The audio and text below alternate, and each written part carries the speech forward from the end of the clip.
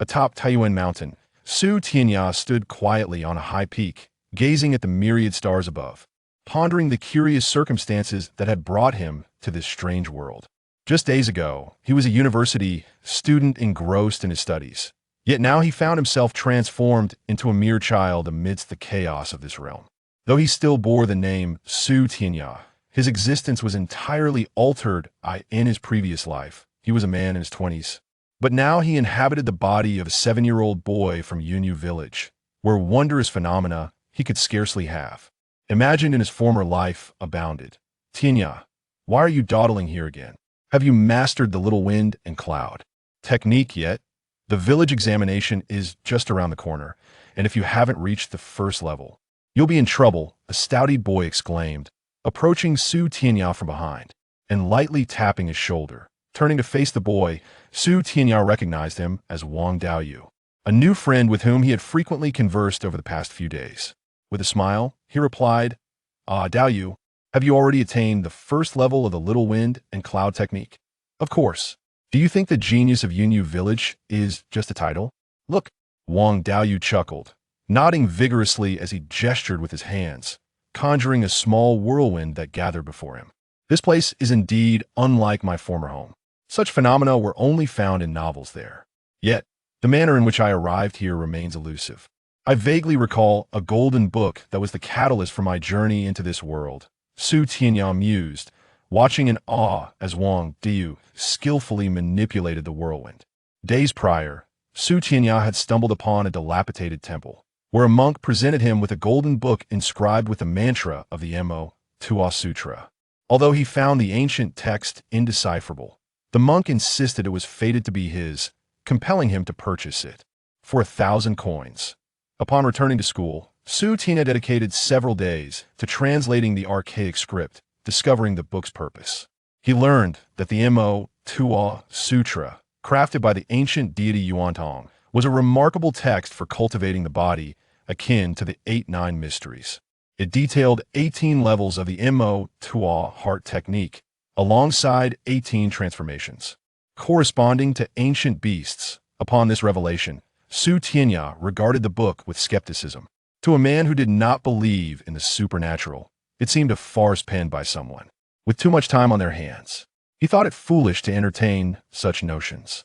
Despite his doubts regarding the sutra's techniques, a passage at the end piqued his curiosity. It described a formation that purportedly allowed one to enter a realm known as the Great Thousand World. Driven by intrigue, Su Tianya procured the necessary jade stones and arranged the formation on the hillside behind the campus. As he sat within the formation and invoked the sutra's incantation, a brilliant white light enveloped him. What transpired thereafter remained a mystery to him.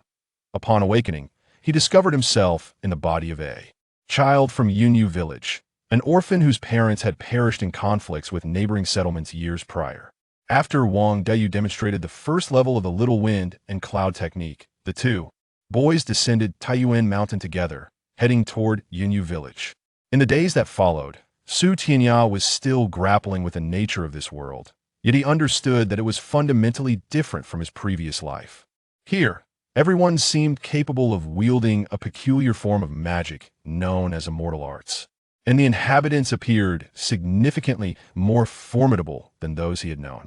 Even as a mere 7-year-old, he felt a strength in his arms that rivaled 1,000 pounds, a feat unimaginable in his former existence. Daoyu, I shall return home now. We will meet again tomorrow. Su Tianya waved goodbye to his closest friend in Yunyu Village and hurried toward his modest dwelling. Though Yunyu Village was merely a hamlet, it appeared more expansive than many small cities Su Tianya had encountered, boasting towering walls and a population exceeding 10,000, all nestled against the protective embrace of Taiyuan Mountain. Upon entering his abode, Su Tianya retrieved several texts from his cabinet.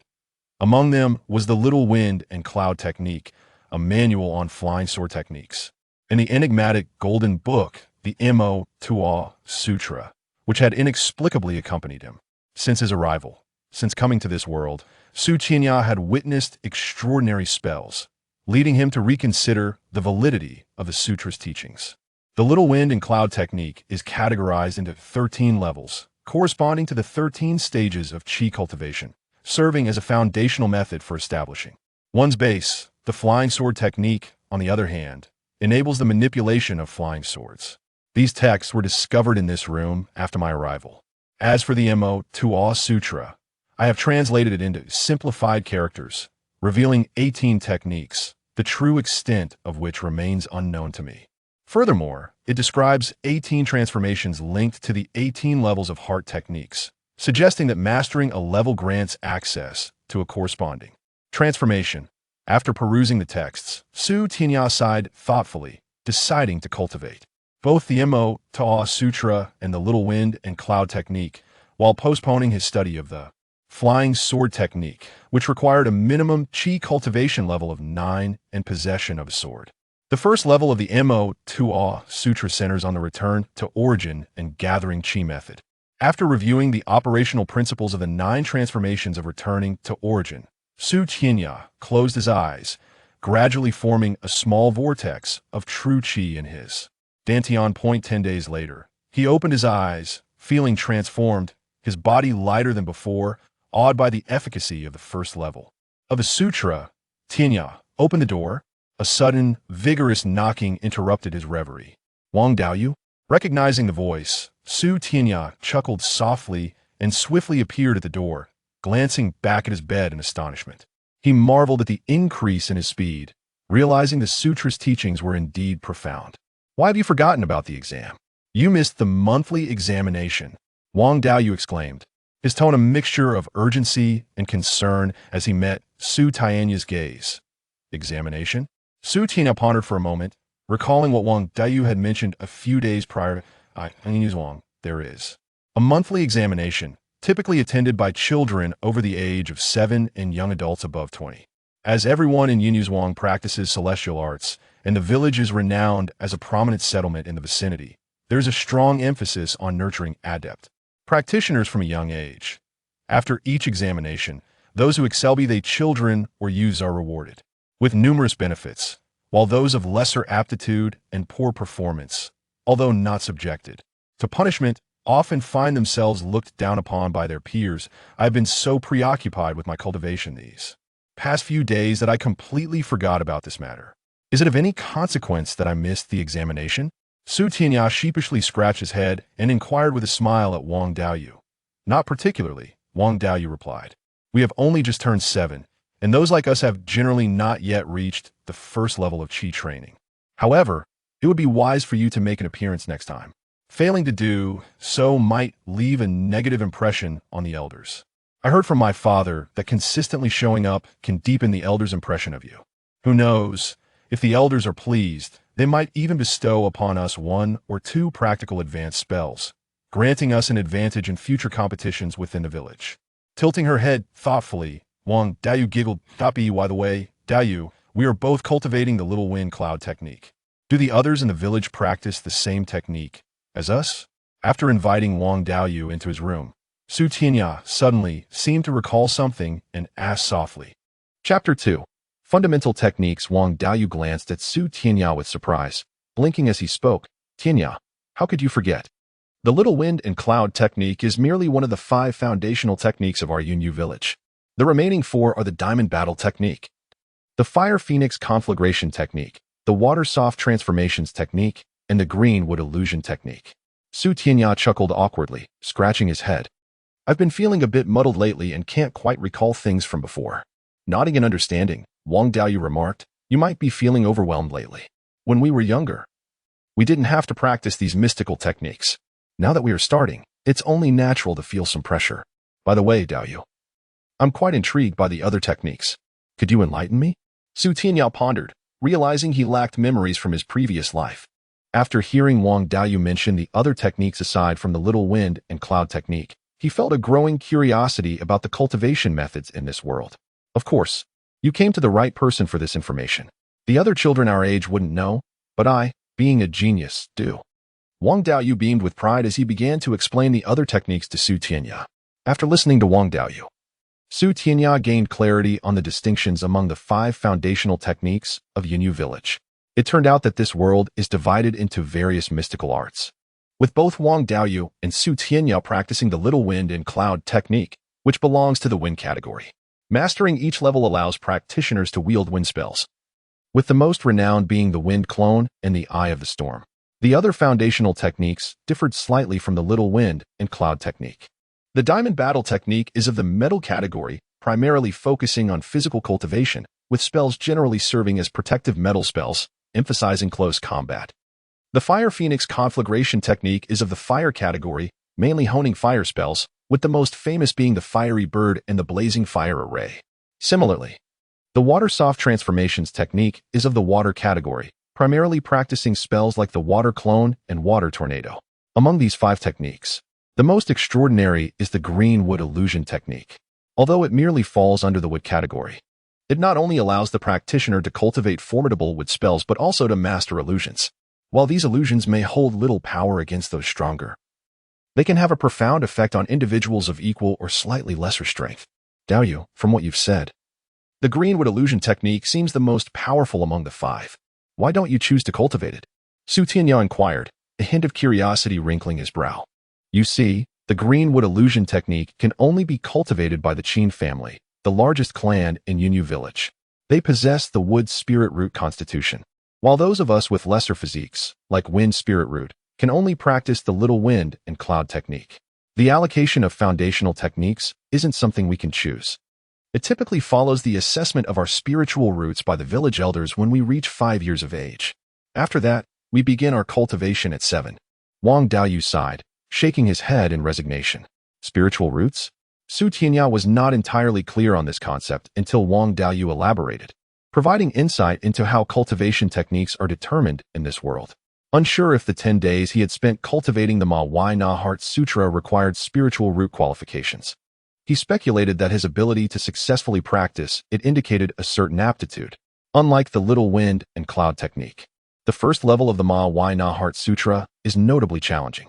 Although he felt transformed after 10 days, he realized that mastering the first level would likely require more than a decade of dedication, as the sutra focuses on gradually opening 18 energy points within his body using the true energy vortex from his dantian. In these 10 days, he had only established a faint energy vortex, and the road to fully opening those points remained daunting. Reflecting on his 10 days of practice, Su Tianya glanced at Wang Daoyu and asked, aside from our monthly examinations, is there nothing else on our agenda? Surely you jest. Have you forgotten? It seems your stress is truly overwhelming. After 3 years of cultivation, when we turn 10, if we reach at least the 5th level of the Qi refinement stage, we can enter the Yunyu Village Academy to receive training from the village's strongest. If we fail to reach the 5th level by 10, we risk living as ordinary villagers without significant prospects. However, if we achieve this and enter the academy, we become candidates for becoming village teachers. By 15, if we attain the 9th level of Qi refinement, we can take the junior teacher examination. Success grants us access to the Yunyu Village Scripture House, where we can select a technique that enables us to enter the 2nd phase of cultivation, the foundation establishment stage. Wang Daoyu looked at Su Tianya with astonishment, puzzled by his lack of knowledge. The 2nd phase of cultivation, the foundation establishment stage? Su Tianya scratched his head, feeling slightly embarrassed as he smiled at Wang Daoyu and asked, do you know how many stages exist in the cultivation realm? There are 13 levels in the Qi refinement stage, 7 in the foundation establishment stage, and 6 in the golden elixir stage. Wang Daoyu raised his fingers, counting for a moment before a look of confusion crossed his face as he sheepishly admitted, I only know the first 3 stages. Our village chief is merely at the 4th level of the golden elixir stage, and beyond that, there are surely other stages we cannot fathom. However, I am confident I can reach the golden elixir stage. By then, we will surely understand the remaining stages. So many levels of cultivation. Even if we proceed slowly, it will take over a century. Are you truly confident? Su Tianya felt a twinge of concern regarding Wang Daoyu's earlier remarks about the 3 cultivation stages. Not only do techniques become increasingly difficult to master, but even the initial Qi refinement stage appears formidable. According to Wang Daoyu, achieving the 9th level before 15 would already signify exceptional talent. Rest assured, as long as we successfully cultivate to the foundation establishment stage, we will have over 200 years of lifespan. By then, we can take our time. Surely, with 200 years, we can reach the golden elixir stage? Wang Daoyu waved his hand dismissively, exuding confidence. Observing Wang Daoyu and Appo's self-assured demeanor, Su Tianya felt a sense of disbelief. After a moment and Appo's contemplation, he quietly asked, Daoyu, if reaching the golden elixir stage is as simple as you claim, do you know how many golden elixir stage cultivators there are in Yunyu Village? Let me think. Wang Daoyu scratched his head, attempting to count. The village chief, the heads of the 4 prominent families, and the dean of the Yunyu Village Academy. Beyond that, I can't think of anyone else. After tallying, Wang Daoyu blinked at Su Tianya and said, in our village of over 10,000 people, there are only 6 golden elixir stage cultivators. You still claim it's easy. Su Tianya sighed, casting a reproachful glance at Wang Daoyu. Indeed, it seems a bit challenging, but I believe I can become a golden elixir stage cultivator. Wang Daoyu chuckled, shaking his head nonchalantly. Su Tianya sighed softly, recognizing his friend's disposition. Rather than dwell on this topic, he shifted the conversation to inquire about the nuances of practicing the little wind and cloud technique. After some time, Wang Daoyu reminded Su Tianya not to forget next month's examination before bidding him farewell and departing. After bidding farewell to Wang Daoyu, Su Tianya let out a gentle sigh. He ceased his practice of the Motuo Heart Sutra and instead picked up the book on the minor wind and cloud technique. Although he recognized the profound assistance the Motuo Heart Sutra provided, he was reluctant to forego the minor wind and cloud technique, which he had acquired upon arriving here. The Motuo Heart Sutra, while enigmatic and elusive, proved exceedingly challenging to cultivate. Moreover, Su Tianya remained oblivious to what attaining the pinnacle of the Motuo Heart Sutra entailed. Hence, he resolved to master the first layer of the minor wind and cloud technique before preparing for the examination scheduled a month hence, after which he would return to the Motuo Heart Sutra. It was a peculiar sensation. The minor wind and cloud technique was remarkably easier to practice compared to the Motuo Heart Sutra, allowing for a swifter progression. Within a mere few days, Su Tianya had completely mastered the first layer of this technique. Upon executing the first layer spell, the whirlwind technique, he couldn't help but wonder if he might be more talented than Wang Daoyu. However, it was only in the following days that Su Tianya discerned the reason behind his rapid mastery of the minor wind and cloud technique. Both the minor wind and cloud technique and the Motuo Heart Sutra relied on the Dantian as their core. The Motuo Heart Sutra gradually expanded the Dantian's vortex to unlock the mysterious acupoints within the body, whereas the minor wind and cloud technique slowly formed a vortex within the Dantian, continually enlarging and condensing it. Once he reached the 13th layer of the Qi refinement stage, this vortex would undergo a transformation. Upon fully transmuting into a liquid state, he would enter the second phase of cultivation, the foundation establishment stage. Due to the similarity in cultivating the Dantian vortex, Su Tianya found the practice of the first layer of the minor wind and cloud technique considerably easier after achieving initial success with the first layer of the Motuo Heart Sutra. However, when he commenced training in the second layer of the minor wind and cloud technique, he soon discovered that the vortex within his Dantian was insufficient to support the demands of the second layer of this technique. Chapter 3. The Village Examination Unexpectedly. These two methods of cultivation complement each other so well that I am left without any reservations.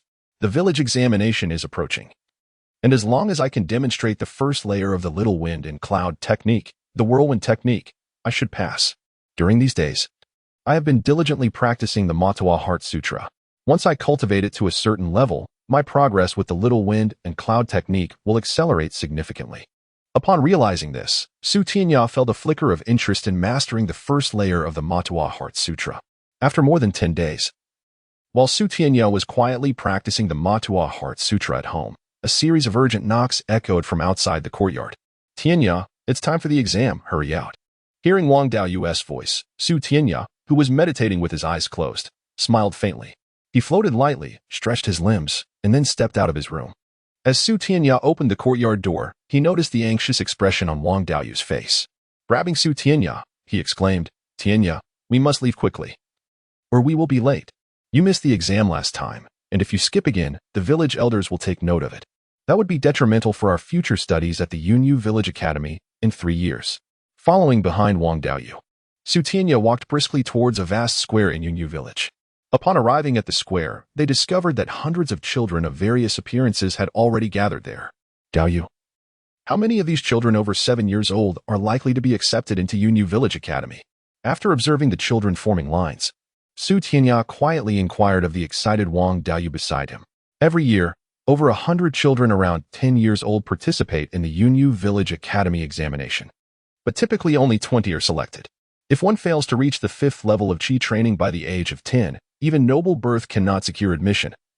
Wang Daoyu replied thoughtfully, glancing at the many children ahead.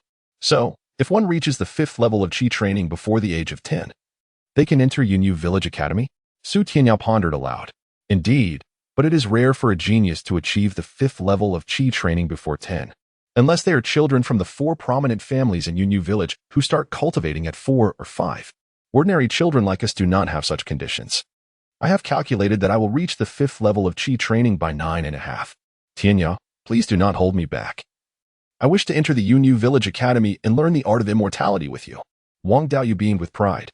Observing Wang Daoyu, Su Tianya's thoughts wandered to the vastness of this world and what lay beyond Yunyu Village. As Su Tianya was lost in thought, 7 streaks of light streaked across the sky above the square. 7 elders clad in gray robes descended, wielding flying swords. After landing, one elder smiled at the others, saying, Esteemed elders, we must once again assess the future of Yunyu Village. Please observe closely and identify those worthy of cultivation. Old Ma, you are being too polite. We are all members of the Yunyu Village Elder Council and will certainly do our utmost. The 6 elders replied with respectful gestures.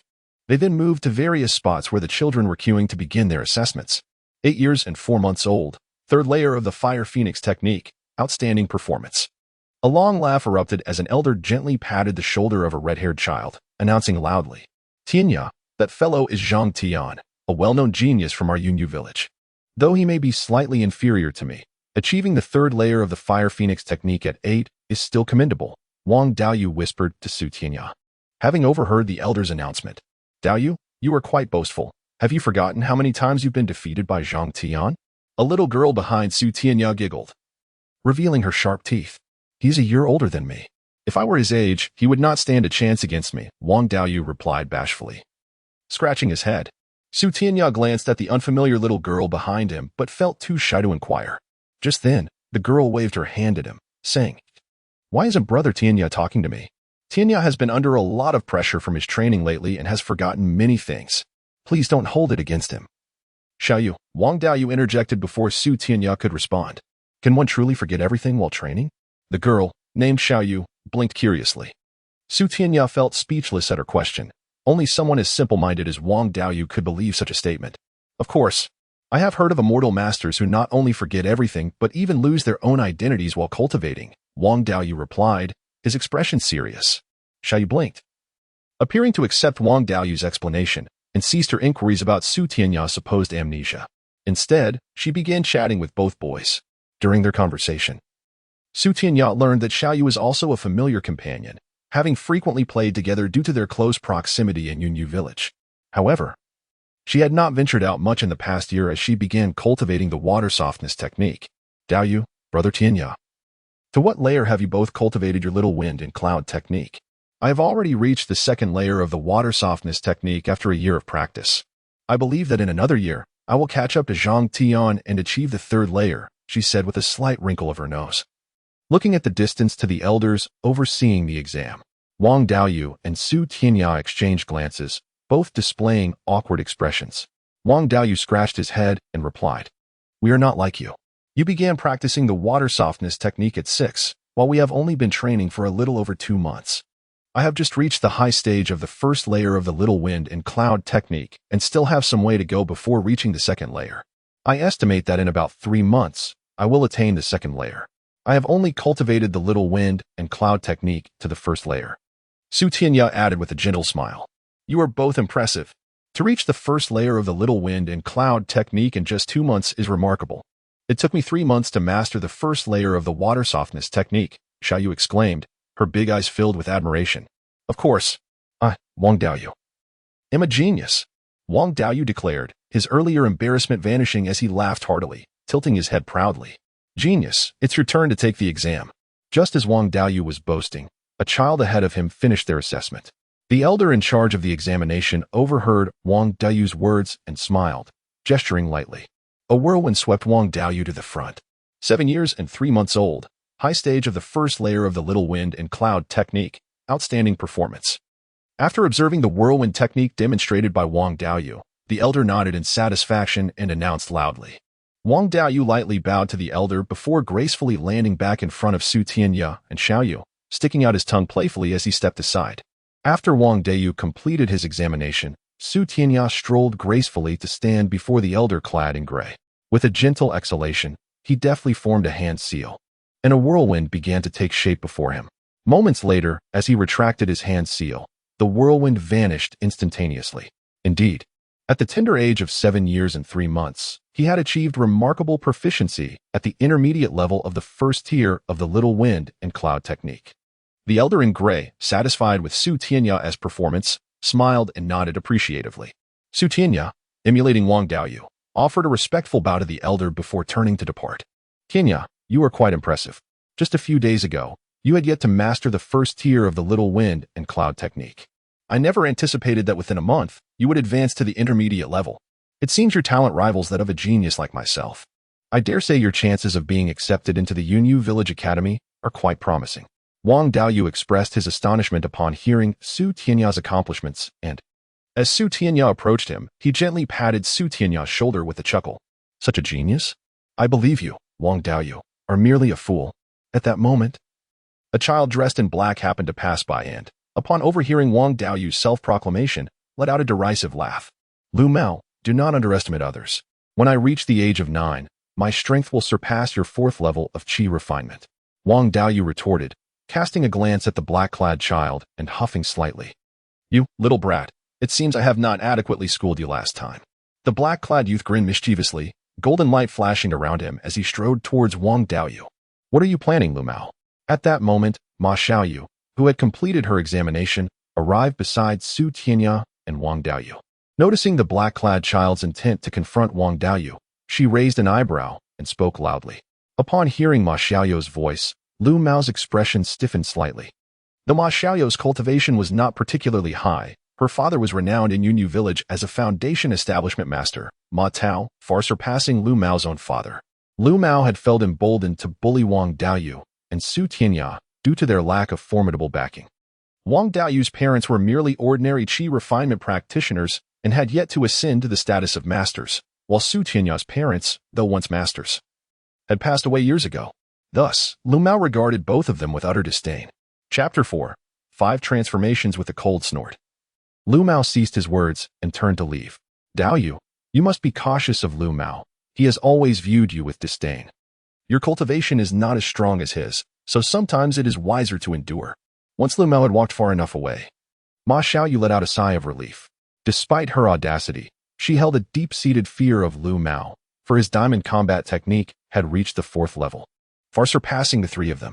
Even if they teamed up, they might pose no threat to him. At this moment, Wang Daoyu wiped the cold sweat from his forehead, realizing that if not for Ma Xiaoyu's intervention, he might have been bullied by Lu Mao again. He nodded and said, Xiaoyu, I am truly grateful to you. Otherwise, I would have had to endure another round of Lu Mao's torment.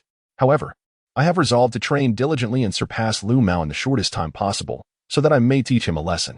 Lu Mao employs the diamond combat technique, which suggests he utilizes close combat spells. I wonder what the close combat spells are like here.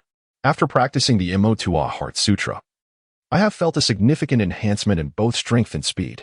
I wonder how I measure up against Lu Mao, who wields the diamond combat technique. While Wang Daoyu conversed with Ma Xiaoyu, Su Tianya's thoughts were elsewhere, pondering the golden light emitted by Lu Mao moments ago. With that thought, Su Tianya felt a stir within him. He glanced at the now distant Lu Mao, and a faint smile graced his lips. He turned back to Wang Daoyu and Ma Xiaoyu and softly said, Daoyu, Xiaoyu, I have something to attend to. You may continue your conversation. With a wave, he hastened towards the direction Lu Mao had taken. How strange. What could Brother Tianya possibly be up to? Ma Xiaoyu pondered, her large eyes following Su Tianya's retreating figure. After a moment, Wang Daoyu withdrew his gaze and gently tugged at Ma Xiaoyu. Xiaoyu, let us have a match at your home. I have been training at home for days without a sparring partner. I have heard that regular combat practice is essential for improvement. Sure, we can practice at my home, and perhaps my brother can offer us some guidance. He is now a junior immortal master at Yunyu Village Academy. Ma Xiaoyu eagerly agreed, nodding vigorously as she and Wang Daoyu made their way to her house. Determined to challenge Lu Mao, Su Tianya thought to himself that he must remain unrecognizable. He decided to employ a set of 5 transformations techniques he had learned previously. Following closely behind Lu Mao, he surveyed the surroundings to ensure no one was present, then discreetly covered his face with a handkerchief before swiftly advancing toward Lu Mao. Who goes there? Lu Mao, lost in thought as he walked, suddenly noticed a flash of white light before him, revealing a child clad in white. With hands poised like eagle claws, Su Tianya lunged forward, aiming to seize Lu Mao's shoulders. Diamond body. Lu Mao bellowed as golden light enveloped him. And he disregarded Su Tianya's grasp, launching a fierce counterattack with both fists. Seeing Lu Mao's quick reaction, Su Tianya deftly caught Lu Mao's fists and executed a swift maneuver, his left leg slicing downward toward Lu Mao's head. With a loud shout, Lu Mao's golden light flickered violently, but Su Tianya's kick failed to yield results, as he was instead repelled by the radiance emanating from Lu Mao. After tumbling through the air several times, Su Tianya landed gracefully on the ground. He glanced at Lu Mao, who was still shimmering with golden light, a smirk forming at the corners of his mouth. He suddenly appeared above Lu Mao, unleashing a flurry of claw strikes. Who are you? If you have the ability, stand and fight me properly instead of darting around, Lu Mao exclaimed, feeling somewhat exasperated by the white figure flitting above him. Though the attacks were not particularly damaging, the speed of Su Tianya far surpassed his own. Although Lu Mao's diamond combat technique had enhanced his strength and speed, it proved ineffective against this agile white-clad child. Had he not employed the diamond body to amplify his power, he would have certainly been defeated by Su Tianya. While the attacks posed minimal threat to Lu Mao, Su Tianya's speed was significantly superior. It appeared that he had grown much stronger compared to Lu Mao. Yet he still desired to gauge his physical prowess after practicing the Motuo Heart Sutra. Capitalizing on his advantage, Su Tianya continued to engage Lu Mao, gaining insights into the effectiveness of his training. As Lu Mao observed the white-clad youth abandon his speed, he sneered and unleashed a barrage of golden-tinged punches towards Su Tianya. After a series of thunderous impacts, the golden light surrounding Lu Mao dissipated, leaving him standing in a daze, while Su Tianya had already vanished from sight. The Motuo Heart Sutra is indeed remarkable. I have only practiced it for a short while, yet I can surpass Lu Mao, who has mastered the diamond combat technique to the 4th level. During that intense exchange, my leopard hammer and his diamond combat technique collided. Although I felt the weight of his punches, I experienced no discomfort. Conversely, my full-powered leopard hammer was sufficient to break through his diamond body. On a narrow path in Yunyu Village, Su Tianya gently removed the handkerchief from his face, a satisfied smile emerging. This experiment with the Motuo Heart Sutra filled him with contentment. Though his small wind and cloud technique had only reached the 1st level, he could still triumph over Lu Mao, who possessed the cultivation of the 4th level of Qi refinement. It seemed that he could indeed make a name for himself in this world with the Motuo Heart Sutra. Meanwhile, in a spacious courtyard, Wang Daoyu was engaged in a spirited duel with Ma Xiaoyu, who was employing the water mirror technique. They each showcased their respective skills, but neither was able to claim victory in a brief span of time. All right, you may cease your sparring. A young man seated atop a rock formation observed that both had nearly exhausted their internal energy. With a faint smile, he conjured a swirling water dragon from his hand, dispersing their spells. What's the matter, brother? We haven't decided a victor yet. Ma Xiaoyu panted, casting a puzzled glance at the young man on the rock. Drifting gracefully to their side, the young man smiled and said, "You both have made commendable progress for your first encounter with spells. However, I must inform you that your method of combat is entirely misguided. This is knowledge you would only acquire upon entering the academy, but seeing your potential. I believe you can join Yunyu Village Academy before turning 10, so I will share with you some fundamental principles of immortal combat." Brother Ma Ming, what are the basic principles of immortal combat? Wang Daoyu inquired, blinking in curiosity. Ma Ming chuckled at Wang Daoyu's question and replied, "Your attempts at combat remind me of my own before entering the academy. I too had a similar experience, merely casting spells and watching to see who was stronger. In such cases, only those with stronger internal energy would prevail. But isn't that how immortal masters use spells? Surely a stronger cultivation level guarantees victory over a weaker one?" Ma Xiaoyu questioned, slightly pouting in confusion. That theory holds some truth, yet it is not absolute. Take me for example. Although I am currently at the 10th level of Qi refinement, I can easily defeat ordinary opponents at the 11th or even 12th level. However, when facing elite students, I find myself outmatched. After a brief chuckle, Ma Ming gently shook his head and addressed the perplexed Ma Xiaoyu and Wang Daoyu. He paused for a moment and explained, In battles between immortal practitioners, it is customary to employ a singular spell in which one is mastered. Furthermore, combat is not merely a matter of standing still as you both seem to believe. It necessitates the use of defensive spells to safeguard oneself while simultaneously executing agile movements. If one remains stationary, casting spells from a fixed position, one risks falling prey to an opponent's second strike, leading to a most untimely demise. This lesson was imparted to us by an instructor upon my entrance into the academy, who, utilizing the same vital energy as us, effortlessly defeated all of us. In that moment, I comprehended that while spells are undoubtedly vital, the methodology and experience in their application are equally crucial. Releasing spells while in motion seems implausible to you, as we must focus on intricate hand seals. If we were to move, the likelihood of casting spells would diminish significantly. Moreover, to simultaneously conjure two spells would demand a staggering amount of spiritual energy. Wang Daoyu exclaimed, incredulous at Ma Ming's assertion. What is impossible about that? Ma Ming replied with a faint smile. In an instant, he appeared atop a rock formation, executing dual hand seals as he summoned two swirling water dragons to encircle him. Witnessing the agile dance of the water dragons before him, both Ma Xiaoyu and Wang Daoyu widened their eyes in astonishment. Noticing their expressions, Ma Ming let out a hearty laugh, closed his eyes briefly, and upon reopening them, he materialized behind Ma Xiaoyu and Wang Daoyu, entwined with the two water dragons. Water clone technique. Wang Daoyu exclaimed, astonished to see Ma Ming not only summon two water dragons, but also employ the water clone technique. Good eye. But this clone possesses only 20% of my true strength, and the power of the water dragons is similarly diminished to 1/5 of their authentic might. With a light chuckle, Ma Ming's eyes glimmered with blue light, causing the water clone behind the two to vanish in an instant.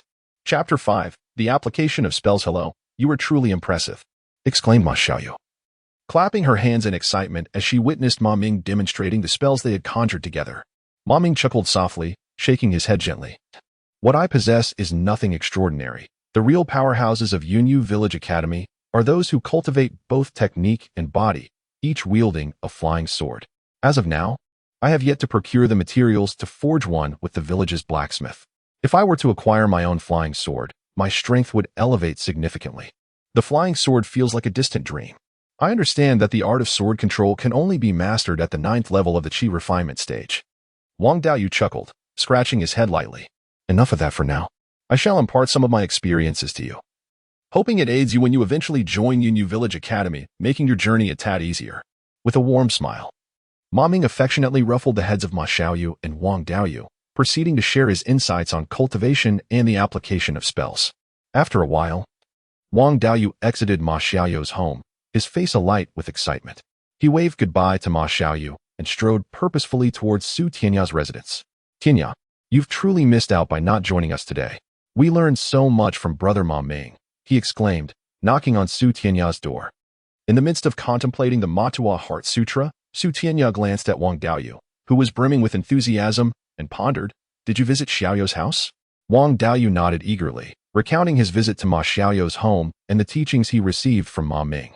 Brother Ma Ming made some valid points. The application of spells indeed requires flexibility. When I have the chance, I'll accompany you to Ma Xiaoyu's house to witness Brother Ma Ming's prowess. That would be splendid. For now, we should focus on diligently practicing the little wind and cloud technique, Su Tianya replied calmly, exhaling softly. You are right. I must strive to master the second layer of the little wind and cloud technique soon, allowing me to learn the wind blade technique. Once I grasp the wind blade technique, under Brother Ma Ming's guidance, I shall no longer fear Lu Mao. Let us see if that rascal dares to bully me again, Wang Daoyu declared, shaking his fist before bidding farewell to Su Tianya and racing home. Watching Wang Daoyu's departing figure, Su Tianya chuckled softly, aware that even if Wang Daoyu mastered the wind blade technique, he would still struggle against Lu Mao. While the wind blade technique possessed some power, it would not counter Lu Mao's diamond battle technique. Upon returning to his room, Su Tianya reflected on his encounter with Lu Mao and the discussions he had with Wang Daoyu. According to Brother Ma Ming, the primary focus at Yunyu Village Academy is on the flexible application of immortal techniques to contend with other immortal practitioners. It seems this world is far from tranquil. Otherwise, Yunyu Village would not have developed such extensive combat experiences. With a gentle sigh, Su Tianya resumed his practice of the Motuo Heart Sutra in his dormitory. 3 years swiftly passed. During this time, Su Tianya had yet to fully master the first layer of the Motuo Heart Sutra. However, he had successfully opened 13 of the 18 acupoints. Additionally, he had advanced the Little Wind and Cloud technique to the mid-6th layer. Over the past 3 years, aside from diligently cultivating the Motuo Heart Sutra and the Little Wind and Cloud technique, he often accompanied Wang Daoyu to Ma Xiaoyu's home to attend Brother Ma Ming's lessons. Throughout these years, Su Tianya had learned to cast spells with ease and had even mastered the Wind Clone technique associated with the 6th layer of the Little Wind and Cloud technique. Wang Daoyu's progress was equally impressive. He had recently entered the 6th layer of the Little Wind and Cloud technique, though he had not yet mastered the Wind Clone technique. His strength surpassed that of most children in Yunyu Village. Ma Xiaoyu, despite starting her cultivation a year earlier, had been caught up by the two boys and had only barely managed to cultivate the 6th layer of the Water-Soft Thousand Changes technique. Windstorm technique, Wind Blade technique, Wind Walking technique, Wind Escape technique, Wind Clone technique. Contemplating the 5 techniques he had trained in after reaching the 6th layer of the Little Wind and Cloud technique, Su Tianya fell into deep thought. From Brother Ma Ming, he learned that to gain an advantage in battles against other immortal practitioners, one must select 1 or 2 techniques to master and practice diligently, integrating them into one's very being. This way, spells could be invoked with mere thought. Bypassing the cumbersome hand seals, Ma Ming had already instructed the 3 of them on how to initiate spells using thought. And now it was up to Su Tianya to choose which spells to focus on among the 5. The Windstorm technique was too weak and unsuitable for frequent use. The Wind-Walking technique served as a support spell, not intended for constant application, and the Wind Escape technique was primarily for fleeing, thus not frequently utilized. This left only the Wind Blade technique and the Wind Clone technique as viable options. After a moment of deliberation, Su Tianya set his sights on these 2 techniques. Days later, Su Tianya stepped out of his room. With a swift flicker in his eyes, he summoned a clone and, in unison, began unleashing a barrage of wind blades while the 2 figures maneuvered swiftly around him. This could be deemed an accomplishment in mastering the rapid invocation of spells as described by Brother Ma Ming. Though it did not appear overwhelmingly powerful, it would be advantageous to summon more wind clones. After a brief moment, Su Tianya dissipated the clone opposite him, exhaling softly as he pondered. His wind clone only possessed 20% of his strength, yet after cultivating the Motuo Heart Sutra, that 20% seemed substantial. In close combat, even practitioners of the same level would likely struggle to withstand it. After casting the wind clone technique, he still had ample spiritual energy remaining. With further practice, he believed he could summon 2 wind clones simultaneously. 3 days later, Su Tianya, Wang Daoyu, and Ma Xiaoyu arrived at the entrance of Yunyu Village Academy. Observing the expansive grounds of the academy, Wang Daoyu's face lit up with excitement. Now at the age of 10, they were right on time to enroll in the academy. Although the 3 had already cultivated their techniques to the 5th layer a year prior, achieving the 5th level of Qi refinement, they had chosen to continue their rigorous training for another year before participating in the Academy's annual entrance examination. We are among children of our age, yet our strength should be unmatched. After all, we are practitioners of the 6th level of Qi refinement, and even Brother Ma Ming has praised us. Wang Daoyu remarked as they entered the academy, observing nearly 100 children engaged in animated discussions. Daoyu, you are rather boastful. I have heard that 3 children have already reached the 7th level of Qi refinement at the tender age of 10.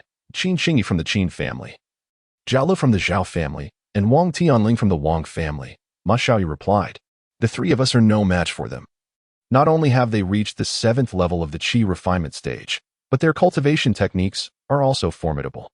Particularly, Qin Xingyi has mastered the Qingmu illusionary technique to the point where his illusions are nearly indistinguishable from reality.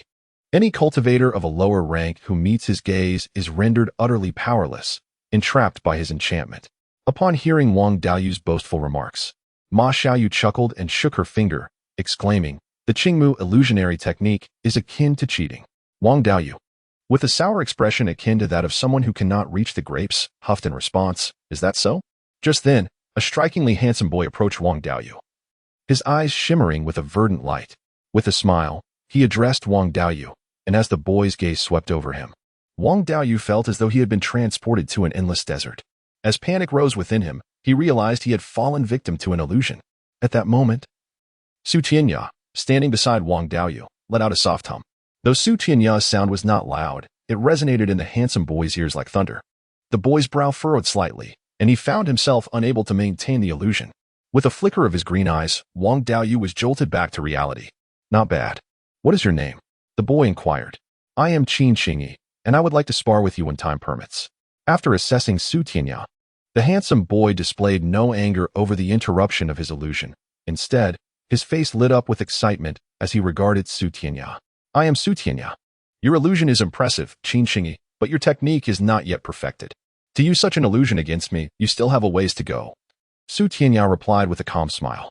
Upon hearing Su Tianya's words, Qin Xingyi shrugged lightly, grinning as he waved goodbye to the three of them before turning to rejoin the two companions he had arrived with. That guy is truly abnormal. A mere glance and I was ensnared by his illusion. Wang Daoyu exhaled heavily, his complexion paling as he watched Qin Xingyi's retreating figure. Su Tianya, amused by Wang Daoyu's comments, chuckled and replied, That's because you were unprepared. The method to guard against illusions is quite simple. Just avoid his eyes and concentrate your spiritual energy in your own gaze to fend off the enchantment. Chapter 6. Illusion. You speak so lightly, but how can an ordinary person guard against sudden illusions? When two individuals engage in combat, we typically gather our spiritual energy in our hands to cast spells. If one were to concentrate that energy in their eyes, it would take considerable time, and by then, they would likely have already fallen victim to an illusion. Wang Daoyu glanced at Su Tianya, expressing his disbelief. Upon hearing Wang Daoyu's words, Su Tianya chuckled softly, and a sudden flash of azure light emanated from his eyes before gradually dissipating. He remarked, It is not particularly difficult to rapidly concentrate spiritual energy in one's eyes. This technique serves not only to guard against illusions but can also instill fear in one's adversary. Moreover, there are various other benefits to concentrating energy in the eyes. You might wish to experiment with it when you find the time. Wang Daoyu and Ma Xiaoyu observed the shimmering azure light in Su Tianya's eyes, astonished by his ability to concentrate spiritual energy so swiftly. After a moment of contemplation, Ma Xiaoyu exclaimed in surprise, Brother Tianya makes a valid point. I recall my elder brother can also swiftly gather energy in his eyes, and during that instance, he seemed to cast the water clone technique simultaneously. Could it be that one can unleash spells through their eyes? Su Tianya covered his mouth and laughed gently. Aside from illusions, one cannot unleash any spells through their eyes. Your elder brother did not employ his eyes to cast the water clone technique. Rather, the blue light you observed was merely the manifestation of energy from his eyes. In truth, he was gathering spiritual energy throughout his entire body, while the spell he cast was activated through the incantation he silently recited. Is that so? Brother Tianya truly knows a great deal. Ma Xiaoyu smiled sheepishly, her cheeks slightly flushed. I have made up my mind. I too shall practice rapidly concentrating spiritual energy in my eyes. This way, Qin Xingyi won't be able to easily use illusions against me. After contemplating for a while, Wang Daoyu nodded vigorously in agreement, and both he and Ma Xiaoyu declared their intentions aloud. Seeing Wang Daoyu's earnestness, Su Tianya and Ma Xiaoyu exchanged knowing smiles. Just as the trio engaged in conversation, Qin Xingyi, who had subdued Wang Daoyu using illusions, was discussing Su Tianya and his companions with two fellow students. Xingyi, those three must be the strongest among us in this exam. You easily subdued Wang Daoyu, which suggests they are not particularly remarkable, remarked a tall child, casting a sideways glance at Su Tianya's group, who were conversing not far away. Qin Xingyi shook her head seriously and smiled. That is not entirely accurate. The reason I subdued Wang Daoyu so effortlessly was due to his lack of preparation. If we were to truly engage, I would need to exert some effort to subdue him. However, what perplexes me the most is Su Tianya. His mere grunt was enough to break my illusion. Although his spiritual energy appears weaker than ours, his application of it surpasses Wang Daoyu's by leaps and bounds. With such a formidable rival in our age group, the coming years will certainly not be dull. Jialu, Qingyi, we are geniuses who reach the 7th level of qi refining by the age of 10. Why should we concern ourselves with those insignificant characters? You truly are tedious, interjected a child who had been dozing, finally opening his eyes and casting a glance at Su Tianya's trio before speaking lightly. You will only understand the meaning of tedium later. Wang Tianling, though your Fire Phoenix technique is incredibly powerful, it may not necessarily allow you to defeat Su Tianya. Qin Xingyi narrowed her eyes slightly and chuckled softly. Boredom? Do you think I would challenge Su Tianya simply because of your words? Wang Tianling retorted with a scoff, striding confidently towards the high platform ahead. Observing Wang Tianling's retreating figure, the tall Zhao Lu turned to Qin Xingyi and laughed heartily. Xingyi, I dare wager that Wang Tianling will seek an opportunity to challenge Su Tianya. I refuse to bet with you. We both know Wang Tianling's character. However, that duel will undoubtedly be quite interesting. I can observe Su Tianya's true abilities through Wang Tianling's hands. A smirk of satisfaction appeared on Qin Qingyi's lips as she scanned Su Tianya with her eyes, then followed Zhao Lu closely behind Wang Tianling towards the high platform. As numerous children gathered around the central high platform of Yunyu Village Academy, several beams of light shot forth, and 4 middle-aged cultivators appeared on the stage. Brother Su, how many 10-year-old children have registered for this exam, and what is their cultivation level? Asked a middle-aged cultivator clad in a white robe. Glancing at the black-faced cultivator holding a registration book, there are 3 at the 7th level of Qi refining: Qin Qingyi, Zhao Lu, and Wang Tianling. 3 at the 6th level: Su Tianya, Wang Daoyu, and Ma Xiaoyu. The rest are primarily at the 5th, and some at the 4th level of Qi refining. The black-faced cultivator flipped through the registration book and replied calmly, "Ha, not bad. We actually have some 7th level Qi refining juniors this time. Here is the plan. The 3 7th level cultivators and the 3 6th level cultivators will be exempt from the exam and can directly enter Yunyu Village Academy. The remaining candidates will compete for the other 14 spots."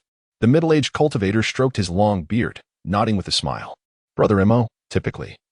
Children at the 5th level of Qi refining also have a chance to enter Yunyu Village Academy. I see more than 14 children at the 5th level below. How shall we handle the rest? A red-faced cultivator with long eyebrows exchanged glances with his companions before sighing and approaching the middle-aged cultivator to inquire softly. This presents a bit of a dilemma, but as the mentor for this cohort, I intend to accept 20 disciples. Therefore, let us proceed with the old rules. After we conduct the exams, any of you who take a liking to the remaining children may accept them as disciples. However, their enrollment will not be recorded in the Yunyu Village Academy. Only those who perform well in the future will gain entry into the Academy's records. The middle-aged cultivator surveyed the children below and smiled at the other cultivators. It seems we have no choice but to proceed in this manner.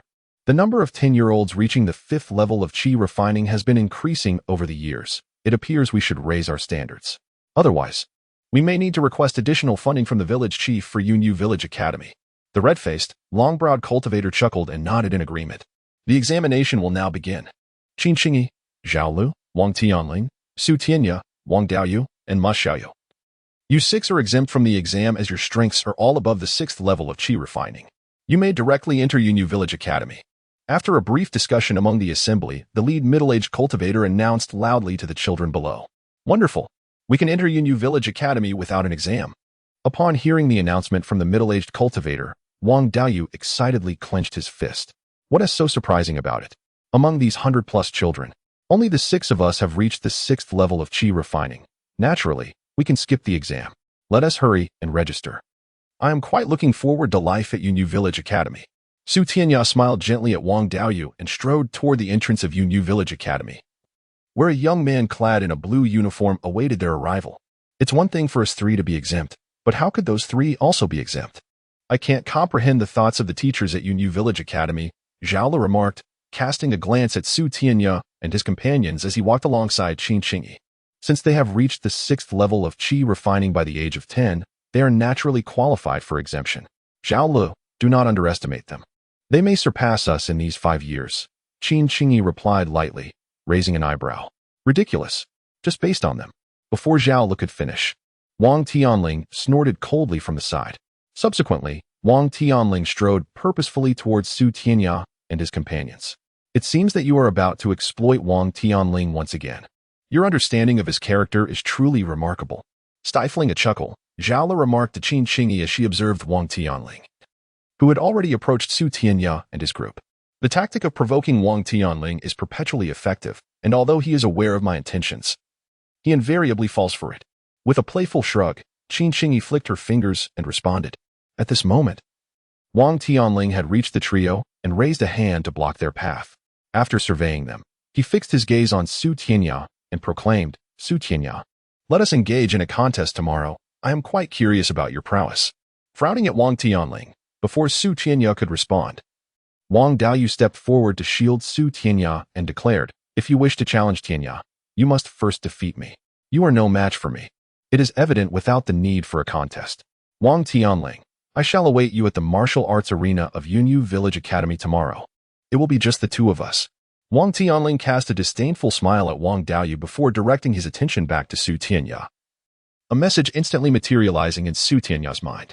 After transmitting his thoughts to Su Tianya, Wang Tianling departed with purposeful strides. Telepathy. Although Su Tianya was unfamiliar with the spell employed by Wang Tianling, he had heard of its existence.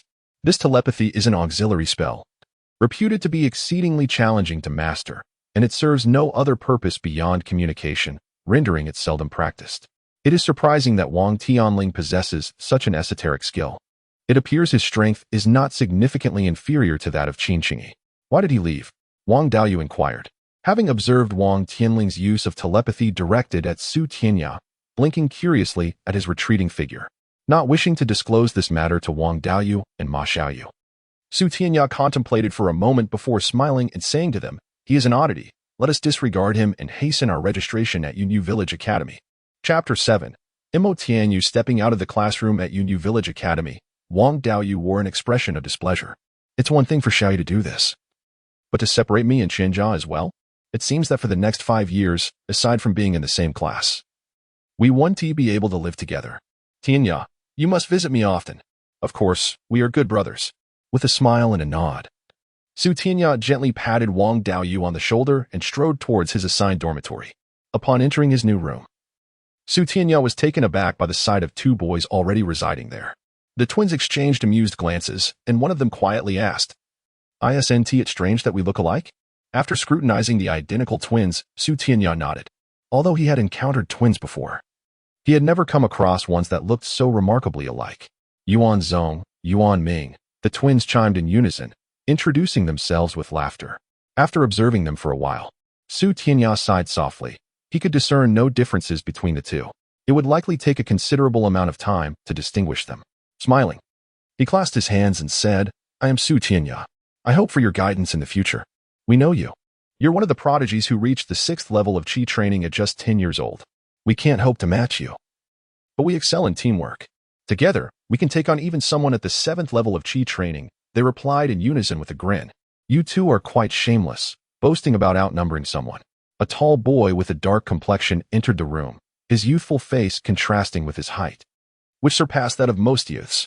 "Hello, I'm Feng Quan, but you can call me Madman. Su Tianya, although your cultivation surpasses mine by a level, I'm still not one to back down. I look forward to testing my skills against you with my Vajra combat technique." Feeling somewhat overwhelmed, Su Tianya rubbed his head in exasperation. It seemed that his arrival at the dormitory had attracted many aspiring challengers. This Yunyu Village Academy promised to be quite the hassle. As the day unfolded, Su Tianya navigated his first day at Yunyu Village Academy amidst the introductions and challenges from his 3 dorm mates, all of which he graciously declined. Though he had time to spare, he saw no need to showcase his abilities here, in Su Tianya's view. Strength was not for display, but rather for survival at critical moments. The next morning, Su Tianya and his 3 dorm mates left their room and made their way to class. Upon entering, Wang Daoyu quickly approached Su Tianya, eager to introduce his companions. Su Tianya reciprocated by introducing his own friends. Moments later, Ma Xiaoyu and 3 girls entered, causing a noticeable shift in the atmosphere, as everyone suddenly became more reserved. Just as discussions about the curriculum of Yunyu Village Academy began, Qin Qingyi, Wang Tianling, Zhao Lu, and a remarkably handsome boy clad in white entered the classroom, followed by a middle-aged cultivator they had seen the previous day. With the teacher's arrival, the students ceased their chatter and took their seats. "I am Tianyu, and I will be your mentor for the next 5 years. If, after this period, you have not reached the 9th level of Qi training and successfully qualified as junior immortal masters, do not claim that I am your instructor," the middle-aged cultivator announced, surveying the 21 children before him, a faint smile gracing his lips as he stroked his long beard. After this proclamation, Tianyu continued, "During these 5 years, I will not teach you any new spells. Instead, I will focus on the application of the spells you already know. Do not presume that simply casting a spell as you have seen is the true essence of magic. The spells wielded by immortal masters are infinitely varied. Even the weakest spell can triumph over the strongest, and while you may believe that each person possesses a unique spiritual root, this does not prevent one from casting spells outside their affinity. For instance, although I possess a wind spiritual root, I can still cast fire and wood spells, and I can easily utilize the Vajra combat technique." After sharing this, Tianyu noticed the disbelief etched on the students' faces and let out a hearty laugh. With a flourish of his hand, a small whirlwind materialized in his palm, swirling energetically before a fire dragon suddenly emerged around him, followed by a water dragon gracefully swimming nearby. How did Mo Tianyu execute 3 different elemental spells simultaneously? Su Tianya raised an eyebrow in astonishment, for he knew that different spiritual roots typically precluded the casting of spells from other elements. He had previously attempted to cast the water dragon spell he learned from Ma Xiaoyu, but had failed repeatedly. As Mo Tianyu conjured the protective shield from the Vajra combat technique after showcasing his 4 elemental spells, he gently retracted them and addressed the students. You must be curious about how I perform these 4 elemental spells simultaneously. The truth is quite simple. I relied on superior spiritual power to simulate these spells. You have been deceived. An individual cannot cast 4 elemental spells at once. Only the wind spell possesses substantial power, while the others, though visually impressive, pale in comparison to the whirlwind in my palm. After delivering this explanation, Mo Tianyu observed the perplexed expressions of the students and erupted into laughter. He proceeded to share insights on the flexible application of spells and recounted his own experiences in combat. Mo Tianyu's claims were certainly not mere jest. Though Su Tianya could not guarantee it, the power of his 4 spells was likely not as minimal as he portrayed. Yet, why would Mo Tianyu choose to mislead them? As the lecture concluded, the exceptionally handsome boy in white, who had been with Qin Xingyi, raised his hand softly. Mr. Mo, it seems you are deceiving us. Your 4 elemental spells are not as weak as you claim. What makes you think I am deceiving you? Mo Tianyu replied, slightly taken aback, as he focused his gaze on the white-clad youth. My name is Qin Qian, and I possess the clear heart eye of the Qin family. The power of the spells you cast is evident to me. In my perception, all 4 of your elemental spells exhibit equal strength. I am curious to know how you managed to cast them simultaneously, the boy responded in a voice rich with magnetism. Mo Tianyu scrutinized Qin Qian for a moment before smiling and nodding. So, you are the illustrious little princess of the Qin family, Qin Qian, who has gained admission without examination. Truly remarkable. I've heard that you cultivated the Qin family's Qingmu illusory true technique to the 8th level by the age of 10, surpassing even your brother, Qin Xingyi. Moreover, you have mastered the rare Qingxinai, a skill reserved for only a select few within the family. You certainly stand out among others. However, Teacher Mo, you have yet to answer my question. I am quite curious about how you can simultaneously wield spells from 4 different systems, the cunningly dressed Qin Qian inquired with a playful wink. Slightly exasperated, Mo Tianyu cast a glance at Qin Qian and sighed gently. He initially believed that these youngsters would not discern his technique, yet unexpectedly, the little princess of the Qin family could see through his fade with her Qingxinai. After a resigned smile, he replied nonchalantly. What I mentioned earlier is not entirely incorrect. Generally, individuals cannot cast multi-system spells. However, I have cultivated the Wuxiang technique from Yunyu Village, which allows me to freely convert the spiritual energy within me, enabling me to employ multiple spells simultaneously. Yet, this Wuxiang technique, while notable, is not particularly significant. If you're interested, you may explore it in the library. Though Mo Tianyu spoke with an air of indifference, Su Tianya found himself intrigued by the Wuxiang technique. The ability to convert and utilize his internal spiritual energy seemed well-suited for his Motuo Heart Sutra.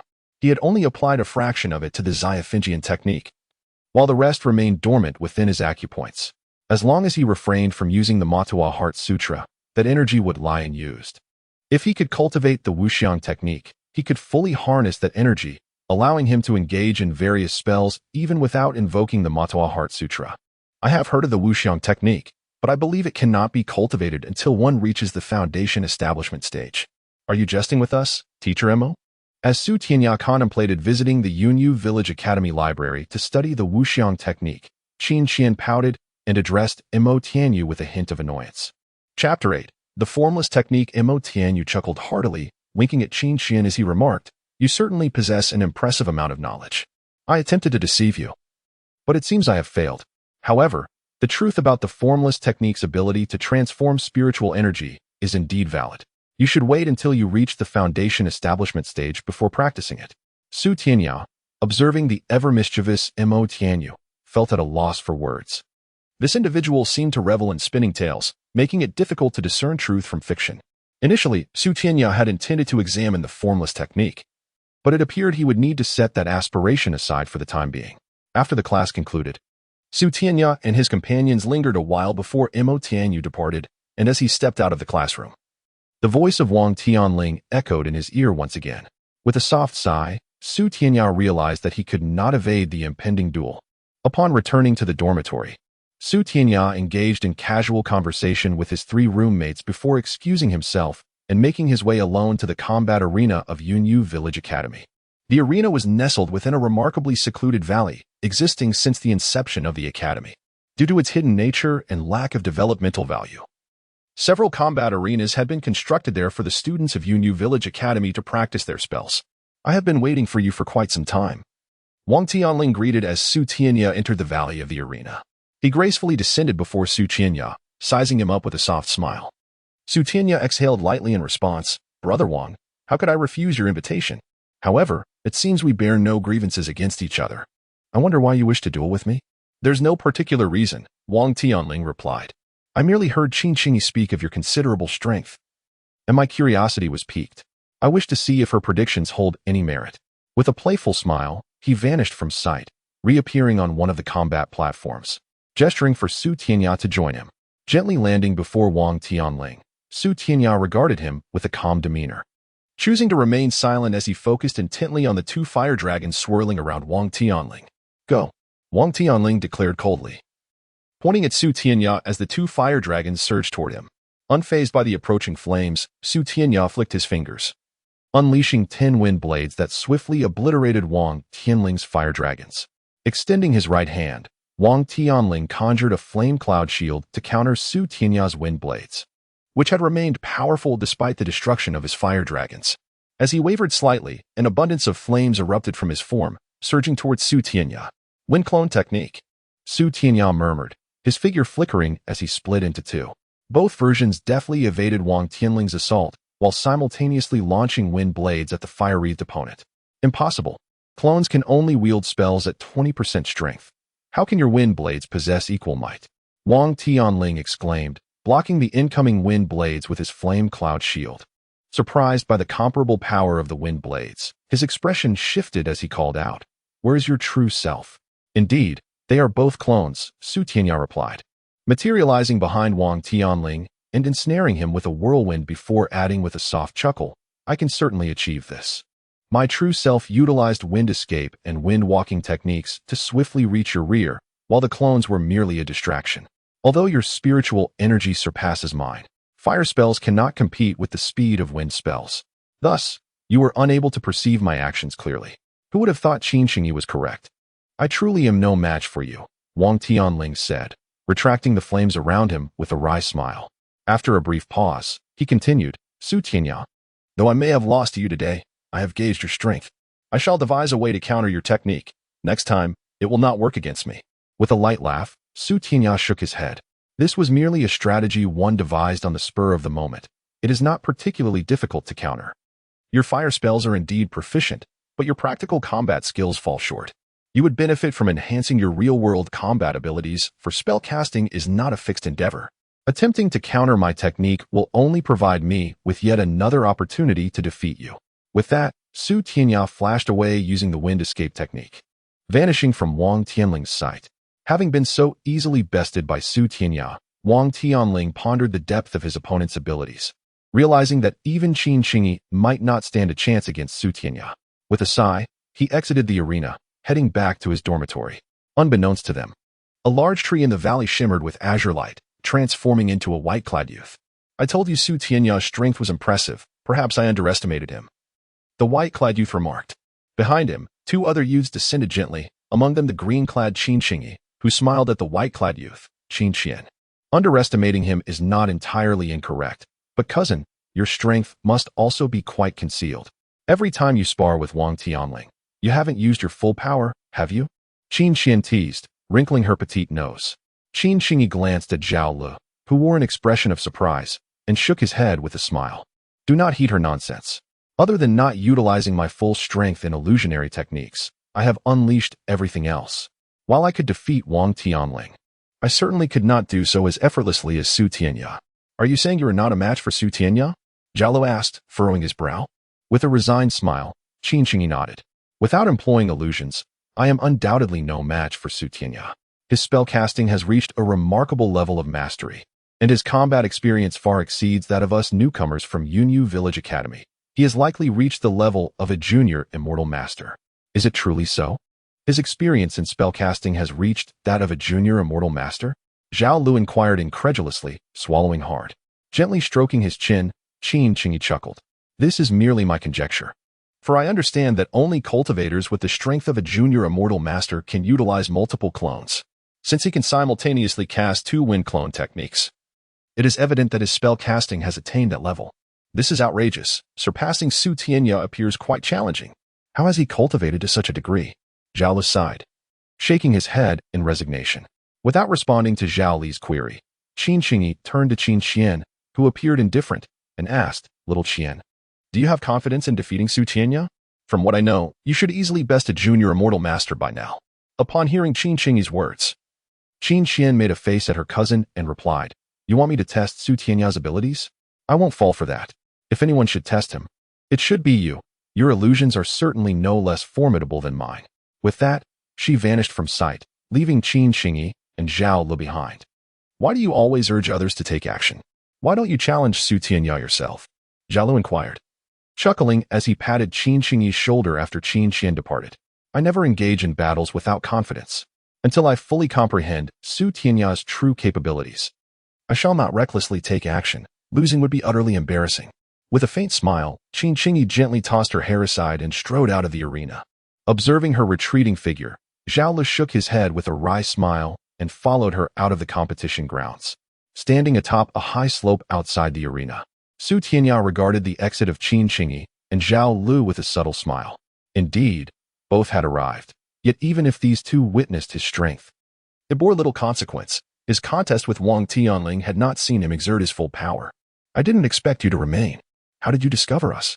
Just as Su Tianya was contemplating the departing figures of Qin Qingyi and Zhao Lu, a melodious voice echoed from behind him. Startled, he turned to see Qin Qian seated on a large rock nearby. This young girl, Qin Qian, proved to be significantly stronger than Qin Qingyi. He had not even noticed her presence behind him. Since he began practicing the Motuo Heart Sutra, she was the first person he had failed to detect. A flash of light sparkled in his eyes as Su Tianya silently observed Qin Qian without uttering a word. Noticing Su Tianya's expression, Qin Qian mischievously made a face at him, then leaped off the stone, her eyes glowing with a vivid azure light directed at him. When Su Tianya was caught in Qin Qian's azure gaze, he felt himself transported instantaneously to a frigid, snowy expanse where biting winds howled mercilessly around him. Realizing he had fallen prey to Qin Qian's illusion, he was astonished. Despite having concentrated spiritual energy in his eyes, he had so easily succumbed to her enchantment. Chapter 9. The Frozen World Within the Realm of Illusions. Su Tianya pondered the circumstances before him, when suddenly, Qin Qian appeared in the sky, playfully smiling at him. She whispered with a chuckle, You must be curious as to how I brought you into this illusion. You must have gathered your spiritual energy in your eyes, which is indeed an effective method against typical illusions. However, my clear heart eye renders that approach futile. Though you have drawn me into your illusion, it does not guarantee your victory. The illusion is merely a struggle between our subconscious minds. While you may hold an advantage here, it does not necessarily equate to a significant gain. With a glimmer of white light emanating from his eyes, Su Tianya gestured with his hands, unleashing a flurry of wind blades towards Qin Qian. A melodious laugh echoed, and Qin Qian vanished from her position, reappearing behind Su Tianya. Su Tianya, you are quite the joker. You truly do not comprehend the terror of illusion, especially after I have cultivated the clear heart eye. My illusions have reached a level capable of bewildering even novice celestial masters. Not only you, but even they would struggle to resist my enchantment. Frozen World. After uttering these words, Qin Qian gently touched her petite nose and continued. With that, a mighty gust of icy wind enveloped Su Tianya, instantly encasing him within a massive ice coffin. After subduing Su Tianya, Qin Qian circled the ice coffin in satisfaction. Just as she was about to speak, a tremendous sound erupted from within the coffin. Before she could comprehend the situation, a powerful mental force shattered her illusion, bringing her back to the realm of reality. On the peak of the martial arts arena, Qin Qian gently shook her slightly dizzy head, gazing at the now-vanished Su Tianya with astonishment. She had clearly imprisoned him moments ago. How could he have suddenly broken free? And it appeared that he had emerged before her. If Su Tianya were to attack, She feared she would be defeated. Indeed, Qin Qian is quite dangerous. Had I not exerted the full power of the Motuo Heart Sutra, I might have succumbed to her illusion. Yet, I still feel a lingering chill coursing through my body. Such a level of illusion is truly formidable. As Tianya raced through the campus of Yunyu Village, he glanced back towards the martial arts arena, feeling a twinge of apprehension. Tianya, where have you been? We were just about to head out to spar with the other newcomers. Care to join us? Upon returning to his dormitory, Tianya was greeted by Feng Kuang and his companions, who were preparing to leave. You all go ahead. I need to rest. Tianya declined the invitation, shaking his head, and retreated to his room to meditate. Tianya seems quite fatigued. I wonder what he has been up to? Feng Kuang remarked, eyeing Tianya's retreating figure with curiosity. He must have snuck off to compete with the newcomers ahead of us. How cunning of them to practice their spells without our knowledge, Yuan Zong said, blinking and pointing. That makes sense. Perhaps they had a private match among themselves. Let us head over now. If the exempted participants are absent, it means they've already had their duel before us. Yuan Ming concurred, nodding. As the trio conversed, they headed towards the martial arts arena that Tianya had just visited. After several rounds of meditation, Tianya exhaled softly. Although Qin Qian had employed an illusion against him, he still felt a chill within his body. If he remained careless, this chill could pose a significant threat. Even with the Motuo Heart Sutra, it took considerable effort to expel the cold. It seems that aside from the Qingmu Huanjinju, Qin Qian must also possess ice-based techniques. The frozen world within the illusion might not be beyond her capabilities in reality. That nuisance has managed to break my illusion. But how did he unravel my clear heart-eye technique? This is truly perplexing. Back in her single dormitory at Yunyu Village Academy, Qin Qian paced her room restlessly, reflecting on her recent encounter with Tianya. Little sister, are you there? A gentle voice called to her. Upon hearing it, Qin Qian beamed and hurried outside, where a girl around 14 or 15 stood, smiling warmly. Sister 4, what brings you here? Weren't you supposed to be on a mission in the village today? Qin Qian exclaimed, rushing up to the girl and playfully tugging at her sleeve. Affectionately stroking Qin Qian's head, the girl replied softly, this mission was not particularly daunting. I merely had to eliminate some high-ranking members of rival sects, which has been resolved. Beyond Fengwu Village, Jinglei Village, and Finshan Village, none of the other sects can rival us. That is true, though your cultivation is only at the 13th level of the Qi refinement stage. Even the most formidable foundational cultivators are no match for you. Those sect members are certainly no challenge, Qin Qian agreed, nodding. The girl's expression turned to one of resignation. However, the situation in the Great Han is rather unstable. The neighboring Ming Kingdom is actively gathering strength, and I've heard they have issued a mobilization order to their 3 ghostly sections. If they take action, our 4 major cultivation villages in the Great Han will surely have to muster forces as well. I dread to think of what cost Yunyu Village will incur. It is quite infuriating that the conflict between their 2 nations drags us into it. They have no shortage of formidable cultivators. As far as I know, the Great Han has at least 10 top-tier golden core cultivators, even more than our Yunyu Village, Qin Qian fumed, shaking her small fist in frustration. The girl smiled as she affectionately patted Qin Qian's head. You mustn't blame the ruler of the Great Han. If the Ming Kingdom does not mobilize their ghostly sects, the ruler would never call upon our 4 major cultivation villages, as they represent the greatest forces of both nations. The lesser sects of the Great Han and the smaller factions of the Ming Kingdom cannot be relied upon. Sister, is there truly no way to avoid this war? Qin Qian asked anxiously, knowing that it would likely mean losing loved ones. The girl shook her head solemnly. I cannot say for certain. This is merely what I've gathered from discussions among the village leaders. If Yunyu Village can avoid participating, it would be best. Should we engage? The strength we have painstakingly regained over the past decade may be squandered once more. From what I know, our main forces will still be advanced Qi refinement stage cultivators. Like myself, they are the core strength of our 4 major cultivation villages in the ghostly sections. The higher-level foundational and golden core cultivators typically only intervene to decide the final outcome of the conflict. If only we could delay for a few years. I could join you in battle by then. In 5 years' time, I will surely become a high-level celestial master. Qin Qian sighed, looking downcast. Enough of this talk. I came to see if you've made any progress. Let us go outside and spar a bit. If I do have to go to war, it will likely be soon, and I may not have the time to assess your abilities afterward, the girl said gently, ruffling Qin Qian's hair before leading her out of the dormitory. In the fleeting span of half a month, The day arrived when Su Tianya and his companions were attending class. Suddenly, a resounding chime echoed through the air, causing Tianya, who was instructing the students, to change countenance slightly. She gradually rose and made her way outside the classroom. What is happening? Why has the village bell rung?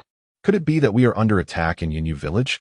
As the bell tolled, the students began to murmur amongst themselves, though Qin Qingyi and Qin Qian alone displayed a trace of concern upon their faces. Do you know what is going on, Daoyu? Su Tianya whispered to Wang Daoyu, who sat beside him, casting a glance in his direction. Wang Daoyu shook his head, casting Su Tianya an uneasy look as he replied, I do not know. All I am aware of is that the bell has not sounded for over a decade. It only tolls in times of great crisis. The last time it rang, many villagers disappeared. Could it be that my parents vanished when the bell last tolled? Su Tianya surmised, understanding dawning in his heart as he regarded Wang Daoyu. I have heard from my brother and father that it seems the great Han Kingdom and the Ming Kingdom are on the brink of war. Our village is also to send some cultivators to assist the great Han in confronting the Ming. Ma Xiaoyu interjected softly, leaning closer to Su Tianya and Wang Daoyu. The great Han Kingdom and the Ming Kingdom? This was the first time Su Tianya had heard these names since arriving in this world. His knowledge beyond Yunyu Village had been rather limited. The revelation of two nations existing beyond his village filled him with astonishment. Before Su Tianya could respond, Wang Daoyu quietly asked Ma Xiaoyu, Xiaoyu, will your father and brother be participating in the battle? With a sorrowful expression, Ma Xiaoyu pouted slightly and nodded. They will be fighting as well. I am so worried about them. Not only them. Even the students of our academy who have attained the rank of senior immortal master must engage in this conflict. This time, more than half of Yunyu Village's strength is being mobilized. Over a decade ago, our village suffered significant losses in the battles against the Ming's ghostly path sect. And now it seems we are to endure yet another calamity. Chapter 10. The transformation of the giant tiger. At this moment, Tianya emerged from the classroom, his countenance grave, holding a pale blue token in his hand. After examining the token closely for a moment, he let out a soft sigh and addressed the curious Su Tianya and the others below him, saying, although our bond as master and disciples has only lasted a few days, I hold great hopes for you. I am also on the battle roster from Yunyu Village. Once I depart, the Yunyu Village Academy will naturally send a new teacher to guide you. Upon finishing his words, Tianya gestured, releasing a flying sword, and gracefully ascended upon it, swiftly heading northeast. It seems something significant has occurred. Does anyone know what has transpired in Yunyu Village? Asked Feng Kuang, seated in the front row, shaking his head and inquiring of the youths beside him. Most of the boys wore puzzled expressions, while only a few appeared slightly pale. Enough with the discussions. Since you are all aware that something grave has occurred, I will not conceal it from you. At the behest of the Han Kingdom, Yunyu Village is to engage in warfare against the Ming Kingdom. This time, over half of our celestial masters will be mobilized. And this conflict will not conclude in a short period. It may very well last over a decade, so you all must prepare yourselves for battle. Just as the classroom was in disarray, a young cultivator stepped in, scanning the noisy crowd with a frown before speaking loudly. A war lasting over a decade? This world is indeed perilous. One could easily lose their life at any moment. I must intensify my training in the Motuo Heart Sutra to ensure I possess some means of self-preservation in this chaotic era. Su Tianya, seated below, swallowed hard upon hearing the young cultivator's words. I am Han Tianya, your new mentor. Do not let my youth deceive you. I have successfully established my foundation and surpassed the great celestial masters to become a true cultivator, though I had no intention of teaching you. The village elders forbade me from participating in the battle, leaving me no choice but to take on you young ones. Henceforth, I expect diligent training from all of you. The young cultivator introduced himself with a mild smile. After a class, Su Tianya discovered that Han Tianya's mastery of spells and strength were indeed on par with Tianya. Piquing his curiosity as to why the village elders had chosen to send Tianya to battle instead of such a capable cultivator. Brother Tianya, many from my Qin family are also heading into battle. Shall we go to the village square together? Just as Su Tianya was about to return to his dormitory, he felt someone tugging at his sleeve. Turning around, he found the despondent Qin Qian standing silently behind him. Clearing her throat, Qin Qian, who had just sparred with him, unexpectedly invited him to the central square of the village, leaving Su Tianya somewhat perplexed. At this moment, the others in the classroom gathered around, expressing their desire to visit the square. Seeing that everyone was going, Su Tianya could hardly refuse. nodding and departing with them from the Yunyu Village Academy toward the village's largest square. The village housed over 3,000 cultivators of advanced celestial mastery, with 2,000 participating in the upcoming battle, and over half of the foundation-building cultivators were also mobilized, numbering in the hundreds. Upon arriving at the square, they found it teeming with people, at least tens of thousands gathered there. Observing the thousands of cultivators standing on the high platform in the center of the square, Qin Xian sighed softly and spoke to Su Tianya and the others. Su Tianya gazed at the formidable cultivators on the platform, his heart racing. Any one of them could easily annihilate him. Why must we go to war against the Ming Kingdom? Are we not a neutral cultivation village? They do not provide us with support, yet call upon us in critical times. Wang Daoyu huffed, his face displaying indignation. Wang Tianling scoffed, glancing at Wang Daoyu and replying coolly, "What do you understand? Although our interactions with the Han Kingdom are infrequent, we are still part of the same nation. If the Han Kingdom were to be consumed by the Ming Kingdom, we would be utterly defenseless against the malevolent cultivators of the Ming. Our situation would become even more perilous. The 5 major factions of the Han Kingdom have reached a consensus regarding the Ming Kingdom and its malevolent sections. Should the malevolent sects mobilize, our 4 major cultivation villages will dispatch cultivators to assist the Han Kingdom in repelling the Ming forces. Typically, these 2 nations' conflicts do not involve us, as we usually contend with the malevolent sections.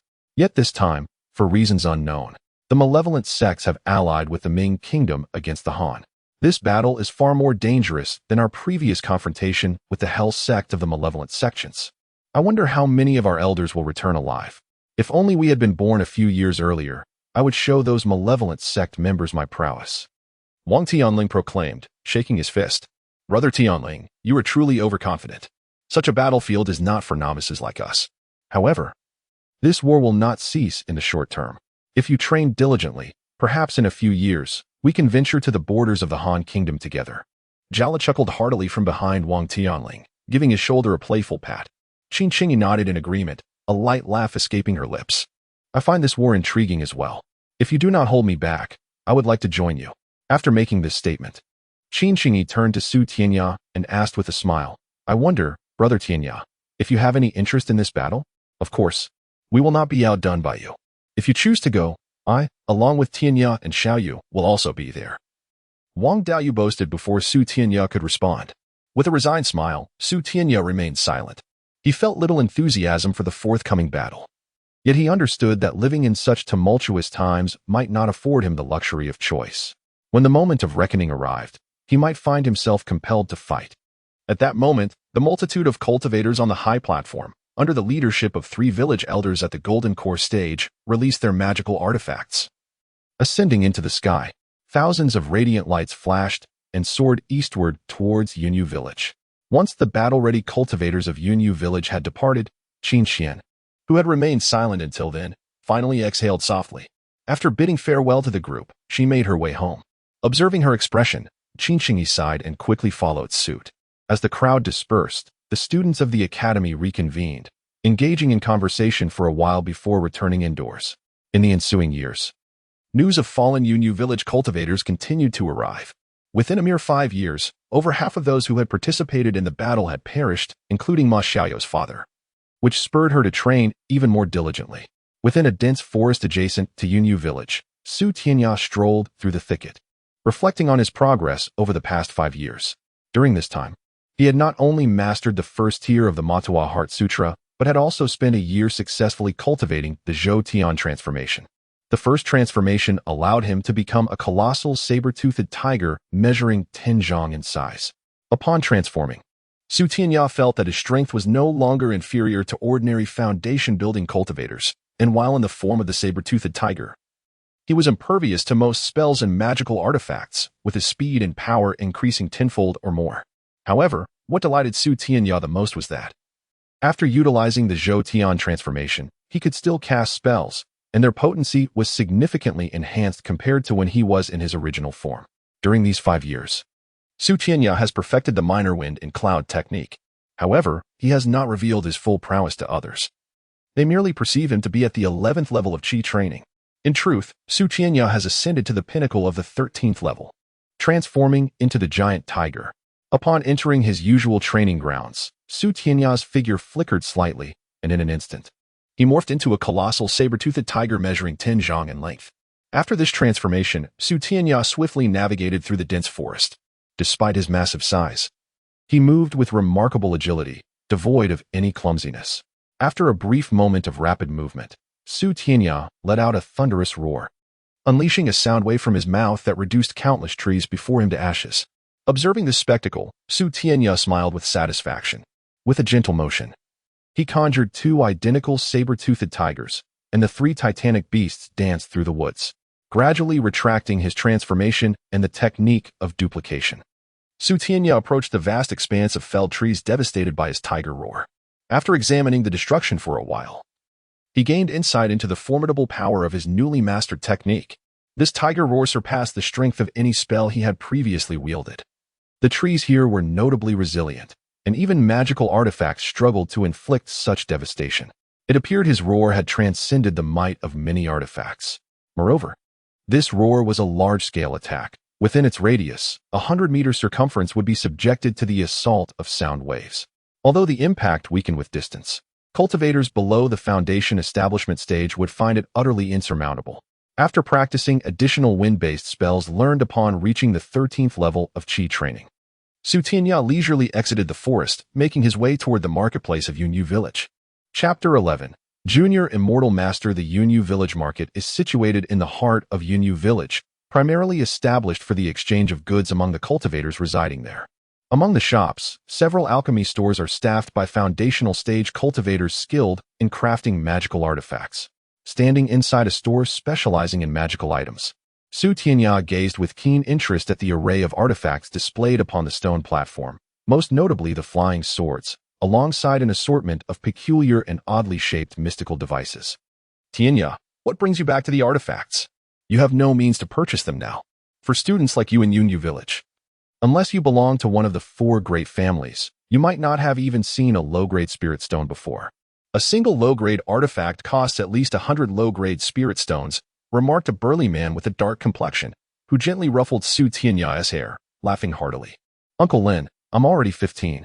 Please stop treating me like a child, Tianya retorted, stepping away from the man's hand with an annoyed expression. The burly man chuckled and waved his hand dismissively, saying, You've been coming here for 5 years. Are you interested in any of my artifacts? If you fancy one, I might consider selling it to you at a discount.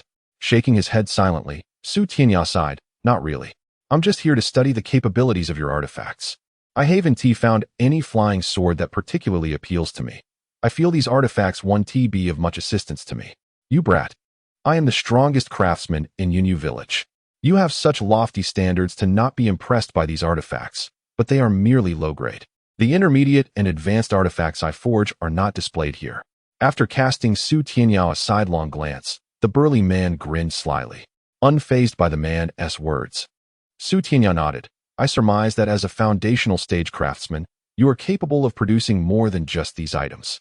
The burly man, slightly taken aback by Tianya's composed demeanor, chuckled. Intermediate and advanced artifacts cost hundreds or even thousands of low-grade spirit stones, so they cannot be displayed here. For a novice like you, low-grade artifacts are more suitable. If you find one you like, I could sell it to you at a lower price. However, it's best if you pass the Junior Immortal Master exam first and undertake a few tasks to earn some spirit stones. Even if I sell you the materials, any of these artifacts would still require at least 50 low-grade spirit stones. Junior Immortal Master. Tianya smiled faintly upon hearing the burly man's words. The exam for Junior Immortal Master was only half a month away.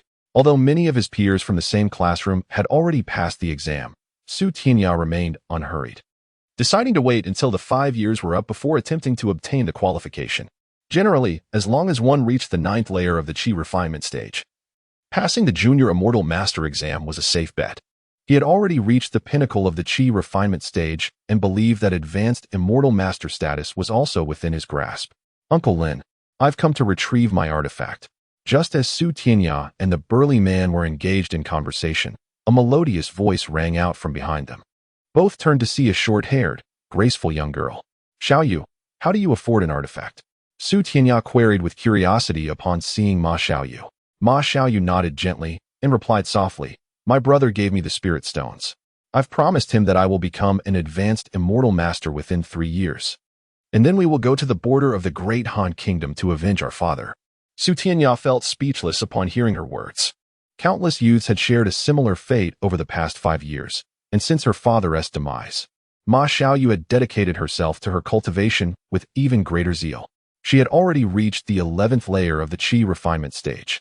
Although she had yet to pass the intermediate immortal master exam, she had already registered for it and had a high chance of success.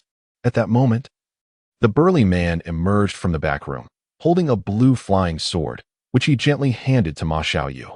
Xiaoyu, this is the blue light sword I crafted personally, a low-grade water attribute artifact. Though low-grade, its power is formidable and should suffice for you. You only need to give me 100 spirit stones. Thank you, Uncle Lin. I really like this artifact. I know you're only charging me for the materials, and I'll recommend you to my classmates who want to buy artifacts in the future. Ma Xiaoyu beamed, her face lighting up with a smile as she accepted the delicate flying sword. After bowing respectfully to the burly man, she retrieved a small pouch from her hand and handed him 100 spirit stones. After bidding farewell to the burly man, Tianya exited the shop alongside Ma Xiaoyu. Noticing the small pouch in her hand, he softly inquired, Xiaoyu, is that a storage pouch? Placing the flying sword aside, Ma Xiaoyu nodded, saying, this storage pouch was acquired by my brother after defeating a formidable foe. He gave it to me when he returned home last time. Tianya silently nodded and continued to question her. Xiaoyu, are you truly planning to participate in this upcoming battle? You must understand that even if you reach the pinnacle of the Qi refinement stage and become an advanced immortal master, your advantages are still limited. In recent years, many intermediate and advanced immortal masters from Yunyu Village have perished. Tianya, you cannot fathom the hardships my family and I have endured since my father's passing. I have identified my enemy, who still lurks at the border of the great Han kingdom. My brother, though he has advanced to the foundational stage, is still no match for that enemy. That is why I have resolved to diligently cultivate these past few years. If I become an advanced immortal master, my brother and I may stand a chance against that enemy, Ma Xiaoyu explained, her expression calm as she exhaled softly. Seeing her demeanor, Tianya felt a pang of sadness in his heart. After contemplating for a moment, he smiled brightly and said, since you are seeking vengeance, I can lend you my support. 3 years from now, I will accompany you, and with my assistance, you will surely succeed in avenging your father. That won't do. The battlefield of the great Han kingdom is too perilous. I cannot allow you to take such risks for me. Moreover, your strength is still inadequate. You haven't even passed the low-grade Immortal Master exam yet. Without the qualification of an advanced Immortal Master, you cannot venture to the border of the great Han kingdom. Ma Xiaoyu replied, shaking her head with a grateful smile. Your strength is low? Tianya chuckled. Xiaoyu, you jest. If you truly joined forces with me, you would undoubtedly be no match for him. A soft voice came from behind them as an exceptionally handsome young man in white approached, casting a mysterious smile at Tianya and Ma Xiaoyu. Tianya felt speechless upon seeing the young man, who was none other than Qin Qian, the princess of the Qin family, whom he had always regarded with apprehension. It was curious that she often dressed in masculine attire. Xiao Qian, why do you always dress like a man? Ma Xiaoyu smiled as she approached, playfully tugging at Qin Qian's hand. With a mischievous grin, Qin Qian stuck out her tongue, saying, I like it. You have no say in it. By the way, I just overheard you two discussing your plans to go to the border of the great Han kingdom to fight, she said, her large eyes sparkling with curiosity. Indeed, I am going to avenge my father. I have memorized my enemy's identity, Ma Xiaoyu affirmed, nodding vigorously. Qin Qian giggled and shook her head. Perfect. I want to see the border of the great Han kingdom as well. When you are ready to depart, call out to me. Becoming an advanced immortal master is within my reach. I might even become a foundational stage expert in 3 years. You want to go too?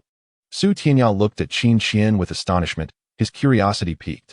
As far as he knew, Qin Qian had not lost any relatives.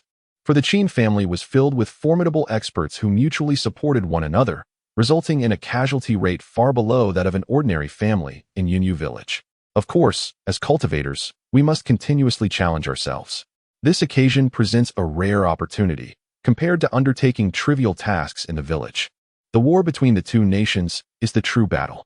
Surviving this conflict would significantly aid our future cultivation. With a slight smile, Qin Qian nodded leisurely at Tianya. By the way, Tianya, you should be preparing to take the examination for the Junior Immortal Master qualification, right? If you delay any longer, you might be expelled from the academy. although everyone knows your strength is at least at the 11th level of Qi refinement. Such procrastination seems somewhat disrespectful to the Academy's instructors. With a playful smile, Qin Qian winked at Su Tianya and inquired, "Indeed.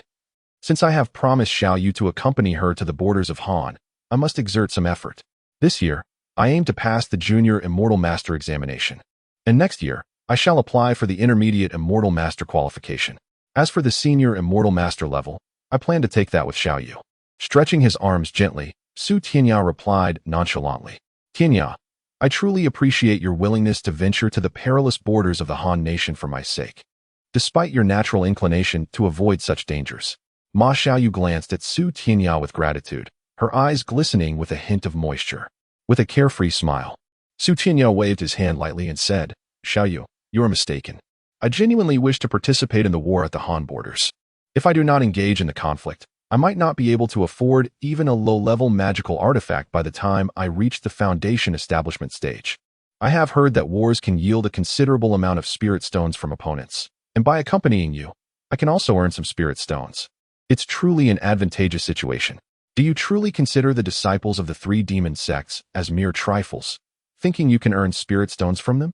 Qin Qian gazed at Su Tianya with incredulity, a resigned smile appearing on her face. Chapter 12. The Three Schools of Ghostly Arts. Observing Qin Qian's expression, Su Tianya felt a slight stir in his heart and gently inquired, "Qin Qian, are you aware of the prowess possessed by the practitioners of the Three Schools of Ghostly Arts?" Upon hearing Su Tianya refer to her as Qin Qian, she frowned slightly, pouting, and replied, "Brother Tianya, you can just call me Xiao Qian like Xiao Yu does. I do not like being addressed by my full name. Regarding the Three Schools of Ghostly Arts, I may not know much, but I am aware that each of them can command corpse soldiers. It is said that the strength of these soldiers is quite formidable. Even the weakest can rival a practitioner at the 5th level of Qi refinement. Although these corpse soldiers cannot unleash spells, they possess immense strength and can spew forth black mist. If one is struck by this black mist, even a Foundation establishment practitioner could find themselves in peril. Are you implying that we, as practitioners, are at a distinct disadvantage compared to the practitioners of the Three Schools of Ghostly Arts?" Su Tianya discerned the implications in Qin Qian's words and pondered before asking with a frown. "Certainly," Qin Qian replied, gently waving her index finger. "A ghostly practitioner of comparable strength can contend with more than 2 of our average practitioners. Only elite practitioners can face ghostly practitioners of the same level. If we lack effective means to deal with the corpse soldiers wielded by those ghostly practitioners, we will indeed find ourselves in a troublesome situation. This is rather troublesome."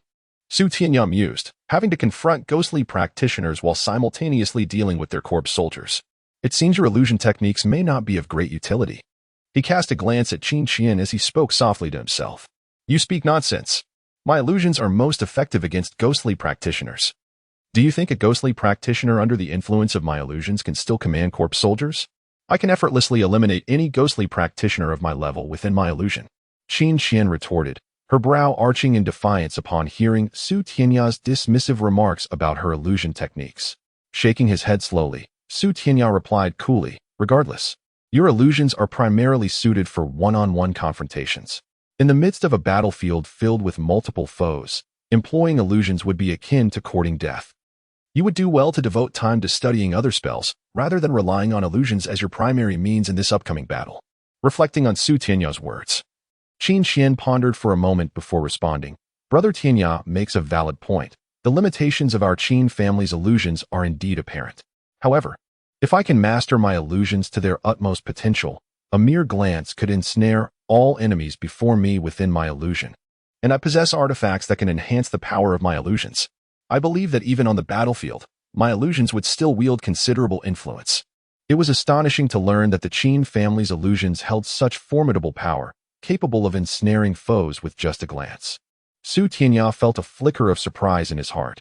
He had initially thought of illusions as a mere advantage in one-on-one skirmishes, unaware that the Qin family possessed even more potent illusions. As the three engaged in casual conversation, they made their way to Yunyu Village Academy. After a brief while, they arrived at the academy, and after parting ways with Qin Qian and Ma Xiaoyu, Su Tianya returned to his dormitory.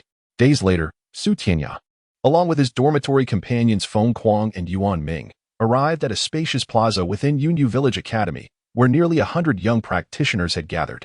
Tianya, if it weren't for you, we would have long since passed the examination for Junior Immortal Masters. We agreed to take the exam together. We cannot leave you behind. The tall Feng Kuang glanced at the crowd of young participants, laughing heartily as he patted Su Tianya's shoulder. Come now.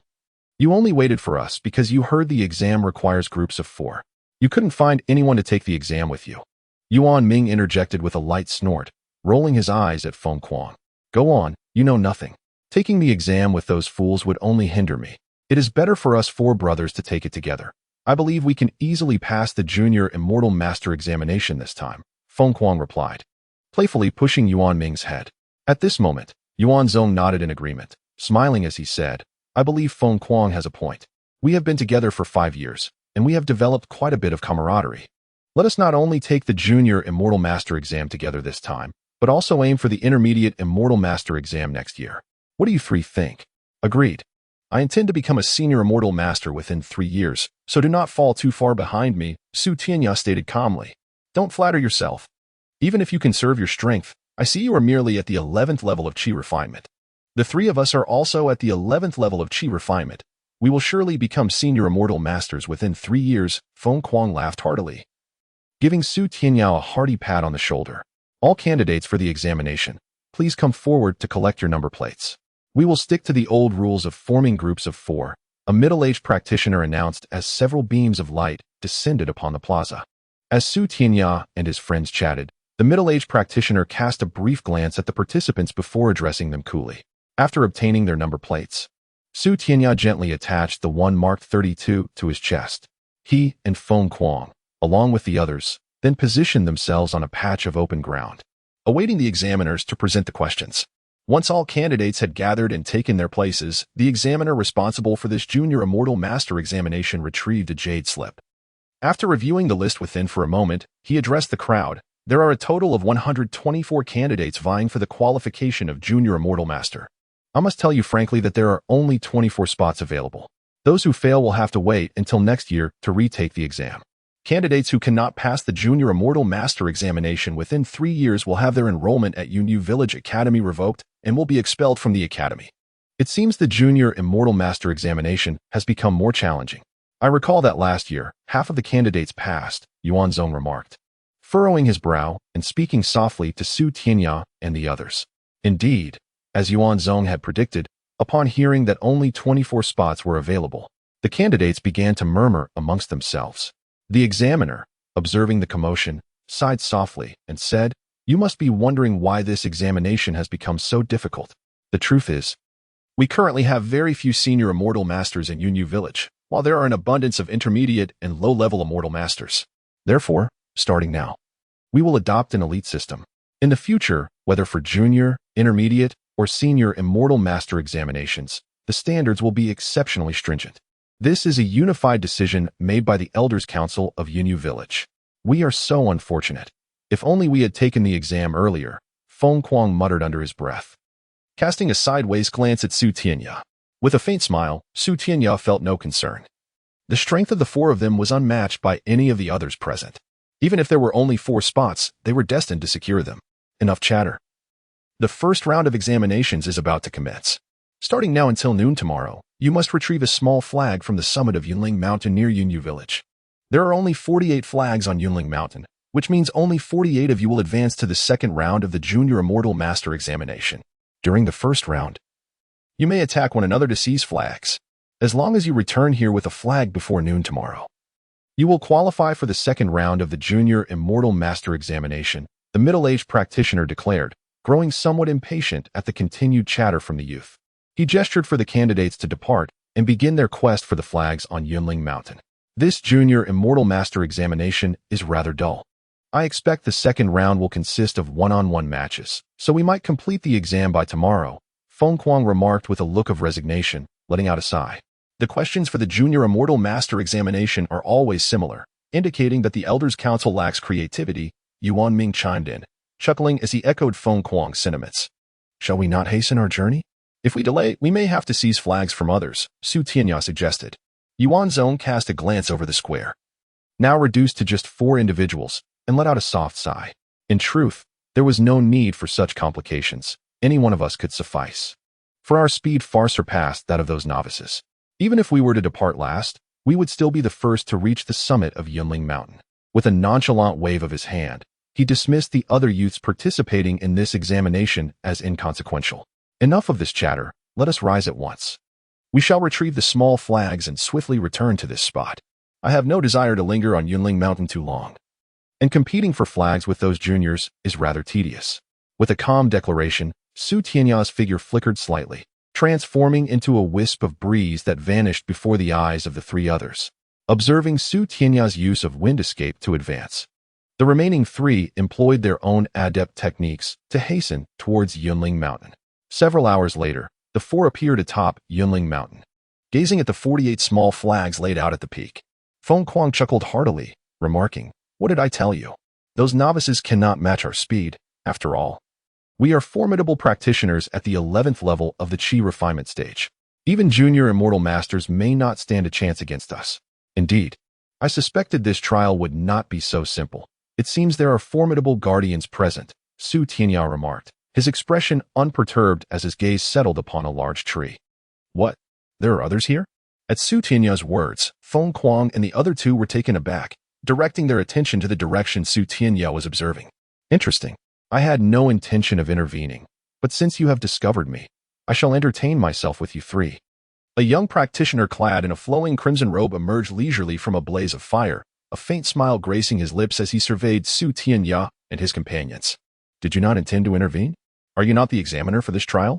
Su Tianya inquired softly, feeling the intense spiritual energy radiating from the individual, who, while perhaps not having reached the foundation establishment stage, was undoubtedly a peak expert at the 13th level of the Qi refinement stage, much like himself.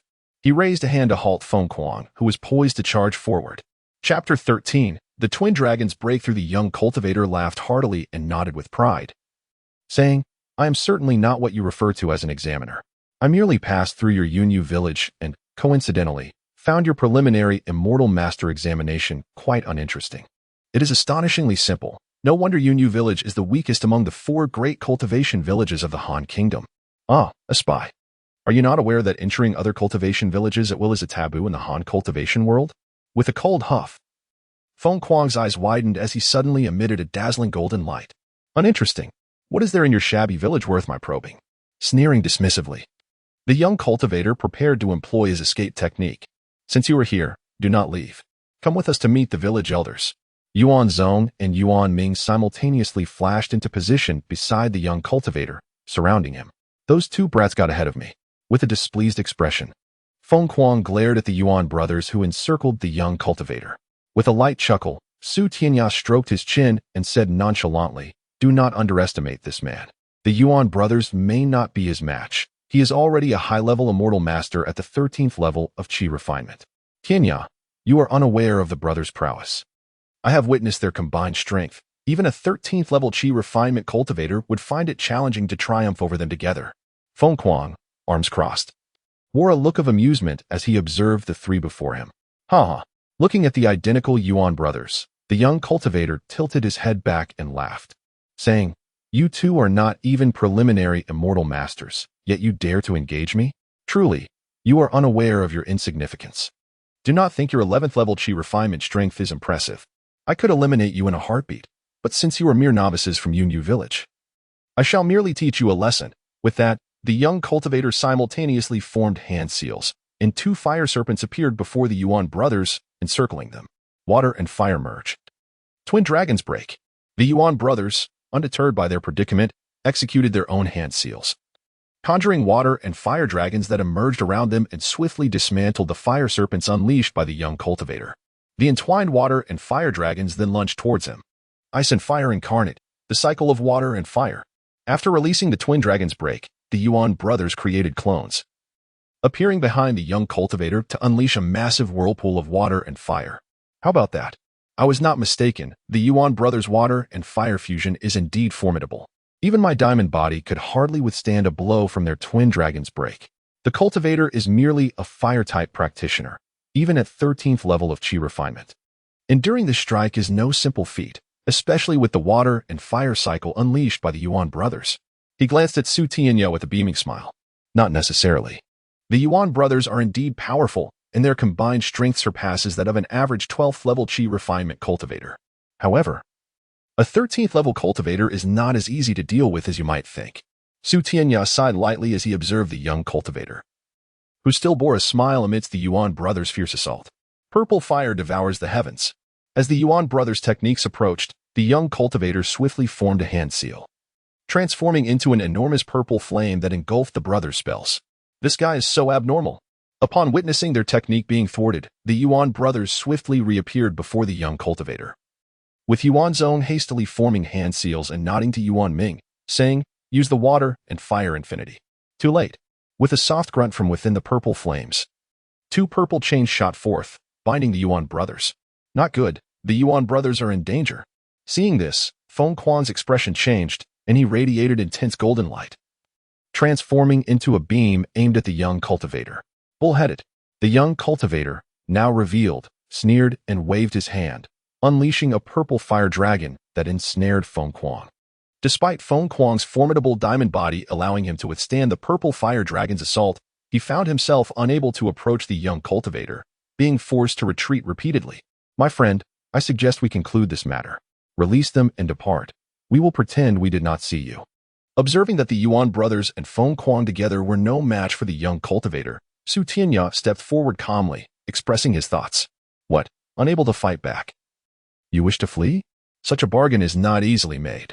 I shall teach you Yunyu Village's youngsters a proper lesson, helping you understand the heights of the heavens." Laughing maniacally, the young cultivator simultaneously formed hand seals, sending countless purple fire serpents towards Tianya. It seemed this cultivator's fire techniques were significantly stronger than the average. If they were typical fire techniques, Feng Quang and his companions would not have been so easily subdued. As the mass of purple fire serpents surged towards him, Tianya contemplated briefly before vanishing from sight. Before the young cultivator could discern his movements, 5 clones had surrounded him. What use are so many clones? Purple fire devours the heavens. Although taken aback by Tianya's ability to conjure such numerous clones, the young cultivator snorted and employed his signature technique once more, attempting to consume Tianya's 5 clones within the purple flames. Clear wind heavenly lock formation. Floating above the young cultivator, Tianya executed hand seals, and his 5 clones released numerous fine strands of wind that repelled the young cultivator's attack. Meanwhile, Tianya's form rapidly swirled, generating a massive tornado that enveloped the young cultivator. After a moment, Tianya came to a halt, gazing at the subdued young cultivator with a satisfied smile. His clear wind heavenly lock formation, derived from extensive research on various wind techniques, proved effective, restraining the young cultivator who, despite possessing stronger purple flames than typical fire techniques, found himself powerless against the relentless wind strands and tornado. Once Tianya captured the young cultivator, the purple chains that bound the Yuan brothers and the purple fire dragon confronting Feng Quang both vanished. Seeing the young cultivator, who was no match for Tianya, easily captured, Feng Quang and the others wore expressions of disbelief. Feng Quang glanced at the struggling young cultivator bound in white chains and sighed softly, "Tianya, you truly are extraordinary. This brat was beyond our capabilities, yet you captured him single-handedly." It was his overconfidence. Had he utilized his artifacts earlier, perhaps I would not have achieved victory so easily. Tianya replied with a faint smile as he regarded the captured young cultivator. With a gentle gesture, Tianya summoned the 4 small flags atop the mountain to his hand. After handing 3 of them to Feng Quang and the others, he stepped towards the restrained young cultivator. "I advise you to release me quickly, or once I am free, you will regret it." Despite being tightly bound by Tianya's wind techniques, the young cultivator remained unfazed, sneering at Tianya as he approached. Noticing the young cultivator's demeanor, Tianya felt a slight stir within him. Before he could speak, Feng Quang and the others strode up behind Tianya. Suddenly, Feng Quang's golden light flared, and he punched Tianya in the back, sending him flying, while simultaneously knocking out the unprepared Yuan brothers. After completing these actions, Feng Quang suddenly collapsed to the ground. "Yimao, you rascal, why don't you come out? This fellow's wind-based spells are truly formidable, even I cannot break free." Upon seeing the 4 fallen individuals, the young cultivator chuckled and loudly called out to the boulder atop the mountain. As his words echoed, a youth with crimson eyes stepped forth, surveying the 3 incapacitated figures before his gaze settled on the wind chains binding the young cultivator. He furrowed his brow and remarked, "Lien Tian, Since the cultivator from Yunyu Village has been defeated, how could his spells still be in effect? Something seems amiss. Regardless of the situation, kindly release me first. The cultivator, known as Lien Tian, responded, sensing the oddity, but still raising his voice to Yunmao. Yunmao carefully examined the surroundings, then formed a hand seal, summoning a crimson flying sword that shattered the wind-based spell encasing Lien Tian. Rising to his feet and stretching, Lien Tian's face darkened with anger as he turned to the fallen Su Tianya and declared, "This fellow is quite infuriating. I shall go and incapacitate him." Hearing Lien Tian's words, Yunmao let out a soft chuckle and replied nonchalantly, "I advise you to leave with me at once. Since he intends to let us go, we ought not to dwell on past grievances.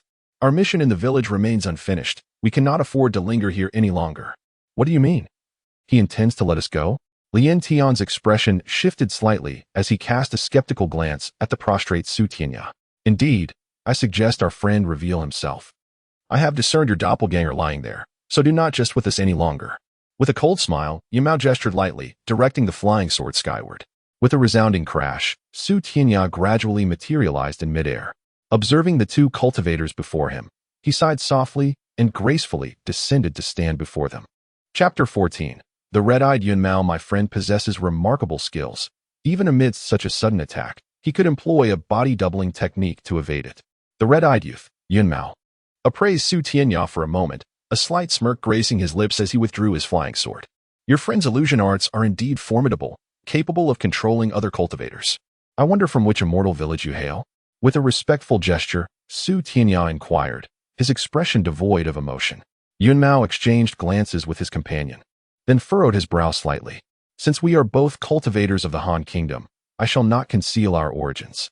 We are from the Burning Sky Village, en route to the Han Kingdom's border to partake in the upcoming battle. We merely wish to witness the prowess of the cultivators from Yunyu Village. We apologize for the intrusion. I hope you will not take offense, fellow Daoist." Su Tianya scrutinized the two, sensing their words were likely disingenuous. However, after a moment of contemplation, he decided against prolonging the exchange. Both of them were at the peak of the 13th level, and it appeared they possessed magical artifacts.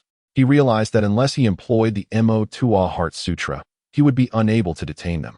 Nodding slightly, Su Tianya replied calmly, "In that case, we shall not retain you any longer. I kindly request that you depart from Yunyu Village." Lien Tian, overhearing Su Tianya's words, scoffed and was about to retort when Yunmao gently restrained him. After offering a smile to Su Tianya, he softly inquired, "What is your name, fellow Daoist?" "Su Tianya of Yunyu Village," came the soft reply as Su Tianya approached Feng Kuang and examined the trio's injuries. "I shall remember that. We have matters to attend to. Otherwise, I would have relished a spar with you, Su brother. As for the other three Daoists, rest assured, they are unharmed and will awaken shortly." After speaking, Yunmao nodded at Lien Tian, and they both summoned their flying swords, soaring away from Yunyu Village. The defenses of Yunyu Village are truly inadequate, lacking any protective formations. Even cultivators in the chi refinement stage from other villages may enter at will. Watching the distant flying rainbows diminish into the sky, Su Tianya sighed helplessly. Feeling disheartened by the village's defenses, "Why didn't he let me teach that brat a lesson? I have suffered greatly at his hands," Lien Tian remarked, glancing back at Yunyu Village with dissatisfaction after they had flown beyond its bounds. With a light chuckle, Yunmao shook his head. "Lien brother, you may not be Su Tianya's match. I observed your earlier encounter. His techniques are rather difficult to counter. Even if you wielded a magical artifact, you would likely struggle to withstand them." "That is not certain. My Fire Lotus sword is a mid-level magical artifact. How could it possibly fail against his spells?"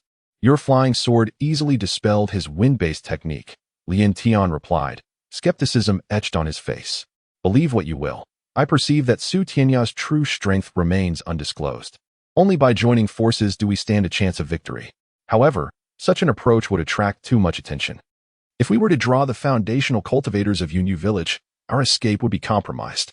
While we harbor no ill will towards Yunyu Village, the four great immortal villages of Han have an agreement forbidding the interference of outsiders." Yunmao explained softly, shrugging his shoulders. "That brat has benefited from this," Lien Tian remarked with a cold laugh, urging his flying sword swiftly eastward. Observing Lien Tian's demeanor, Yunmao chuckled and closely followed, vanishing into the mist. Atop Yunling Mountain, Su Tianya gazed at the unconscious Feng Kuang and his companions, feeling a twinge of helplessness.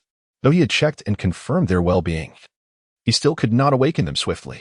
While Su Tianya sat atop a boulder awaiting the revival of Feng Kuang and his companions, for beams of light flared, and 4 young cultivators appeared at the mountain summit. After exchanging glances with Su Tianya and his companions, they murmured to one another. The leader, a young cultivator clad in green, stepped forward and respectfully addressed Su Tianya. Ah, so you have arrived early, Su brother. It seems that you and your companions are indeed the strongest group in this preliminary immortal exam. Su Tianya, knowing their intentions, smiled knowingly. There is no need for concern. We are not here to obstruct your flag retrieval. Please, take the small flag atop the mountain. We shall descend shortly. Thank you, Su brother. I am Lin Daoyan. If you encounter any difficulties in the future, I shall do my utmost to assist you. The young man, relieved by Su Tianya's words, spoke gently. Despite seeing Su Tianya seated alone while the other 3 lay unconscious, they did not dare underestimate the renowned strength of Su Tianya from Yunyu Village. After the 4 took the small flag and departed, Su Tianya sighed, turning his gaze back to Feng Kuang and his companions. Noticing they remained in slumber, he shook his head and gently closed his eyes. After a while, the small flag atop the mountain was claimed by the first group of young cultivators. Subsequent practitioners, seeing the absence of flags, hastily departed, showing no inclination to confront Su Tianya and his companions, the strongest in this examination. What is happening? Just as Su Tianya began to grow anxious, Feng Kuang stirred, shaking his head as he rose and glanced at Su Tianya beside him. Seeing Feng Kuang awaken, Su Tianya exhaled softly and pondered before asking, Brother Feng, do you not remember what transpired earlier? After a moment of reflection, Feng Kuang blinked and replied, I have some recollection. I believe I was controlled and attacked you and the Yuan brothers, after which I lost consciousness. Such illusion arts are indeed terrifying. I wonder what spell was employed, Su Tianya remarked, relieved by Feng Kuang's return to awareness. Did I truly fall under someone else's control? Feng Kuang inquired, curiosity evident in his tone. Su Tianya nodded, smiling. Indeed, you were ensnared by a cultivator's illusion. Initially, you attacked me, then rendered the Yuan brothers unconscious. When they awaken, they will seek to settle the score with you. How could I be controlled? Does one not need to gaze into the opponent's eyes for illusion arts to work? I distinctly remember a flash of red light. I never saw anyone standing before me, Feng Kuang replied, scratching his head in confusion. Take this experience to heart. Had this occurred on the battlefield, you would now be a lifeless corpse. Fortunately, that cultivator bore no malice. Otherwise, you would not have so easily escaped his illusion. Su Tianya advised. Feng Kuang, appearing embarrassed, scratched his head. It seems I truly lack experience. But Tianya, I recall hitting you. How is it that you remain unharmed? I am aware of the strength I used against you, which was different from what I used on the Yuan brothers. Your movements were too grand. When you approached me, I had already sensed you. By the time you struck me, I had employed the wind body doubling technique. You hit merely my duplicate. Su Tianya explained with a gentle smile. You are insufferable. It appears that even if I and the Yuan brothers joined forces, we would be no match for you. Feng Kuang remarked enviously, casting a resentful glance at Su Tianya. As they chatted, the Yuan brothers gradually sat up. Upon seeing Feng Kuang, they simultaneously erupted in anger. Feng Kuang, you scoundrel! How dare you ambush Tianya and knock us out? How despicable! Are you in collusion with that cultivator? Noticing the Yuan brothers' excitement, Su Tianya smiled slightly and interjected, Please, do not quarrel. Feng Kuang was merely ensnared by the illusion of another cultivator, which is why he attacked us. And what of that other cultivator? Where have they gone? Yuan Zong asked, looking around with a puzzled expression. They had long departed, and I, unable to retain them, discovered that they were also practitioners of the Han Kingdom, thus I bid them farewell. With an expression of helplessness, Su Tianya shrugged his shoulders. Even a single one of them was exceedingly formidable. 2 would certainly pose a challenge even for Tianya. However, their willingness to depart peacefully indicates that Tianya's strength was sufficient to deter them from acting recklessly. With a chuckle, Han and Ming shook his head at Su Tianya. Su Tianya squinted and smiled, gradually rising to his feet. We should not linger here any longer. In half a day, the examination will conclude. Although it is uncertain whether any candidates will take action against us, it would be prudent to return swiftly. If we miss the appointed time, it would be rather disheartening. Hearing Su Tianya's words, the 3 companions nodded in agreement, and the 4 figures flickered before vanishing from the summit of Yunling Mountain. With several hours remaining until the examination's conclusion, Su Tianya and his companions leisurely made their way back to the examination site. Although they were not the first practitioners to return, they successfully navigated the initial phase of this elementary immortal master examination. Tianya, look at those novices. They seem as though they have just endured a fierce battle, remarked Fengquang, his excitement palpable as he observed the young practitioners around them, each bearing minor injuries. He chuckled softly and leaned closer to Su Tianya. With a resigned shake of his head, Su Tianya glanced at Fengquang and replied softly, "If our group were not exceptionally strong, they would have dared to attack us just as they did each other. I am not afraid of these novices. The strongest among them is merely at the 10th level of Qi refinement. I could easily handle their entire group on my own," Fengquang declared with an air of arrogance. Stretching his neck, "You can only bully those of lesser cultivation. Have you forgotten how ridiculous you appeared when faced with an opponent at the 13th level of Qi refinement?" Yuanzong interjected, clearly displeased with Fengquang's attitude, shooting him a disdainful glance. Fengquang, unfazed by Yuanzong's remark, chuckled and retorted, "That is different. Even if you all joined forces, you would not match that 13th level expert. The gap between the 13th and 11th levels of Qi refinement is vast, and they possess magical artifacts. My defeat would not be unjust. Besides, I was not ensnared by any spells." Chapter 15. The second round of examinations. Upon hearing Fengquang's remarks, the Yuan brothers simultaneously exhibited expressions of discomfort. Han Ming raised an eyebrow and said, "Old Feng, are you mocking us for being trapped by that cultivator? Although we may not be a match for him, dealing with you is rather effortless. Have you forgotten how many times you've lost to us over the years? You have the audacity to claim that you are not my opponents individually. Yet you come at me as a duo. My defeats to you stem from your numbers. Individually, you are far from my match," Fengquang retorted, glaring at the Yuan brothers with a displeased huff. Exchanging glances, the Yuan brothers smiled in unison, and Yuanzong, with a playful wink, said softly, "Old Feng, this is your own doing. We initially intended to duel you one-on-one, but you thought it insufficiently thrilling, which is why we teamed up against you. So, you cannot blame us for this arrangement. To speak frankly, if you possess the same cultivation as Tianya, even the two of us together would not stand a chance." Fengquang, momentarily rendered speechless by Yuanzong's words, huffed a few times in resignation, knowing full well that he could not outwit the Yuan brothers in banter. Rolling his eyes, he shifted his gaze forward, choosing not to engage further.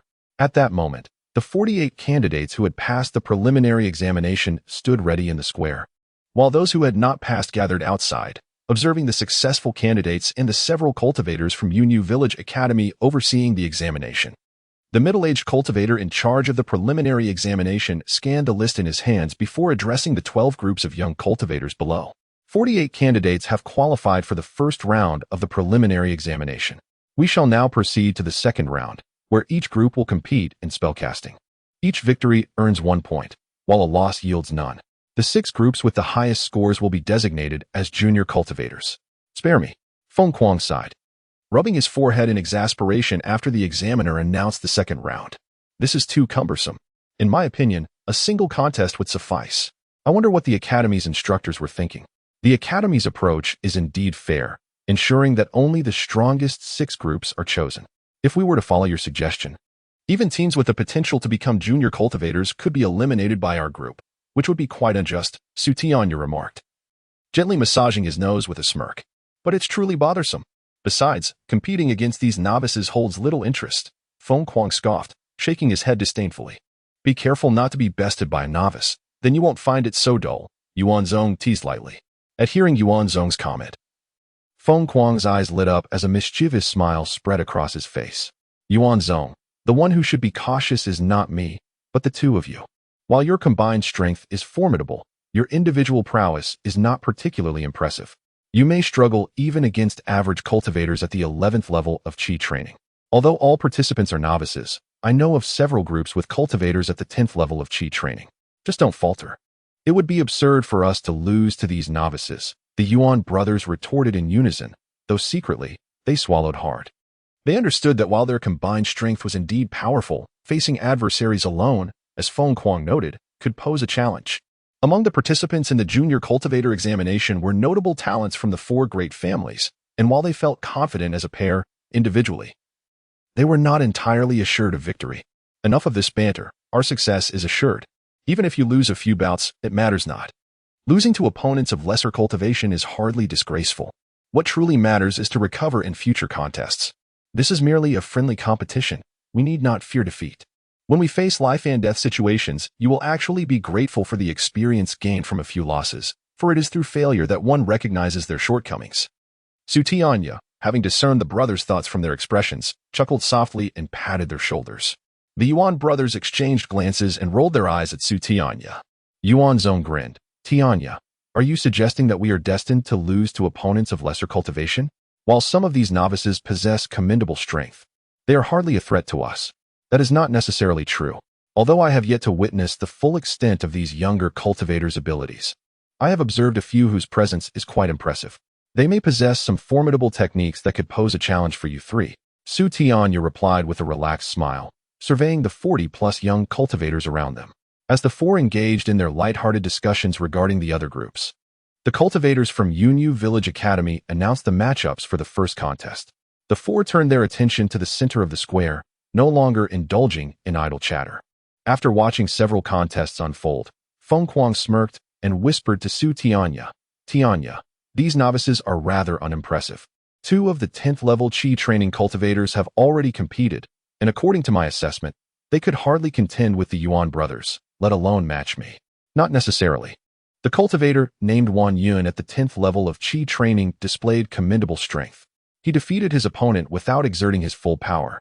In my estimation, if he unleashed his full potential, he would be on par with Yuan Ming, though still not a match for Yuanzong or yourself, Tianya countered, gently pointing out Wan Yun, who had just finished his bout. Are you referring to the cultivator using the lesser wind cloud technique? I found his wind-based spells rather unimpressive compared to yours, Feng Kuang said, scrutinizing Wan Yun's recent performance with confusion. Your perception is quite lacking. Did you not notice that he adeptly employed multiple wind-based spells simultaneously, displaying remarkable ease in combat? While his opponent was merely a 9th level Qi training cultivator, he expended minimal spiritual energy to secure victory, indicating his adept control over it. Tianya explained with a smile, casting a glance at Feng Kuang. Moments later, the first match for the four was underway. Their opponent was a single 10th level Qi training cultivator who was easily overwhelmed by Feng Kuang. Tianya and the Yuan brothers faced a 9th level cultivator with no suspense. Tianya trapped his opponent using only the most basic of whirlwind techniques. Meanwhile, above the square, a group of young cultivators clad in white robes assembled atop a massive mechanical bird, observing the events below. This is merely a junior cultivator examination. Why have you brought me here? The leader of the young cultivators, Kuan Luan, expressed his impatience after surveying the scene below. Kuan Luan, do you not wish to witness the 4 mysterious masters of Yunyu Village Academy? One of them is participating in this junior cultivator examination. Qing chimed in with a playful smile. So, it's Tianya participating in the junior cultivator examination. While he is regarded as a rather enigmatic figure within Yunyu Village Academy, his performance this year has been rather unremarkable. The legends of the 4 mysterious masters are just that, legends. I find it hard to believe that Tianya possesses such strength. Can he truly surpass us? Kuan Luan pondered for a moment before dismissively glancing down once more. As Qingyi observed Kun Lun's dismissive attitude towards Tianya, she smiled gently and remarked, Brother Kun Lun, you have faced Wang Tianling before. While your prowess may allow you to triumph over him, it would undoubtedly deplete a significant amount of your spiritual energy. However, 5 years ago, Tianya effortlessly defeated Wang Tianling, and his strength has only deepened since then. The fact that Wang Tianling has refrained from challenging Tianya again in these 5 years speaks volumes about Tianya's superiority. I dare say that even you, as one of the top 10 experts of Yunyu Village Academy, may find it challenging to overcome Tianya. Kunlun scoffed, what nonsense. How could I possibly lose to Tianya? He is at most at the 11th level of the Qi refinement stage, perhaps reaching the 12th level at best. I have already attained the pinnacle of the 13th level, and it would be a mere trifle to reach the foundation establishment stage in a few years. With a cold chuckle, Kunlun gazed at Qingyi with an air of arrogance.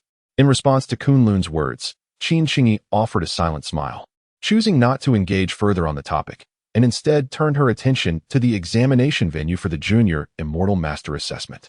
Although Kunlun claimed to be indifferent towards Tianya, he was acutely aware of his longtime rival, Wang Tianling.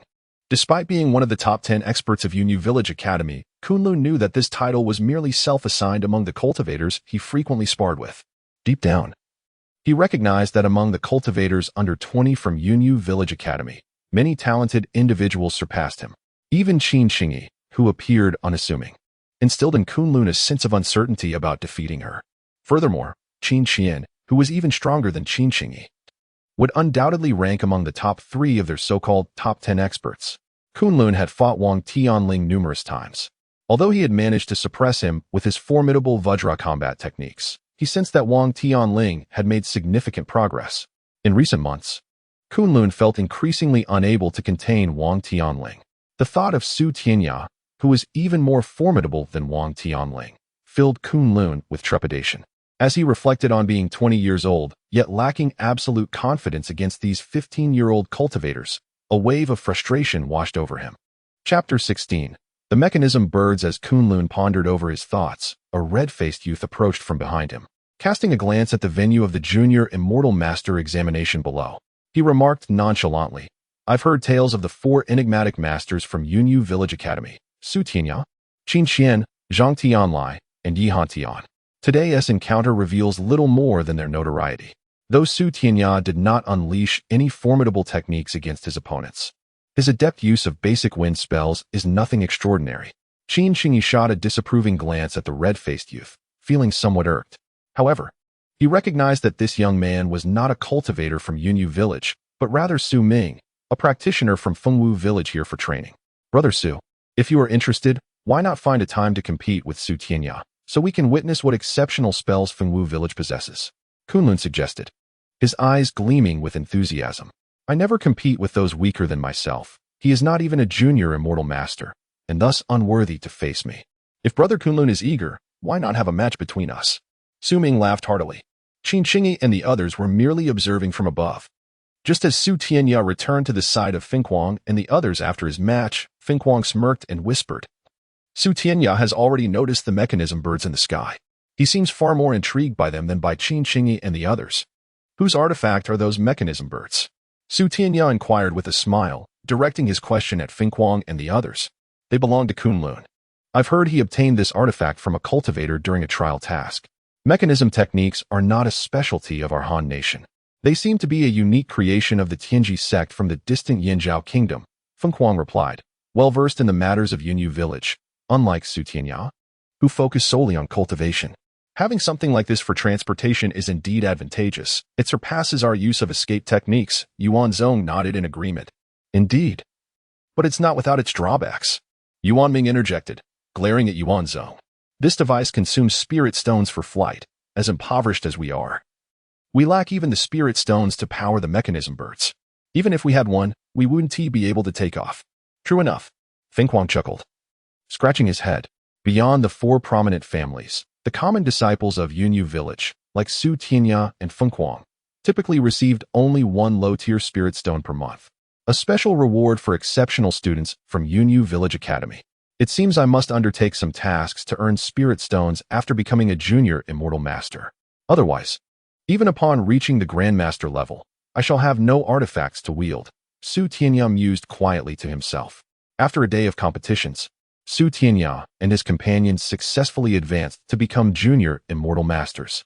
To Su Tianya's surprise, the talented young cultivators he had anticipated did not confront his group directly. They opted to concede if they encountered them, resulting in minimal exertion from Su Tianya and his companions. "Tianya, congratulations on becoming a junior immortal master." After receiving his junior immortal master attire and rewards, Wang Daoyu and Ma Xiaoyu stepped in front of Su Tianya, beaming with delight. I know. You two are relentless. I shall treat you. It's just 2 meals, after all." Su Tianya smiled faintly upon seeing them, recalling how he had insisted on their treating him after they became junior immortal masters. "Let us go to Yunlai restaurant. I've heard their dishes are exquisite." Wang Daoyu licked his lips, eyeing Su Tianya with mischief. "Yunlai restaurant? We shall join you." Fenghuang and the others rushed over, with Fenghuang throwing his arm around Su Tianya's shoulder, exclaiming loudly, "You are quite ruthless." Su Tianya rolled his eyes, yet a warmth blossomed in his heart. Yunlai restaurant, nestled in the heart of Yunyu Village, was the largest tavern in the area, owned by the Wang family among the 4 prominent clans. The chef was a grandmaster at the 13th level of qi refinement, yet rather than focusing on cultivation, he dedicated his efforts to creating a variety of dishes inspired by ancient texts. These dishes were no ordinary fare. They were crafted using rare spirit herbs and materials from spirit beasts, employing methods akin to alchemy, while they paled in comparison to medicinal pills.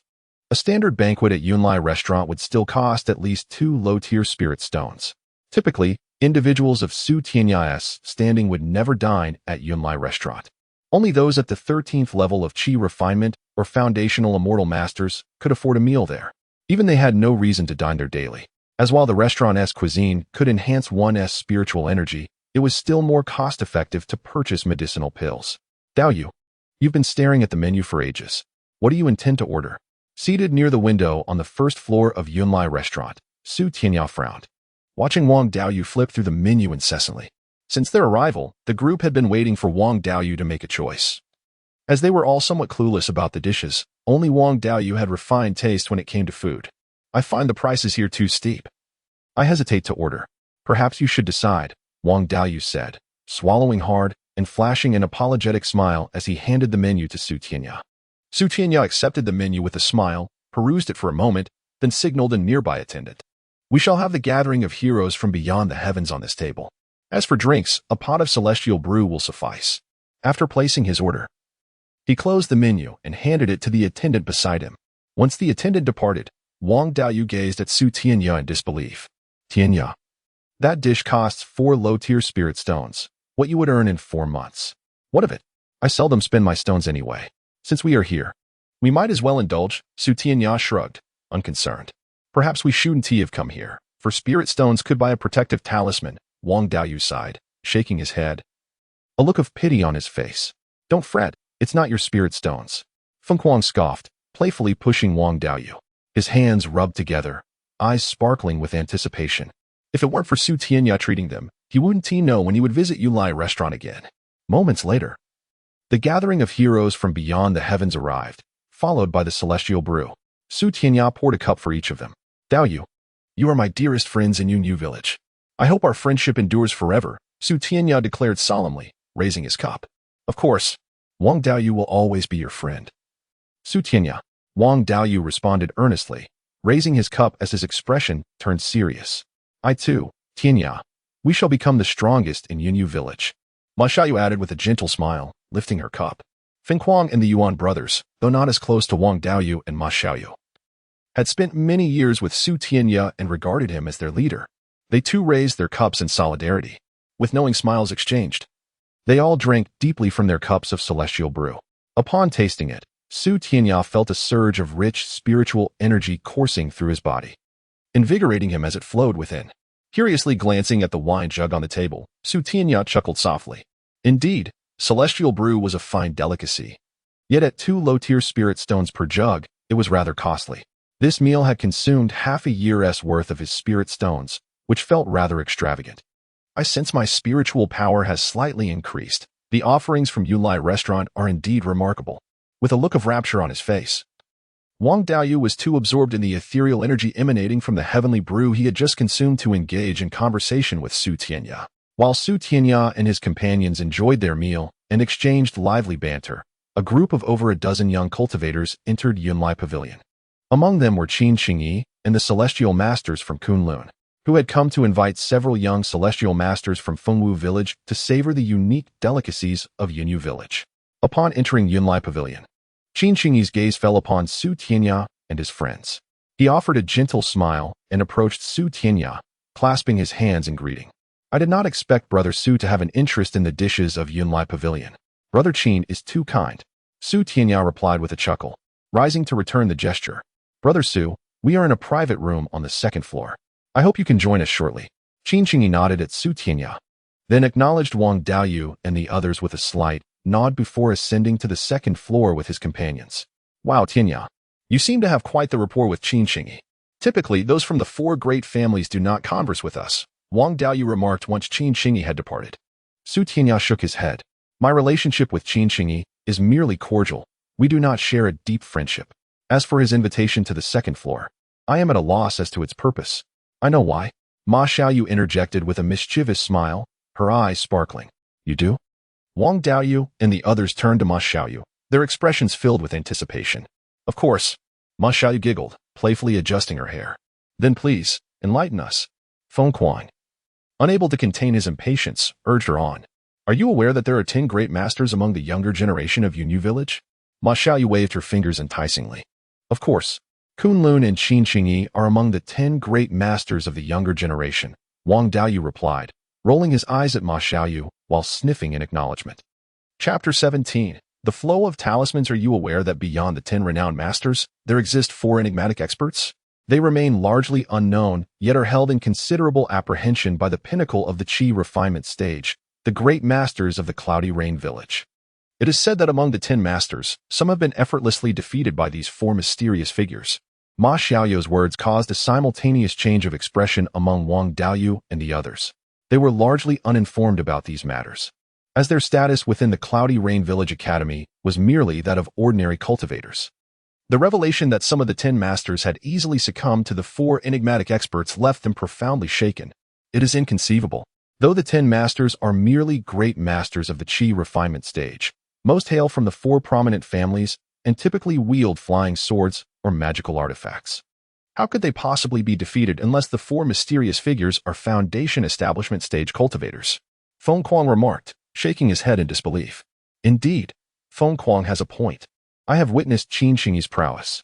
During the Great Master examination, she matched a foundation establishment stage master using the wood illusion technique. While the 10 masters do not encompass all the young talents of Cloudy Rain Village, I find it hard to believe that the 4 enigmatic experts could defeat someone like Qin Qingyi. Yuan Zong concurred with Feng Kuang.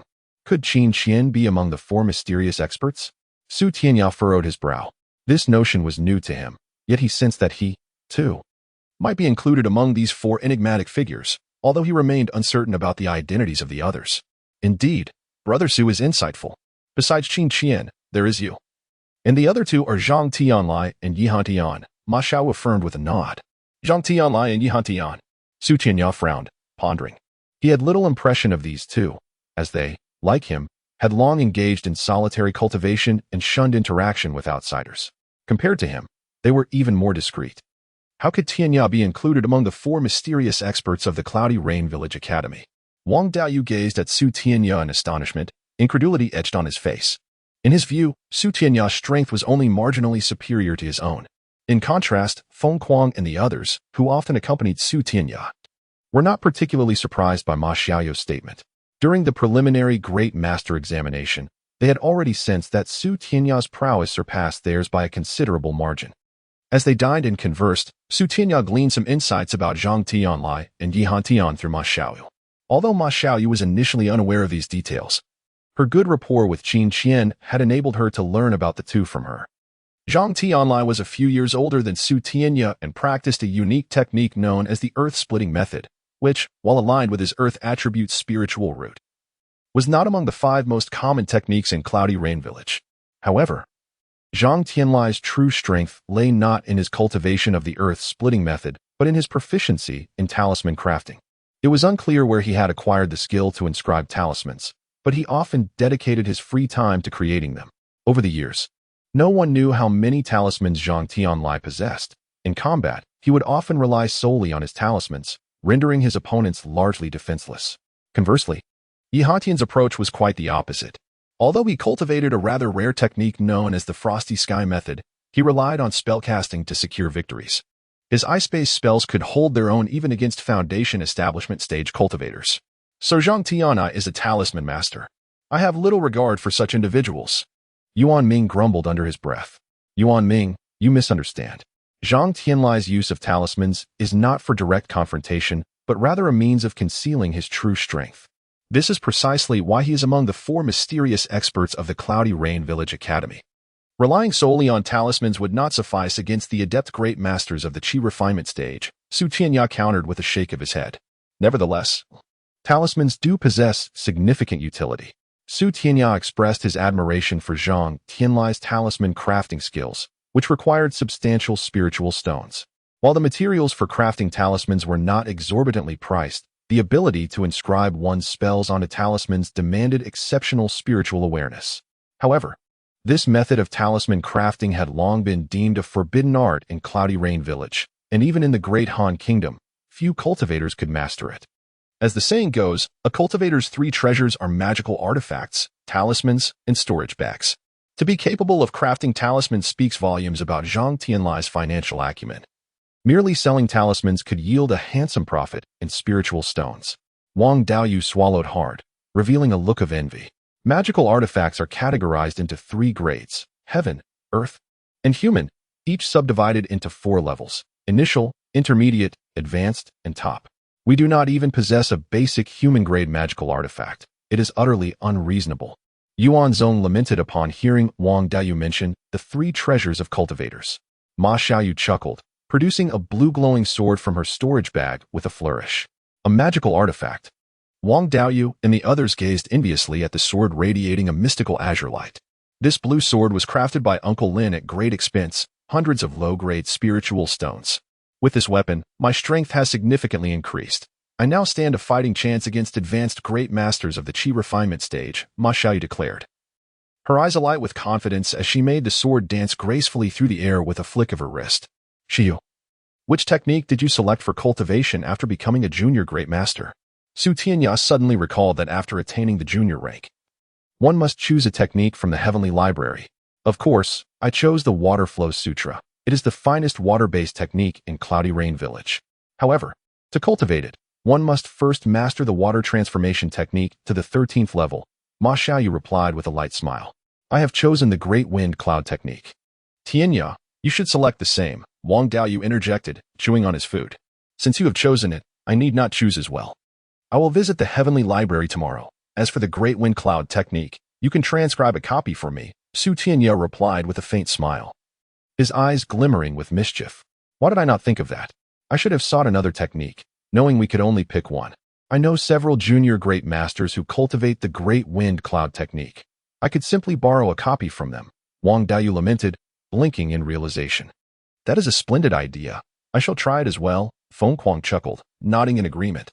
Yuan Zong and Yuan Ming also nodded eagerly, appearing quite intrigued by Su Tianya's suggestion. You all are quite something, attempting to take advantage of the Heavenly Library. Once you become advanced great masters, the books there will be freely accessible to you. You need not go to such lengths, Ma Xiaoyu giggled, covering her mouth. Are we not yet advanced great masters? Su Tianya mused, rubbing his nose. Tianya, ensure you transcribe a copy of the book you choose for me. Wang Daoyu chimed in cheerfully after Su Tianya finished speaking. Once the meal concluded, Su Tianya did not depart with Wang Daoyu and the others. Instead, after settling the bill, he ascended to the 2nd floor alone. Earlier, Qin Qingyi had invited him upstairs, and Su Tianya sensed she must have matters to discuss, rather than merely extending a courtesy. Wang Daoyu and others observed Su Tianya ascend to the 2nd floor. Exchanging glances, they chose not to linger for his return, each departing in their own direction. They understood that Su Tianya and Qin Qingyi were of the same cultivation level, and the matter at hand was undoubtedly of great significance. Since Qin Qingyi had not summoned them, it would be inappropriate to remain and intrude. Brother Su, may I enter? Su Tianya inquired, clearing his throat with a serious tone. Brother Su, please come in. A hearty laugh echoed as an unusual force opened the door to the private room, revealing Qin Qingyi and his companions. Upon entering the room, Su Tianya gently waved his hands, channeling spiritual energy to close the door. He then walked slowly to a seat within the chamber and sat down. Brother Qin, what brings you to me today? Su Tianya inquired with a subtle smile directed at Qin Qingyi. Brother Su, we plan to venture out for a few years of practical training, and upon our return, we shall engage in the conflicts between the great Han and Ming nations. We wonder if you might be interested in joining us for this experience, Qin Qingyi replied with a cheerful grin. Su Tianya pondered briefly before shaking his head slightly. You are all advanced immortal masters, each at the 13th level of Qi training, while I am merely a novice immortal master. It seems premature for me to accompany you on such an expedition. You are too modest, Brother Su. We are well aware of your capabilities, which are certainly on par with ours.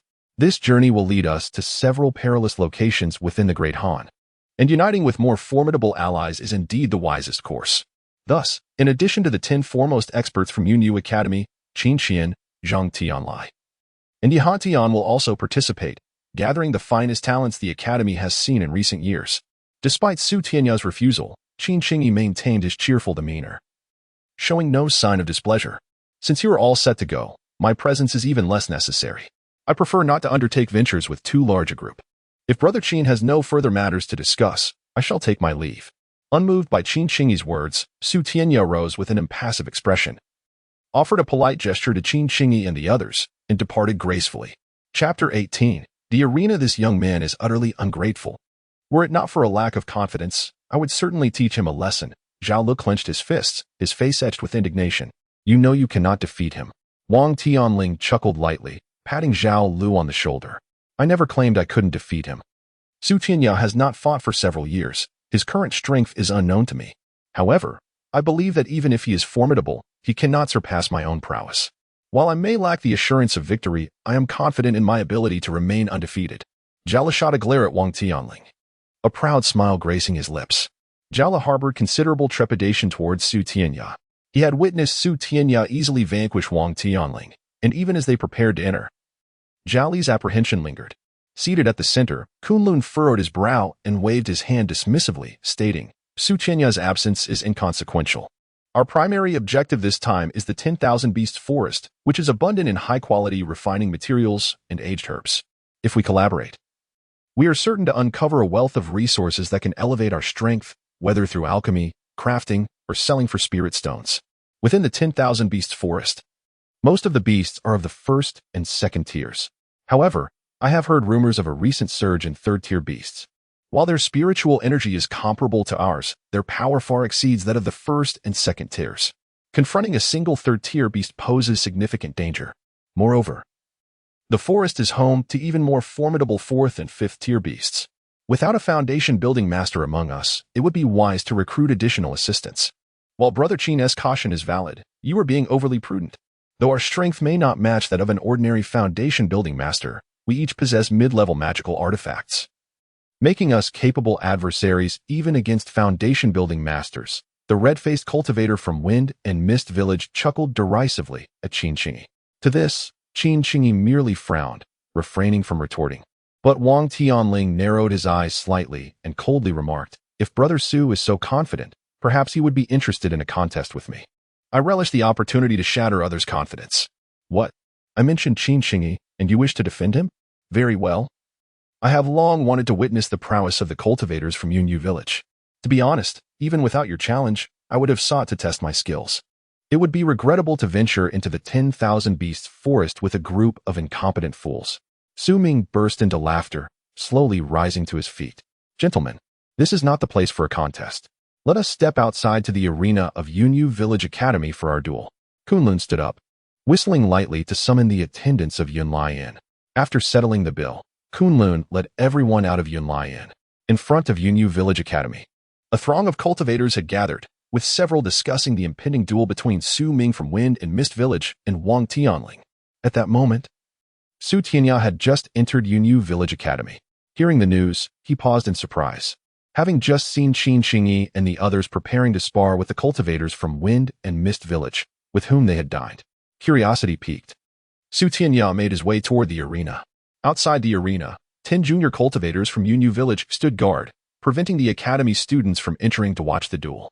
As Su Tianya approached, he noticed Wang Daoyu and others engaged in a heated debate with the 10 junior cultivators. What is happening, Daoyu? Su Tianya asked, surprised, as he quickly approached Wang Daoyu from behind. Seeing Su Tianya arrive, Wang Daoyu and the others beamed with relief. Tianya, they want to let us in to watch. The arena is so vast, how can they claim ownership? They insist we pay a low-tier spirit stone as a fee to observe. Wang Daoyu glared at the junior cultivators in frustration. You dare charge students of Yunyu Village? How absurd! Su Tianya exclaimed, surveying the 10 junior cultivators blocking the entrance with a hearty laugh.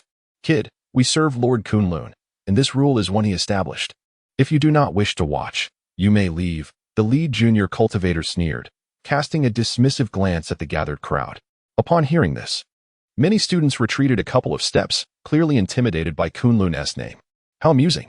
Even if Kunlun himself were to address me, I would remain unfazed. What more from you? Stand quietly for a moment while we enter. Su Tianya shouted, his voice resonating as he momentarily shimmered. 10 wind duplicates appeared simultaneously behind the junior cultivators, each wielding a vortex-like chain that ensnared the 10 junior cultivators securely.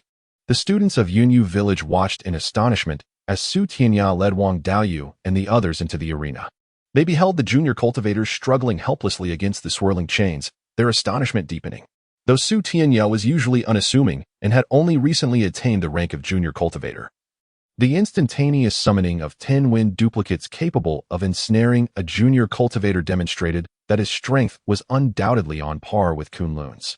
Since no one is collecting spirit stones, let us join the spectacle, someone shouted, and the students of Yunyu Village surged into the arena. What a superb display of wind magic! It seems that Su Tianya, who shares my name, truly possesses remarkable talents. However, this alone does not surpass my abilities. Above, a white-haired youth stood atop a flying sword made of ice.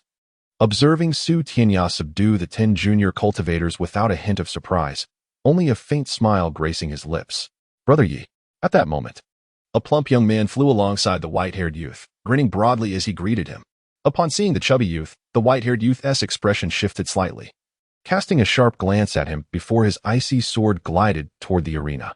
Don't go, Brother Yi. How about we have another contest? I promise not to use any talismans this time.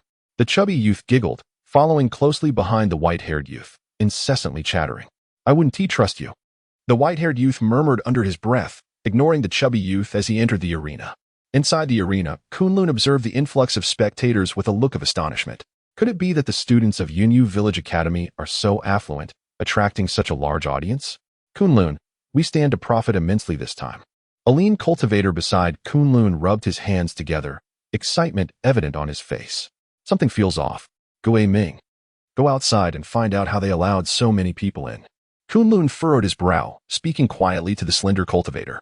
The slender cultivator nodded and swiftly shot a red streak of light toward the entrance of the arena. Moments later, he returned with 10 junior cultivators in tow. Kunlun, this Su Tianya managed to trap our people, which is why so many could enter. What do you propose we do about this? Han and Ming glared at Su Tianya and his companions, standing on the arena's viewing platform, speaking with palpable bitterness. Forget it. Su Tianya is not easy to deal with. I did not expect him to be here as well.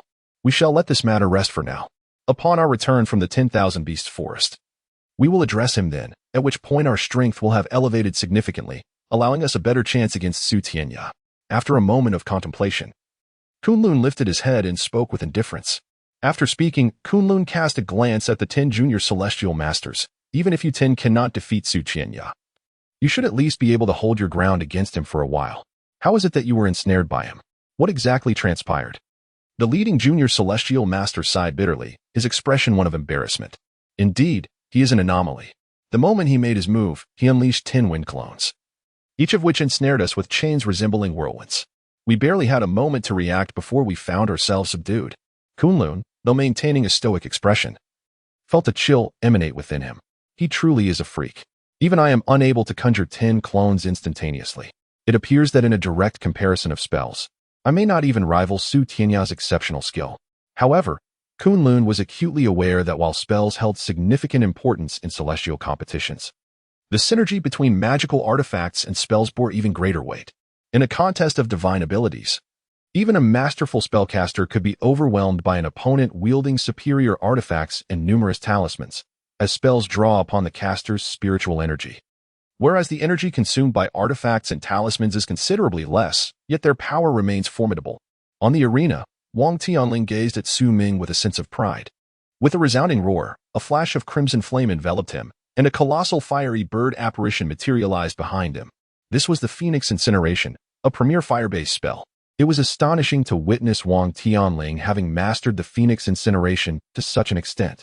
Yuan Ming, who practiced the fire technique Fire Phoenix Scorches the Plains, displayed envy upon witnessing Wang Tianling's prowess.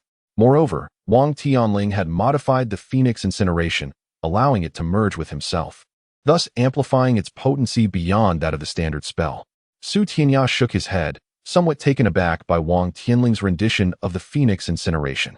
In terms of strength, Wang Tianling surpassed the foreign cultivator he encountered during the Junior Celestial Master examination, not only in martial technique but also in the intricacies of spellcasting.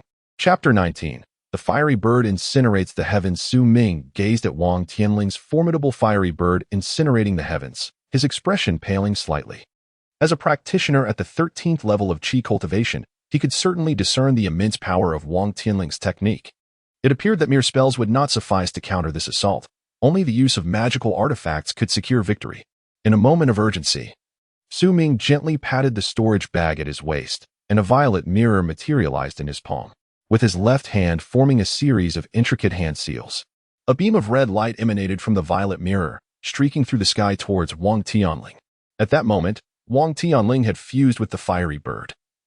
And as he formed a hand seal, the fiery bird opened its mouth, launching a multitude of fireballs like shooting stars towards Su Ming. However, under the illumination of the red light from Su Ming's violet mirror, the fireballs disintegrated into nothingness, rendering Wang Tianling's initial assault futile. Seeing that his violet mirror could restrain Wang Tianling, Su Ming erupted into hearty laughter, producing a white flying sword from his storage bag. With a swift hand gesture, he directed the white sword, transforming it into a dense mist that surged toward Wang Tianling. How dull! Wang Tianling scoffed, undeterred by Su Ming's use of a magical artifact. He transformed into a colossal fiery bird, soaring towards Su Ming.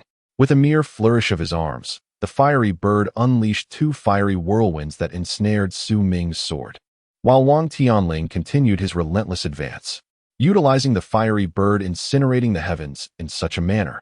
It was evident why Wang Tianling was regarded as one of the top 10 young prodigies of Yunyu's village. His prowess was truly awe-inspiring.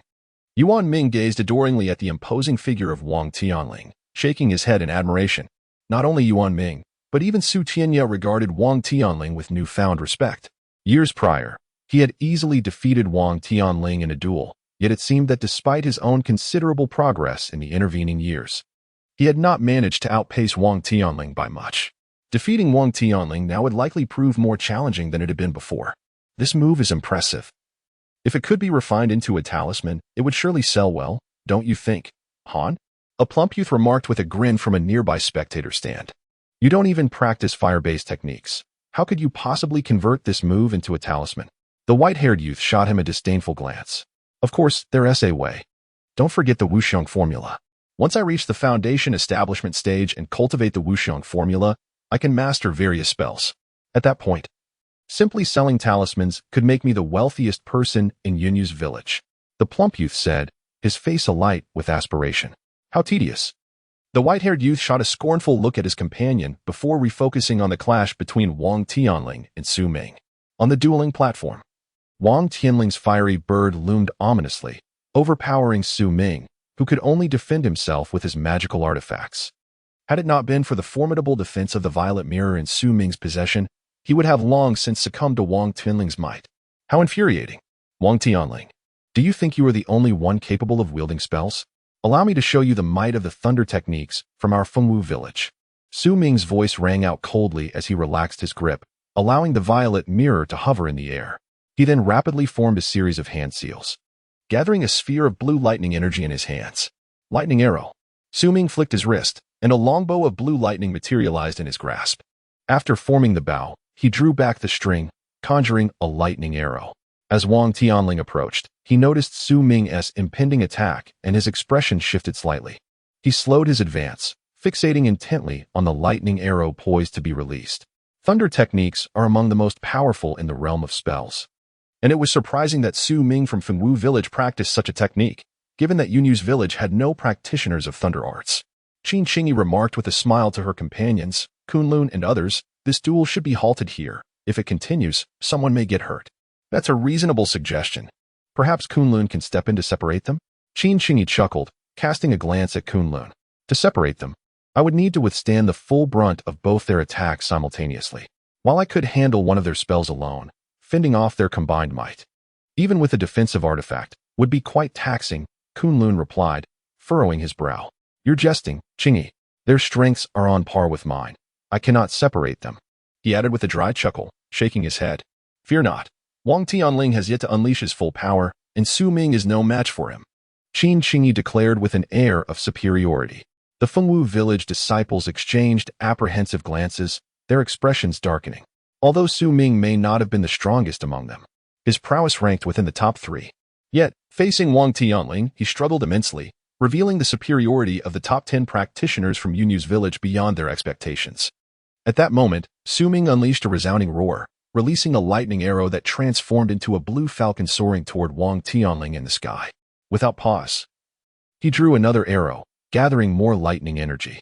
Realizing the threat posed by Su Ming and Appo's advanced lightning technique, Wang Tianling and Appo's fiery bird darted to evade the incoming arrow.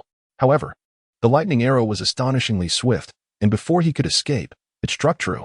With a thunderous explosion, Wang Tianling's fiery bird was obliterated, sending him crashing gently to the dueling platform. This thunder technique is utterly outrageous. Han and Ming, who had once envied Wang Tianling's fiery bird incinerating the heavens, felt a surge of disappointment as he witnessed the lightning arrow shatter what he had once considered the pinnacle of spells. Brother Wang, shall we continue? Su Ming asked haughtily, brandishing the lightning arrow toward Wang Tianling, a triumphant smirk upon his face. Wang Tianling laughed heartily, raising his hands in mock surrender. Su, you are truly naive to be so elated over merely breaking one of my spells. I had intended for our spar to conclude here, but since you are so eager, prepare to receive my fire dragon formation. With that, Wang Tianling made a slight motion, and 6 fiery doppelgangers lined up beside his true form, all forming hand seals in unison. 7 fire dragons erupted above Wang Tianling, with the 6 doppelgangers merging into the smaller dragons, enhancing their power. How absurd. All the practitioners from Yunyu's village who wielded fire techniques collectively cursed in their hearts. The fire dragon technique is already among the more potent fire spells, and to unleash 7 dragons simultaneously as Wang Tianling did was beyond the reach of ordinary practitioners. Only those at the foundation establishment stage could possibly command such a feat, as the spiritual awareness required to control 7 fire dragons simultaneously was simply unattainable. In the stands, the previously jovial plump youth's expression turned grave, while the white-haired youth glanced at him in surprise. What is the matter? Does Wang Tianling's display intimidate you? Not at all. I simply believe that Wang Tianling's fire dragon formation is quite impressive. I wonder how I could persuade him to teach me this technique, the plump youth replied earnestly. Fool. Casting a glance at the plump young man, the silver-haired youth chose to disregard him, fixating his gaze intently on Wang Tianling.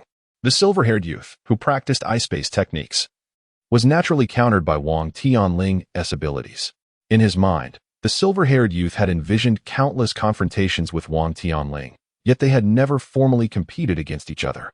Observing Wang Tianling's prowess now, even the silver-haired youth, despite his arrogance, recognized Wang Tianling as a formidable rival. Initially, he had held a dismissive view of the so-called top 10 experts of the younger generation from Yunyu Village Academy. However, it seemed he had underestimated their capabilities. Tianya mused that Wang Tianling was exceptionally extraordinary, noting that he appeared to have mastered the fire-based techniques to the pinnacle of the 13th level, likely not far from entering the foundation establishment stage. Swallowing hard, Wang Daoyu shook his head and chuckled wryly. You are mistaken. Although Wang Tianling has indeed cultivated the Fire Phoenix conflagration to the 13th level zenith, entering the foundation establishment stage is no simple feat. Countless talented cultivators have reached the 13th level peak of chi refinement, yet how many have successfully transitioned to the foundation establishment stage? Ma Xiaoyu smiled faintly, waving her finger. I share your sentiments. This matter is indeed rather perplexing. Wang Daoyu nodded in agreement, his expression indifferent. You are unaware of this? What have you been practicing all these years? Achieving the foundation establishment stage requires a foundation establishment pill to transmute the internal spiritual energy into liquid form. Without this pill, the transformation of spiritual energy vortexes demands at least a decade. Our Yunyu village has never possessed such pills. Thus, for Wang Tianling and his peers to reach the foundation establishment stage, they must either venture forth in search of the pill or diligently cultivate to convert their internal 13th level chi refinement spiritual energy into liquid spiritual energy. Feng Kuang patted Wang Daoyu on the shoulder. Now I understand. Wang Daoyu scratched his head, smiling sheepishly. The foundation establishment pill. This was the first time Su Tianya had heard of such a concoction, and he felt a surge of curiosity regarding it. However, Su Tianya refrained from inquiring further. For even without the foundation establishment pill, he was confident that utilizing the giant tiger transformation would grant him strength on par with any master at the foundation establishment stage. Chapter 20. The forest of 10,000 beasts above the sky, fire dragons twisted and turned, while bolts of lightning shot from Su Ming's hands, creating azure-hued eagles that danced in a chaotic ballet with 7 fire dragons. By the time he unleashed the 6th bolt of lightning, Su Ming's complexion had turned pallid. Even the violet mirror that floated protectively around him had dulled. Meanwhile, the 5 azure eagles gained no advantage, as the 7 fire dragons moved in a perplexing manner, evading contact with the eagles by mere inches. I concede. Let us cease this. Su Ming sighed. realizing his spiritual awareness could no longer wield the lightning arrows. He released the blue lightning bell, which, along with the 5 azure eagles, dissipated into motes of lightning in the air. Upon seeing Su Ming surrender, Wang Tianling waved his hand, and the 7 fire dragons that had been swirling above Su Ming also vanished in a flash of flame. However, Wang Tianling's expression was not one of triumph. It was clear that continuously casting the Firebird's Wrath and the Dragon Formation had pushed him to his limits. Su Ming's artifacts lacked substantial power. It appeared that, unless they were of high quality, they could not contend with the advanced spells wielded by Wang Tianling. Observing Su Ming retract his flying sword and violet mirror, Su Tianya shook his head in disappointment. He had initially believed that Su Ming's artifacts could rival Wang Tianling's. But it was evident that Su Ming's artifacts were merely of low quality, with the violet mirror perhaps slightly better, yet certainly not reaching mid-tier quality. Such artifacts could only be effective against ordinary practitioners at the 13th level of Qi refinement, but against a master like Wang Tianling, who was highly proficient in advanced spells. They fell short. Ma Xiaoyou's expression darkened. Her azure sword was of similar quality to Su Ming's flying sword. She had thought that her strength at the 12th level of Qi refinement, combined with the azure sword, could match a high-level practitioner at the 13th level. But now her aspirations seemed utterly ludicrous. This is boring. It ends here. Brother Yi, let us depart. The plump young man addressed the silver-haired youth and prepared to use his escape technique. Wait a moment. Qin Qingyi and the others are coming, the silver-haired youth replied, frowning slightly. No sooner had he spoken than Qin Qingyi and the others descended gracefully before them. Brother Yi, Brother Zhang, we wonder if you have time. We would like to invite you to Yunlai residence for a gathering, Qin Qingyi said with a charming smile. Of course, it would be delightful to be treated to a meal. However, if you seek our assistance, a price must be paid. We are not to be trifled with. Zhang Tianlai replied, rubbing his fingers together with a shrewd grin. That is understood. I assure you, Brother Zhang will not be shortchanged. Qin Qingyi responded with a knowing smile. And the group departed together. By the way, Tianya, what did Qin Qingyi and the others want from you? Wang Daoyu inquired, unable to suppress his curiosity as he glanced at Zhang Tianlai and the others leaving. Nothing of great importance. They merely wished to invite me to join them on an expedition outside the village, but I declined, Su Tianya replied nonchalantly. A look of surprise crossed Ma Xiaoyou's delicate features as she exclaimed, I know. They must be heading to the forest of 10,000 beasts. I've heard there are numerous rare treasures there, and those who return from it often come into a small fortune. The forest of 10,000 beasts, Su Tianya murmured, mentally noting the location.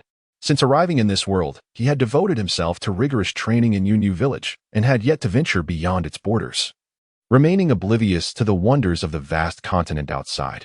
His refusal to join Qin Qingyi and the others was not due to a lack of desire, but rather a lack of trust. Their relationship was not particularly close, and he was uncertain of their true intentions. To embark on an expedition with them would be perilous. Thus, he preferred to undertake a few beginner tasks from Yunyu Village and seize the opportunity to explore alone. Now at the 13th level of Qi refinement, Su Tianya found further progress exceedingly challenging as his training hours had dwindled significantly compared to before. Xiaoyu, do you know where the forest of 10,000 beasts is located? Su Tianya suddenly asked. I'm not entirely sure, but I believe it lies in the vicinity of Jianzhou in the Han Kingdom. That area does not fall within the jurisdiction of the 4 major cultivation villages, but there are several smaller sects, each guarded by a golden core cultivator. Ma Xiaoyu pondered for a moment before shaking her head. That's not an issue, Tianya. If you wish to know more, I can lend you the Han Kingdom Chronicles. It contains details of all the villages and sects, as well as maps of the Han Kingdom's geography. Wang Daoyu chimed in with a smile. That would be ideal. I'll come by to collect it, and please prepare a copy of the Great Wind Cloud Technique as well, Su Tianya replied, stroking his chin.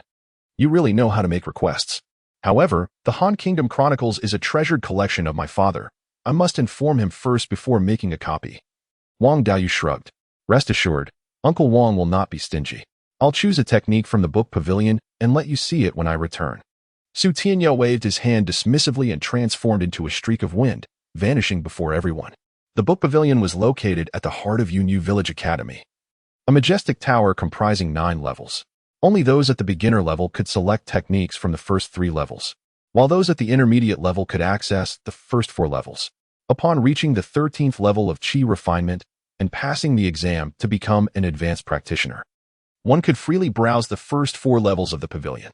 As Su Tianya approached the sealed 9-story tower, he cupped his hands and called out. Disciple Su Tianya requests access to select techniques for advancing to the beginner level. I beseech the elder to open the book pavilion. Your name is on the list. Present your token. You have 1 incense stick's time to select your techniques. The doors of the book pavilion slowly opened, revealing an elderly man with white hair who scrutinized Su Tianya before speaking indifferently, presenting the token he had received upon advancing to the beginner level. Su Tianya stepped into the book pavilion, while the elder remained by the entrance, waiting for him to exit. Without lingering on the 1st or 2nd levels, Su Tianya ascended directly to the 3rd level, where he began perusing the catalog of books laid out on the desk. Sure enough, the little wind cloud technique was located on the 3rd level. However, he had no use for it now. Instead, he decided to explore other techniques. The first page of the catalog featured upgraded versions of 5 fundamental techniques from Yunyu Village, prompting a wry smile from Su Tianya as he flipped to the next page. After a brief examination, he felt somewhat disheartened.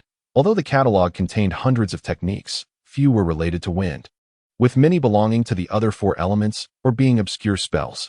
After much contemplation, Su Tianya remained unsure which book would be suitable for his current needs. Descending from the 3rd level, he began reviewing the catalog on the 2nd level of the book pavilion. The 2nd level offered a more extensive selection than the 3rd, primarily consisting of spell books, including many spells created by past practitioners. Wind and Cloud, Ethereal. Gazing at the oddly titled tome of spells, Su Tianya momentarily paused, feeling a flicker of intrigue. Judging by its name, this book appeared to be a treatise on the utilization of wind-based magic. However, whether it would be suitable for him remained to be seen. With this contemplation in mind, Su Tianya approached the section where the table of contents was inscribed and retrieved the hefty volume. Wind-based spells are renowned as the swiftest among various forms of magic. Among all techniques, speed reigns supreme, for it is the truest path within the myriad of practices. As he read this opening statement, Su Tianya felt an urge to chuckle, for the phrase struck him as remarkably familiar, reminiscent of lines from a television drama he had once viewed. Flipping through a few pages, Su Tianya's expression gradually shifted to one of seriousness. This tome, Winds and Clouds, contained numerous techniques for employing wind magic that he had never even contemplated, and its extensive explanations devoted to wind spells occupied a significant portion of the text. It could be said that mastering winds and clouds would elevate his comprehension of wind magic to a new echelon. The intricacy of winds and clouds was truly remarkable, and it struck him as peculiar that he had never heard anyone speak of it before. He wondered why no one seemed to practice the wind spells contained within. Gently closing the substantial volume, Su Tianya exhaled softly. He had previously believed his mastery of wind magic was already profound, yet now it was evident that he fell far short compared to the practitioners who authored Winds and Clouds. As Su Tianya reflected, an abrupt voice resonated from outside, announcing that the time allotted for selection had come to an end. Holding the Tome of Winds and Clouds, he descended the steps of the library and presented the book to the elder of Yunyu Village standing at the entrance. Disciple has chosen Winds and Clouds, and I kindly request the elder to register it, he stated. The elder, upon hearing Su Tianya's words, paused momentarily, took the tome with a slight hesitation, glanced at it, and a subtle twitch appeared at the corner of his mouth. Chapter 21. The Whispers of the Wind. As he caressed the thick tome, the elder from Yunyu Village, who was in the foundational stage of cultivation, appeared to be lost in contemplation.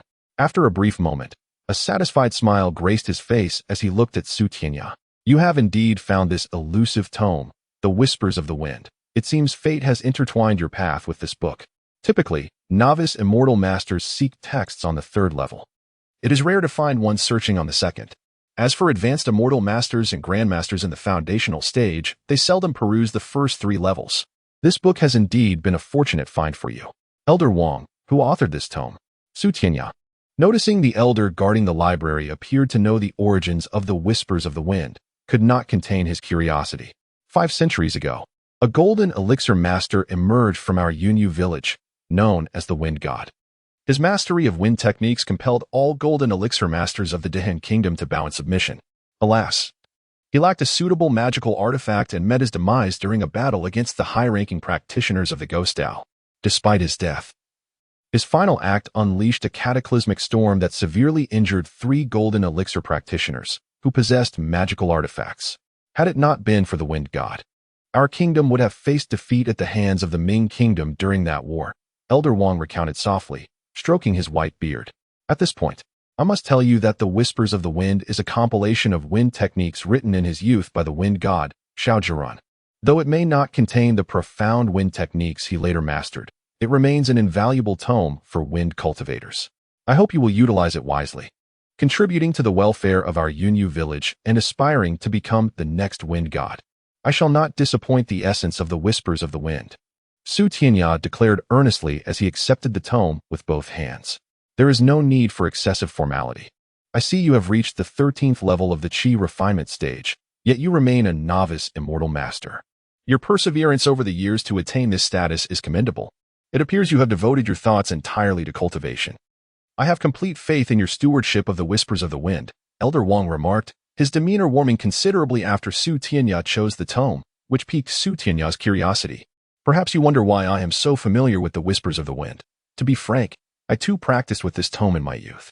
Today, my wind techniques are among the most formidable in Yunyu Village. Even against golden elixir practitioners, I can hold my own through my mastery of wind techniques. Elder Wang sighed. Continuing, however, the strength of a practitioner is not solely reliant on techniques. Lower-tier practitioners may not yet grasp this, but you will understand once you reach the foundational stage. No matter how powerful a practitioner's techniques may be, they cannot contend with those wielding top-tier artifacts. My choice to remain in Yunyu Village stems from my singular focus on wind techniques, neglecting the importance of magical artifacts. Were I to possess an artifact attuned to my attributes, I believe I could claim the title of the foremost foundational practitioner in Yunyu Village. After expressing his grievances, Elder Wang waved his hand dismissively, signaling Su Tianya to take his leave. Su Tianya bowed respectfully and departed from the library with the Whispers of the Wind. Upon returning home, Su Tianya meticulously transcribed 2 copies of the Whispers of the Wind before returning the original tome to the library. Such was the protocol of the Heavenly Book Pavilion, where the ancient texts were treasures of Yunyu Village, typically borrowed for a few days for transcription, should one exceed the allotted time. The pavilion's overseers would come to retrieve the tome. The following morning, Su Tianya brought a copy of the Whispers of the Wind to Wang Daoyu's residence. How was it, Tianya? What book did you select from the library? Wang Daoyu, who was meditating in the courtyard, gracefully floated down to stand before Su Tianya. Only the finest treasures. Let us discuss within. Su Tianya replied with a sly smile as he and Wang Daoyu entered the latter's chamber together. This is a copy of the Dahan Chronicles and the Great Wind Decision. Let me see what cultivation methods you acquired from the library. As soon as they entered the room, Wang Daoyu seized 2 copies from the bookshelf and tossed them to Su Tianya, his urgency palpable. Here you go. Su Tianya handed over the transcribed copy of the Whispers of the Wind to Wang Daoyu. Wang Daoyu eagerly flipped through the pages for a moment, his eyes widening in astonishment as he beheld Su Tianya, as if he were a marvel. Wherever did you find this Whispers of the Wind? The insights into the wind techniques it contains are remarkably clever and will be of immense assistance to us.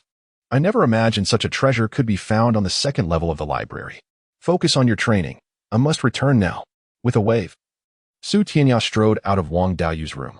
The Dahan Kingdom sprawls across millions of miles and encompasses 5 great continents: Qizhou, Jingzhou, Yuanzhou, Chongzhou, and Jinzhou. Yunyu Village resides in Chongzhou, Fengwu Village in Yuanzhou, Finshan Village in Qizhou, and Jinglei Village in Jingzhou. In addition to these 4 major cultivation villages, the Dahan Kingdom boasts countless small and large sects and clans, some with thousands of disciples, others with merely dozens.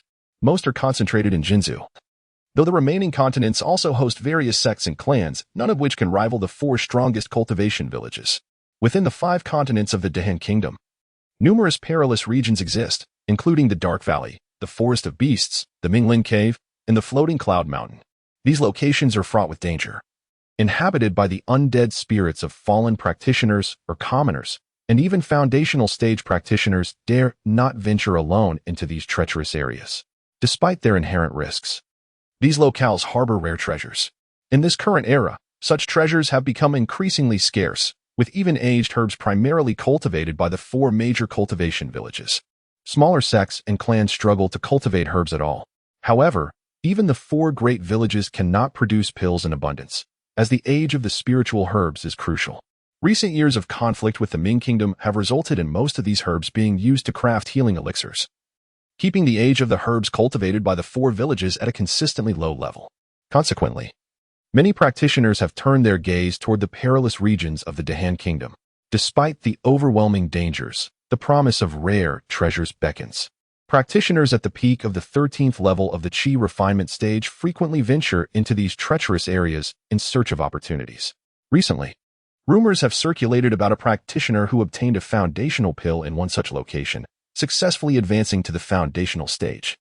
Even more tantalizing are the whispers of a certain perilous area being the secluded sanctuary of an ancient golden elixir master, rumored to contain all of the treasures belonging to this deceased master.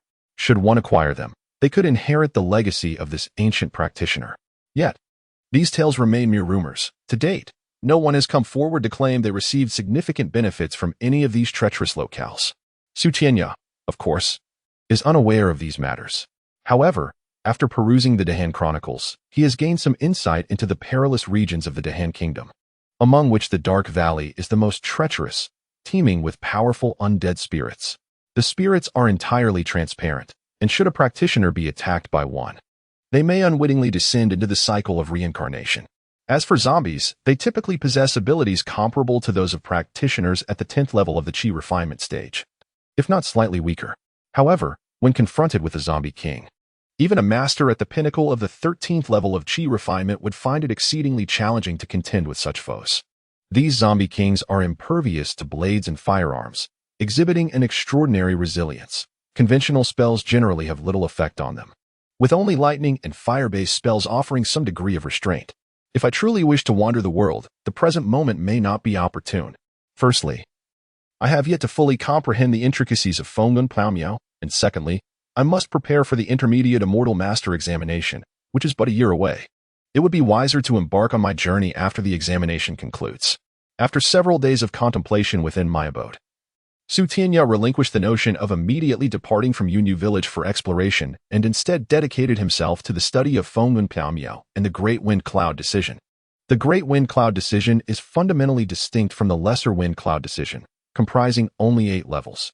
The first level teaches the method of transforming the spiraled energy within oneself into liquid form, while the remaining 7 levels correspond to the 7 levels of the Foundation Establishment stage.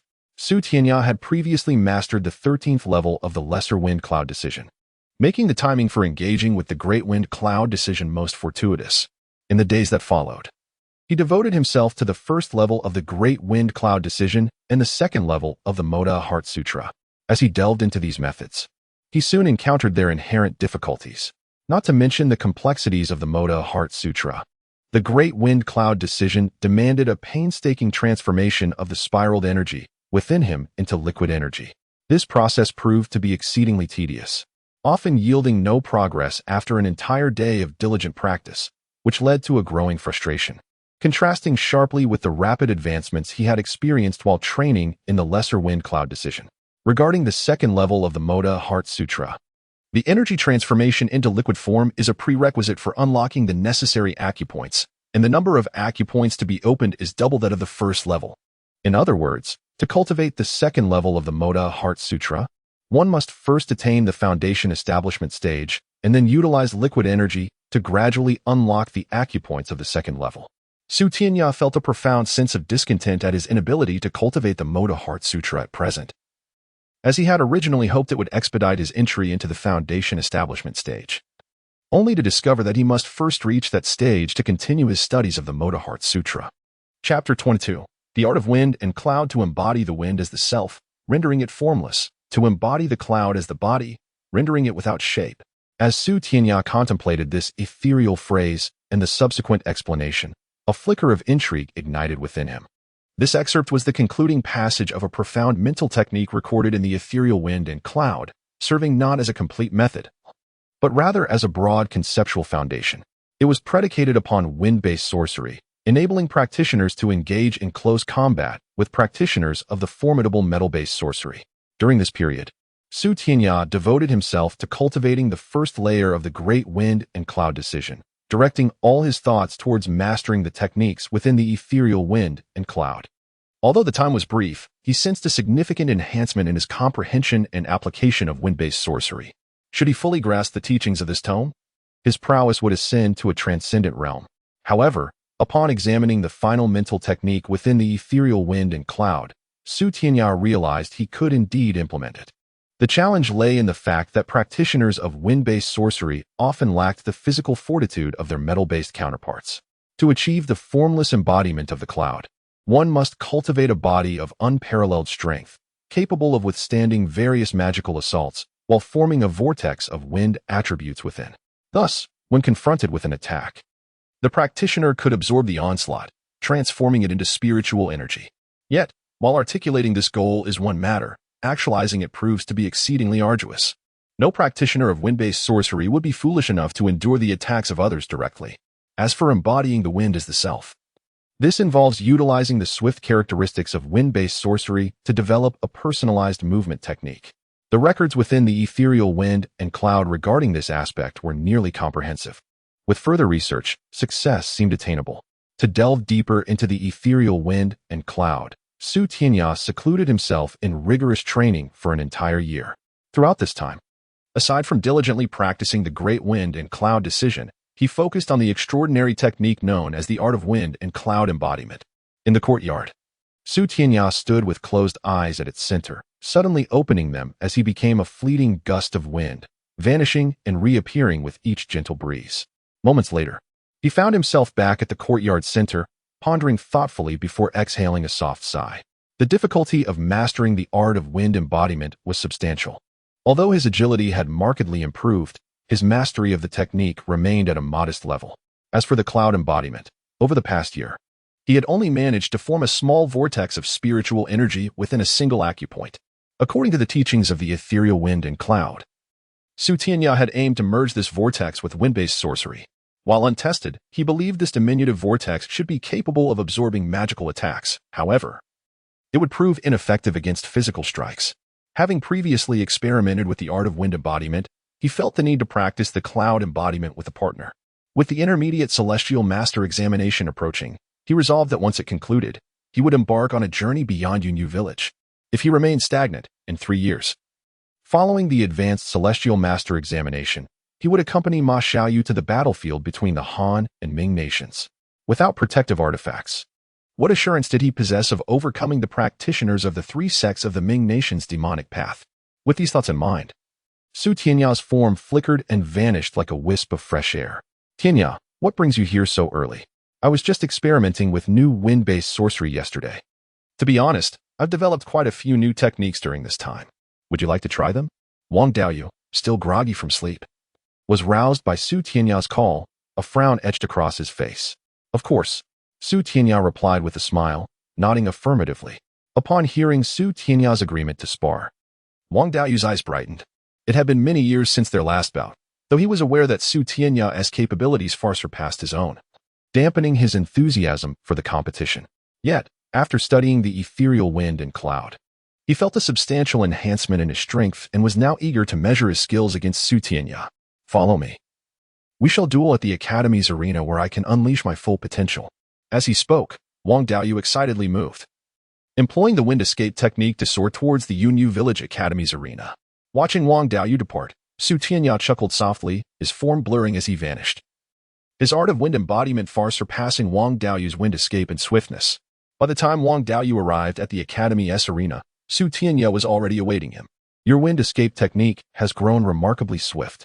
I initially believed my own advancements post-studying the ethereal wind and cloud would surpass yours, yet I see I was mistaken, Wang Daoyu said, a look of frustration on his face as he noted Su Tianya's timely arrival. What new techniques have you devised? I am eager to witness your progress over the past year, Su Tianya replied with a carefree smile, his long hair dancing in the wind conjured by his sorcery. I have only created 3 techniques this year. I would greatly appreciate your guidance, Tianya, Wang Daoyu nodded, forming hand seals as he summoned 6 wind clones to stand alongside his original self. This is my first technique, 7 stars convergence, tornado. Grinning at Su Tianya, Wang Daoyu commanded his 6 clones to move in unison, encircling Su Tianya. As they executed intricate hand seals, a massive whirlwind coalesced, enveloping Su Tianya at its center. Though powerful, the technique was energy-consuming and slow. If he wished to defeat an opponent, this move required further refinement. Su Tianya gradually materialized behind Wang Daoyu, a light chuckle escaping his lips. You employed wind clones. To think that my simple use of a wind clone could unravel a technique you've pondered long and hard to create. Wang Daoyu sighed, observing Su Tianya effortlessly escape the grasp of his tornado. Tianya, you are truly formidable. My tornado can completely seal off the fluctuations of spiritual energy in this area. How did you manage to escape? Wang Daoyu inquired, confusion etched on his face. This technique may be effective against practitioners of other sorceries, but it holds little efficacy against me. Do not forget, I possess a greater mastery of wind-based sorcery than you, Su Tianya replied with a playful grin, rubbing his nose. Ah, I seem to have overlooked that. Wang Daoyu chuckled sheepishly, realizing Su Tianya's point. While the tornado was indeed powerful and could force other practitioners into a corner, it had a significant weakness. It could not entirely seal off the movements of those adept in wind-based sorcery, allowing them to escape before the technique reached its full potential. What is your second technique? I am quite curious to see what you have in store, Su Tianya expressed, intrigued by the method behind the tornado's execution, which he himself was familiar with but had not explored deeply due to its high energy cost and limited utility. My second technique is the 10,000 Ren reincarnation, also derived from the ethereal wind and cloud. Prepare yourself, Wang Daoyu declared, forming hand seals as his 6 wind clones vanished. With a glint of blue light in his eyes, he spread his arms wide, unleashing countless crescent-shaped wind blades that swirled around Su Tianya, creating an intricate pattern of motion. I can no longer maintain control. I can only manage a few dozen wind blades at most. After unleashing dozens of wind blades, Wang Daoyu let out a wry smile and swiftly gestured with his hands. The wind blades began to swirl around, and one was directed at Su Tianya. This was an opportune moment. Su Tianya's eyes sparkled with delight. As he perceived a wind blade approaching, he did not flinch. Instead, he extended one arm, and a vortex of wind materialized in the palm of his hand. The wind blade aimed at him was drawn into this vortex, which vanished within his grasp almost instantaneously. You monster! Wang Daoyu exclaimed, his eyes widening in disbelief as he swallowed hard. Unlike spiritual energy, wind blades had never been absorbed directly by any practitioner, at least in Wang Daoyu's experience. However, he was undeterred. With a flick of his hands, dozens of wind blades surged forth like crescent moons, assailing Su Tianya. Su Tianya observed the onslaught of swirling wind blades, swiftly forming hand seals before his chest. He inhaled deeply, and in an instant, his body transformed into a rapidly spinning vortex, consuming all the wind blades within. When the vortex finally ceased its motion, a hint of pallor graced Su Tianya's face. He clasped his hands together, conjuring a small vortex above his palms. It was still insufficient. Having absorbed an excess of external spiritual energy, his body reached its limits. The remainder had to be expelled. With a gentle flick of his right hand, the vortex morphed into a powerful tornado that surged toward Wang Daoyu. Wind Dragon. As Wang Daoyu witnessed Su Tianya's counterattack, he momentarily forgot the nature of Su Tianya's previous technique. He executed a hand seal, enveloping himself in a whirlwind that coalesced into a massive wind dragon. This formidable creature exuded immense power, with a mere flick of its tail. It shattered the tornado Su Tianya had unleashed. After dispersing the tornado, the wind dragon did not pursue Su Tianya. Instead, it circled above him for a brief moment before vanishing. Once the wind dragon disappeared, Wang Daoyu descended slowly, casting a glance at Su Tianya below. A smile crept onto Wang Daoyu's pale visage as he approached Su Tianya with measured steps. Chapter 23. Intermediate Immortal Master Examination. I have yet to completely master the wind dragon technique. However, once I do, I assure you its power will undoubtedly surpass Wang Tianling's Firebird conflagration. Su Tianya nodded in agreement, stating that the wind dragon technique is superior to the other 2 spells and that with diligent practice, it holds great promise. You have already reached the pinnacle of the 12th level of Qi refinement. Once you attain the 13th level, the wind dragon technique should be executed with ease. Wang Daoyu suddenly recalled the technique Su Tianya had just demonstrated, stirring a flicker of interest within him. As a practitioner of the ethereal cloud technique, he possessed some understanding of Su Tianya's moves. Remembering the wind body cloud form technique recorded at the end of the ethereal cloud technique, Wang Daoyu cast a surprised glance at Su Tianya.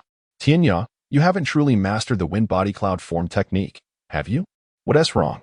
Is this spell forbidden? Su Tianya smiled slightly, shrugging his shoulders. I do not practice such spells. Mastering it yields limited benefits and is typically only applicable in close combat.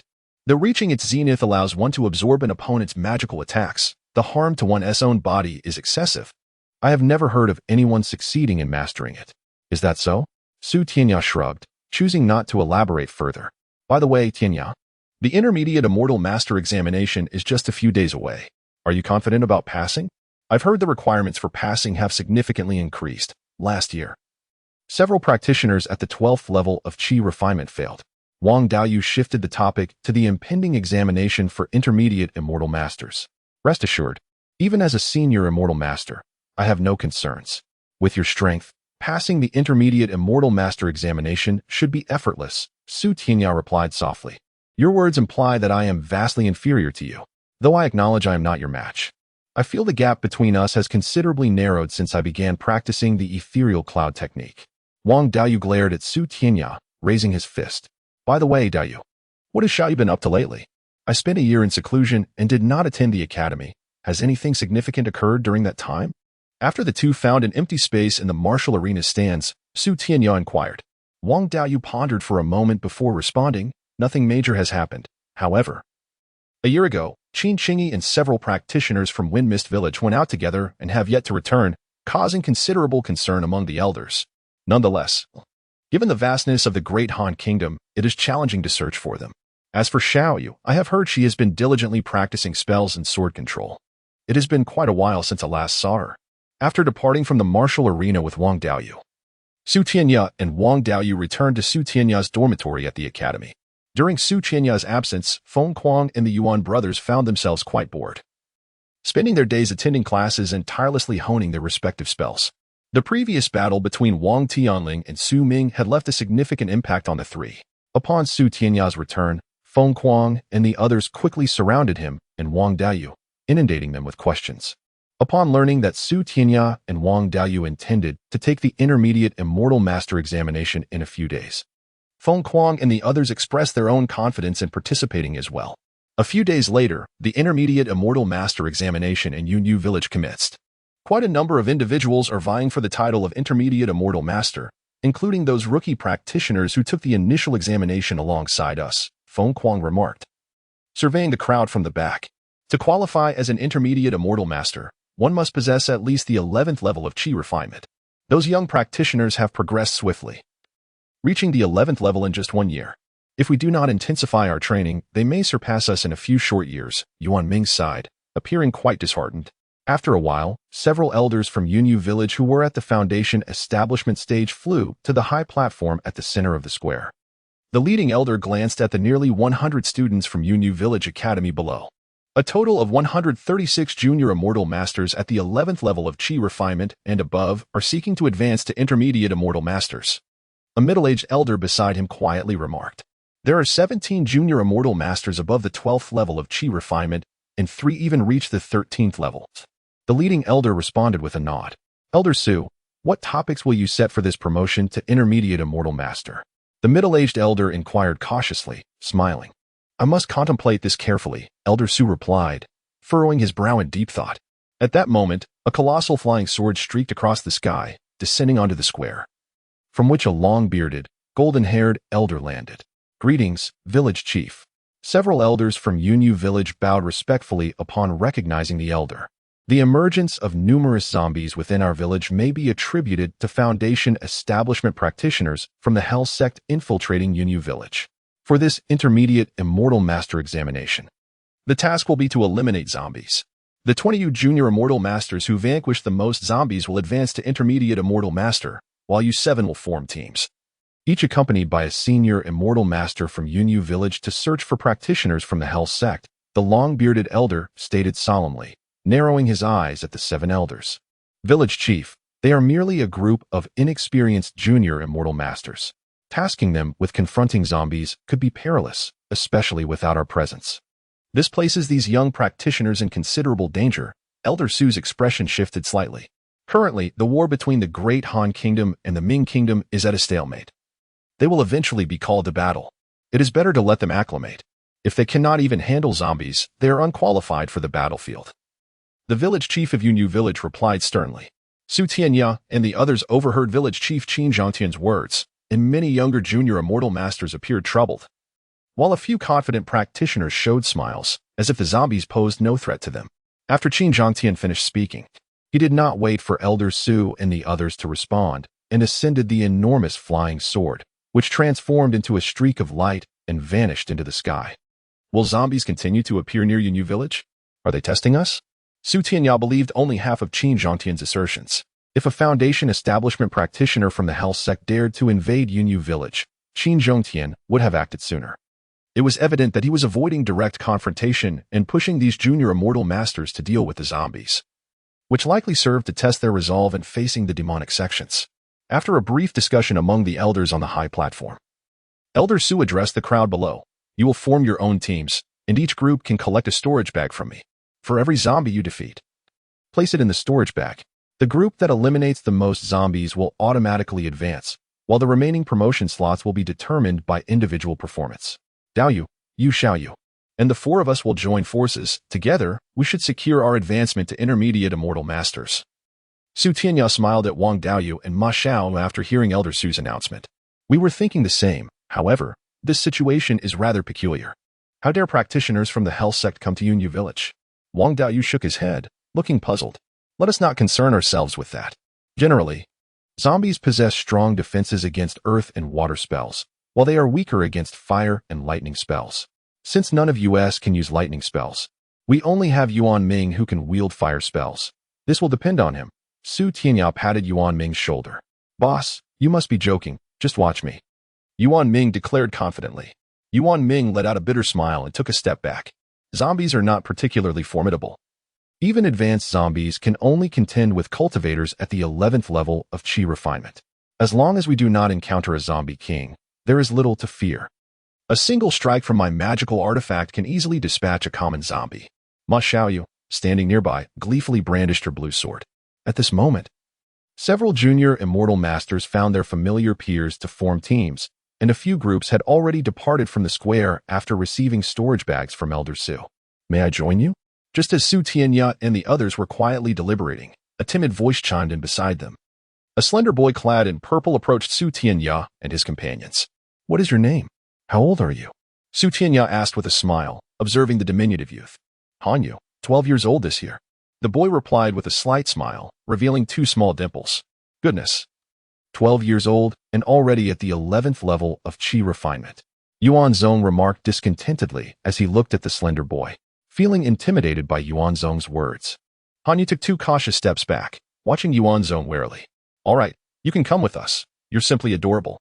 Ma Xiao affectionately patted Hanyu's head. Her expression filled with concern. Tianya, I've noticed that Xiao seems to be overflowing with maternal instincts. She is quite fond of children. Wang Daoyu chuckled quietly, whispering to Su Tianya. Hanyu, what cultivation technique are you practicing? As Su Tianya led the group toward Elder Su, he casually inquired.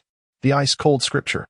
Hanyu replied softly, his voice barely audible, understood only by Su Tianya, while the others failed to catch his words.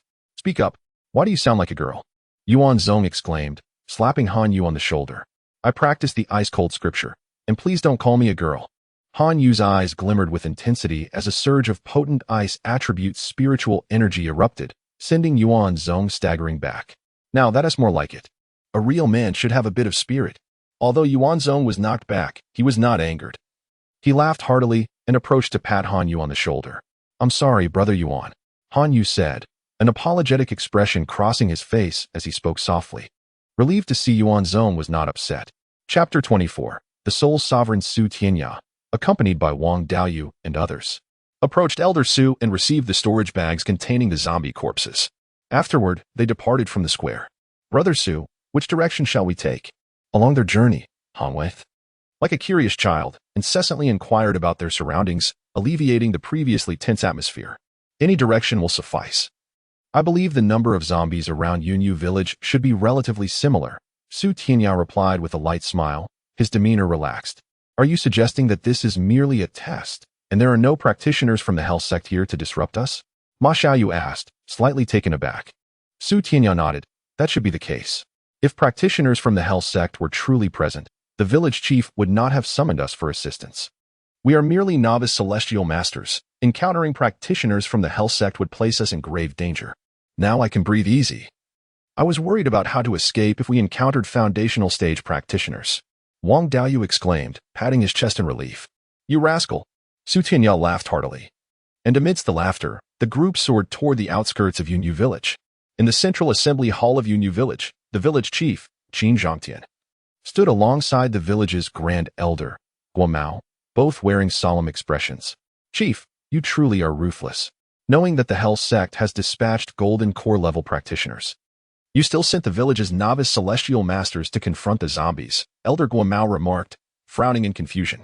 They will inevitably face danger sooner or later. Rest assured. The Golden Core practitioners from the Hell Sect won't dare to act recklessly. Their arrival is merely to test our limits and assess the remaining strength of Yunyu Village. We are at a disadvantage in this border war, which has provided the Hell Sect with an opportunity, Qin Zhongtian sighed, a wry smile gracing his lips.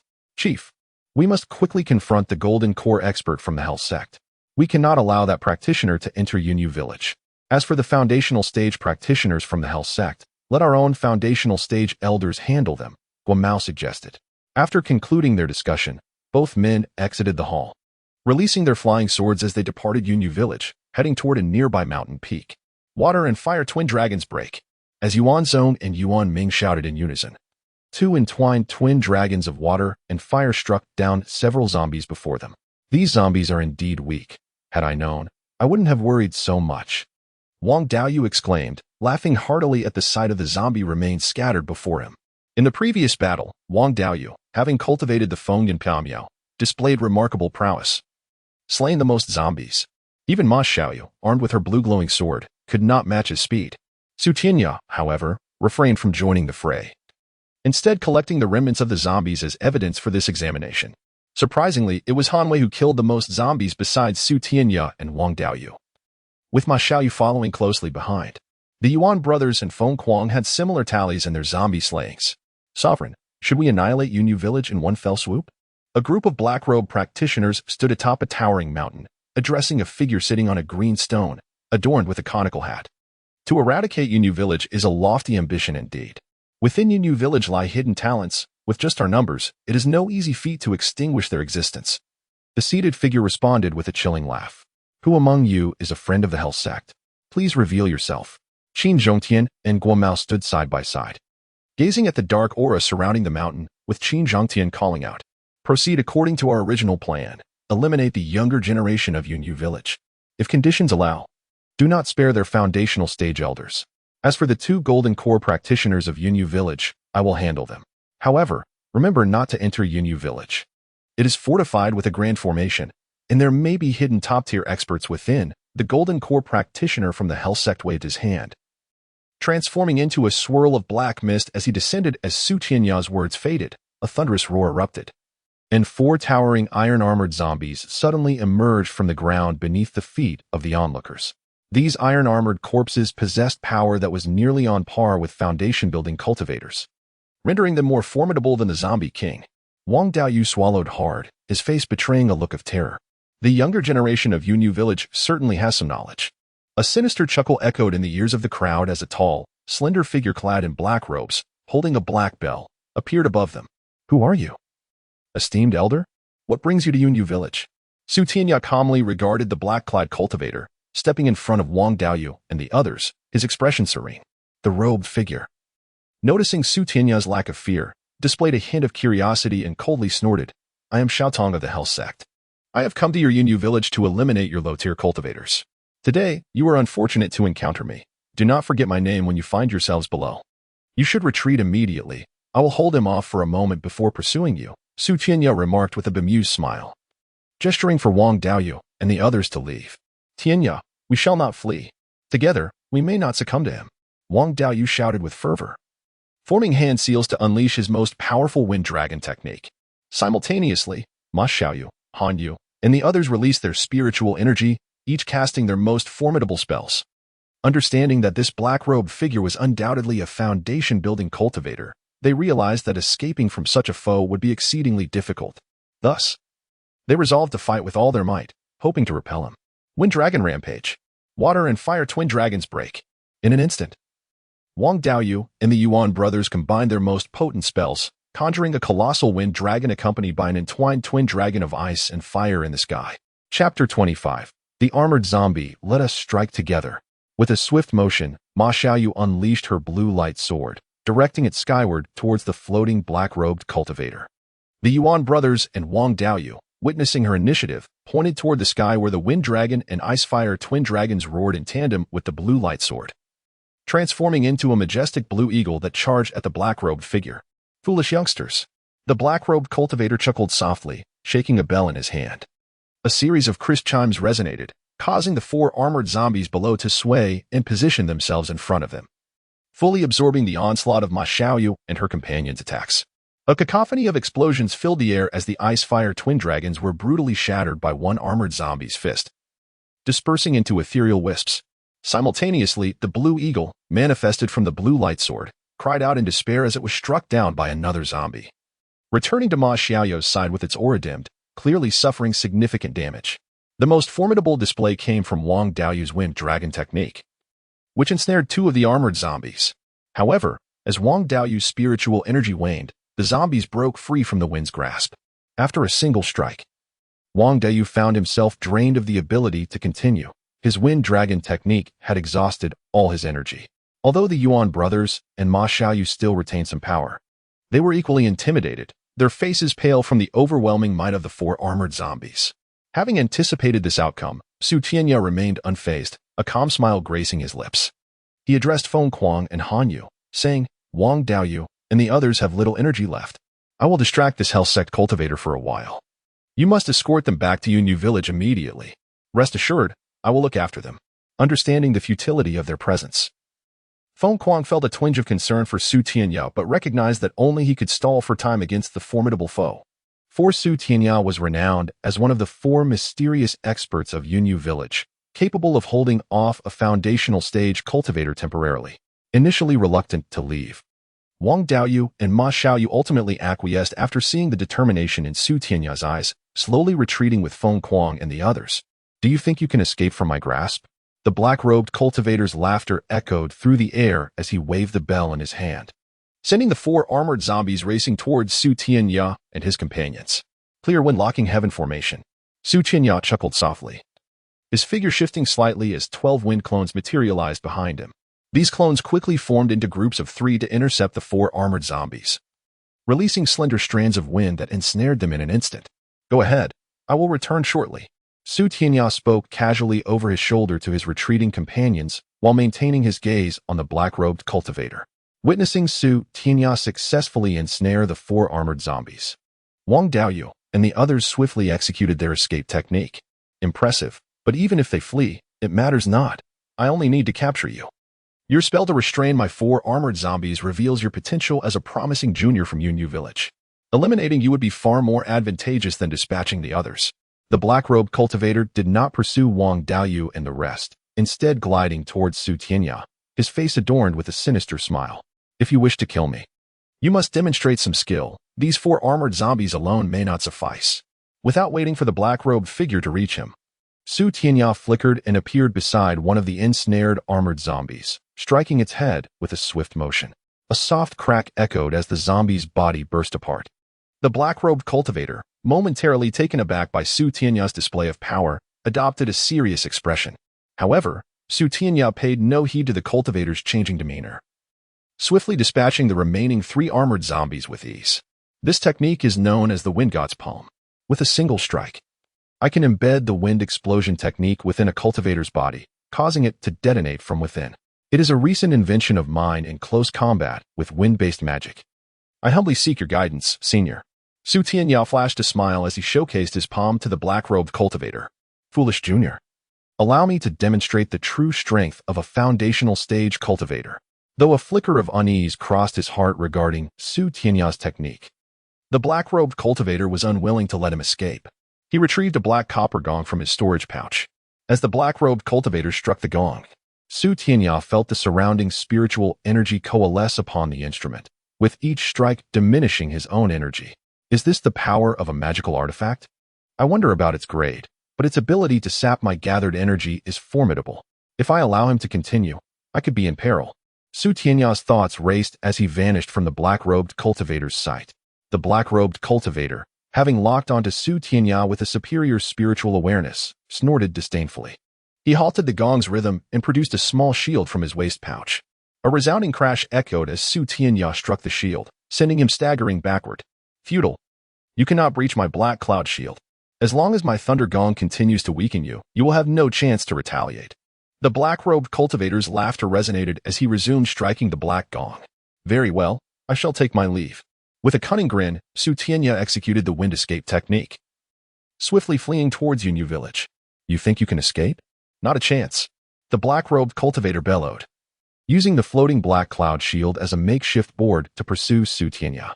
They traversed the dense forest outside Yunyu Village, and upon realizing the cultivator's relentless pursuit, a flicker of murderous intent crossed Tianya's countenance. Narrowing his eyes, he abruptly halted and turned to face the oncoming black-robed cultivator. The black-robed figure, seeing Tianya's sudden stop, grinned wickedly, once more shielding himself with the black cloud shield while striking the thunder gong. Transform into a giant tiger. A brilliant white light enveloped Tianya, and before the black-robed cultivator could react, a massive saber-toothed tiger, 10 feet in size, emerged above him. With a thunderous roar, the giant tiger shattered the black-robed cultivator's black cloud shield, sending him flying backward. A demon beast! The cultivator screamed in terror. The saber-toothed tiger, after unleashing its roar, rapidly closed in on the already wounded black-robed cultivator, its claws crashing down upon him with explosive force, resulting in a devastating blow that left the cultivator in ruins. The combination of the giant tiger transformation, Wind God's Palm, and Wind Body technique proved extraordinarily powerful, albeit taxing on Tianya's energy. After vanquishing the black-robed cultivator, the giant tiger shimmered and reverted to Tianya's form. Approaching the remnants of the black-robed cultivator, he collected the storage pouch and the fallen thunder gong. A wave of elation surged within him. Having successfully dispatched a foundational stage cultivator with the giant tiger transformation demonstrated that his strength had reached a level where he could contend with such foes. In Yunyu Village, he was now regarded as a formidable figure, surpassed only by the rare golden core elders. What excited Tianya even more was the acquisition of the black-robed cultivator's storage pouch. Previously lacking one, he had pondered how to obtain a storage pouch, and now, during this intermediate celestial master examination, he had encountered a foundational stage cultivator from the Hell Sect. Not only had he secured the pouch, but he had also gained access to all the cultivator's possessions, which would undoubtedly prove invaluable for his forthcoming journeys. After vanquishing the Hell Sect's foundation establishment cultivator, Tianya did not immediately return to Yunyu Village. Instead, he employed the technique of wind escape to scout the surroundings. At this juncture, Wang Daoyu and his companions had already returned to Yunyu Village and reported their encounter with the Foundation Establishment cultivator from the Hell Sect to the Elder Council. Upon learning that the junior immortal instructors had encountered a Foundation Establishment cultivator from the Hell Sect during their examination, the Elder Council was greatly astonished. They promptly dispatched several Foundation Establishment elders to assist the junior immortal instructors. Days later, Yunyu Village returned to its usual tranquility. However, the village suffered considerable losses, including numerous Foundation Establishment elders and senior immortal instructors. Fortunately, the junior immortal instructors who had passed the intermediate immortal examination experienced minimal casualties. Aside from Tianya's group, only a small team encountered the Hell Sect cultivator, who decimated them completely. Village Chief Qin Zhangtian and Guomao collaborated to defeat the Soul Sovereign within a few days. Although they did not kill the Soul Sovereign, they inflicted significant injuries upon it. The Hell Sect's incursion into Yunyu Village did not yield favorable results. Not only was the Soul Sovereign wounded, but over half of the more than a dozen participating Foundation Establishment cultivators also suffered casualties, retreating in disarray. Despite these setbacks, the Hell Sect achieved its primary objective, to target the senior immortal instructors of Yunyu Village. The losses among these senior instructors were severe, with many who had accompanied the Foundation Establishment elders into battle falling victim to the Hell Sect's cultivators. Before the tombstone of the fallen, Tianya and his companions placed flowers at a memorial that commemorated the lives of the senior immortal instructors who perished during this conflict, including several mentors from their time at the Yunyu Academy. Following this fierce battle, the intermediate immortal instructor examinations in Yunyu Village reached a conclusion. Due to their safe return after encountering the Hell Sect's Foundation Establishment cultivator, the elders responsible for the examinations collectively decreed that Tianya and his companions successfully advanced to the rank of intermediate immortal instructors. The allocation of the remaining slots was determined by the number of zombies slain by the junior immortal instructors during this ordeal. Chapter 26. The seventh layer of golden core. Upon returning from the graveyard, Tianya first claimed his badge as an intermediate immortal master from Yunyu Village. After bidding farewell to Wang Daoyu and others, he returned home. In the seclusion of his bedroom, Su meticulously laid out his recent acquisitions for careful examination. This time, Su had obtained a substantial bounty from a foundational stage cultivator of the Hell Sect, including several hundred mid-tier spirit stones, while the lower-tier stones numbered only in the dozens. In addition to these spirit stones, there were 3 small vials labeled with the characters for Black Underworld Pill, the purpose of which remained a mystery to Su. However, neither the spirit stones nor the medicinal pills were what Su valued most. Rather, he placed significant importance on the magical artifacts and materials for crafting artifacts left behind by the foundational stage cultivator. The thunderclap bell possessed formidable power. Once struck, it could gradually weaken an opponent's spiritual energy and instill fear in their heart.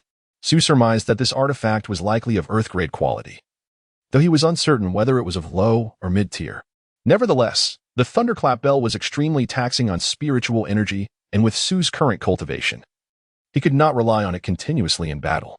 While he might manage against ordinary chi refinement stage cultivators, facing a foundational stage cultivator would likely exhaust his own energy, rendering him incapable of subduing his opponent. After testing the thunderclap bell, Su felt a sense of frustration. Although its power was not to be underestimated, it was ill-suited for him. He had always triumphed through speed, and using the bell would hinder his combat prowess. Setting the thunderclap bell aside with a sense of resignation, Su turned to inspect the remaining 3 artifacts.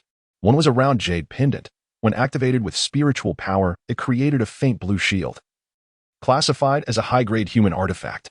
The other 2 artifacts were a matching pair of crescent-shaped flying daggers. These daggers could be launched to injure foes, with power surpassing that of Su's wind blade. Despite their potency, Su regarded these 4 artifacts with indifference, while they were invaluable to a chi refinement stage cultivator. For someone like Su, who could easily vanquish foundational stage cultivators, they were little more than trifles. Su's combat system was uniquely his own, and to employ these artifacts, he would have to familiarize himself anew with their functions. Even if he successfully grasped their capabilities, their assistance against foundational stage cultivators would be limited. After storing the 4 artifacts along with the spirit stones and medicinal pills, Su's gaze landed on 4 ancient scrolls and several materials for crafting artifacts. The scrolls comprised the Spectre Whisper Sutra, the Wind Coming Continent Chronicle, a compendium of talismans, and the essentials of artifact refining. The Spectre Whisper Sutra detailed the cultivation method of the foundational stage cultivator and contained a particularly intriguing technique for controlling zombies using one's own blood essence. This method was not exclusive to Hell Sect practitioners. Cultivators like Su, who practiced the minor wind cloud technique, could also employ it. As long as one possessed spiritual awareness, one could integrate their blood essence into the body of a subdued zombie through a special method, thereby commanding it with their spiritual sense. The Wind Coming Continent Chronicle provided a detailed map of the land, revealing that it was indeed called the Wind Coming Continent, which consisted of 17 nations. However, it offered no insight into what lay beyond the continent. Su felt a chill as he read about the records of the great Han and Ming nations, the smallest among all the nations of the Wind Coming Continent. Lacking special resources, these 2 nations were often disregarded by the other 15, who engaged in perennial conflict, while the remaining nations remained relatively stable due to the strength of their respective cultivation sections. Typically, disputes among these 15 nations were resolved every decade through a grand gathering of cultivators. From this, Su realized that the great Han and Ming nations were akin to unfortunate brothers. Only one could conquer the other to achieve parity with the other 15 nations. Otherwise, they would forever be excluded from the decennial cultivator gathering. With a bitter smile, Su set the Wind Coming Continent Chronicle aside and pondered. Though the chronicle did not elaborate on the strength of cultivators in the other 15 nations, Su understood that their exclusion from the gathering likely stemmed from the absence of high-tier cultivators in the Great Han and Ming. To his knowledge, the most powerful cultivator in the Great Han was merely at the peak of the Golden Core stage, without any surpassing it. The Golden Core stage is comprised of 7 layers: False Core, Initial Core, Settled Core, Primordial Core, Full Core, Transforming Core, and Breaking Core. A cultivator who attains the Breaking Core level is considered to have reached the pinnacle of the Golden Core stage. After breaking through, they must undergo a minor heavenly tribulation to ascend to the 4th major realm, the Nascent Soul stage. Although the minor heavenly tribulation is the first trial a cultivator faces, it necessitates a protective artifact. For Golden Core cultivators, such artifacts are of utmost importance. Within the entirety of Yunyu Village, Su had only heard of 2 artifacts, both held by the village chief and an elder. The remaining golden core cultivators in the village were all utilizing heavenly-grade artifacts. However, the village elder was not the foremost cultivator of the great Han. That honor belonged to Lu Hongyu, the emperor's uncle within the royal family. Lu Hongyu, reportedly only in his 200s, was exceptionally powerful, having achieved the final layer of the golden core stage 50 years prior.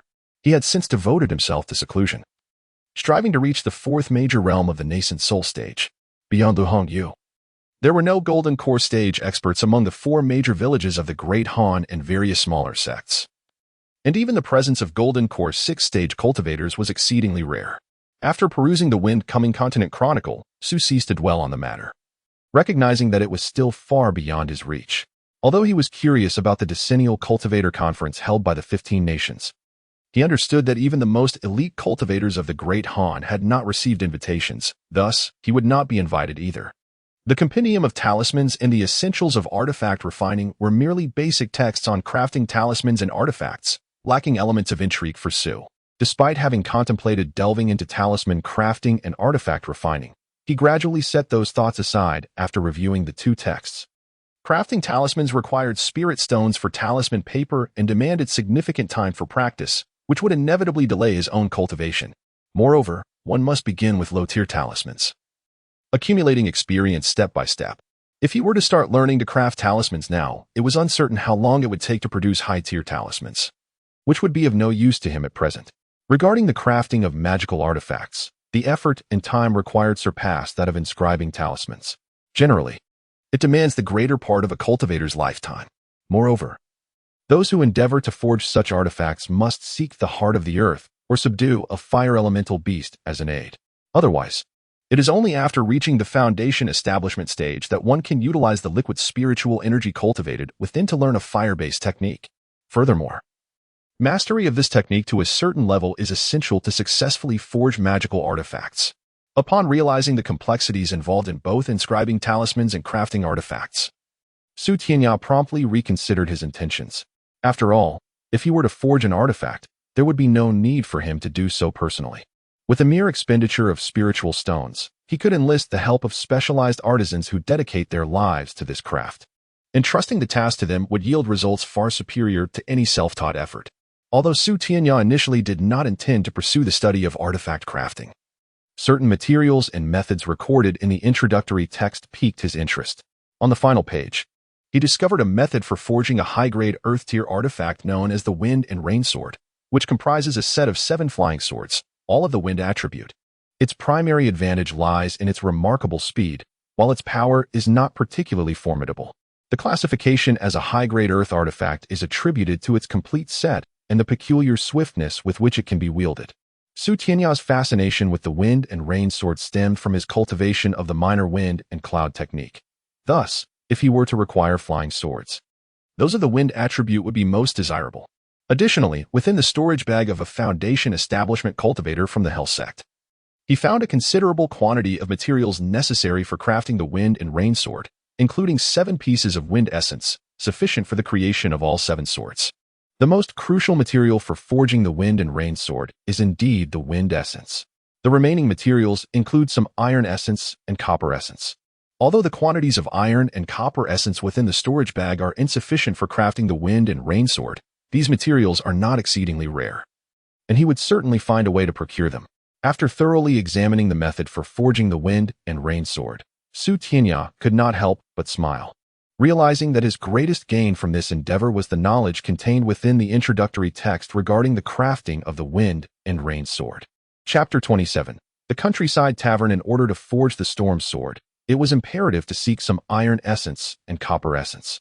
These materials were scarce in Yunyu Village, yet abundant outside. My journey this time is chiefly to gather these 2 vital components. Once I have collected all the necessary materials for the Storm Sword, I shall seek the assistance of a renowned blacksmith to aid in its creation. With this thought, Su Tianya stored all his belongings into his black storage pouch, which he then tucked into his bosom. Regarding the matter of slaying the foundation establishing practitioner of the Hell sect, Su Tianya chose not to disclose it to anyone, not even to his close companions like Wang Daoyu. He merely informed them that after everyone had departed, He had used his evasion technique to escape the pursuit of the Hell Sect's foundation-establishing cultivator. Upon leaving his home, Tianya did not head to the Academy's dormitory, but instead made his way directly to a grand pagoda at the center of Yunyu Village Academy. Intermediate Immortal Master Tianya requests an audience with the Dean, he announced with a resonant voice as he approached the base of the pagoda. The Dean of Yunyu Village Academy was a formidable figure, a cultivator at the third level of the Golden Core stage, who had been in closed-door meditation within the pagoda, striving to break through to the next level. During the recent assault by the Hell Sect, the Dean had not intervened. In the highest chamber of the pagoda, an elderly man with white hair was meditating.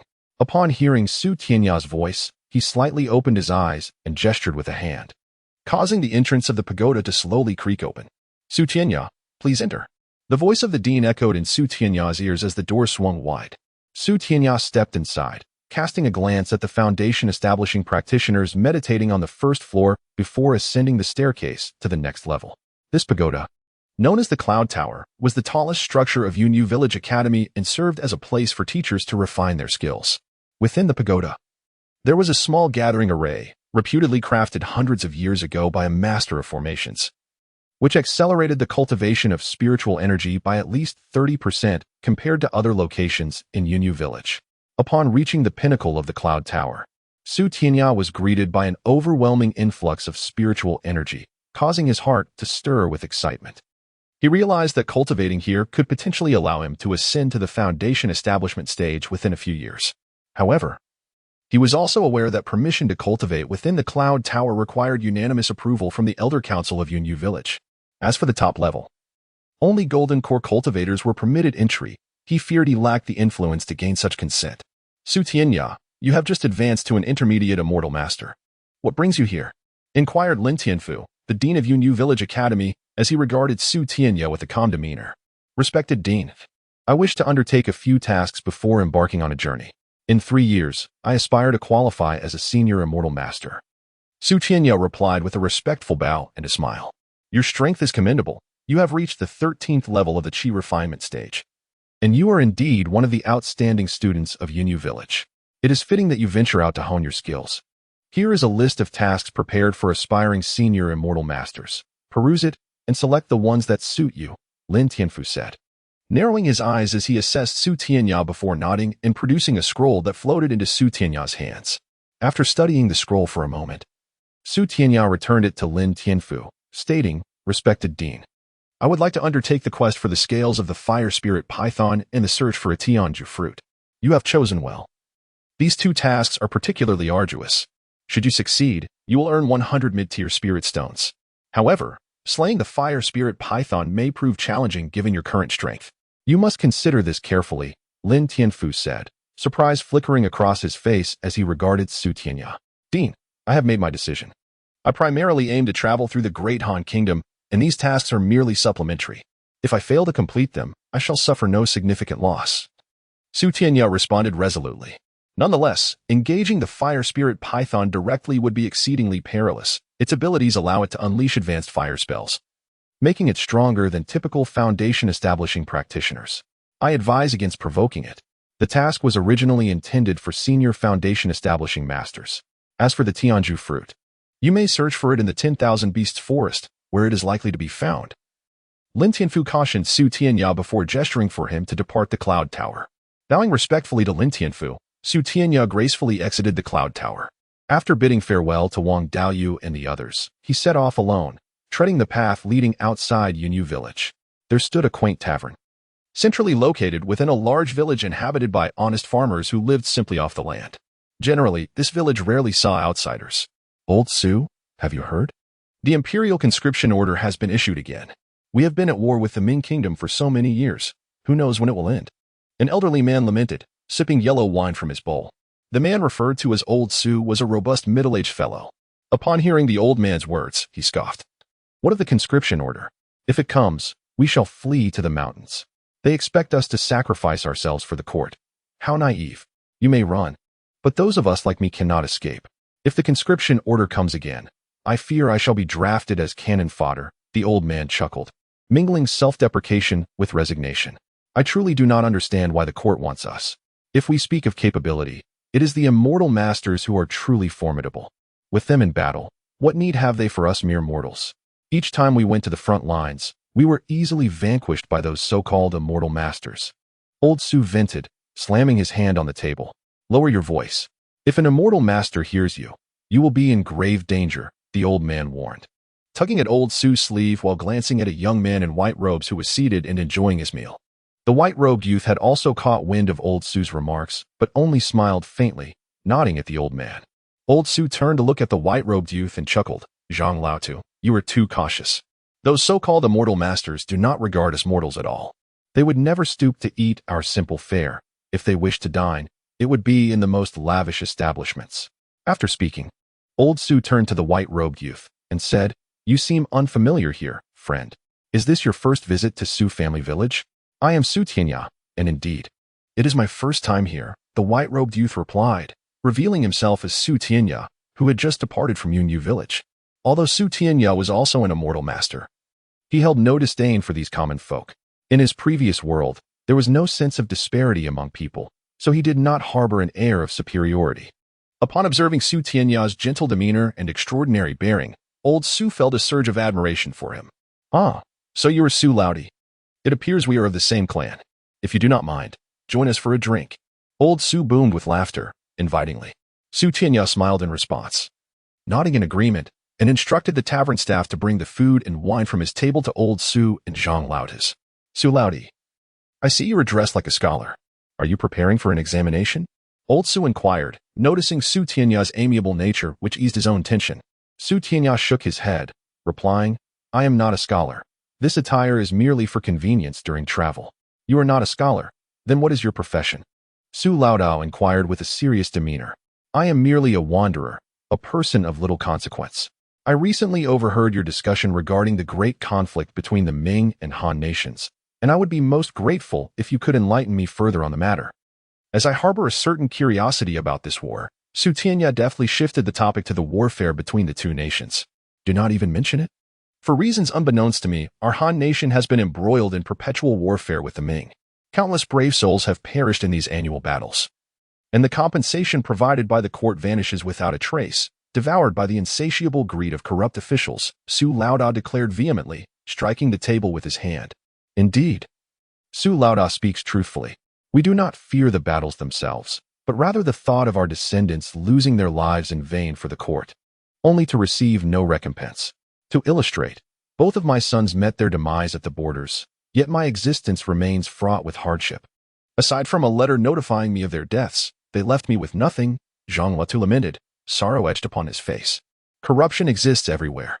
You may seek justice if you wish. Surely, not every official in the Han nation is corrupt. Su Qianjiao retorted, shaking his head. Officials protect one another. We lack the means to seek redress, Zhang Laotu replied with a bitter smile, as the three of them continued their leisurely conversation over drinks. A sudden clatter of hooves echoed nearby.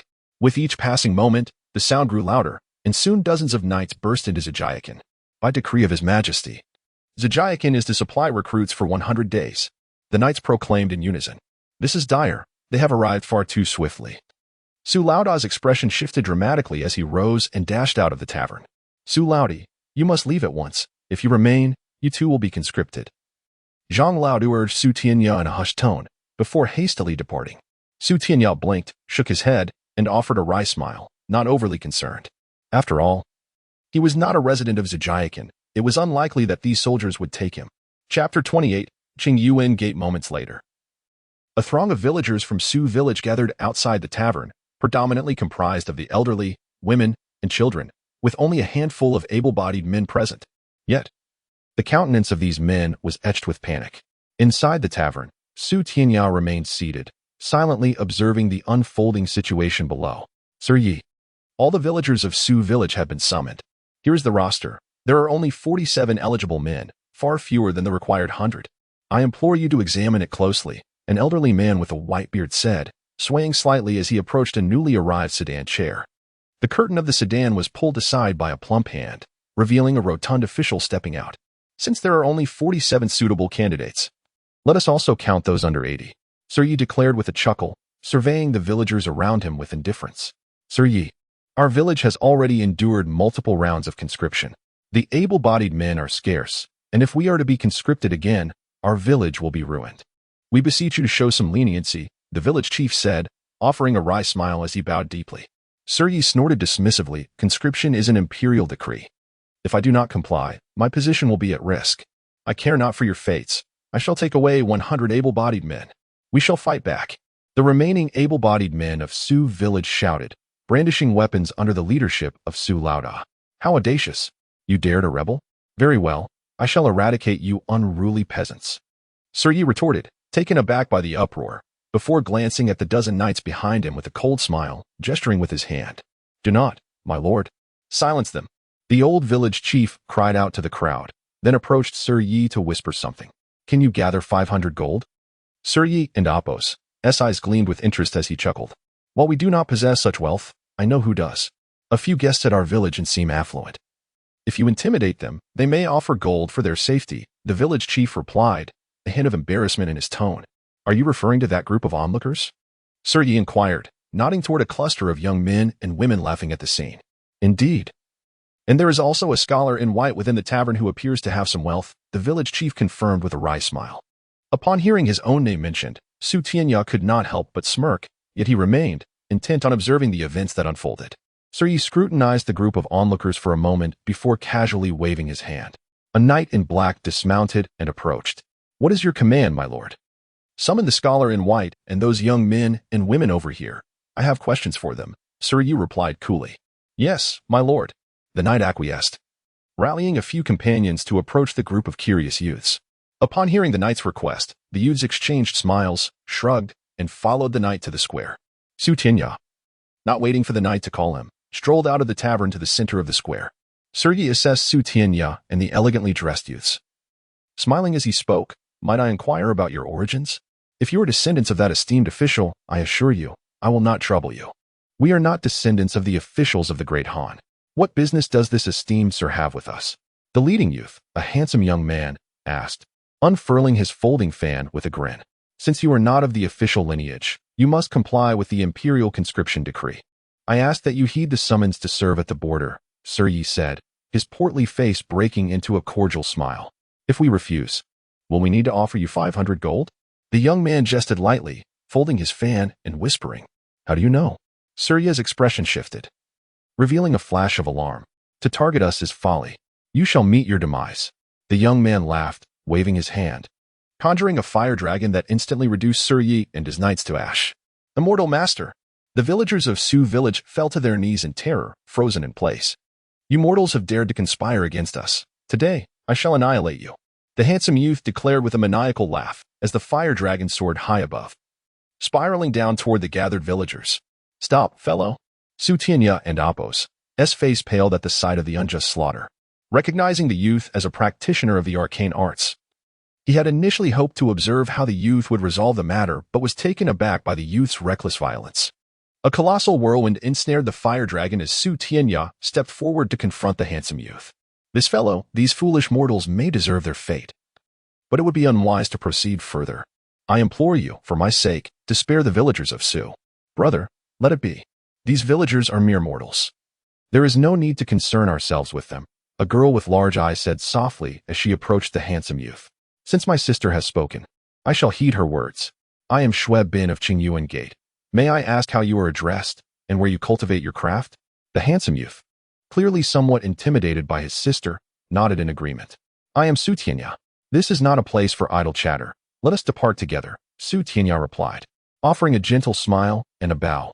Shui Bin nodded, and the group employed their escape techniques to leave Su Village. Su Laoda. Who would have thought we would dine and drink with an immortal master? Once Su Tianya and the others had departed, Old Zhang and Su Laoda retreated to a secluded spot, the former expressing his apprehension. What is there to fear? That immortal master seemed quite amiable, treating us with respect. If all immortals were like him, we would be fortunate indeed. I wonder from which sect he hails, Su Laoda sighed. Old Zhang replied with a bitter smile. Your optimism is misplaced. The immortals I have encountered are akin to the one who dispatched Sir Yi. They regard us as lesser beings. While they may not slaughter indiscriminately, any perceived slight can incur grave consequences. Not far from Su Village, in a dense forest, Su Tianya engaged in casual conversation with Shui Bin and his companions.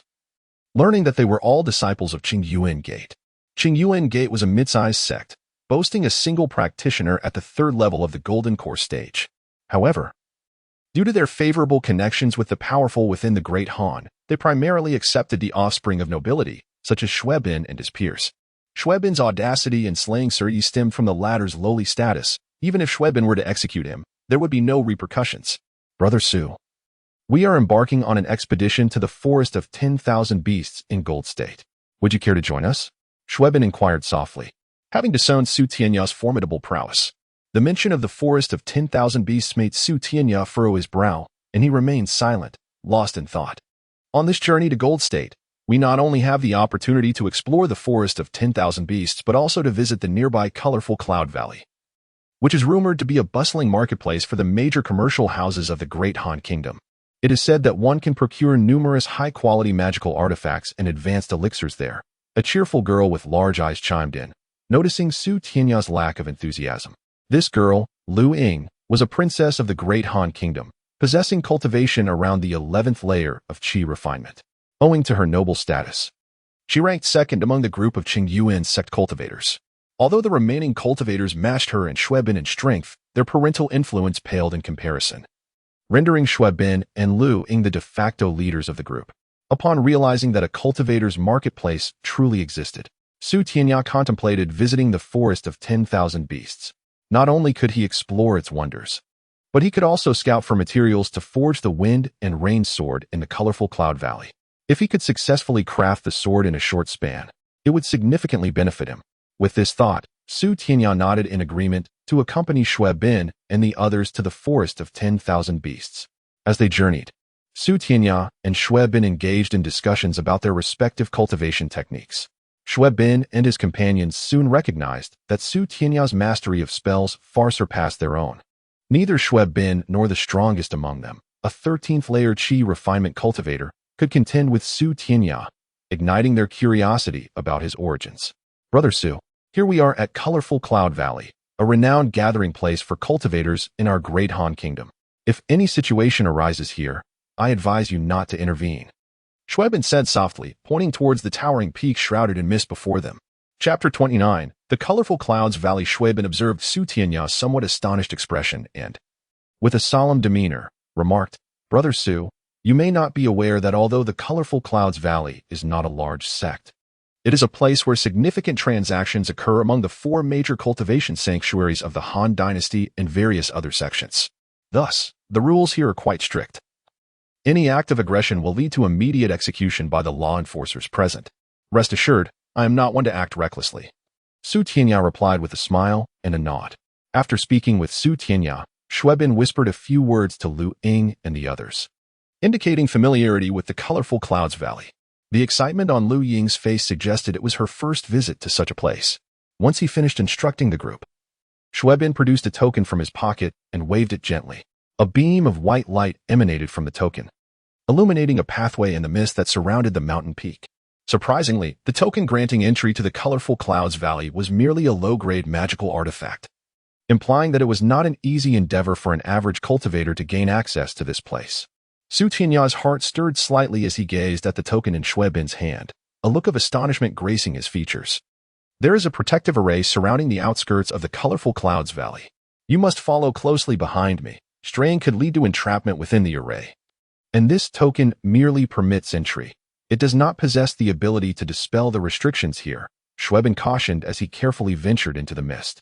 Must one possess a token issued by the colorful Clouds Valley to gain entry? Su Tianya inquired gently, trailing behind Xuebin. Ah, this token. Xuebin paused momentarily before laughing heartily. You may not know, but any cultivator who has entered the colorful Clouds Valley at least once can obtain a token like this. It serves as a mark of identity. Since this is your first visit, I will guide you in acquiring one shortly.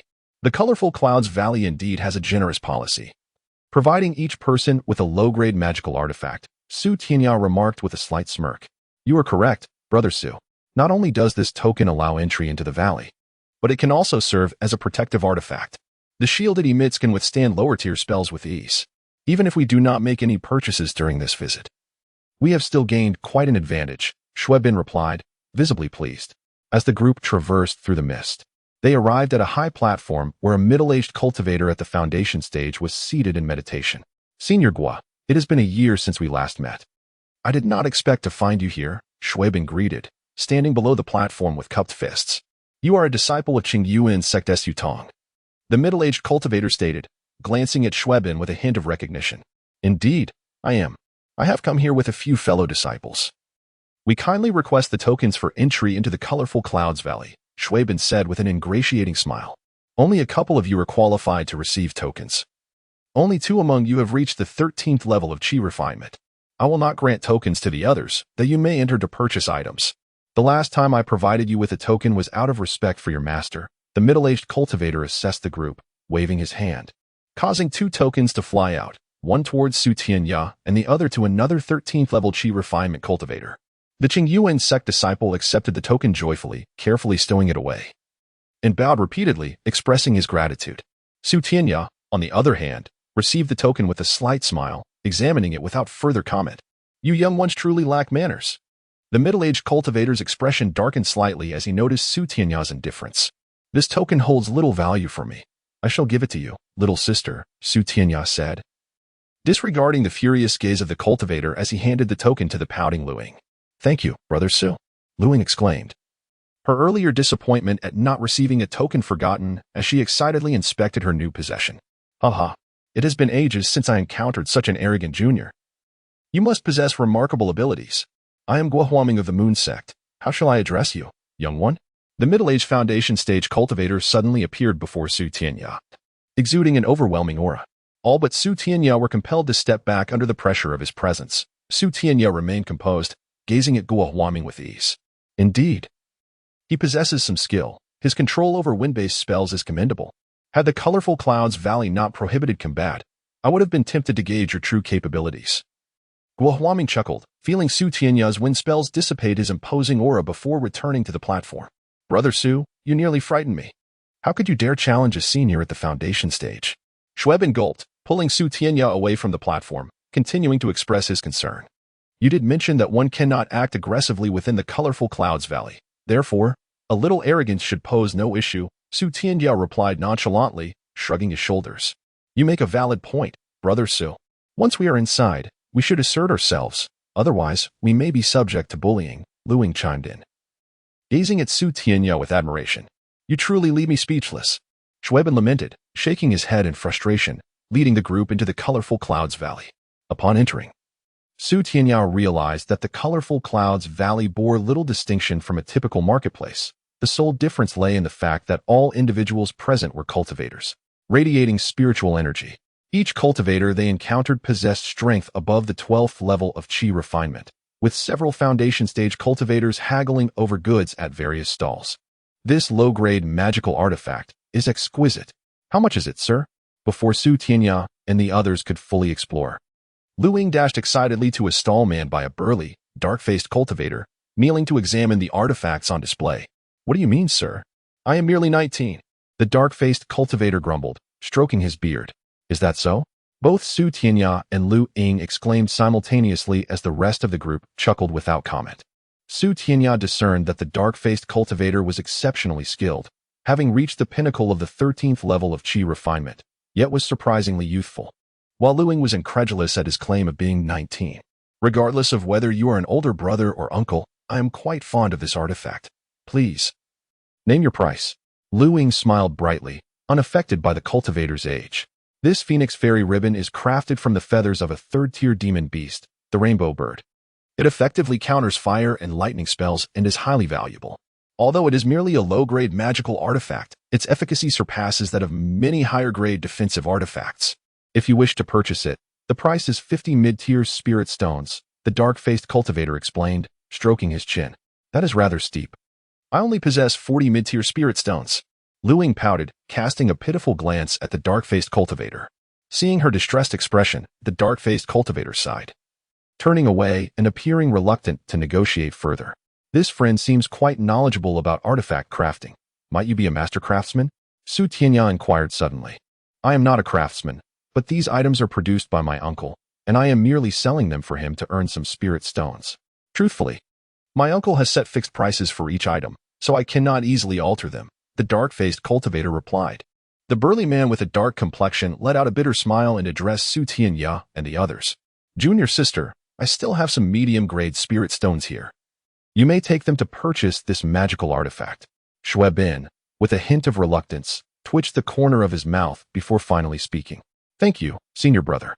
Upon my return, I shall ask my father to repay you. Lu Ying exclaimed with excitement, clapping her hands as she accepted the 10 medium-grade spirit stones from Shui Bin. She then retrieved an additional 40 medium-grade spirit stones from her storage bag and handed them to the burly man. The burly man accepted the spirit stones, a joyful expression gracing his face as he handed the Fengxian sash to Lu Ying, along with a slender tome. This book contains some methods for utilizing the Fengxian sash. Take it home and study it. My uncle's crafted items are undoubtedly exquisite among human-grade artifacts, so rest assured. Should you encounter any issues in the future, feel free to seek me out. What is this? Lu Ying, initially thrilled, wrapped the Fengxian sash around her waist and examined it intently. Upon hearing the burly man's words, she picked up the tome and began to peruse its contents. Su Tianya, standing nearby, couldn't help but steal a few glances, a look of astonishment creeping onto his face. Though the Fengxian sash was merely a mid-tier human-grade artifact, it possessed the remarkable ability to channel 3 distinct spells. The first was a protective radiant barrier capable of withstanding an attack from a high-level spell. The second was the Fire Dragon Whirlwind technique, which unleashed a fire dragon to confront foes, boasting a strength threefold that of an advanced fire spell. As for the third, it was even more formidable, releasing 2 lightning orbs that traveled with incredible speed, making them most effective for ambushing adversaries. Generally, practitioners at the Qi refinement stage could hardly withstand the might of these lightning orbs. However, mastering these 3 spells required diligent practice, as one must wield the Fengxian sash with exceptional finesse. Additionally, a considerable amount of spiritual energy was necessary to support its use. Although the energy consumption was nearly half compared to casting spells directly, a substantial amount was still required to execute the spells linked to the Fengxian sash. Chapter 30. The Refiner, a mere mid-grade magical artifact, possesses such formidable power. It appears that the craftsman who forged the Phoenix Immortal Ribbon harbors considerable skill. Not only did Su Tianya recognize the potency of this artifact, but even Shui Bin and the others were left speechless, eagerly examining the other magical items displayed by the burly man with the dark complexion. Su Tianya, however, refrained from inspecting the wares alongside the others, as most of the artifacts on display were mid-grade, and even if some held power, they were of little significance to him. May I inquire about your uncle's name? Su Tianya inquired politely, bowing slightly towards the burly man. My uncle's name is Zhang Lu, and I am Zhang Yuan. Why do you ask? The burly man, taken aback momentarily, answered Su Tianya's question. Brother Zhang, I wish to seek your uncle's assistance in refining a magical artifact. Would he be amenable to this request? Su Tianya paused briefly before speaking softly. Of course, but my uncle's fees are quite steep, and materials are not included. Additionally, should the refinement fail, he will still charge a fee, albeit at half the rate. If you agree, I can take you to meet my uncle. Zhang Yuan nodded enthusiastically. Hearing Zhang Yuan's words, Su Tianya felt a wave of disappointment. Yet, he understood that refining magical artifacts is fraught with uncertainty and failure is a possibility. What troubled him most was the notion that Zhang Yuan's uncle would still demand payment even in the event of failure. Nevertheless, witnessing the effectiveness of the Phoenix Immortal Ribbon crafted by Zhang Yuan's uncle, Su Tianya sensed a precious opportunity. Successfully forging the Stormwind sword here would yield immeasurable benefits for his endeavors in the 10,000 Beasts Forest. Brother Su, are you intending to forge a magical artifact? Shui Bin, who was perusing the items at Zhang Yuan's stall, raised his head in surprise upon hearing Su Tianya's intention to enlist Zhang Yuan's uncle. Su Tianya nodded. Indeed. I possess some materials and a scroll detailing the refinement process. I wish to forge an artifact mentioned within that scroll.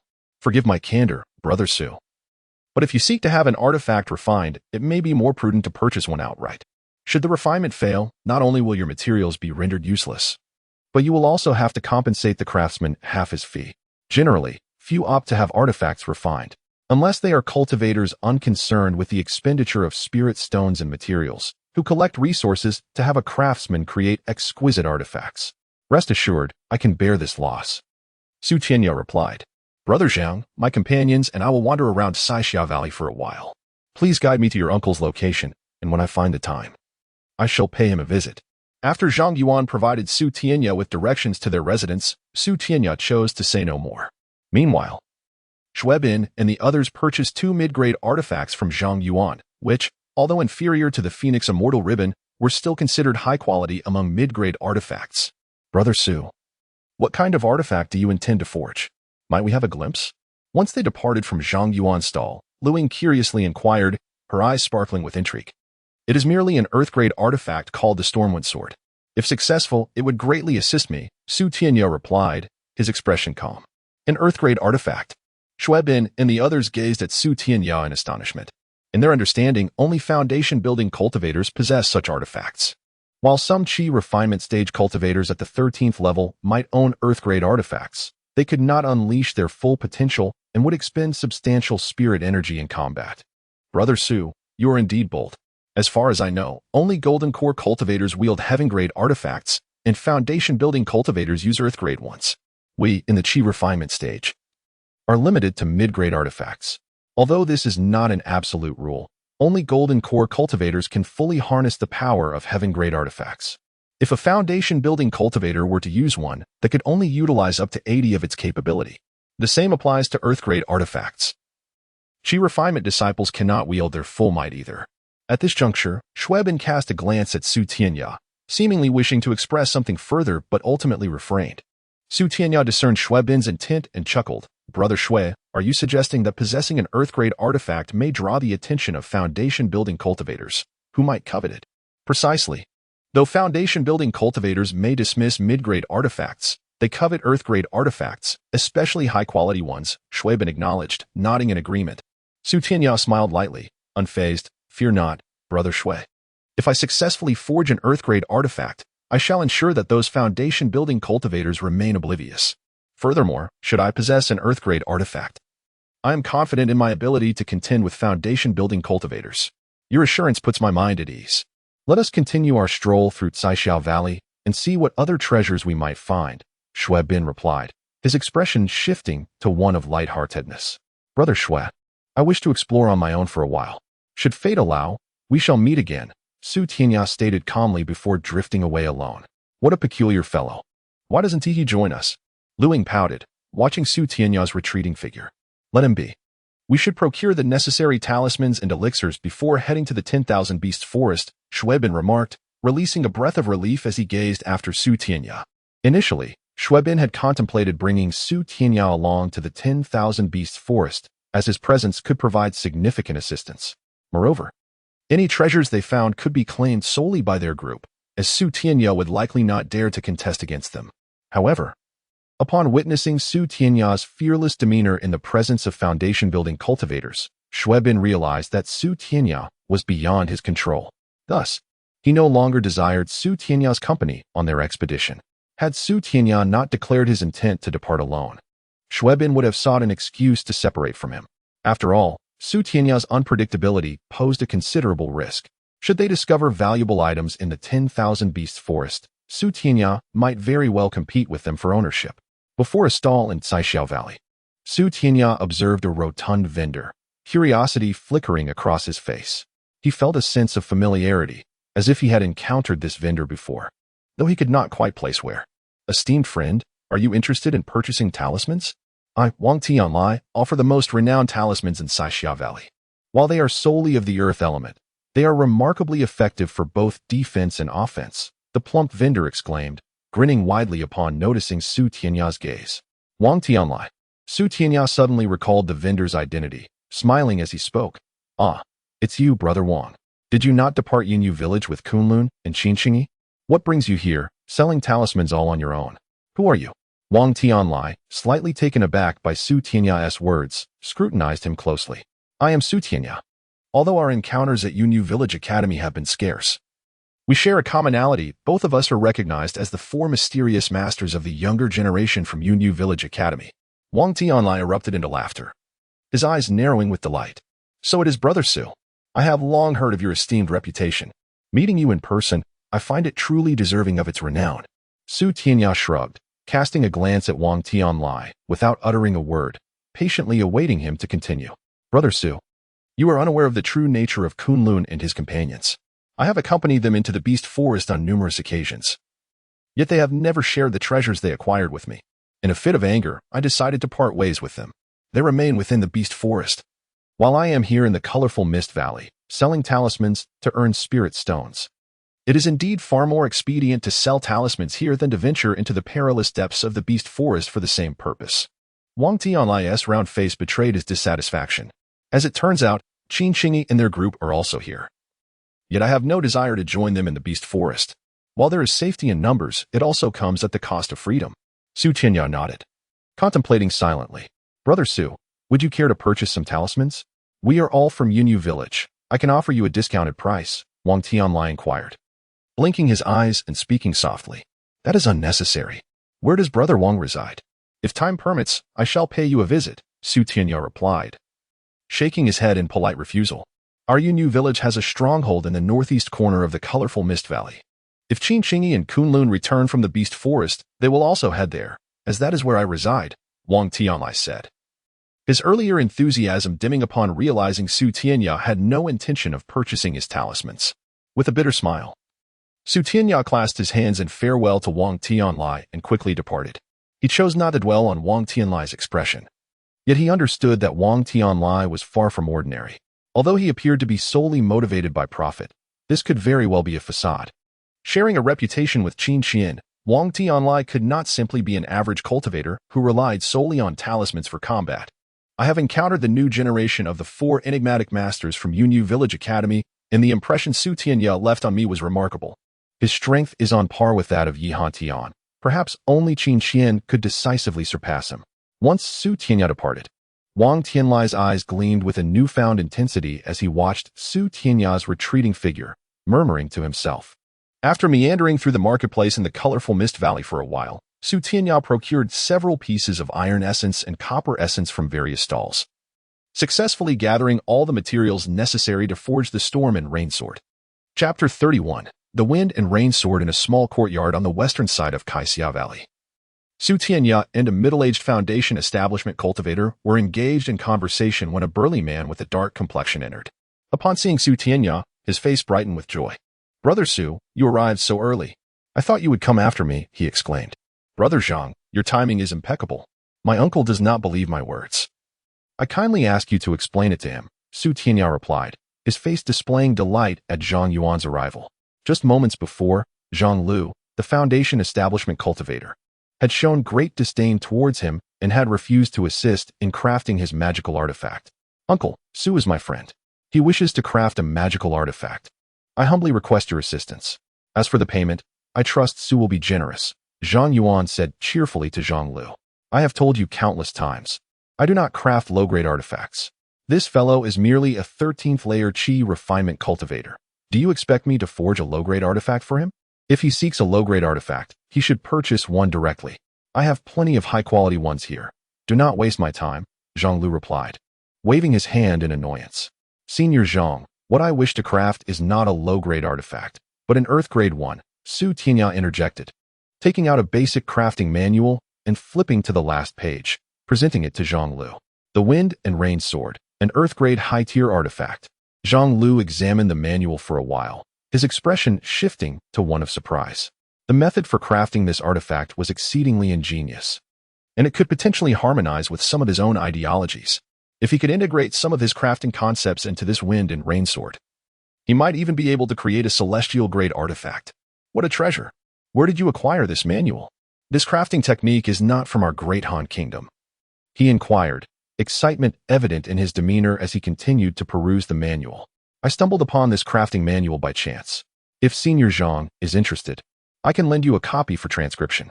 However, could you assist me in crafting this Wind and Rain Sword? Su Tianya proposed. A copy for transcription? How splendid. Rest assured, I can help you craft this artifact.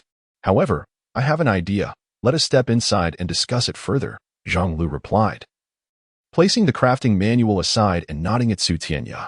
If we adhere to the crafting techniques outlined in the manual, I have an 80% confidence in successfully crafting this earth-grade high-tier artifact. Such exquisite quality is rare to come by in recent years. However, if we can modify some of the techniques and incorporate some precious materials, I believe we could elevate its quality to a celestial-grade artifact. Though, this would reduce my success rate to just 60%. Zhang Lu led Su Tianya into a room, speaking in a serious tone. What modifications are you considering? Tianya asked, slightly taken aback, pondering over the question. Observe, this wind and rain sword is originally a set of 7 flying swords. I can forge them into a single sword, which can then be separated into the 7 flying swords again. When united, the power and speed of this wind and rain sword would reach an astonishing level. Additionally, I can enhance it with certain materials to better suit cultivators with wind spiritual roots. When you cast wind-based spells, the sword will augment their potency while reducing the spiritual energy consumed, Zhang Lu explained. As far as I know, the primary materials for the wind and rain sword are wind crystal, iron essence, and copper essence. If we modify the crafting process as you suggest, what other materials might we require? Tianya was intrigued, knowing that a celestial-grade artifact would significantly bolster his strength. Well, Zhang Lu hesitated for a moment. We will also need boundless stone, refined iron essence, and windswift bird feathers. I have some boundless stone, enough to craft the wind and rain sword, but I am unable to procure the other 2. Does Kaixia Valley not possess these 2 materials? Tianya sighed, feeling somewhat helpless. If Kaixia Valley lacked these materials, he would have to abandon his plan for Zhang Lu to craft the wind and rain sword, as searching for them could take an indefinite amount of time. Not necessarily. As far as I know, the Baibao Pavilion in Kaixia Valley will hold a treasure auction in a few days, where many precious materials will be available. Last time, several pieces of refined iron essence appeared at the auction. However, windswift bird feathers are more difficult to find. While these birds are common in the 10,000 Beasts Forest, they are extremely swift. Even Peak Foundation establishment cultivators find it challenging to hunt them, making their capture rare. Zhang Lu elaborated. After contemplating Zhang Lu's words, Tianya decided, Senior Zhang, please prepare to craft the wind and rain sword for me. I will head to the 10,000 Beasts Forest in the next few days, and then to the Baibao Pavilion. If I can find these 2 materials, we will proceed as you suggested. If not, then we will have to abandon the plan. Rest assured, the reward for crafting the wind and rain sword will be the transcription of this manual. You may leave this book with me, and I will return it to you after copying it. Zhang Lu nodded, shaking the crafting manual in his hand with a smile. Thank you, Senior. Tianya was initially concerned about how many spirit stones Zhang Lu would demand for his assistance, but upon hearing this, he felt a surge of joy and bowed in gratitude. There is no need for such formality. This crafting manual is far more valuable to me than spirit stones. With it, my crafting ability will surely reach a new level. Once I successfully forge a celestial-grade artifact, I need not worry about earning spirit stones. Zhang Lu laughed heartily. After Tianya departed, Zhang Yuan looked at Zhang Lu, who was brimming with excitement, and asked in confusion, Uncle, have you changed your ways? You are crafting artifacts without charging any fees. What do you know? This crafting manual is incredibly important to me. Though Tianya has offered to lend me a copy, I would owe him a great favor. Rather than accrue a debt, it is better to assist him in crafting the wind and rain sword in exchange. Remember, spirit stones are easy to acquire, but favors are not, Zhang Lu replied, glaring at Zhang Yuan before turning his attention back to the manual. Zhang Yuan shrugged, shaking his head as he turned to leave, no longer wishing to disturb Zhang Lu. After leaving Zhang Lu's residence, Tianya wandered around Kaixia Valley, first visiting a bookstore to purchase a map of the 10,000 Beasts Forest and information on the distribution of beast species before proceeding to the Baibao Pavilion at the heart of Kaixia Valley. The Baibao Pavilion was a 7-story building occupying a vast area. Upon entering, Tianya discovered a plethora of essential items for cultivators, including magical artifacts, pills, materials, and talismans. However, he was unable to find any refined iron essence. Is there something specific you are searching for? I can assist with recommendations. A clerk dressed in blue approached Tianya, smiling as he noticed the frown on his face after searching for a long time. The scale of the Baibao Pavilion was impressive. Even the clerks were 12-layer chi refinement cultivators. Tianya was somewhat taken aback by this observation. Do you have refined iron essence or windswift bird feathers? Tianya asked directly, not mincing his words. Friend, you jest. Not to mention that the refined iron crystal is a material for crafting heavenly-grade artifacts. But as for the feathers of the gale bird, I have yet to hear of anyone slaying one in recent years. You must understand, the gale bird is a 4th-tier demon beast. Its power comparable to that of a foundation-building master. However, the speed of a foundation-building cultivator pales in comparison to that of a gale bird. It would be fortunate if the gale birds do not provoke foundation-building cultivators, Thus, it is hardly likely for any foundation-building practitioner to take the initiative to hunt them. Are there truly no such items? Su Tianya furrowed his brow and inquired solemnly. That is not the case. I have heard that the refined iron crystal is indeed listed in this auction, though I cannot ascertain how many pieces are available. However, as for the feathers of the gale bird, those are absolutely unavailable. If one desires the feathers of the gale bird, I wonder how one might procure them? Su Tianya stroked his chin as he pondered aloud. Unless you can enlist the aid of a golden core master to assist you in slaying a gale bird, there is no other recourse. To my knowledge, no foundation-building cultivator has managed to kill a gale bird. The attendant in green chuckled lightly. Since purchasing them is out of the question, I suppose I must venture into the 10,000 beast forest to seek my fortune. While others may lack means, I possess some confidence in my own speed. With this thought, Su Tianya shifted the conversation to inquire how he might participate in the auction a few days hence. Upon hearing Su Tianya's intention to attend the auction, the attendant's expression grew somewhat troubled. After a moment of contemplation, he replied, "My friend, to speak candidly, this auction is limited to only 300 participants, and the invitations have already been dispatched.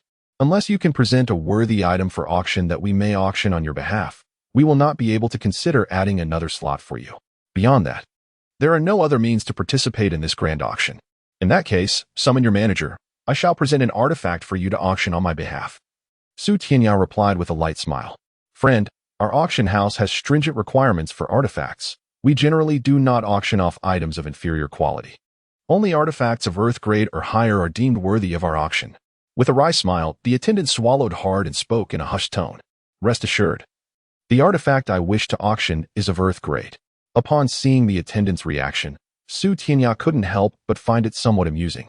Yet he also recognized that the attendant did not harbor any disdain toward him. Generally speaking, it was rare for a 13th layer Qi refining cultivator to possess an earth-grade artifact. Chapter 32. The auction. You wish to auction a terrestrial artifact. The attendant in blue regarded Su Tianya with an expression of disbelief. However, moments later, he ushered Su Tianya into a private chamber. Inside, an elderly man with flowing white hair was resting with his eyes closed. Upon hearing the commotion, he opened his eyes and looked at the two newcomers. "Old Bao, this guest claims he wishes to participate in the auction. I kindly ask you to assess whether his artifact qualifies for this event," the attendant stated. Despite being a practitioner of the Qi refinement stage, the old man's presence commanded respect from the youthful attendant, who seemed to hold him in high esteem. "What artifact do you possess? Present it to me," the elder demanded, his demeanor indifferent. There are many terrestrial artifacts at this auction, but if the quality is lacking, he will not be permitted to participate. He cast a cursory glance at Su Tianya, revealing no surprise that a mere Qi refinement practitioner could present such an item. With a gentle motion, Su Tianya produced the tremor bell and its hammer from his storage bag, the radiant light illuminating the room. He placed the tremor bell on the table before the elder and stepped back. The mid-tier terrestrial artifact, the tremor bell, possesses formidable power, albeit at a significant cost of spiritual energy. Nonetheless, it is considered a fine specimen among mid-tier artifacts and is eligible for this auction. With a suggested starting price of 1,000 mid-tier spirit stones, the elder examined the tremor bell closely before nodding in approval. "Since Old Bao has deemed it acceptable, I shall proceed with the necessary formalities for this guest," the attendant remarked, taking the tremor bell from the elder and leading Su Tianya out of the chamber. In another room, a manager from the treasure pavilion completed the auction procedures for Su Tianya and presented him with an entry ticket for the upcoming auction. "Friend, this ticket is no ordinary pass. You must keep it safe. After the auction concludes, you will need it to claim the spirit stones earned from your auctioned item," the attendant advised softly as he escorted Su Tianya out of the treasure pavilion. Su Tianya nodded in acknowledgement, waving goodbye to the attendant as he departed. Once outside, he unfurled the entry ticket, which bore the emblem of the treasure pavilion, along with several inscribed symbols pulsating with spiritual energy, indicating that the pavilion verifies the authenticity of entry tickets through these inscriptions. With 6 days remaining before the auction, he contemplated a visit to the beast forest. He planned to venture directly to the area inhabited by the gale birds, hoping for a stroke of luck. If he failed to procure gale bird feathers, he would not need to expend spirit stones on the purchase of refined iron crystals. Stowing the ticket, Su Tianya made his way toward the outskirts of Caixao Valley. Though the beast forest was not far from Caixao Valley, even a practitioner utilizing escape techniques would require considerable time to arrive. By the time Su Tianya reached the forest, it was already nearing dusk. "This is the beast forest," he observed, noting the abundant spiritual energy that surely facilitated the rapid evolution of the beasts within. It struck him as peculiar that no mid to small-sized sects from the great Han kingdom had established themselves in this area. As he entered the forest, Su Tianya sensed the spiritual energy was significantly stronger than outside, prompting him to exercise additional caution. The entrance to the beast forest lay within a vast valley. Only by traversing this valley could one truly enter the forest. As Su Tianya passed through, 3 practitioners positioned atop the valley's ridge exchanged glances and smirks. Observing the direction of the forest, "Brother, it appears fortune smiles upon us today. Someone dares to enter the beast forest alone. We need only wait for him to emerge to reap a small fortune," one of them remarked. "Do not underestimate this individual. Anyone bold enough to enter the beast forest alone must possess some skill. His cultivation level has reached the peak of the 13th layer of chi refinement, should he emerge. We will need to join forces to deal with him, best to strike decisively and leave no room for escape," the leader, a white-browed scholar, cautioned, tracing a peculiar flame symbol between his brows. The other 2, similarly attired yet distinct in their garb, wore the same unusual flame emblem on their foreheads. Unaware of the hidden trio, Su Tianya, upon entering the beast forest, activated his wind escape technique and swiftly made his way toward the area where gale birds were rumored to appear.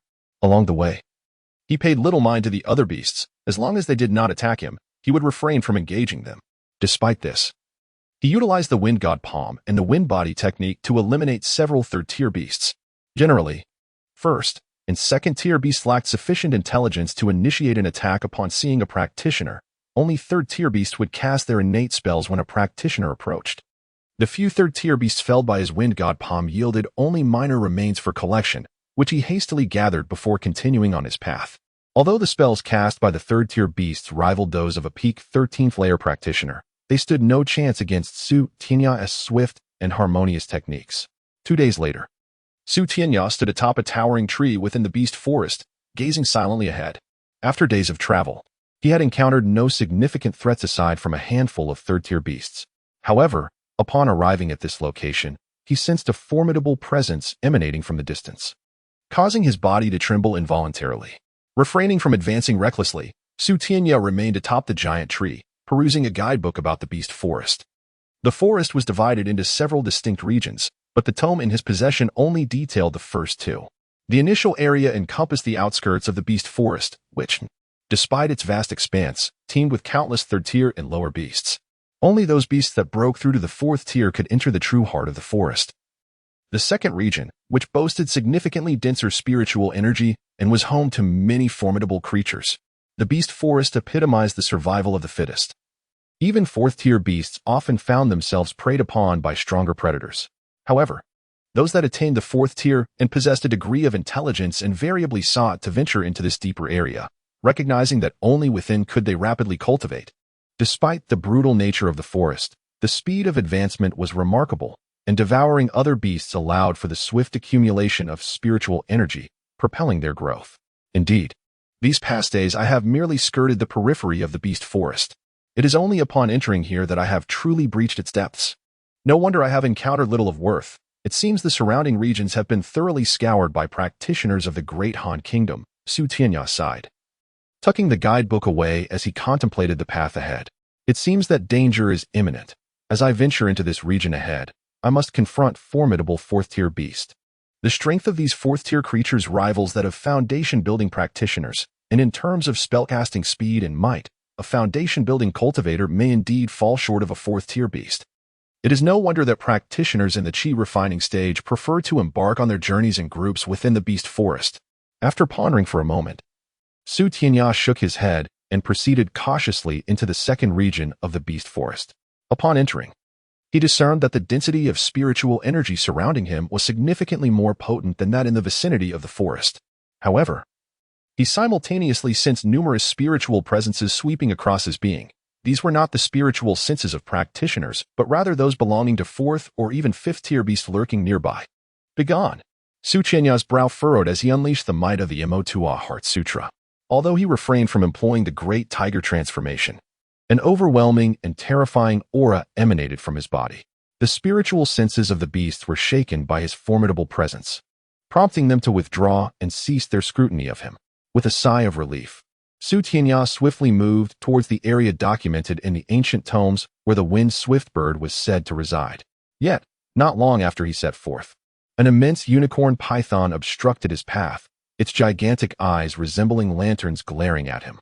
The unicorn thunder python. Tianya gradually halted, facing the colossal serpent, channeling the might of the Motuo Heart Sutra to confront it. As he stood his ground against the unicorn thunder python, fragments of information regarding this beast flooded his mind. According to the text describing the beast forest, the unicorn thunder python ranked 17th among the more formidable creatures recorded therein. Renowned for its immense strength, the python's scales were extraordinarily tough, impervious even to earth-grade artifacts.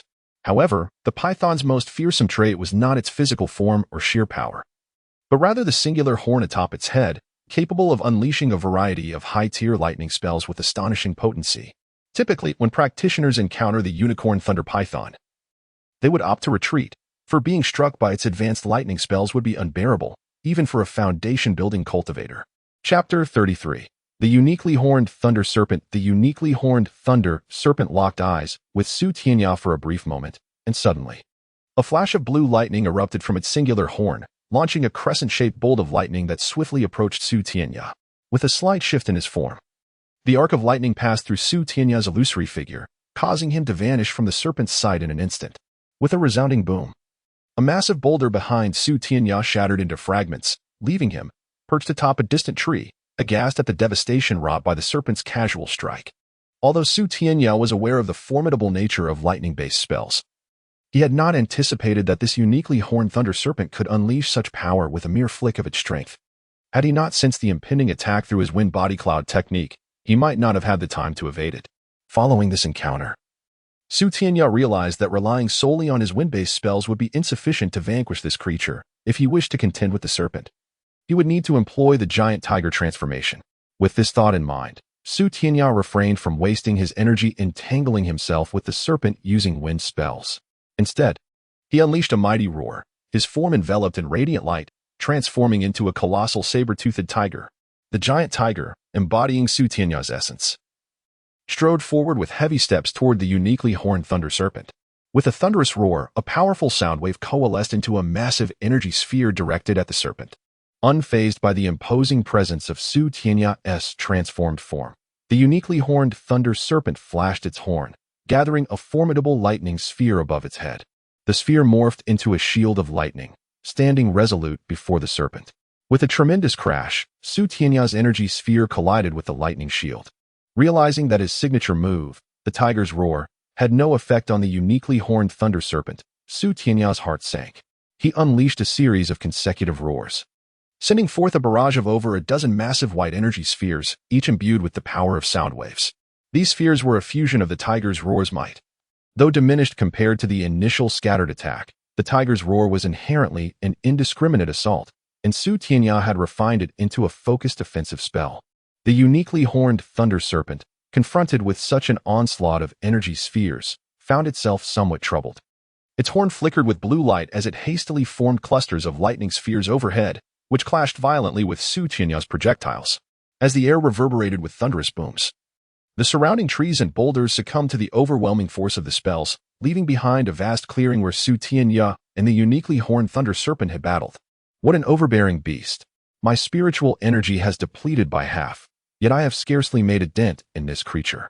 It seems I have underestimated these fourth-tier beasts. Without the use of magical artifacts, I am truly at a loss against them, Tianya mused, gazing at the coiled form of the uniquely horned thunder serpent, feeling an overwhelming sense of frustration. Despite having gained a slight advantage during their magical exchange, where a few of his energy spheres managed to breach the serpent's defenses, Tianya sensed that the uniquely horned thunder serpent regarded him with considerable wariness. It struggled to comprehend how such a seemingly minor cultivator could transform into a beast of comparable strength.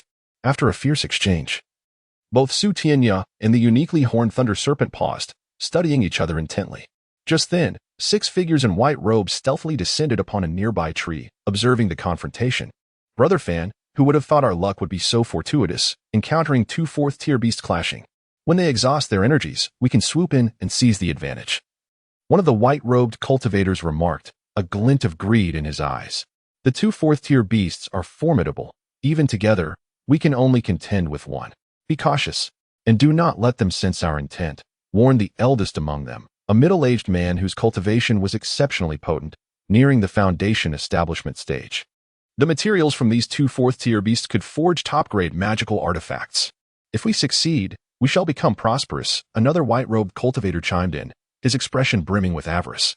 Unbeknownst to both Tianya and the uniquely horned thunder serpent, the 6 cultivators had arrived unnoticed, fully engrossed in their respective opponents, oblivious to the imminent threat surrounding them. After exchanging glances, the uniquely horned thunder serpent surged forward, its massive form darting towards Tianya's tiger-like manifestation. Realizing that its lightning spells could not swiftly eliminate Tianya, the serpent opted to unleash its innate abilities. Beyond its command of lightning magic, the uniquely horned thunder serpent possessed immense physical strength. Ensnared by it, even a fifth-tier beast would struggle to escape unscathed. Though the uniquely horned thunder serpent moved with great speed, it paled in comparison to Tianya's transformed form. With a slight flicker, Tianya vanished from sight, rendering the serpent's attack futile. After a brief chase, the uniquely horned thunder serpent emitted a low grunt, its horn releasing a colossal lightning net that enveloped an expansive area. It then lunged forward, seeking to ensnare Tianya. Tianya felt no trepidation towards this tactic. However, he had no intention of becoming entangled with the uniquely horned thunder serpent. His purpose was not to slay the beast, while it bore several valuable materials. They were of no use for forging his wind and rain sword. Rather than engage further, he resolved to seek out the gale bird swiftly. With this in mind, Tianya unleashed a thunderous roar that rent a gaping hole in the lightning net, allowing him to escape its confines. Disregarding the uniquely horned thunder serpent, he darted away, vanishing deep into the depths of the 10,000 beasts forest. As soon as Tianya departed, 6 figures materialized around the uniquely horned thunder serpent, unleashing high-tier spells from their superior-grade magical artifacts, inundating the serpent in a tempest of sorcery. After the dazzling display of light, the uniquely horned thunder serpent re-emerged before the 6 cultivators, its eyes gleaming with a cold fury. The high-tier spells had failed to inflict any damage, only serving to further enrage the serpent. Having distanced himself from the uniquely horned thunder serpent, Tianya reverted to his human form, taking a moment to recuperate before setting off in search of the gale bird. In that instant, he suddenly heard a tremendous uproar from the battlefield. Driven by curiosity, he swiftly employed the wind escape technique to return to the scene. When did these 6 individuals arrive? I failed to notice. Yet, they seem rather overconfident. As chi-refining cultivators, how can they hope to confront the uniquely horned thunder serpent? Tianya pondered, shaking his head in disbelief as he observed the 6 cultivators unleashing their magical artifacts against the serpent. Having battled the uniquely horned thunder serpent, Tianya understood its strength all too well. If his attacks could not breach its defenses, how could these cultivators hope to succeed? He surmised that if they did not flee soon, they would likely become food for the uniquely horned thunder serpent. The beast-restraining formation was unleashed, targeting the glaring weakness of the one-horned thunderlight python, located 7 inches beneath its abdomen. The leading white-clad cultivator suddenly bellowed, altering his hand seals. Hearing their leader's command, the 5 other white-clad cultivators simultaneously executed their own hand seals, causing 6 exquisite magical artifacts to whirl rapidly around the one-horned thunderlight python in the sky. Having exhausted an immense amount of spiritual energy in its earlier clash with Tianya, the python found itself incapable of conjuring any lightning spells after enduring such a prolonged battle against the 6 cultivators. Bound by the radiant light emitted from the 6 artifacts, it remained completely motionless. Witnessing the temporary containment of the one-horned thunderlight python within the beast-restraining formation, the middle-aged white-clad cultivator's face illuminated with joy. While he continued to manipulate the artifacts to maintain the formation, he retrieved a small, conical object from his storage bag, adorned with ancient runes. At the moment he produced the cone, the surrounding spiritual energy began to coalesce towards it. With a sudden bite to his tongue, he let forth a spray of blood onto the cone. In an instant, the cone shimmered with a crimson glow, writhing in his grasp like a fish. "Go," he intoned, his eyes glinting with cold determination. With a flick of his wrist, the cone transformed into a streak of red light, vanishing from sight, accompanied by a thunderous roar. The massive form of the one-horned thunderlight python began to thrash violently. Simultaneously, the 6 cultivators coughed up blood, and the beast-restraining formation was shattered in an instant by the python. However, After breaking free from the formation, the life of the one-horned thunderlight python had reached its conclusion. It convulsed a few times before collapsing to the ground, utterly motionless. What manner of artifact possesses such formidable power? Although the python's abdomen bore a weakness, it was not something that an ordinary artifact could breach. Witnessing this spectacle, Tianya was struck with astonishment, harboring a profound curiosity for the conical artifact. Despite the successful slaying of the one-horned thunderlight python, the 6 cultivators were utterly exhausted, collapsing to the ground to recuperate. Chapter 34. The Bloodlight Cone. Upon observing 6 cultivators meditating in place, Tianya felt a surge of inspiration. He swiftly shifted his form, once again invoking the transformation into a colossal tiger. With a thunderous roar, he appeared before the 6 cultivators. Not good, the beast has returned. The 6 white-clad cultivators were struck with terror upon seeing Tianya, their faces reflecting a shared shock. Without a moment's hesitation to retrieve their scattered artifacts, they simultaneously executed their escape techniques. Having recently engaged in a fierce battle with the one-horned lightning python, they were drained of significant spiritual energy. The sight of Tianya, transformed into a giant tiger, instilled in them the apprehension that this creature's power might surpass that of the one-horned lightning python. Thus, they dared not linger and fled in haste. Once they had retreated, Tianya let out a hearty laugh, reverting to his original form, and swiftly began to tidy the battlefield. He paid little mind to the scattered artifacts, opting instead to place the carcass of the one-horned lightning python into his storage bag before departing the scene. Moments later, the 6 white-clad cultivators returned to the battlefield. Upon seeing the 6 scattered artifacts, a middle-aged cultivator stamped his foot in frustration. What a blunder! Not only did we waste our energy slaying the one-horned lightning python, but we've also lost my ancient artifact, the Bloodlight Cone. Brother Fan, do not dwell too much on it. It is fortunate that we escaped from that giant tiger. We must remain cautious in the beast forest. We never anticipated that the tiger-like beast would return. This truly undermines our understanding of beasts as typically. The fleeing party in such a battle would not return to the scene, a cautious cultivator behind the middle-aged one advised. If given the chance, I shall slay that tiger-like beast and reclaim my Bloodlight Cone. The middle-aged cultivator huffed angrily, stomping his foot once more. In a secluded cave within the beast forest, Tianya retrieved the carcass of the one-horned lightning python from his storage bag. Gazing at the massive serpent's body, he felt a pang of headache. Lacking any formidable weapons, he found it challenging to extract the most valuable parts from the python's remains.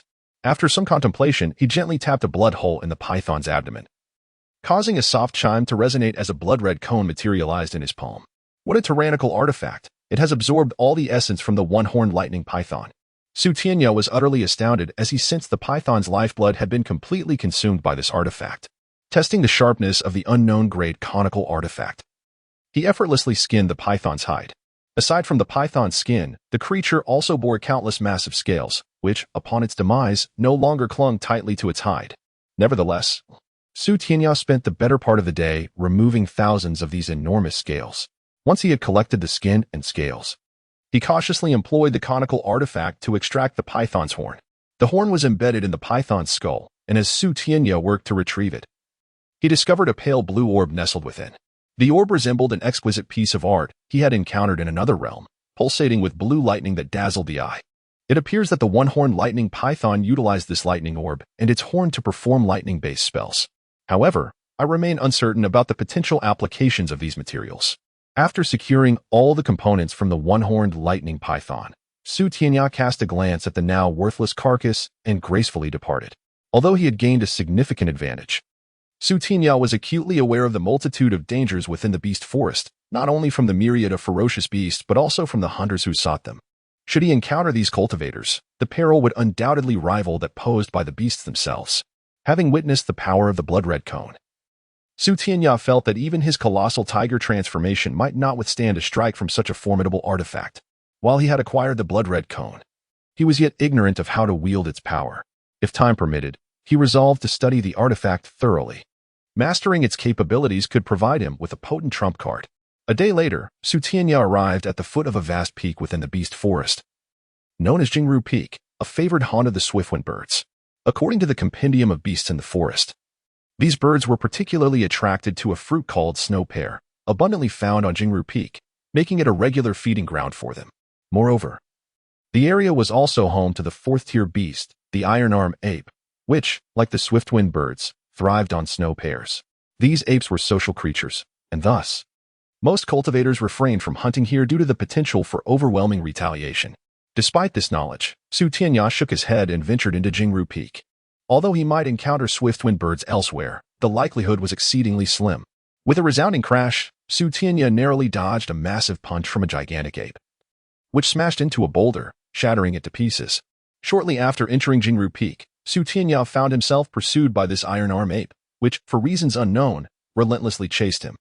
Although Tianya's speed far surpassed that of the ape, he found it impossible to shake off his pursuer, seeing that it could not land a blow. The iron-arm ape roared with laughter, pounding its chest with its fists. It resembles a chimpanzee from a zoo, Tianya mused, recalling a visit to a zoo in another realm. Despite the significant differences in appearance, both creatures shared similar behaviors. As Tianya pondered, the iron-arm ape swung its arms, launching a series of attacks. While the ape was also a fourth-tier beast, its strength paled in comparison to the one-horned lightning python he had previously encountered. A single one-horned lightning python could easily dispatch a lone iron-arm ape. Tianya chose to evade the attacks using his wind body cloud technique, harboring no intention of counterattacking. He understood that should he slay an iron-arm ape here, he would invoke the wrath of its kin, who would surely unite to hunt him down. At that point, no amount of strength would guarantee his escape. After exchanging blows for a while, the iron-arm ape, realizing its efforts were futile against Tianya, showed signs of frustration. It bared its teeth and let out a few defiant roars before scampering away. Chuckling inwardly, Tianya found that not all beasts in the beast forest were relentless. There was an endearing side to them as well. Perched atop a colossal fruit tree, Tianya concealed himself in a hidden nook, holding his breath. Time flew by as he remained vigilant for any signs of movement while employing the Motuo Heart Sutra to restore his energy. Thanks to the sutra's assistance, he was nearing a peak state after the exertion from his battle with the one-horned lightning python. Just as he awaited the appearance of the swift-winged birds, a loud cry echoed through the air. A massive bird soared towards Tianya's location, flapping its wings. The swift-winged bird.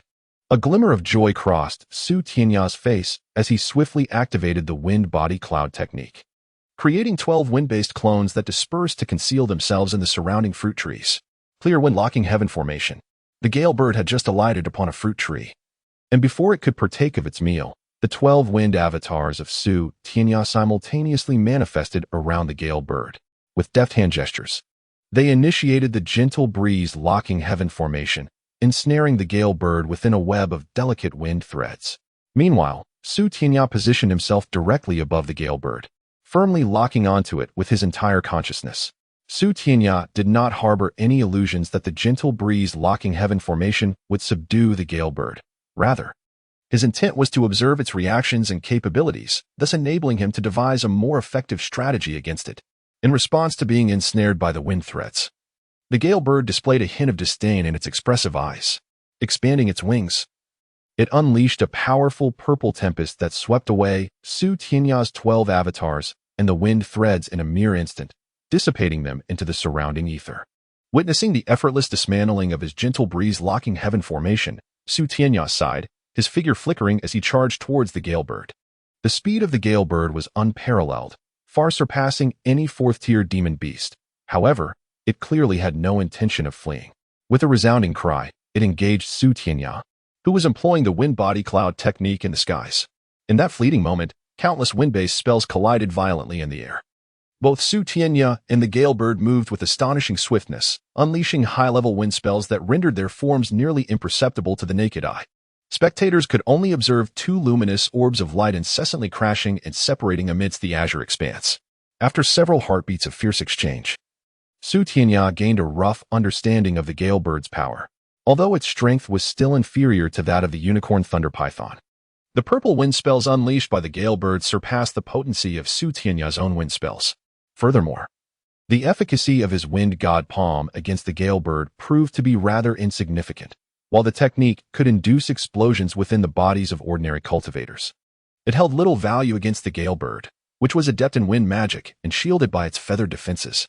Chapter 35, Gale Bird, Wind Dragon Technique, Binding Celestial Rope. In a sudden motion, Tianya transformed into a wind dragon, ensnaring the gale bird with its formidable form.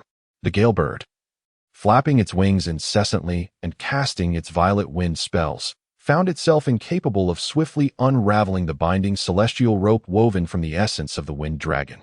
Standing atop the wind dragon, Tianya gazed down at the struggling gale bird, his eyes glimmering with intense, killing intent. This binding celestial rope was crafted based on the advanced wind dragon technique recorded in the ethereal Tome of Wind and Clouds. Infused with Tianya's insights on countering wind-based spells. Although its destructive power was not overwhelming, its capacity to confine an enemy was formidable. Even with Tianya's strength, he felt his spiritual energy waning rapidly after deploying this technique. Observing the gale bird's futile attempts to break free from the binding celestial rope, Tianya's eyes glimmered with azure light. He brought his palms together, unleashing a surge of wind spiritual energy that erupted forth. As he rapidly rotated his hands, a vortex swiftly formed, expanding in size. This vortex possessed a tremendous sucking force, and as it manifested, the gale bird sensed impending danger. With a piercing cry, it shook off nearly half of its feathers, launching them as countless arrows towards Tianya. In an instant, the binding celestial rope was shattered by these feathers, which continued their assault towards Tianya above. However, having released a significant number of feathers, the gale bird did not pursue further. With another cry, it swiftly transformed into a violet rainbow, vanishing before Tianya's eyes. Unexpectedly, the gale bird exhibited a cleverness that surprised Tianya. With a light chuckle, he swept his palms across his chest, drawing the feathers aimed at him into the vortex he had unleashed. Once the vortex dissipated, he found himself holding thousands of feathers shimmering with violet light. This technique was the Eye of the Storm, the most potent wind spell at Tianya's disposal. Unlike ordinary manifestations of the Eye of the Storm, the one he conjured after performing the wind body cloud technique was far more powerful. Had the gale bird not fled, it would have met its demise at his hands, with the gale bird having escaped. Tianya used the Eye of the Storm to absorb the violet feathers directed at him, rendering their formidable power null under the might of his spell. Collecting the multitude of violet feathers into his storage pouch, Tianya exhaled lightly, and after gauging the time, he swiftly executed the wind escape technique, departing from Jingru Peak. Shortly after Tianya's departure, a thunderous bird cry echoed through the air as a massive gale bird arrived, accompanied by the one Tianya had just defeated. After circling for a moment, this larger gale bird swiftly took flight, taking the featherless gale bird with it. Unbeknownst to Tianya, as he executed the wind escape technique and left Jingru Peak, the events in the 10,000 Beast Forest had concluded. He harbored no lingering attachments, his sole focus being a swift return to Caishao Valley. The prospect of acquiring a heavenly-grade magical artifact stirred a flicker of excitement on his otherwise indifferent face. Without the need to hunt for beasts, Tianya's pace quickened significantly, and within just over a day, he emerged from the 10,000 Beast Forest. Exiting the forest, he felt a sense of relief. His endeavors within had yielded substantial rewards. However, he was aware that his hasty approach and failure to venture deep into the woods meant he had only secured the gale bird's feathers and some refining materials from the thunder lizard's body, without uncovering any valuable herbs. As Tianya prepared to leave the forest valley with the wind escape technique, he suddenly sensed an onslaught of fireballs and ice spikes barreling toward him. Startled, he moved slightly, vanishing from sight. The fireballs and ice spikes struck the valley, charring the rocky landscape. Fellow cultivators, what is the meaning of this? Tianya inquired coolly, observing the three cultivators who had appeared beside the valley's rocky edge. Well, you do possess some skill. One of the three, who appeared to be the leader, said as they landed before Tianya. This cultivator wielded a fire element flying sword, while a stout companion brandished a peculiar artifact resembling a spinning dharma wheel, emitting a series of crisp, melodic sounds. The last of the trio was a red-haired cultivator, whose hands formed incantations, causing 4 white knives to swirl ominously above his head, exuding a chilling aura. After scrutinizing the 3 aggressors, Tianya furrowed his brow and smiled. Do we have a grudge, then? We do not know you. Why would we harbor any animosity? The stout cultivator replied with a grin, feigning ease. Then what is the meaning of this? Tianya chuckled lightly, raising his hands in a gesture of confusion. How do you not understand? We are in this line of work. Hand over all your artifacts and storage pouches, and we may consider sparing your life, the stout cultivator declared. While the other 2 regarded Tianya with disdain, showing no desire to engage in conversation. So it and Appos, a robbery, is it? Do you not consider your targets? Tianya replied with a carefree smile, unfazed by their intimidation. Indeed, you are right. Their luck is decidedly poor. Came a light laugh as a white light materialized before Su Tianya and the three cultivators. Qin Qian. Su Tianya's expression shifted slightly upon recognizing the young woman clad in white male attire, dispelling his intentions to strike. I have been watching these three for several days now. I was uncertain if they were the culprits, but it seems they are indeed the scoundrels responsible for the massacre of the Cloud and Rain Village cultivators, Qin Qian remarked. Her gaze fixed on the trio. In an instant, the three 13th layer Qi refining cultivators appeared dazed, blood streaming from their orifices before collapsing to the ground, motionless. Three useless fools. Qin Qian smiled elegantly at Su Tianya before stepping forward to collect their storage pouches and artifacts. Your illusion techniques have improved tremendously since our last encounter. I wonder if as Su Tianya contemplated the notion of someone robbing Qin Qian akin to a robbery of his own, he shook his head. Regarding Qin Qian's prowess. Even the current Su Tianya dared not underestimate her in the slightest. Although he and Qin Qian had only exchanged blows once many years ago, her mere illusionary techniques were more than sufficient to challenge him. Qin Qian's mastery of illusion surpassed that of Qin Xingyi by a considerable margin. And she also wielded a remarkable ice-based technique. Should a confrontation arise between them, Su Tianya would need to be wary not only of Qin Qian's illusions but also of her ice spells. Illusions differ fundamentally from ordinary spells among practitioners. Those capable of employing illusions are relatively few. In the Great Han Nation, only a handful of esteemed families possess this skill, all of which are regarded as top-tier sections. While illusions may prove less effective against stronger opponents, they become lethal tools against weaker foes. Witnessing Qin Qian effortlessly slay three 13th layer Qi practitioners left Su Tianya feeling somewhat disheartened. What are you pondering, Su Tianya? Qin Qian inquired softly, having noticed his distraction, as she playfully rubbed her nose. Although Qin Qian was a few years younger than Su Tianya and possessed formidable strength, her maturity was still developing. In combat, she exhibited remarkable composure, yet in more casual moments, she resembled a neighborly little sister. I was lost in thought. When do you plan to return? Su Tianya replied, his train of thought interrupted by her question. In 3 years, we shall return to Yunyu Village. At that time, the practitioners who fought on the battlefield will come back, and our cohort of 13th layer Qi practitioners will have spent several years engaged in the conflict between the great Han and Ming nations, Qin Qian stated.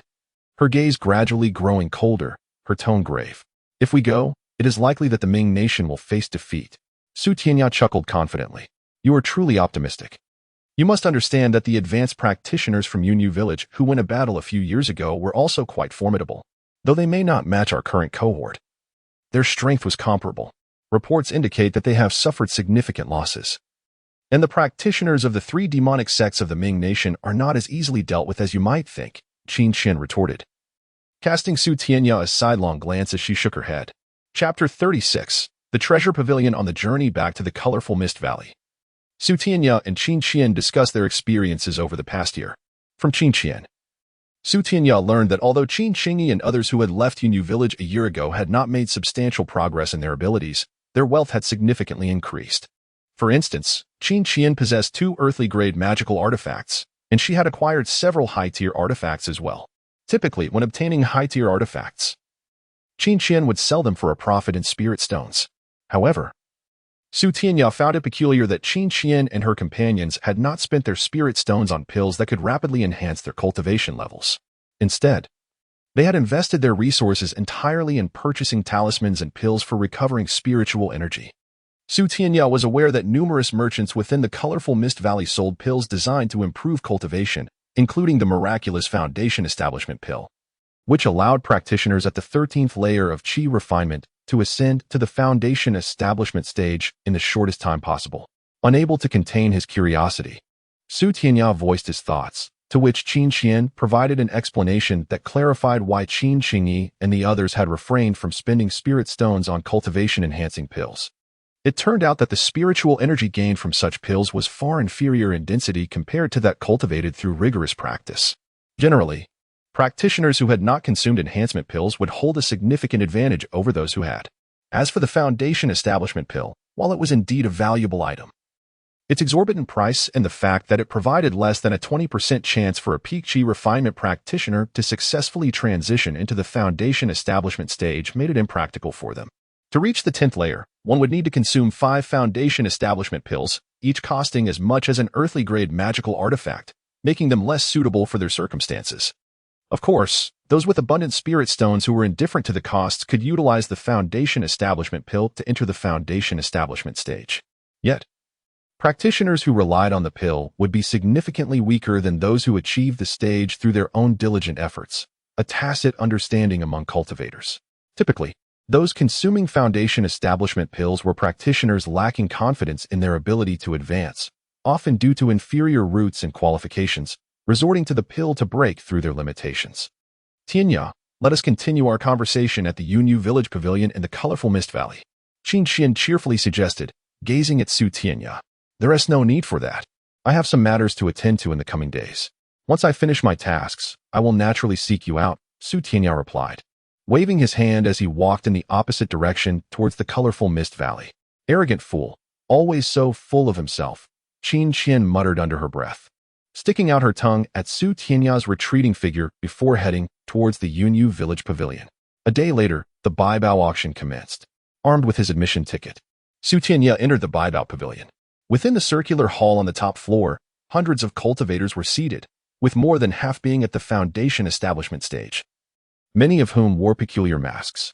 Su Tianya donned a mask provided by the Baibao Pavilion upon entering, as all auction participants were given such masks made from a special material capable of shielding against the spiritual perception of ordinary cultivators. The issuance of masks by the Baibao Pavilion was based on multiple considerations. However, those with confidence in their abilities could choose to enter without one.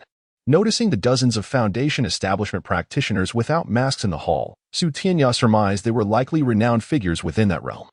Su Tianya took his seat in a corner on the right side, beside a masked Foundation Establishment practitioner. The latter merely cast a disdainful glance at Su Tianya upon realizing he was still at the Qi refinement stage, then dismissed him altogether. After a moment, the main doors of the hall slowly closed, and the central circular platform began to rise, revealing several robed figures. Esteemed friends, I am from the Yunpiao sect. Welcome to the 179th Baibao Pavilion auction here in the colorful Mist Valley. We hold this auction annually, and this marks our 179th event. Thanks to your support, the Baibao Pavilion has become one of the foremost merchants in the realm of cultivators in the Great Han Kingdom. The speaker, a bearded man with a pale face, exuded an aura of immense strength that Su Tianya could not discern with his spiritual sense. Once the self-identified Yunpiao sect representative concluded his introduction with a respectful bow, he gracefully ascended to a high platform beside the central stage and sat down, no longer addressing the crowd. The Yunpiao sect is the strongest faction within the Baibao Pavilion, rumored to be led by a golden core practitioner of the 3rd level, whispered two Foundation Establishment practitioners seated not far from Su Tianya. A golden core practitioner. Though their voices were hushed, Su Tianya, having cultivated the Motuo Heart Sutra, possessed a significantly enhanced spiritual sense. He caught their words clearly. Upon hearing that Yunpiao sect was led by a golden core practitioner, Su Tianya could not help but direct his gaze towards the figure, observing him intently. Perhaps sensing Su Tianya's scrutiny, the Yunpiao sect leader glanced over. Upon realizing Su Tianya was merely a Qi refinement practitioner, he scoffed derisively and closed his eyes, disregarding Su Tianya entirely. Feeling the disdain from the Yunpiao sect leader, Su Tianya chuckled to himself. Aware that the Golden Core practitioner would never regard a Qi refinement cultivator as a worthy opponent, the gap between the 3rd level of Golden Core and the 13th layer of Qi refinement was vast, with the Foundation Establishment stage acting as a significant barrier in between. To the Yunpiao sect leader, Su Tianya was likely inconsequential, perhaps even less than a mere finger's worth of effort. Yet, Su Tianya understood that even if he were to possess considerable strength, he would stand no chance against a Golden Core practitioner. The might of a Golden Core's heavenly-grade artifact, although he had never witnessed it, was renowned and formidable, an overwhelming force that he could not withstand. Take, for instance, the formidable lightning horn python, a beast he could not contend with. If it faced a Golden Core practitioner, it would likely not withstand a single strike, as a heavenly-grade artifact would effortlessly vanquish it. Conversely, if a Foundation Establishment practitioner wielded a heavenly-grade artifact, the lightning horn python would pose little threat, as the disparity in power when wielding the same artifact varied tremendously. This was why Foundation Establishment practitioners seldom employed heavenly-grade artifacts carelessly. As Su Tianya's thoughts wandered, the auctioneer from the Baibao Pavilion presented the first item for bid. A low-tier, earthly-grade magical artifact. Esteemed friends, The first item for auction is the low-tier earthly-grade flying blade, the Dragon Spiral Blade. Do not underestimate this artifact's classification. Its power is formidable, housing 3 advanced fire spells within. Not only does it enhance the fire spell potency of the user, but it also unleashes the full might of the 3 advanced fire spells contained within. Furthermore, this flying blade is indestructible, surpassing typical low-tier earthly-grade flying swords. The auctioneer demonstrated the various capabilities of the Dragon Spiral Blade, ensuring that all present comprehended its virtues. Once the demonstration concluded, the auctioneer smiled and announced, "The opening bid for the Dragon Spiral Blade starts at 1,000 medium-quality spirit stones, with each subsequent bid increasing by 100 medium-quality spirit stones. I invite all esteemed friends to place your bids.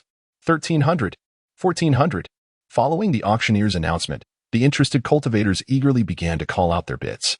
The Dragon Whirling Flying Blade, although primarily a magical artifact employed by fire-based cultivators, can also be wielded by practitioners of other disciplines. It encapsulates 3 advanced fire spells, allowing its possessor to channel their spiritual energy to unleash these formidable incantations. Moreover, the blade's sharpness is exceptional. It can swiftly sever even high-grade flying swords, boasting a superior offensive power compared to lower-tier artifacts. In a brief span, the bidding for the Dragon Whirling Flying Blade surged from 1,000 mid-grade spirit stones to 3,000, leaving Tianya somewhat astonished. Although he found the artifact commendable, he believed it was hardly worth such a sum, prompting him to reflect on the lucrative nature of the auction business. 5,000 mid-grade spirit stones. If you dare to raise the bid, I shall withdraw. A loud guffaw erupted from a burly man with a blackened face who stood up and scanned the crowd with piercing eyes. Ji Yuanhong. Recognizing the infamous figure, some of the cultivators gasped in shock. Following Ji Yuanhong's bold bid, the atmosphere fell silent. The previously eager bidders hesitated, intimidated by his presence. Tianya felt a tremor in his heart as he sensed the overwhelming aura emanating from Ji Yuanhong, who was at the 7th level of the foundation establishment stage. With only 9 levels in total, a 7th-level cultivator is considered a top-tier expert, while those at the 8th and 9th levels typically prepare for the formation of a golden core and seldom make public appearances. After the auctioneer called for bids 3 times without response, he shook his head in resignation and declared that the Dragon Whirling Flying Blade had been sold for 5,000 mid-grade spirit stones. Subsequently, the auctioneer presented several other artifacts, including Tianya's Thunderous Bell. However, this mid-grade Earth-tier artifact did not fetch a significant price, its value barely comparable to that of the Dragon Whirling Flying Blade, which left Tianya feeling somewhat disheartened. Nevertheless, considering that the Thunderous Bell held no personal utility, exchanging it for 4,000 or 5,000 mid-grade spirit stones was deemed satisfactory by him.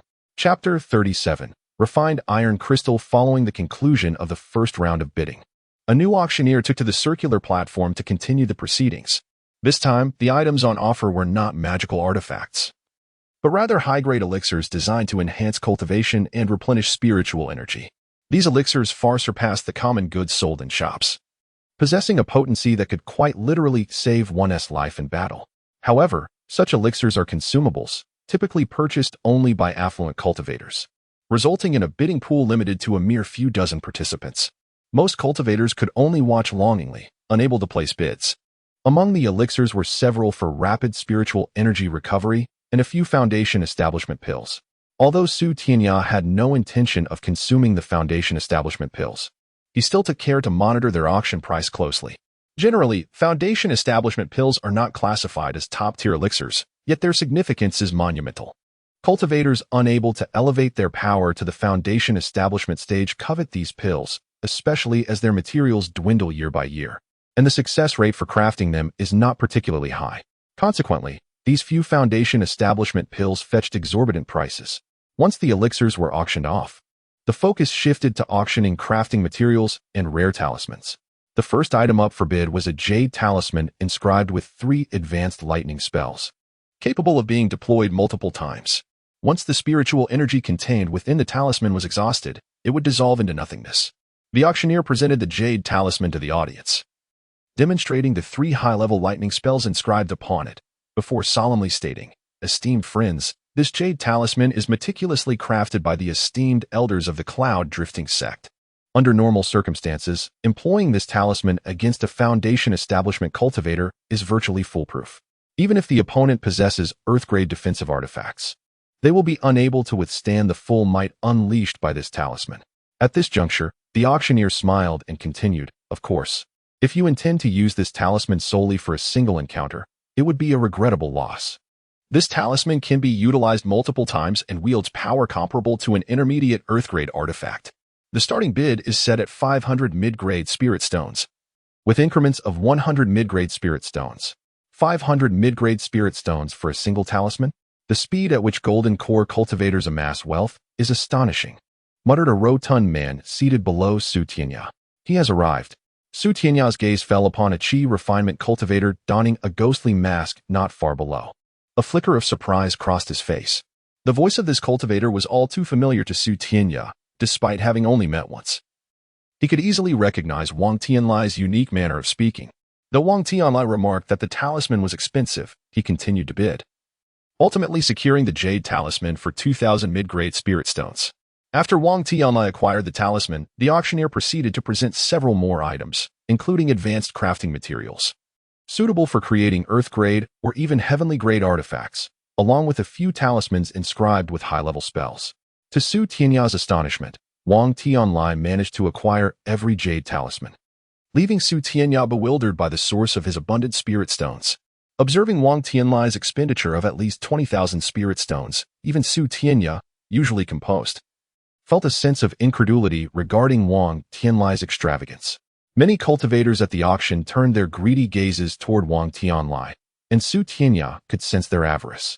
As Su Tianya pondered the origin of Wang Tianlai's wealth, the auctioneer accepted a small brocade box from a cultivator. Upon opening it, the auctioneer proclaimed, "This item for auction is the high-grade crafting material, refined iron crystal, essential for forging most heavenly-grade artifacts. Given the exceptional quality and considerable quantity of this refined iron crystal, the starting bid is set at 3,000 mid-grade spirit stones." Upon hearing the initial price, Su Tianya couldn't help but smile wryly. Although he possessed several thousand mid-grade spirit stones, and nearly 5,000 more from the auction of the Trembling Bell, he still felt uncertain about securing this highly coveted refined iron crystal. Typically, auction items sell for multiples of their starting price, and this refined iron crystal, starting at 3,000 mid-grade spirit stones, would likely finalize at no less than 6,000 spirit stones. As anticipated, the auctioneer's words had barely left his lips before the price surged past 4,000 mid-grade spirit stones. Su Tianya furrowed his brow, raising his hand and declaring loudly, 6,000 mid-grade spirit stones. His sudden increase of 2,000 mid-grade spirit stones caught the attention of many bidding cultivators, leaving several foundation establishment cultivators momentarily stunned. As they assessed Su Tianya, who was merely a 13th-layer chi refinement cultivator, they simultaneously released their spiritual pressure toward him. Wind body technique. A formidable aura erupted from Su Tianya. Though he remained at the 13th layer of chi refinement, the foundation establishment cultivators felt the weight of his presence, causing many to recoil and take their seats once more. Impressive, young lad. 7,000 mid-grade spirit stones. Should you raise the bid again, I shall withdraw. A booming voice resonated. It belonged to the burly man, Ji Yuan Hong, who had previously secured the first auction item, the spiral dragon-flying dagger. 8,000 mid-grade spirit stones. Senior Ji, this material is of great importance to me. I kindly ask for your consideration. Su Tianya's words, though polite, were laced with an escalating aura that even the usually aloof Yun Piaozong, seated atop the platform, opened his eyes in curious surprise. Old young man. Ji Yuanhong laughed heartily, returning to his seat without further bidding. 8,000 mid-grade spirit stones, going once. The auctioneer's voice boomed, scanning the surroundings for any challengers. When no one responded, he called out twice more, and upon confirming the absence of further bids, he announced Su Tianya's winning position. Although Su Tianya had successfully acquired the refined iron crystal, he felt no joy in his heart. Initially possessing several thousand mid-grade spirit stones, he now found himself reduced to a mere handful, a notion he struggled to accept. 8,000 spirit stones were sufficient to purchase a high-quality earth-grade artifact, yet he had squandered them on a single refined iron crystal. Should the crafting of the Storm Rain Sword fail, he feared he would endure prolonged discontent. The subsequent items auctioned were all exceptional treasures, including higher-quality artifacts, talismans, and elixirs, alongside several young demon beasts. These young beasts could be bonded through special means, and if raised properly, would become invaluable allies for cultivators. Yet, Such thoughts were beyond Su Tianya's reach. Even if he wished to pursue them, he lacked the requisite strength. What vexed Su Tianya most was that Wang Tianlai purchased every jade talisman available. A rough calculation revealed that Wang Tianlai had spent at least tens of thousands of mid-grade spirit stones. Even with Su Tianya's indifferent demeanor, he contemplated whether he might rob Wang Tianlai. As Wang Tianlai extravagantly spent spirit stones, numerous foundation establishment cultivators had firmly set their sights on him, contemplating how to take advantage of this chi refinement junior brimming with wealth. Despite the masks worn at this auction, the distinctive stature of Wang Tianlai would surely allow anyone who had encountered him to recognize him instantly. Su Tianya also noticed that several foundation establishment cultivators were eyeing Wang Tianlai. However, Su Tianya understood that Wang Tianlai's strength was certainly not far inferior to his own. Moreover, Wang Tianlai possessed numerous talismans, even if he lacked combat skills. The mere ability to harness the powers of those jade talismans through his chi refining stage energy would render him unmatched by any foundation establishment cultivator. The auction concluded with the sale of a celestial grade magic artifact. Although it was merely a low-tier celestial grade artifact, it fetched an exorbitant price of 30,000 mid-tier spirit stones. Surprisingly, the purchaser was not any of the foundation establishment cultivators present, but rather a young cultivator clad in splendid attire. Notably, 2 black-robed foundation establishment cultivators stood behind him, signifying his distinguished background. This young cultivator had participated multiple times during the auction, utilizing mid-tier spirit stones in quantities that greatly surpassed those of Wang Tianlai, primarily to acquire magic artifacts and elixirs. When it came to the jade talismans, after bidding twice and observing Wang Tianlai continuously raising the stakes, he refrained from further bidding. Friends who have successfully bid on items, please come to me to complete the paperwork. Once you have submitted the requisite spirit stones, you may collect your purchases. The auctioneer announced loudly to the audience as the event drew to a close. Those who had not won any items began to vacate their seats and exit the auction house, while Su Tianya and the other successful bidders gathered at the foot of the podium. In the center of the platform, a hidden passageway opened once more, revealing dozens of attendants in white garments. Each attendant approached a successful bidder, escorting them individually away. After navigating a series of tedious procedures, Su Tianya finally obtained the refined iron crystal, albeit at the cost of a mid-tier earth-grade artifact and over 3,000 mid-tier spirit stones. The loss of such a significant amount of mid-tier spirit stones was undeniably painful, a sentiment even Su Tianya found hard to deny. However, the prospect of possessing the celestial-grade artifact, the Storm Sword, considerably lifted his spirits. "Su brother, take care, wait for me." Just as Su Tianya stepped out of the auction hall, a plump young cultivator hurriedly approached him from behind, calling out cheerfully. Chapter 38. The Royal Patrol Lu Jing. It seems that Wang Tianlai has recognized me as well. Looking at the smiling face of Wang Tianlai before him, Su Tianya offered a silent smile. "Brother Wang has certainly made quite a splash at this auction," Su Tianya remarked casually. Wang Tianlai, with an air of nonchalance, waved his hand dismissively. "Brother Su is being too modest. Your expenditure of 6,000 mid-grade spirit stones on a piece of refining material is not significantly less than mine." Su Tianya shrugged, casting a glance at the several foundation establishment cultivators behind Wang Tianlai, and shook his head. "Brother Wang, your lavish spending may attract the attention of ill-intentioned individuals. You should exercise caution when venturing outside." "Thank you for your reminder, Brother Su. However, I generally conduct my affairs within the confines of the valley. No matter how audacious they may be, they wouldn't dare act recklessly within Kaixia Valley," Wang Tianlai said, his voice rising as he exchanged mischievous glances with the foundation establishment cultivators behind him. "Please, dear friends, pause for a moment." Just as Su Tianya and Wang Tianlai were about to depart from the entrance of the Baibao Pavilion, a voice rang out behind them. A young cultivator accompanied by 2 foundation establishment cultivators approached them. "I am Lu Jing, honored to meet both of you." The young man who stood before them was the largest buyer at this auction. After cupping his hands in greeting, he smiled broadly. However, beneath his cheerful demeanor, Su Tianya discerned an air of arrogance. Despite his polite facade, there was no semblance of respect in his gaze. Before Su Tianya could respond, Wang Tianlai stepped forward with a merchant's demeanor and cupped his hands. "Ah, it is His Highness the Royal Patrol of the Great Han Kingdom. No wonder you are so generous with your expenditures." Wang Tianlai pays his respects to the Royal Patrol. Upon hearing Wang Tianlai's words, Su Tianya realized that this individual was indeed a prince of the Great Han Kingdom, which explained why he had Foundation establishment cultivators as bodyguards at such a young age. The royal families of both the great Han and Ming kingdoms were colossal clans of cultivators. Compared to the 4 major cultivation villages of the great Han kingdom, the families were evidently more expansive. Tianya understood that long ago, the great Han kingdom did not exist as a nation but was comprised of several large cultivator families. Several millennia ago, the Lu family, the most prominent of these families, along with a few smaller ones, established the great Han kingdom.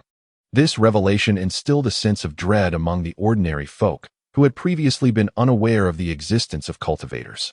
Consequently, many mortals with spiritual roots were accepted into the families of cultivators in the great Han kingdom. Moreover, numerous top experts from other cultivator families, dissatisfied with the Lu family's ascendance, formed their own sects, leading to the emergence of various sects within the great Han kingdom. As for the 4 major cultivation villages of the great Han, they remained hidden around the kingdom, their combined strength rivaling that of the nation itself. However, since these villages bore no ambitions for hegemony, internal peace prevailed within the great Han. It was precisely due to this balance that the great Han kingdom could contend with the Ming kingdom. The rise of the Ming kingdom occurred even prior to the establishment of the great Han kingdom.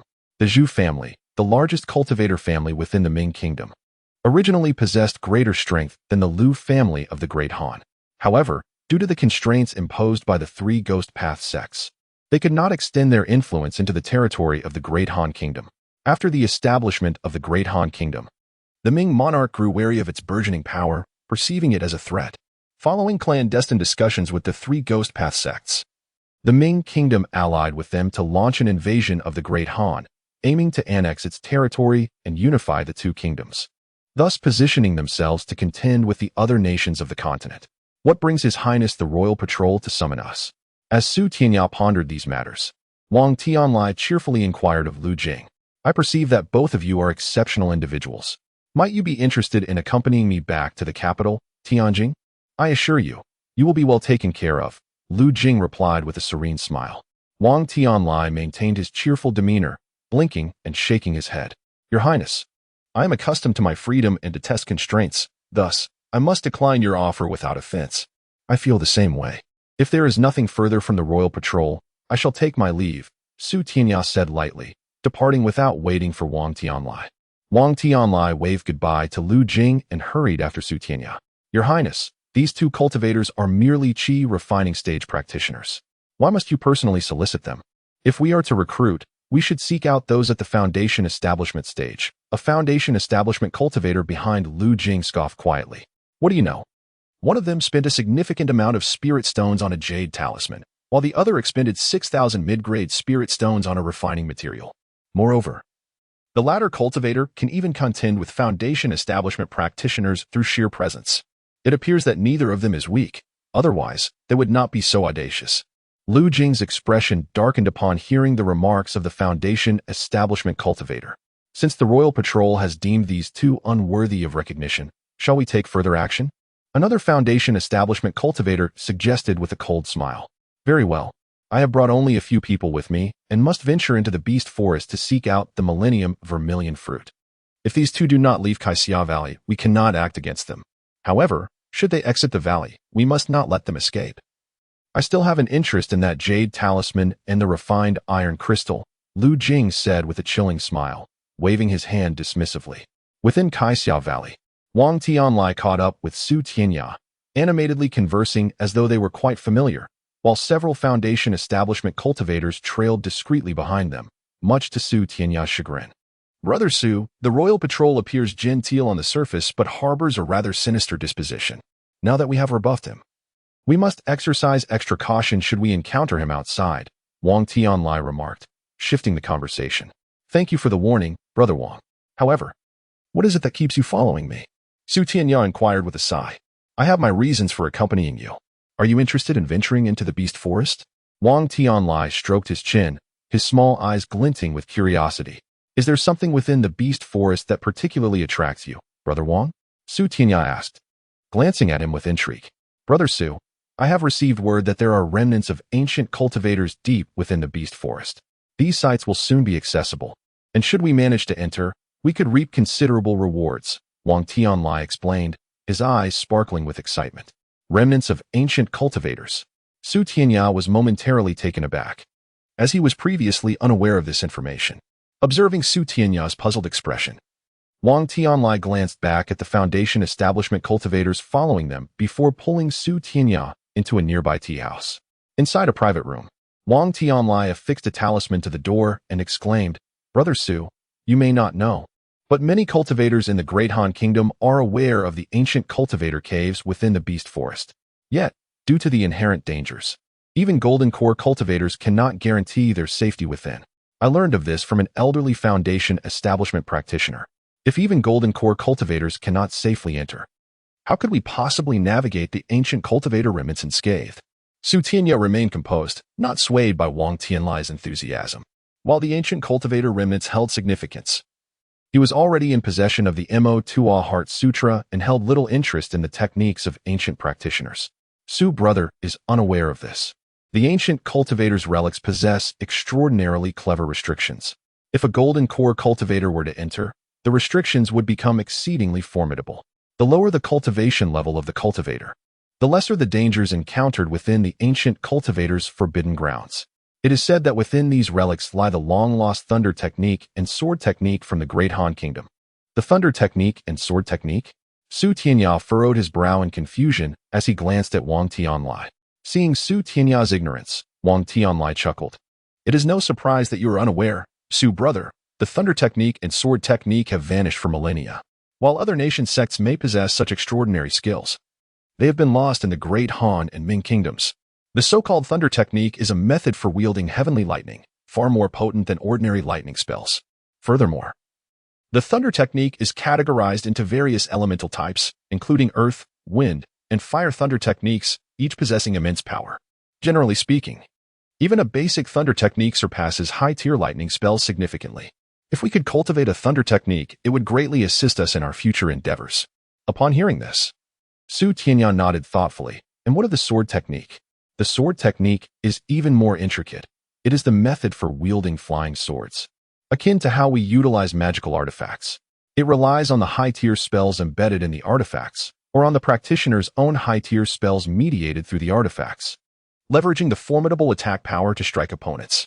The sword technique, however, can exponentially amplify the power of the flying sword artifacts.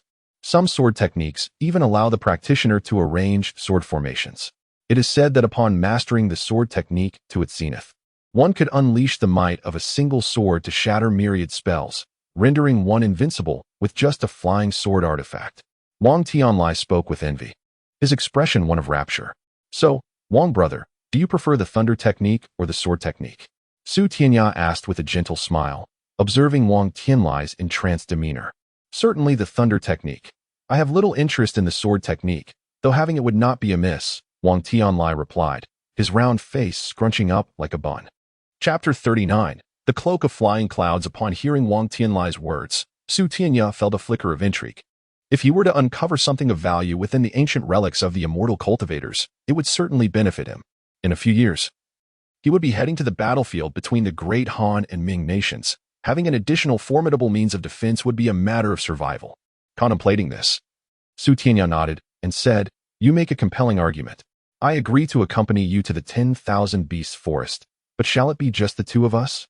"Of course not. I have already invited Qin Qian, and we are merely awaiting the return of Yihan Tian. The four of us will venture forth together. As for Qin Qingyi and the others, I prefer not to associate with them. They are far too petty," Wang Tianlai replied, wrinkling his nose in disdain. After speaking, Wang Tianlai produced several talismans and handed them to Su Tianya. "These are communication talismans I crafted. When we are ready to depart, I will contact you. Should you need anything, feel free to use these talismans to reach me. But I must take my leave now," he said, peering out of the tea house. Spotting several Foundation establishment cultivators still lingering below, Wang Tianlai waved cheerfully at Su Tianya, then, with a swift motion, vanished into a streak of yellow light. What an impressive earth-escaping technique. He simply departed the tea house. Su Tianya chuckled to himself as he settled the bill and strolled out of the establishment. The Foundation establishment cultivators hesitated for a moment upon seeing Su Tianya exit, but ultimately decided to remain and wait for Wang Tianlai, oblivious to the fact that he had already left the tea house. After leaving the tea house, Su Tianya made his way directly to Zhang Lu's residence in the colorful Cloud Valley without delay. Upon presenting Zhang Lu with hundreds of windbird feathers and a piece of refined iron crystal, even someone as seasoned as Zhang Lu displayed a look of astonishment. He had not expected Su Tianya to locate these materials within such a short span, and to find that their quality exceeded his expectations was truly remarkable. With a joyful expression, Zhang Lu began to examine the windbird feathers and the refined iron crystal. After a moment, he nodded at Su Tianya and smiled. Rest assured, young friend Su, I shall commence the forging of the wind and rain sword immediately. Given the high quality of these materials, the success rate of the forging process has significantly increased. I believe I can complete it within half a month. Thank you for your assistance, senior, Su Tianya replied, cupping his hands in gratitude. Not at all, not at all, Zhang Lu chuckled, waving his hand as he took Su Tianya's materials and entered the forging chamber. Half a month swiftly passed. During this time, aside from engaging in discussions about cultivation insights with Zhang Yuan, Su Tianya also perused the extensive collection of ancient texts within Zhang Lu's residence, gaining considerable knowledge from the invaluable tomes. However, after the month had elapsed, Zhang Lu did not emerge from the chamber. Instead, several more days passed before he finally opened the door, looking fatigued. Young friend Su, I have fulfilled my promise. The wind and rain sword has been successfully forged. As for its quality, it is classified as a low-grade heavenly artifact. Exiting the forging chamber, Zhang Lu presented a sword to Su Tianya. Upon receiving the wind and rain sword, Su Tianya sensed a powerful magical aura emanating from it. He gently drew the sword from its sheath and examined it closely. Although it appeared to be merely a sword, Su Tianya understood that this wind and rain sword held greater mysteries, for it was part of a complete set of artifacts, comprising a total of 7 swords. This wind and rain sword is a heavenly grade artifact and requires you to use your blood to establish a bond. Once bonded, you will grasp its full potential, Zhang Lu remarked, noticing Su Tianya's inquisitive gaze. Su Tianya nodded, biting his tongue to draw a drop of blood, which he then dripped onto the sword. A dazzling light erupted, and in an instant, he felt that all the secrets of the wind and rain sword were now within his control. Placing the sword on his back, Su Tianya made a swift gesture with his right hand, causing one of the swords to soar forth in a flash of white light, while the remaining swords remained undisturbed, as though nothing had been drawn. The wind and rain sword was composed of 7 flying swords, each subsequent sword being increasingly powerful. The first sword was merely a high-grade earthly flying sword, while the last one possessed the potential to reach mid-tier heavenly strength. Overall, despite being classified as a low-grade heavenly artifact, this set of flying swords possessed power that exceeded that of mid-tier heavenly artifacts. Zhang Lu watched with satisfaction as the swords danced in the sky, nodding approvingly. 7 swords manifest. Su Tianya chuckled softly, summoning the remaining 6 flying swords to join their companion in the air. However, after a brief moment, his expression darkened. With a wave of his hand, the 7 swords returned to their sheaths. You have realized that with your current strength, you cannot wield all 7 swords simultaneously. However, once you reach the golden core stage, you will be able to unleash the full might of this wind and rain sword, Zhang Lu observed, chuckling at Su Tianya's expression. Not necessarily. I have been practicing the Motuo Sutra. While I find it somewhat taxing to wield all 7 swords now, upon reaching the foundation establishment stage, I should be able to cultivate the second layer of the Motuo Sutra, which would enable me to fully harness the power of the wind and rain sword. Though Su Tianya held this thought, he refrained from voicing it, instead nodding in agreement and expressing his gratitude to Zhang Lu once more. As they chatted, Su Tianya suddenly seemed to recall something and shifted the conversation. Senior Zhang, are you familiar with the unicorn thunderlight python? Of course, I am aware of it. This beast possesses many valuable materials, Zhang Lu replied, momentarily taken aback before nodding in affirmation. Su Tianya chuckled softly, tapping his storage bag, and several materials from the unicorn thunderlight python appeared before them. Impossible. How did you manage to defeat the unicorn thunderlight python? Even cultivators below the 3rd layer of foundation establishment would flee at the sight of it. Only those at the 7th layer can hope to overcome it with great effort. Zhang Lu exclaimed in astonishment as he examined the python's hide and scales. With a mysterious smile, Su Tianya replied, I would appreciate your assistance in forging a few artifacts from these materials. Despite his intense curiosity about how Su Tianya had acquired such materials, Zhang Lu nodded and said, This is feasible. I can forge 2 artifacts for you. While they may only be earthly grade, their capabilities are substantial, and I believe they will be of great benefit to you. However, I would like to keep the remaining materials as compensation for the forging. Of course, that is agreeable. Thank you, Senior. Su Tianya smiled and nodded. During this time, I have effectively turned your forging chamber into my own. However, in the future, if you acquire any good materials, be sure to bring them to me for forging. I can tell you are quite exceptional, Zhang Lu chuckled. Gathering the materials and re-entering the forging chamber, Zhang Yuan observed Su Tianya with a hint of curiosity. Having sparred with Su Tianya several times, he understood that he was no match for him. The fact that Su Tianya could hunt the unicorn thunderlight python left Zhang Yuan in a state of disbelief. Before long, another half-month passed. During this period, Su Tianya received several communication talismans from Wang Tianlai. However, these talismans conveyed messages urging Su Tianya to remain patient. Although Wang Tianlai and Qin Qian had already arrived in the colorful Cloud Valley, Yihantian had yet to return. It seemed that Yihantian and Qin Qingyi had encountered some trouble in the 10,000 Beasts Forest, as there had been no word from them for quite some time. Nonetheless, Su Tianya was unconcerned by these events. His primary focus remained on the capabilities of the two earthly-grade artifacts that Zhang Lu was crafting for him.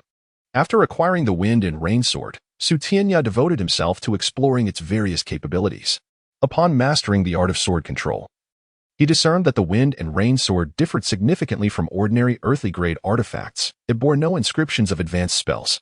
Instead, he found that while channeling high-tier wind spells through the Wind and Rain Sword, his spiritual energy diminished considerably. Yet the power of the spells was amplified by more than double. Moreover, the speed of the Wind and Rain Sword was astonishingly swift, allowing him to soar through the skies in a manner that ordinary individuals could scarcely hope to follow. Utilizing the Wind and Rain Sword in battle proved to be exceedingly domineering, rendering typical earthly-grade artifacts utterly inferior to its thunderous strikes. Nevertheless, Su Tianya resolved to conceal the fact that the Wind and Rain Sword was a celestial-grade artifact. He decided that unless he found himself in an exceptionally perilous situation, he would refrain from employing the sword along with the subsequent 4 flying swords. The 7 flying swords included 3 that were high-tier earthly-grade and top-tier earthly-grade artifacts. These 3 swords were more than sufficient to contend with foundation-building cultivators.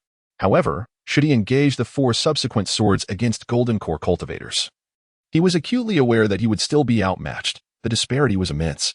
A mere flick of a golden core cultivator's hand could easily overwhelm even the most formidable foundation-building practitioner.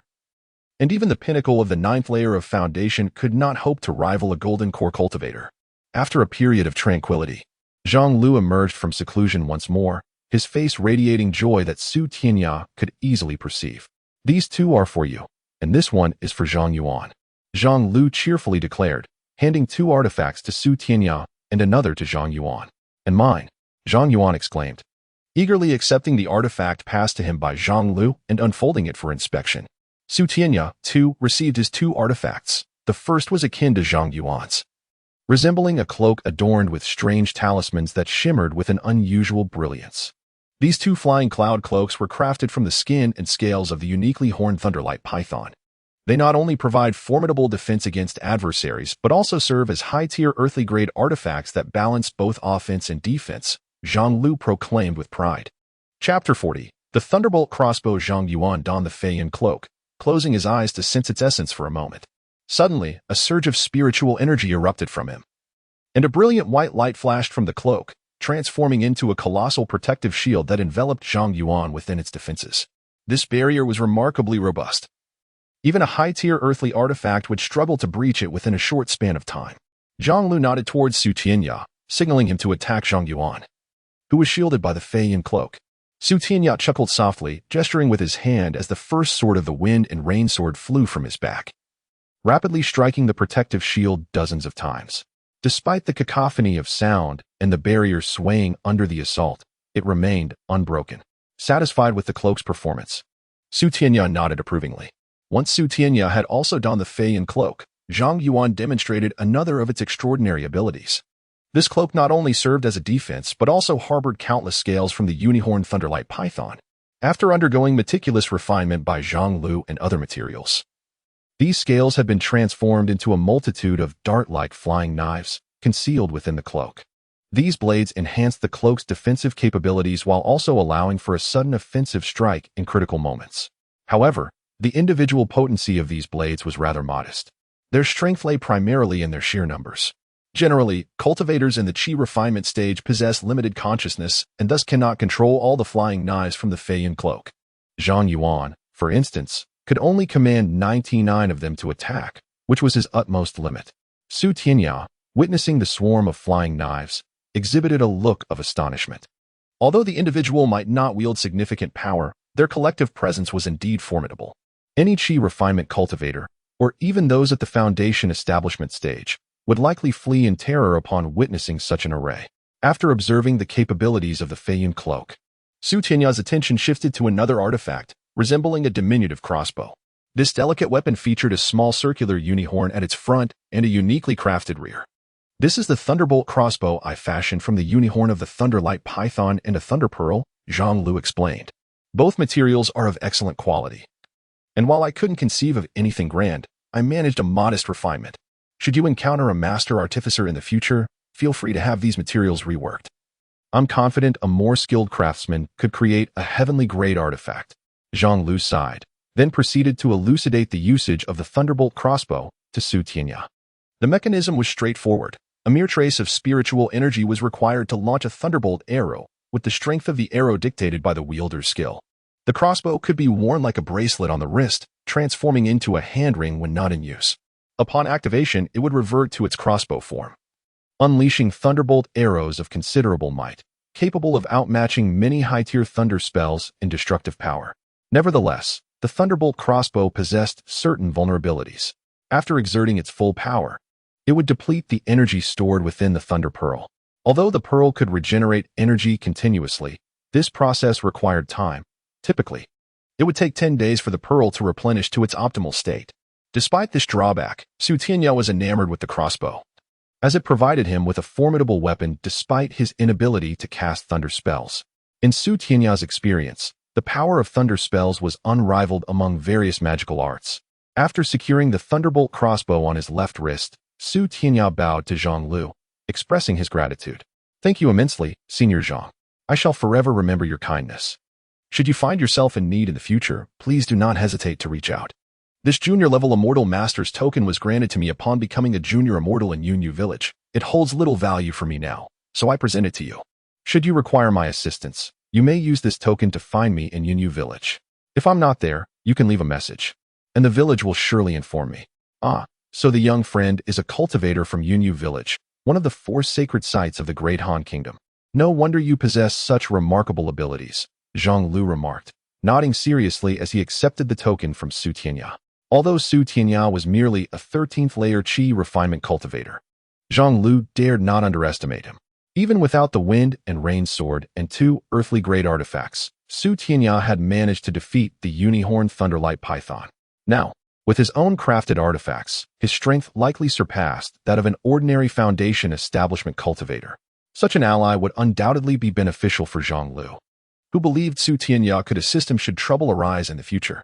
As Su Tianya bid farewell to Zhang Lu and departed from his residence, Zhang Lu smiled faintly and turned to Zhang Yuan. Zhang Yuan, I must enter seclusion once more. Although Su Tianya has reaped the greater benefits, we, as uncle and nephew, have also gained significantly. You have acquired the Feiyan cloak, while I shall obtain a heavenly-grade artifact. A heavenly-grade artifact? Does uncle intend to forge another Wind and Rain Sword? Zhang Yuan inquired, momentarily taken aback. Indeed, I hadn't initially planned on it, but Su Tianya bestowed upon me numerous feathers from the gale birds and several refined iron crystals. I also possess a good supply of wind crystals. Crafting another Wind and Rain Sword should pose no challenge, Zhang Lu replied with a smile. Congratulations, uncle. If you possess a Wind and Rain Sword, you would undoubtedly stand out among Foundation establishment cultivators, Zhang Yuan exclaimed with delight. That may not be entirely accurate. My expertise lies in artifact crafting, while my spells and techniques are merely average. The Wind and Rain Sword is a Wind-type artifact. I cannot harness its full potential. Although my fire spells can augment its power, my effectiveness with the sword pales in comparison to Su Tianya, who practices Wind-type spells, Zhang Lu sighed, waving his hand dismissively. As Zhang Lu prepared to forge the Wind and Rain Sword anew, Su Tianya had already arrived at the Yunyu Village outpost in Caixia Valley. This outpost, situated at the heart of Caixia Valley, was a large hall prominently displaying the characters Yunyu. Inside the Yunyu Village hall, several cultivators were engaged in discussion and sparring. Upon noticing Su Tianya's arrival, one of the cultivators stepped in front of him. Fellow cultivator, this is the Yunyu Village Hall. If you are not a cultivator from the sacred site of the Great Han Kingdom, please vacate the premises. Su Tianya chuckled nonchalantly, producing a token from his robe. I am Su Tianya, a junior immortal from Yunyu Village. Please allow me to pass. A junior immortal dares to leave Yunyu Village.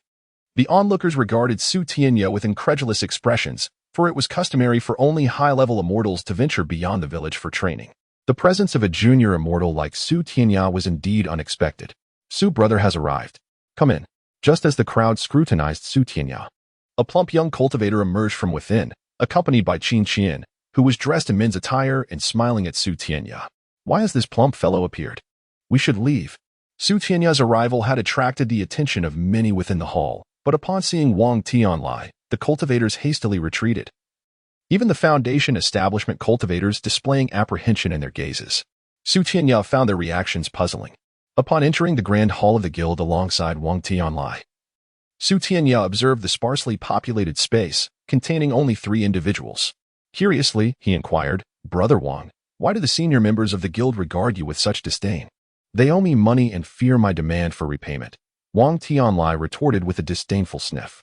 You see, Tianya, Wang Tianlai has amassed a considerable fortune through the sale of talismans. Many of these individuals have accrued debts to him for various talismans, which is why they scurry away upon his approach. It is only those who have settled their debts with him who are unafraid, Qin Qian explained with a playful smile. What about you, Qin Qian? Do you not owe Wang Tianlai for talismans? Su Tianya chuckled lightly at her. Indeed, I owe him 2,000 mid-grade spirit stones for talismans. But I have no intention of repaying him, Qin Qian replied, winking and flashing a radiant smile that revealed her charming dimples. Let her be. It matters not to me whether she pays or not. Wang Tianlai laughed nonchalantly. You insufferable glutton! Should you dare to call me Qin Qian again? You will find yourself indebted to me for 500 mid-grade spirit stones, Qin Qian retorted while playfully tapping Wang Tianlai on the head. Fear not. I have an abundance of spirit stones. From now on, I shall call you Qin Qian. Wang Tianlai replied with a carefree shake of his head, chuckling. Enough of this frivolity. Has Yi Hantian yet to return? Su Tianya asked, shaking his head in exasperation. Noticing Su Tianya's serious demeanor, both Wang Tianlai and Qin Qian ceased their playful banter. Qin Qian shook her head, stating, not only is Yi Hantian absent, but we have received no word from Qin Xingyi or the others. If this continues, we ought to proceed without waiting for him. That cannot be. If we do not wait for Yi Hantian, he will certainly hold it against me. He is aware of this matter, and should we fail to wait for him, he might very well inform Qin Xingyi and the others, thereby preventing us from claiming the treasures within the ancient cultivators' ruins, Wang Tianlai insisted, shaking his head vigorously. Are you concerned that without Yi Hantian present, Su Tianya and I might conspire against you? Otherwise, you could simply divide the spoils among us, Qin Qian remarked, casting a sidelong glance at Wang Tianlai with a huff. Chapter 41. The oath. It is still Qin Qian who understands me best. Though we are both cultivators from Yunyu Village, prudence must always prevail. As the saying goes, one can know a person's face but not their heart. I cannot trust to act alone with you. I am aware of the rapport between Su Tianya and yourself. Wang Tianlai offered no rebuttal to Qin Qian's words and replied with a smile, let us dispense with trivialities. Since Yi Hantian has yet to return, please enlighten us about the ancient cultivator ruins and the beast forest. How is it that I am unaware of this? Where did you obtain such news? Qin Qian shot Wang Tianlai a glance. In response to Qin Qian's inquiry, Wang Tianlai grinned. This matter is quite a coincidence. Upon entering the beast forest, I defeated a 4th-level demon beast. Within its lair, I discovered an ancient corpse. The corpse bore no other items, save for a map indicating a concealed location within the beast forest, marking the site of an ancient cultivator's cave. However, that lies deep within the heart of the forest, teeming with 5th-level and above demon beasts. I felt it prudent to invite you all along, as I lack the ability to venture there alone. Show me the map, Qin Qian exclaimed, her eyes sparkling with excitement. That is not possible. Once everyone has gathered and we enter the beast forest, I will naturally reveal the map for us to study together. Presenting it now would be premature, Wang Tianlai insisted, shaking his head persistently. Stingy. Qin Qian wrinkled her nose, but chose not to press Wang Tianlai further. She turned to Su Tianya beside her and asked, what treasures do you think we might find in the ancient cultivator ruins? I have heard tales that ancient cultivators were significantly more powerful than those of today. In ancient times, many profound spells were practiced, now long lost. Moreover, they possess techniques for thunder and sword cultivation that are unknown to our Han Kingdom. However, these are merely hearsay from Brother Wang. To truly comprehend what we might unearth in the ancient cultivator ruins, we should consult Brother Wang. Su Tianya shrugged, a look of resignation on his face. You trust his words? Qin Xian shook her head, looking quite vexed. Wang Tianlai chuckled. I speak only the truth. While the map does not detail what lies within the ancient cultivator ruins, I have gathered insights from numerous sources. Many relics of ancient cultivators are said to exist within the Beast Forest. It is rumored that centuries ago, a cultivator discovered a sword technique within one such ruin. With this technique, a previously unremarkable foundation establishment cultivator rose to prominence among Golden Core experts. Are you referring to the Yunyu from the Tianya sect who left the Han Kingdom for other lands? Qin Xian inquired, having some knowledge of Wang Tianlai's words. Indeed, that is the very individual. It is said he obtained the Yunyu Ming sword technique from a secret ancient cultivator ruin within the Beast Forest. Utilizing this technique, his previously modest power surged, making him the foremost expert in the Han Kingdom at that time. Thus, he departed for lands where stronger cultivators reside, Wang Tianlai affirmed, his expression turning serious. His grave demeanor elicited laughter from both Su Tianya and Qin Xian. What are you laughing at? I am quite earnest. If we can acquire a sword technique, our future accomplishments will undoubtedly surpass those of Yunyu. Not only will we excel in the impending war against Ming Kingdom in 3 years, but we could also venture beyond the Han Kingdom to experience the realms of more formidable cultivators, Wang Tianlai stated. His tone now grave as he observed Su Tianya and Qin Xian's expressions. If we obtain a sword technique, how shall we divide it? Su Tianya inquired, his smile fading, his expression serious once more. Naturally, we shall cultivate it together. Before we depart, we must all swear a solemn oath. Should we violate this oath?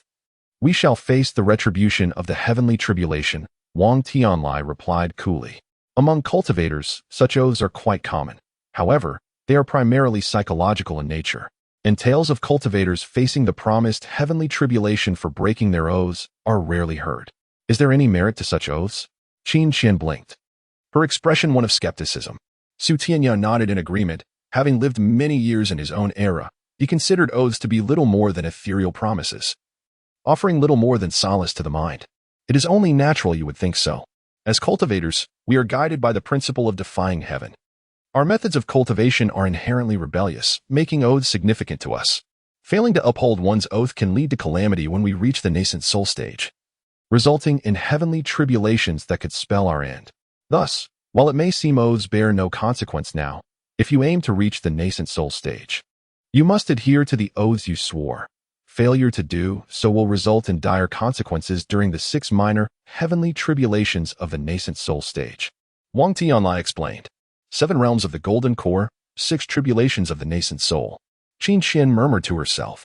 Su Tianya, only familiar with the 7 realms of the golden core, was enlightened by Wang Tianlai's explanation regarding the 6 tribulations of the nascent soul stage. Feeling a sense of trepidation at the thought of facing such trials. Heavenly tribulations are perilous trials for cultivators. Generally speaking, even among those who have reached the Golden Core's 7th realm, few can endure the tribulation that follows their ascension to the nascent soul stage without a protective artifact. Attempting to survive a minor heavenly tribulation without such an artifact could be deemed a foolish endeavor. Now you understand why I place such importance on oaths.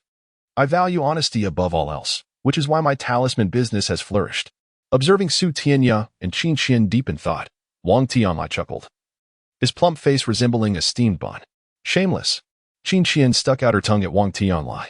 Now, will you agree to swear an oath before we venture into the Beast Forest?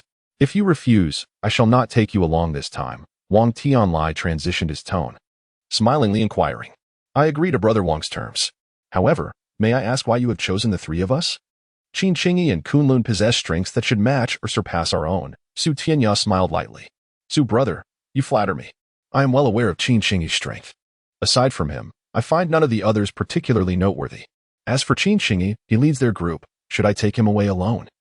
Kunlun and the others would undoubtedly sense something amiss.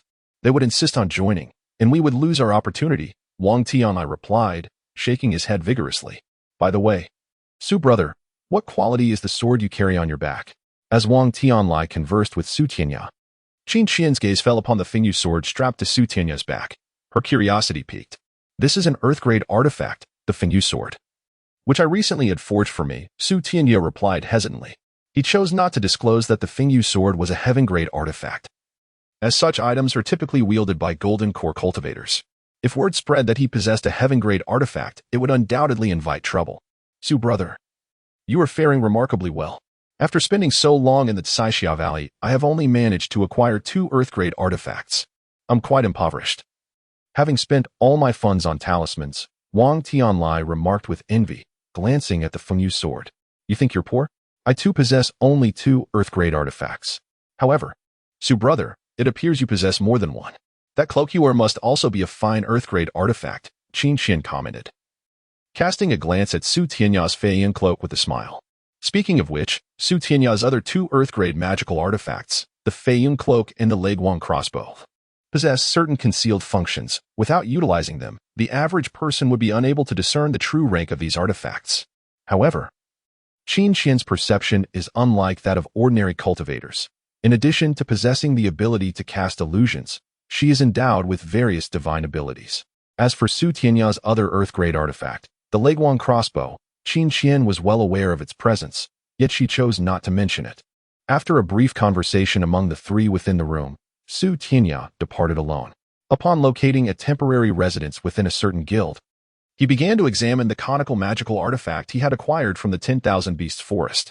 The grade of this conical artifact was unclear to Su Tianya, however. He was aware that its power was considerable, being at least a high-tier Earth-grade artifact. Moreover, after absorbing the essence blood from the unicorn thunder python, it seemed that the artifact's potency had been significantly enhanced. Carefully, he enveloped the conical artifact with his spiritual energy, meticulously probing the inscribed runes and formations. The higher the grade of the artifact, the more intricate its usage became. Typically, high-tier artifacts undergo a recognition ceremony upon their creation. Once the ceremony is completed, the methods of utilizing the artifact manifest fully within the cultivator's consciousness. Only artifacts that have undergone this recognition can unleash their full capabilities. Nonetheless, this conical artifact was distinct from others. It could absorb essence blood, but could not be recognized using its own blood.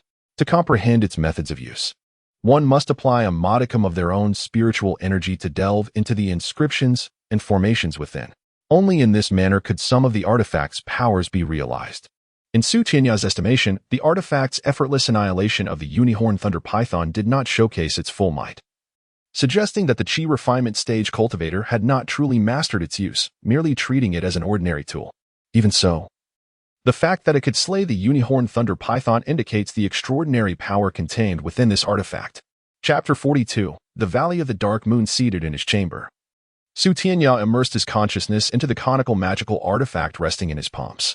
After several days of relentless effort, he barely managed to decipher a portion of the intricate array inscribed upon the artifact, thereby uncovering some of its usage methods. At his current level, Su Tianya found that he could only wield 2 forms of spells with this artifact. The first method allowed him to deploy the conical artifact as a conventional magical tool, which was, in fact, the simplest way to utilize it. Despite this basic application, the artifact's power was undeniably superior to that of an ordinary high-grade magical instrument. Furthermore, having absorbed the essence of the unicorn thunderlight python, its might seemed to have amplified significantly. The second method enabled him to unleash a crimson radiance, capable of temporarily immobilizing an opponent's magical tool. The duration of this immobilization depended on the quality of the adversary's artifact. When Su Tianya attempted to bind his own wind and rain sword with this blood-red light, he discovered that, regardless of his efforts, the sword remained utterly unresponsive. It was worth noting that he had only managed to immobilize the weakest of his swords, yet even so, the conical artifact left him in a state of profound astonishment. In battles against formidable foes, their reliance on powerful magical tools was paramount. Thus, immobilizing an opponent's artifact would be akin to severing their arms. Given that the artifact lacked a name, he decided to christen it the Bloodlight Cone. However, numerous secrets remained to be unveiled, and he believed that, upon uncovering these mysteries, the artifact's power would become even more formidable. With a satisfied gesture, the Bloodlight Cone hovering above him transformed into a streak of red light and flew into his palm. After placing the artifact into his storage pouch, Su Tianya gradually closed his eyes. In the Cloud and Rain Village's assembly hall, Su Tianya and his companions waited for a fortnight until Qin Xingyi and the others returned. However, it appeared that they had encountered grave dangers, as several cultivators had gone missing, and even Qin Xingyi and Kunlun bore numerous wounds. Although Qin Xingyi and the others extended an invitation to Su Tianya for a conversation upon their return, he declined their offer. On the following day, Su Tianya departed the Cloud and Rain Village Assembly Hall alongside Wang Tianlai and 2 others. Atop a towering edifice in the Assembly Hall, Qin Xingyi, Kunlun, and the others gazed at the receding figures of Su Tianya and his companions. Once their silhouettes vanished from sight, Qin Xingyi turned to Kunlun and Wang Tianling, remarking, "Our losses in the Beast Forest expedition were considerable. We intended to recruit Qin Xian and Wang Tianlai, yet unexpectedly, those 4 have banded together. They wouldn't dare venture into the Valley of the Dark Moon, would they? Yi Hantian is aware of the dangers there." Kunlun furrowed his brow. "Unlikely. Even if Yi Hantian warned them, they might lack the ability to proceed. We, with our numbers, found it challenging to find any opportunity. How could they, as just 4, possibly enter the Valley of the Dark Moon?" Zhao scoffed. "That might not be the case. You have all witnessed Yi Hantian's prowess. I do not consider myself as match. It seems that the 4 mysterious masters from the Cloud and Rain Village Academy indeed surpass us in strength. If they unite, they may have a chance of entering the Valley of the Dark Moon." Qin Xingyi mused, her eyes reflecting a sense of solitude. The others exchanged glances. And Kunlun huffed in anger, "In that case, let us prepare to venture once more into the Valley of the Dark Moon. The ancient ruins of the cultivators within cannot fall into their hands." The others nodded in agreement, though Qin Xingyi remained pensive, contemplating the potential outcomes of their journey to the Valley of the Dark Moon. After a year spent outside, the group had seemingly grown accustomed to following Qin Xingyi's lead. Though her strength was not the greatest among them, her intellect was unmatched. "Very well, we shall await them in the Valley of the Dark Moon. If they do not arrive, we will return. If they do venture there, we will join them. As cultivators of the Cloud and Rain Village, they cannot refuse our request. With their 4 in action, coupled with our support, we should have a solid chance of breaching the first layer of the Valley's restrictions." After a moment's thought, Qin Xingyi lifted her head, a faint smile gracing her lips. "What? You all intend to enter the Valley of the Dark Moon? You truly possess audacity. That place is a well-known peril among all cultivators. Even Foundation establishment practitioners dare not tread there. Although it is known to house the relics of ancient cultivators, few are bold enough to venture forth. Over the years, countless Foundation establishment cultivators have perished there, in the Tavern of the Colorful Clouds Valley." Wang Tianlai stared incredulously at Yi Hantian, shaking his head repeatedly. "It is not as dreadful as you imagine. We have entered the Valley of the Dark Moon. Though the first layer of restrictions is perilous, we have a chance to break through together. However, we did encounter several peculiar beasts conjured by the restrictions.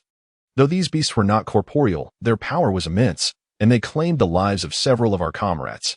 Had I not employed the Xianbing temporal stasis technique to temporarily halt these beasts, we would have met our demise in the Valley of the Dark Moon." Yi Hantian declared with a proud smile. "You are so impressive. If you could vanquish those beasts, you would not have fled with them." Wang Tianlai replied dismissively, rubbing his nose. "It was simply their lack of strength. Had you been present, I have faith that our combined forces could have defeated those phantom beasts conjured by the Valley's restrictions," Yi Hantian retorted with a cold snort, a look of regret crossing his face. "You truly overestimate us. Qin Xingyi and Kunlun are both peak cultivators at the 13th level of the Qi refinement stage. Not to mention that they are on par with the average Foundation establishment practitioners. If they could not succeed, how could just the 4 of us manage to contend with those phantom beasts?" Wang Tianlai shot Yi Hantian a scornful glance. "Then why did you summon me?" Qin Xingyi mentioned gathering more individuals to return to the Valley of the Dark Moon. "I thought you called me out for that purpose." Yi Hantian glared at Wang Tianlai. "You were too focused on Qin Xingyi. I have distanced myself from them. What benefit is there in mingling with so many, rather than associating with them? You would be better off joining forces with us 3, Wang Tianling said with a grin. "What benefit? Speak plainly. If it were not for matters regarding ancient cultivator relics, I would have little interest at present." Yi Hantian leaned back, stretching his form. Wang Tianlai gleefully shared the details of acquiring the map to the ancient cultivator's relics, subsequently revealing the somewhat worn ancient map for Su Tianya and the others to see. This location is called the Moon Exploration Pond, situated not far from the Valley of the Dark Moon. We passed through here previously, yet there resides a level 5 beast, the Ice Serpent, so we did not approach. The area marked on your map lies beneath the moon exploration pond, meaning we will have to contend with that ice serpent. After examining Wang Tianlai's map for a moment, Yi Hatian spoke with a grave tone. With our combined strength, we should have no issues dealing with the level 5 ice serpent. Once it is vanquished, we can proceed into the moon exploration pond to seek the ancient cultivator's cave. The level 5 ice serpent's power is comparable to that of a 7th level foundation establishment practitioner. However, its innate ice-based spells are formidable. We must devise a thorough plan to confront this beast. Wang Tianlai nodded thoughtfully, stroking his chin. Even the 5th level demon beasts instill fear in foundation-building cultivators who dare not confront them within the 10,000 beasts forest.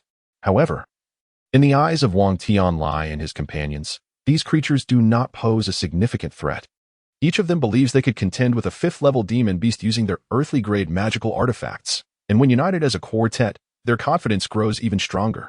In their minds, the ice serpent within the moon exploration pool is not regarded as their primary adversary. As for Tianya, he remains unconcerned about the ice serpent. Without the wind and rain sword and several earthly-grade artifacts, he was able to hold his ground against the pinnacle 4th level demon beast, the one-horned thunderlight python. With the addition of the wind and rain sword and other artifacts, he is certain he could easily vanquish the one-horned thunderlight python. Although the ice serpent possesses slightly greater strength, it does not intimidate him. If he were to face it alone, he might exercise caution.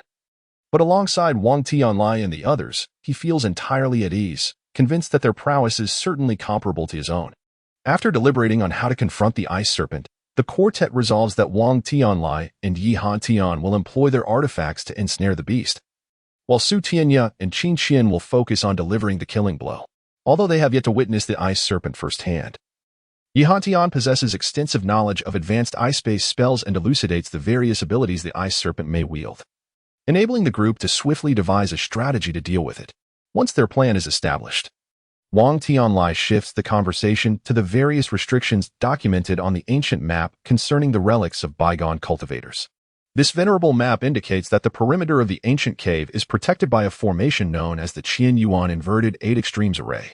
Among the four, only Qin Qian has conducted some research on formations, yet she finds herself at a loss when confronted with the intricate Qian Yuan Inverted 8 Extremes Array, as her knowledge primarily stems from the lower-tier formation text of Yunyu Village.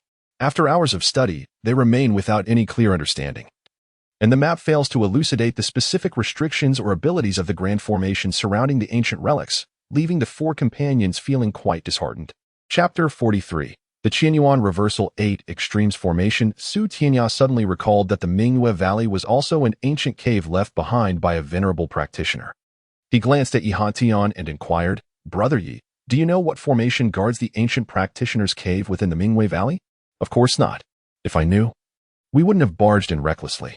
I am well aware of the dangers of forcing our way through such formations. Without formidable strength, attempting to breach the ancient practitioner and Apos array would be a perilous endeavor," Yi Hatian replied with a resigned smile, shaking his head. "Wait, Brother Yi, could you share what you know about the Mingyue Valley?" Qin Qian, who had been silent, suddenly asked, as if recalling something. Yi Hatian nodded and recounted his observations within the Mingyue Valley. Upon hearing his words, Qin Qian's face brightened with a smile as she remarked, "I am beginning to understand how the ancient practitioner set up the Great Formation. You mentioned that the ancient practitioner utilized the spiritual energy of the 10,000 Beast Forest to arrange the formation, while employing several magical artifacts to suppress it, thereby amplifying its power." Tianya smiled softly at this insight. "You know as well?" Qin Qian was taken aback, initially believing she was the only one who had come to this conclusion, surprised to find that Tianya had also uncovered the secret of the formation's arrangement. "I only just realized it. After hearing Brother Yi, I believe the formation in the Mingyue Valley is set up utilizing lunar energy. If it were nighttime, the formation's power would be considerably enhanced. The reason you and your companions were ignorant of this principle is that you entered the forbidden formation during the night. Had it been daytime, you likely would have already breached the first layer of the formation," Tianya said with a gentle smile. "How could I have overlooked this?" Yi Hatian exclaimed, his gaze towards Tianya and Qin Qian revealing a hint of astonishment. Wang Tianlai seemed to have grasped this point as well, wearing a broad smile but choosing not to voice it. "Brother Yi, do not lament. Rather, consider yourself fortunate. Had you entered the first layer of the formation, you would have had no chance of surviving. According to my speculation, the first layer is merely a bait.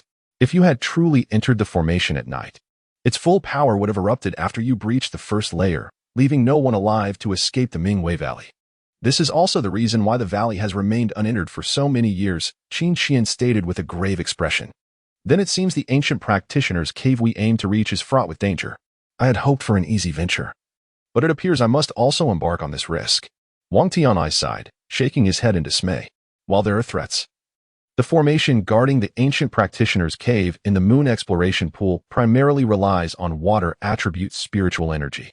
Both Brother Wang and Appo's earth-based spells and Brother Yi and Appo's ice-based spells hold advantages against water-based formations. Together, the four of us can surely breach the Qianyuan Reversal 8 Extremes formation, Su Tianya asserted. Qin Qian nodded in agreement, affirming Su Tianya's words. Although Su Tianya's wind-based spells were not significantly effective against water, all of them possessed earth-grade magical artifacts. And even a forceful assault should pose no issue. At worst, they could ensure their own safety. The following day, after their discussion, Su Tianya and his companions departed from the Caixao Valley and entered the 10,000 Beasts Forest. Not long after they entered, 5 Foundation Establishment practitioners appeared at the entrance of the valley from which Su Tianya and his companions had just come. One of the practitioners gestured, and a golden little sparrow flew to the shoulder of the long-haired practitioner, chirping animatedly. The practitioner, who had purchased a substantial number of jade talismans, along with 3 others at the 13th level of Qi refinement, had just entered the 10,000 Beasts Forest. If we hurry, we'll catch up with them within the time it takes for an incense stick to burn, the long-haired practitioner said, shaking his sleeve, causing the golden sparrow to transform into a beam of light and vanish into his robe. For mere 13th level Qi refinement youngsters, it's quite generous of us to take action against them. However, those 4 are disciples from the Yunyu Village, a holy land for cultivation in the great Han Kingdom. If we kill them, would it bring us trouble? Asked a dark-faced practitioner standing behind the long-haired one, furrowing his brows. Brother Fan, you worry too much. Who would know if we kill them without a trace? Even if the experts from Yunyu Village discover it later, what of it? Yunyu Village has only a few golden core practitioners, and I am not afraid of their foundation establishment cultivators. With these jade talismans, we could even contend with golden core practitioners. The long-haired practitioner waved dismissively. After their discussion, the 5 figures simultaneously flashed and swiftly pursued the direction in which Su Tianya and his companions were headed. There are people following us, Su Tianya and his companions exclaimed almost in unison. Su Tianya chuckled softly, turning to face them instead of continuing forward, while Yi Han Tian, with a proud demeanor, landed on a nearby large tree with a cold snort. Wang Tianlai and Qin Qian assumed positions, one sitting cross-legged on the ground, and the other crouching like a drowsy autumn squirrel beneath the tree. In an instant, 5 figures appeared before Su Tianya and his companions. Su Tianya sighed and turned to Wang Tianlai, shaking his head. Brother Wang, it seems they are here for you. In that case, I shall handle 2 of them. But their belongings will belong to me, Wang Tianlai declared with a grin, his chubby face scrunching up. Are you sure you can handle 2? They are all Foundation Establishment practitioners, Qin Qian teased, gently patting the autumn squirrel's head. Of course I can. You all take care of the other 3 while I deal with the 2 over there. Wang Tianlai confidently stepped forward, pointing at the 5 Foundation Establishment practitioners with derision. What an arrogant young lad. Despite being practitioners below the 4th level of Foundation Establishment, the 5 were incensed by Wang Tianlai's bravado. In their eyes, they held little regard for Wang Tianlai and his companions, for the gap between a 1st level Foundation Establishment practitioner and a peak 13th level Qi refinement practitioner was monumental. Even a peak 13th level Qi refinement practitioner with an earth-grade magical artifact would struggle against a 1st level Foundation Establishment practitioner wielding a superior artifact. Brothers Fan and he, you handle this plump fellow. Be cautious, he possesses many jade talismans. If he unleashes their potency, even you won't withstand it, the long-haired practitioner, seemingly the leader of the group, waved his hand to halt the others from attacking Wang Tianlai and said calmly. Wang Tianlai chuckled, his form transforming into a streak of yellow light as he darted toward the left side of the dense forest. The 2 Foundation Establishment practitioners exchanged glances, locking onto Wang Tianlai, and promptly pursued him. Yi Han Tian, perched atop the tree, swiftly appeared behind one of the Foundation Establishment practitioners, offering a faint smile without uttering a word. The practitioner responded with a cold snort, producing a flying knife-like superior artifact that sliced towards Yi Han Tian. Simultaneously, Qin Qian engaged with another Foundation establishment practitioner, while Su Tianya stood before the long-haired practitioner, smiling silently. My friend, there are too many people here. Shall we move over there? Su Tianya suggested, glancing at the ongoing confrontations between Yi Hantian, Qin Qian, and the two Foundation establishment practitioners. Since you seek a place to meet your demise, I shall grant your wish. The long-haired practitioner replied with a confident smile. Su Tianya's form gradually shifted, transforming into a breeze as he vanished before the long-haired practitioner. Noticing Su Tianya's remarkable speed, the long-haired practitioner's expression grew serious, causing him to move swiftly, transforming into a red light that pursued the already locked-on Su Tianya. In a rugged stone forest, Su Tianya stood leisurely atop a boulder, gazing at the long-haired cultivator before him. Despite this cultivator being a fourth-level Foundation establishment practitioner, Su Tianya felt an unusual calmness within. Although he had never engaged in combat with a Foundation establishment cultivator, the prowess of the unicorn Thunderlight Python was on par with that of a practitioner wielding an Earth-grade magical artifact. Thus, he did not harbor any fears of defeat. After all, he had managed to contend evenly with the unicorn Thunderlight Python even without any magical artifacts, and now that he possessed numerous high-tier Earth-grade artifacts, losing to a mere fourth-level Foundation establishment cultivator would be an utter disgrace. I never slay nameless individuals. After you utter your name, you may meet your demise. The long-haired cultivator's eyes gleamed with coldness as he gestured, summoning an enormous eagle that soared into the sky. A fourth-tier demon beast, the Crimson Flame Eagle. Su Tianya was momentarily taken aback, his face betraying surprise as he watched the colossal eagle circling above. Youth, even if I do not intervene, my Crimson Flame Eagle can easily annihilate you. Once you reveal your name, you may proceed to your end. The long-haired cultivator laughed maniacally. Fool. Su Tianya sighed, forming a sword gesture with his hand.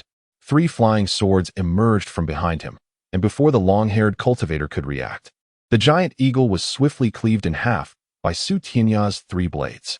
High-tier Earth-grade magical artifacts. The long-haired cultivator exclaimed in shock, hastily producing a turtle shell-shaped artifact that released a dark light, enveloping him entirely for protection. Futile. Su Tianya smiled at the long-haired cultivator, gesturing toward the 3 swiftly moving flying swords.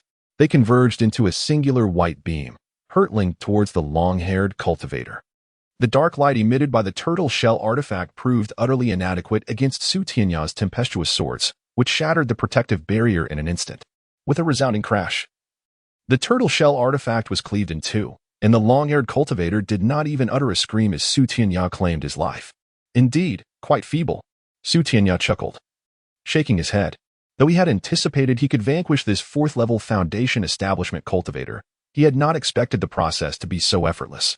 This cultivator lacked any exceptional qualities, falling significantly short compared to other Foundation establishment powerhouses, even with the assistance of a 4th-tier demon beast. The turtle shell artifact he deployed was of low quality and merely low-tier Earth-grade, utterly incapable of withstanding a strike from his tempestuous swords. Chapter 44. The art of beast mastery approached the lifeless body of the long-haired cultivator with measured steps. After a brief examination, he realized that the cultivator's spirit had long since perished, allowing him to retrieve several items from the deceased. Apart from a storage bag, the long-haired cultivator possessed a small pouch akin to a storage bag concealed within his sleeve. Had it not been for meticulous observation, he might have overlooked this hidden pouch. With a sweep of his spiritual sense, he inspected both the storage bag and the small pouch, discovering within the former a mere axe-shaped Earth-grade magical artifact and several top-tier human-grade artifacts. The quantity of spirit stones was pitifully low, totaling less than 1,000 medium-grade spirit stones. Aside from these items, several ancient tomes lay discarded in a corner of the storage bag. As for the small pouch, it contained 6 miniature compartments, for were empty, while the other 2 housed 2 slumbering demonic beasts. Indeed, this was the art of beast mastery, a rare skill in the great Han kingdom, indicating that the long-haired cultivator's origins were likely extraordinary. Without further scrutiny, stowed away both storage bags and made his way to the 4th-level demonic beast, the Crimson Flame Eagle, which he had slain. Though a 4th-level beast, it paled in comparison to the unicorn Thunder Python. Quickly collected usable materials from the Crimson Flame Eagle and departed the scene. Upon returning to his original location, he found, and already awaiting him, beside them stood an ice-carved dragon, within which a cultivator was encased in a frozen state. In another direction, a pale corpse bore a look of terror in its eyes. A foundation-building cultivator, indeed, how impoverished, possessing only an earth-grade artifact and a few medium-grade spirit stones. What have you acquired? Asked with a mischievous smile, revealing 2 charming dimples. Not bad. I also obtained an earth-grade artifact. Replied with a shrug. That seems sufficient. Let me see my findings. Said, inhaling sharply. With a wave of his hand, the storage bag of the frozen cultivator and an ice-encased earth-grade artifact flew into his grasp. Upon examining the round shield-like earth-grade artifact, excitement illuminated its fair visage. As a chi refinement cultivator, he possessed few earth-grade artifacts, and among them, defensive artifacts were particularly precious. With this defensive earth-grade artifact, he felt a newfound layer of security. This is of good quality, a mid-tier earth-grade artifact. We've struck it rich this time. Elated, stored the round shield and began to use his spiritual sense to examine the contents of the storage bag. Just as was joyfully inspecting the items within the storage bag, the ground beneath their feet suddenly erupted, revealing a figure leaping into the air. The 3 were momentarily stunned, swiftly retreating from the area. Once the dust settled, they recognized the figure as, whose disheveled appearance was marred by dirt, yet his eyes sparkled with an astonishing brilliance. Have you resolved your encounters so swiftly? Asked, brushing off the dust from his attire and glancing at the ice dragon statue nearby. It is you who are too slow. Chuckled, retracting the storage bag in his hand. Indeed, I faced 2 opponents, so naturally I was slower. However, my gains surpass yours, replied with a mischievous squint. Let us not waste time.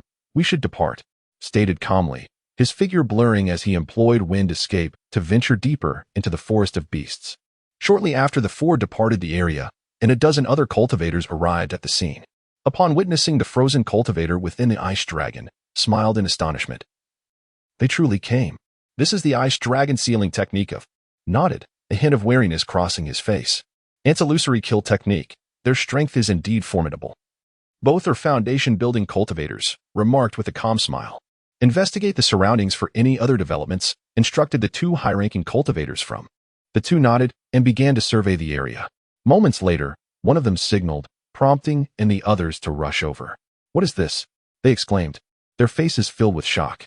2 massive, slowly rotating earth pillars revealed the heads of 2 buried cultivators, their bodies entombed beneath, with the pillars gradually descending, threatening to engulf them entirely. Is truly abnormal. How did he kill these 2 foundation-building cultivators? Remarked, swallowing hard as he surveyed the orderly battleground. Closed his eyes for a moment, then shook his head. I cannot sense any spiritual fluctuations here, so I cannot reconstruct the battle that took place. However, it is certain that these 2 foundation-building cultivators were no match for. It seems we underestimated him. He does not solely rely on talismans in combat.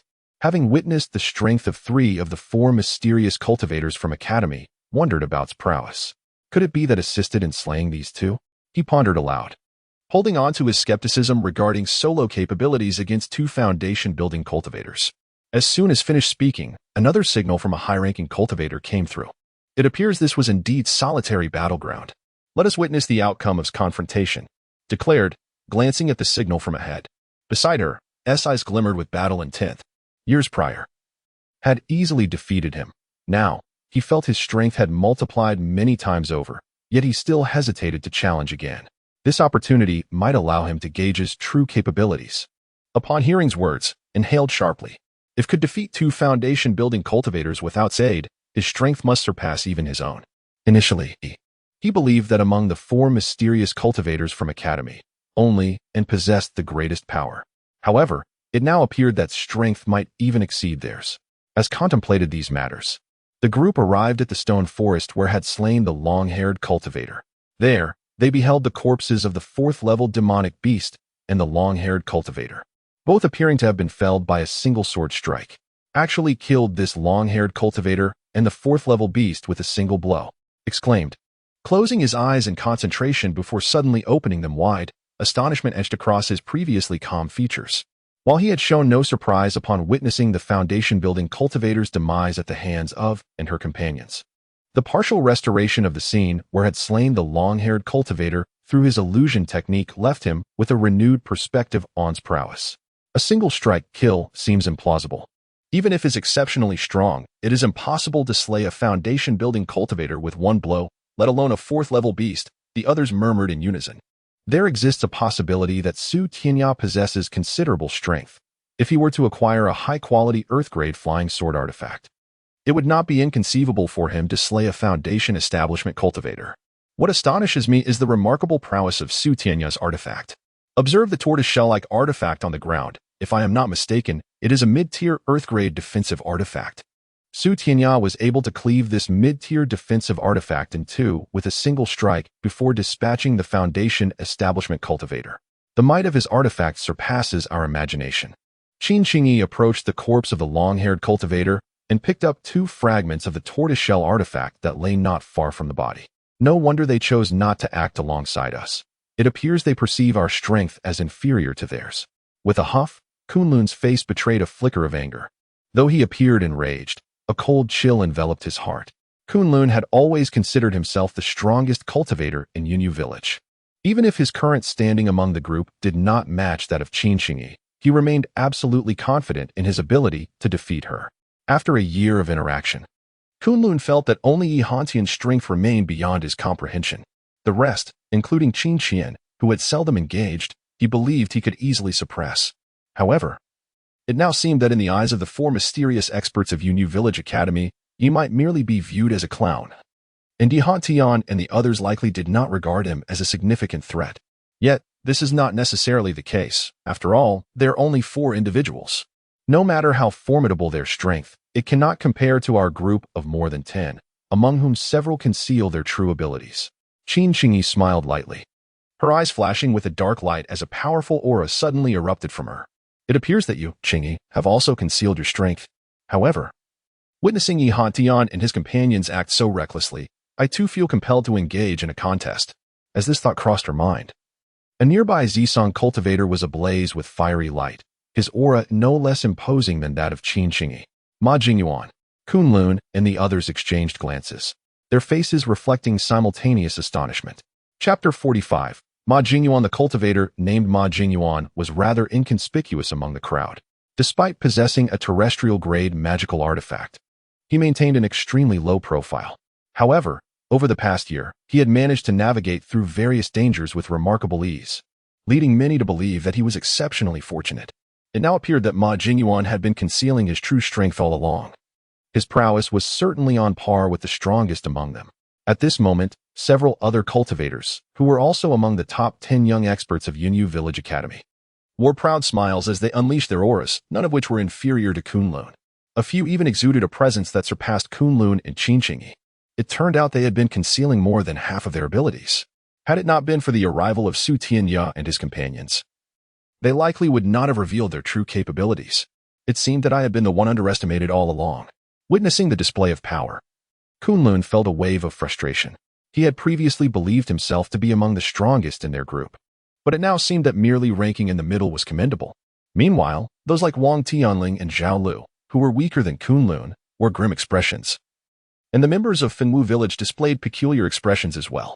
Among them, several cultivators from Yunyu Village were quite formidable, with their strongest member roughly comparable to Kunlun. Initially, they believed their numbers were fewer than those of Yunyu Village, yet their strength was not lacking. Now, it was evident that many seemingly unremarkable cultivators from Yunyu Village were concealing their might, leaving the Yunyu cultivators feeling indignant. However, after exchanging glances, the Yunyu cultivators chose to remain silent, as the strength exhibited by Yunyu Village was overwhelming, and they did not wish to abandon their mission to the Mingwei Valley. If you all had not held back during your last expedition to the Mingwei Valley, we would not have returned empty-handed, Kunlun scoffed, raising an eyebrow. Ma Jingyuan glanced at Kunlun and replied with a faint smile, Brother Kunlun, you are mistaken. If we had utilized our full strength, we might have been able to breach the restrictions of the Mingwei Valley. However, we are unaware of the dangers that lie beyond those barriers. Our avoidance may very well be a blessing in disguise. What do you mean? Are my friends destined to perish in the Mingwei Valley for naught? Kunlun's face flushed with anger. Ma Jingyuan merely smiled non-committally, not responding to Kunlun's words. Another formidable cultivator from Yunyu Village, Su Huai, chuckled lightly. Their strength is so lacking that their survival holds little value. Brother Kunlun, you should not have brought them along. Not only them, but even those behind you lack the qualifications to enter the Mingwei Valley with us. So you all deliberately withheld your full power last time. Kunlun glared at Ma Jingyuan and the others. At this moment, Qin Qingyi furrowed her brows. Though she had sensed that Ma Jingyuan and his group had been concealing their strength, she had not anticipated it to be as formidable as it was. At least half of them surpassed Kunlun. Even she felt uncertain about her ability to defeat some of them. Qin Qingyi couldn't help but lament the exceptional prowess of the top 10 young experts of Yunyu Village, realizing that her previous assumptions had been somewhat misguided. At this juncture, the group had unconsciously divided into 4 factions. One faction was led by Kunlun, who, despite his formidable prowess, found that the remaining members merely followed his lead, possessing only average abilities. The other 3 groups were led by Qin Qingyi, Han Fei from Yunyu Village, and Ma Jingyuan. Enough of the bickering. Brother Kunlun, given the circumstances, there is no need for further discussion. Our purpose here is the Mingwe Valley, and we are all from Yunyu Village. Let us not provide outsiders with the opportunity to mock us, Qin Qingyi stated, stepping closer to Kunlun and casting a calm gaze at Ma Jingyuan. Although Ma Jingyuan was indifferent towards Kunlun, he held a degree of wariness towards Qin Qingyi. He nodded and gestured to the other young cultivators from Yunyu Village who had been preserving their strength, and the group ceased their disputes, reuniting as one. Seeing the cessation of arguments, Qin Qingyi breathed a sigh of relief. Our plan remains unchanged. We will head to Mingwei Valley and wait for Yi Hantian and the others. If they decide to enter, we will join forces. If not, we will find another way. Brother Qin, are we not capable of breaching the Mingwei Valley once more with our strength? Kunlun retorted loudly, his thoughts shifting after witnessing the prowess of Ma Jingyuan and the others. What does Brother Ma think?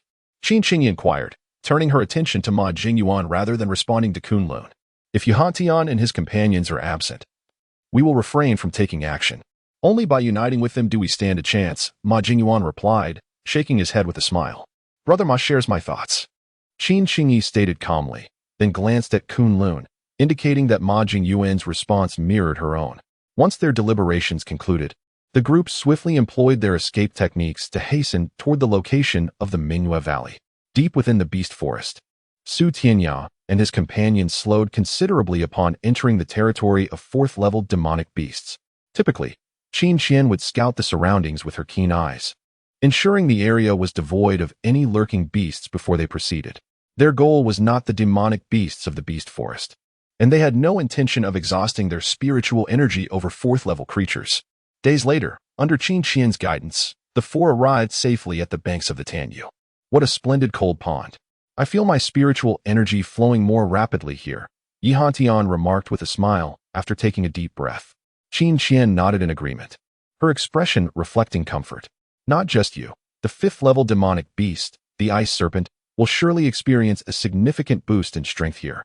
Tianya's observation rendered Yi Hantian and Qin Qian's previously joyful expressions awkward.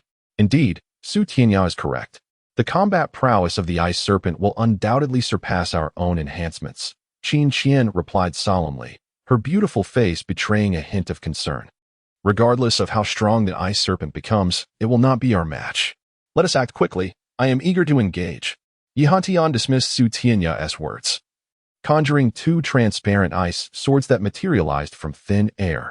I will draw out this ice serpent. Wang Tianlai grinned, lightly stepping on the ground, which trembled violently, causing the waters of the Tanyu to ripple. With a thunderous roar, a massive serpent, spanning several dozen zhang in length, suddenly erupted from the depths of the Tanyu. This serpent was entirely black, save for a single white horn atop its head, and its eyes resembled 2 enormous lanterns, radiating a peculiar light towards Tianya and his companions. The fluctuation of spiritual energy is formidable. It seems this ice serpent is on the verge of advancing, Qin Qian observed, her eyes flashing with excitement. I fear no 6th-level creature. Yi Hantian scoffed, brandishing his arms as the 2 ice swords transformed into white streaks, launching towards the ice serpent's eyes. The ice serpent, taken aback by Yi Hantian's assault, revealed a hint of mockery in its enormous eyes. With a deafening roar, a powerful sound wave erupted from its mouth, instantly disintegrating the 2 ice swords into a cloud of frost. Truly impressive, Yi Hantian chuckled, showing no sign of panic despite his spell being countered. Act swiftly, let us not allow this ice serpent to grow too arrogant, Tianya calmly commanded, summoning 2 wind and rain swords that soared into the air, appearing near the ice serpent's eyes in an instant. The ice serpent, unprepared for the swiftness of the wind and rain swords, hastily shut its eyes. With a resounding crash, the sword struck its closed eyelids, causing the serpent to emit a pained cry and spiral through the air. Behold my technique, the Earth Dragon's Grave. Wang Tianlai observed Su Tianya's advance with a cheerful grin as he produced a talisman from his possession. With a flick of his 2 fingers, the talisman transformed into a colossal earthen dragon, propelled by an overwhelming surge of spiritual energy. The dragon let out a thunderous roar as it charged towards the ice serpent. Simultaneously, Qin Qian and Yi Hantian each unleashed a prized Earth-grade magical artifact, Qin Qian's being a massive ghostly hand exuding a chilling black aura, radiating formidable power, while Yi Hantian summoned a white flying sword, wreathed in frost, unmistakably an ice element Earth-grade weapon. Despite the ice serpent's formidable prowess, having reached the pinnacle of the 5th level and on the brink of ascending to a 6th-level beast, it stood no chance against the coordinated onslaught of Su Tianya and his companions, swiftly succumbing to their combined might. As the battle concluded, the group retracted their magical tools, leaving the immense carcass of the ice serpent before them. Su Tianya and Wang Tianlai refrained from claiming any spoils from the ice serpent, as they had previously agreed that the spoils belonged to the ice element practitioners, Qin Qian and Yi Hantian. Furthermore, the materials from the serpent, while decent, primarily consisted of ice-related components, offering little assistance to those who practiced wind and earth techniques. Even in the crafting of artifacts, they would only yield ice element creations. Once Qin Qian and Yi Hantian had finished dividing the materials, Su Tianya and Wang Tianlai approached. The ice serpent had indeed been generous, gifting each of them 7 ice pearls. If fashioned into necklaces or similar adornments, these pearls would significantly enhance their techniques, accelerating the condensation of their spells and augmenting the potency of their ice-related magic. Before Su Tianya and Wang Tianlai could inquire further, Qin Qian revealed the serpent's most valuable asset. Are you not intrigued by the serpent's scales? Wang Tianlai inquired, blinking as he gestured toward the carcass on the ground. Chapter 46. The Eye of the Storm. No, that thing is utterly hideous. Qin Qian frowned, her delicate hand shaking the shimmering white ice pearl in her grip. Yi Hantian sniffed. I'm far too handsome. Wearing armor made from the scales of an ice serpent would appear dreadfully vulgar. Fool. Wang Tianlai muttered under his breath, not waiting for Su Tianya to respond, as he waved his hand and swiftly stored the colossal ice serpent's corpse. This ice serpent, apart from its scales, possessed a unique horn with remarkable properties. Generally, refining 2 earth-grade artifacts from such materials posed no challenge. Su Tianya found it perplexing that Qin Qian and Yi Hantian were disinterested in the remaining materials of the ice serpent. However, he understood that the most precious items from the ice serpent were the 14 ice pearls, and it seemed that Qin Qian and Yi Hantian felt reluctant to claim any further spoils after acquiring the pearls. According to the map, the entrance to the Qian Yuan Inverted 8 Extremes Formation lies at the deepest part of the Moonlit Pond. Should we proceed to explore the Moonlit Pond? Wang Tianlai inquired, glancing at Su Tianya and the others. Wang Tianlai, are you certain that no other beasts dwell within the Moonlit Pond aside from the ice serpent? Qin Qian asked, her brow furrowed with concern. Rest assured, there are no other beasts, as far as I am aware. 5th-tier beasts are considered high-level and typically occupy isolated areas of the 10,000 beasts forest. Only a few social beasts congregate in one location, and the ice serpent does not belong to that category, Wang Tianlai reassured, waving his hand dismissively. Let us descend, Su Tianya declared, his figure shifting as he leapt into the moonlit pond. A wave of frigid energy surged towards him upon his entry, causing him to stagger slightly. A protective white barrier enveloped him, activating the defensive capabilities of his flying cloud cloak, rendering the cold air of the moonlit pond utterly ineffective against him. Seeing Su Tianya jump first, Qin Qian exchanged glances with the others, and they followed suit into the pond. In the depths of the moonlit pond, the 4 of them ventured downstream. Although the water was chillingly cold, it posed no threat to Su Tianya and his companions, who were safeguarded by their earth-grade artifacts. Aside from the water's chill, the various creatures within the pond presented no danger to them. After a brief while, the 4 arrived at the entrance of a vast cavern at the deepest point of the moonlit pond. Nodding to one another, they hastened into the cave. Inside the cavern stood an immense white gate, and they paused for a moment before stepping through it together. What a spacious area! I never expected such a place to exist beneath the moonlit pond. Upon entering the gate, they found themselves in a colossal stone forest, filled with numerous statues resembling ferocious beasts, emanating an aura of ice around them. Be cautious. This must be the entrance to the Qian Yuan Inverted 8 Extremes Formation. Qin Qian's eyes glowed with a crimson light, revealing a rapidly spinning black and white totem within her pupils. Su Tianya was momentarily taken aback at witnessing Qin Qian manifest her illusionary arts to such an extraordinary extent, his interest in her abilities intensifying. Wang Tianlai, seemingly familiar with Qin Qian's illusions, noted her serious demeanor, his expression growing grave. Once the red light in her eyes dimmed, he quietly asked, "What do you see?" Gently rubbing her eyes, Qin Qian shook her head. "I can't discern much. I only sense a powerful fluctuation of ice attribute spiritual energy within the formation. If we are to enter, we must exercise extreme caution, as the Qian Yuan inverted 8 extremes formation contains both real and illusory arrays. Now that we've come this far, it's too late to reconsider. Let us venture into the Qian Yuan inverted 8 extremes formation," Yi Hantian said nonchalantly. Stepping forward into the stone forest, Su Tianya and the others exchanged knowing smiles, following Yi Hantian into the forest. As soon as they entered, the scenery shifted dramatically. The stone forest transformed into a vast battlefield, with countless knights riding fierce beasts charging toward them. Seeking death, Yi Hantian snorted coldly, ready to unleash his spells. "Do not move. This is an illusory array.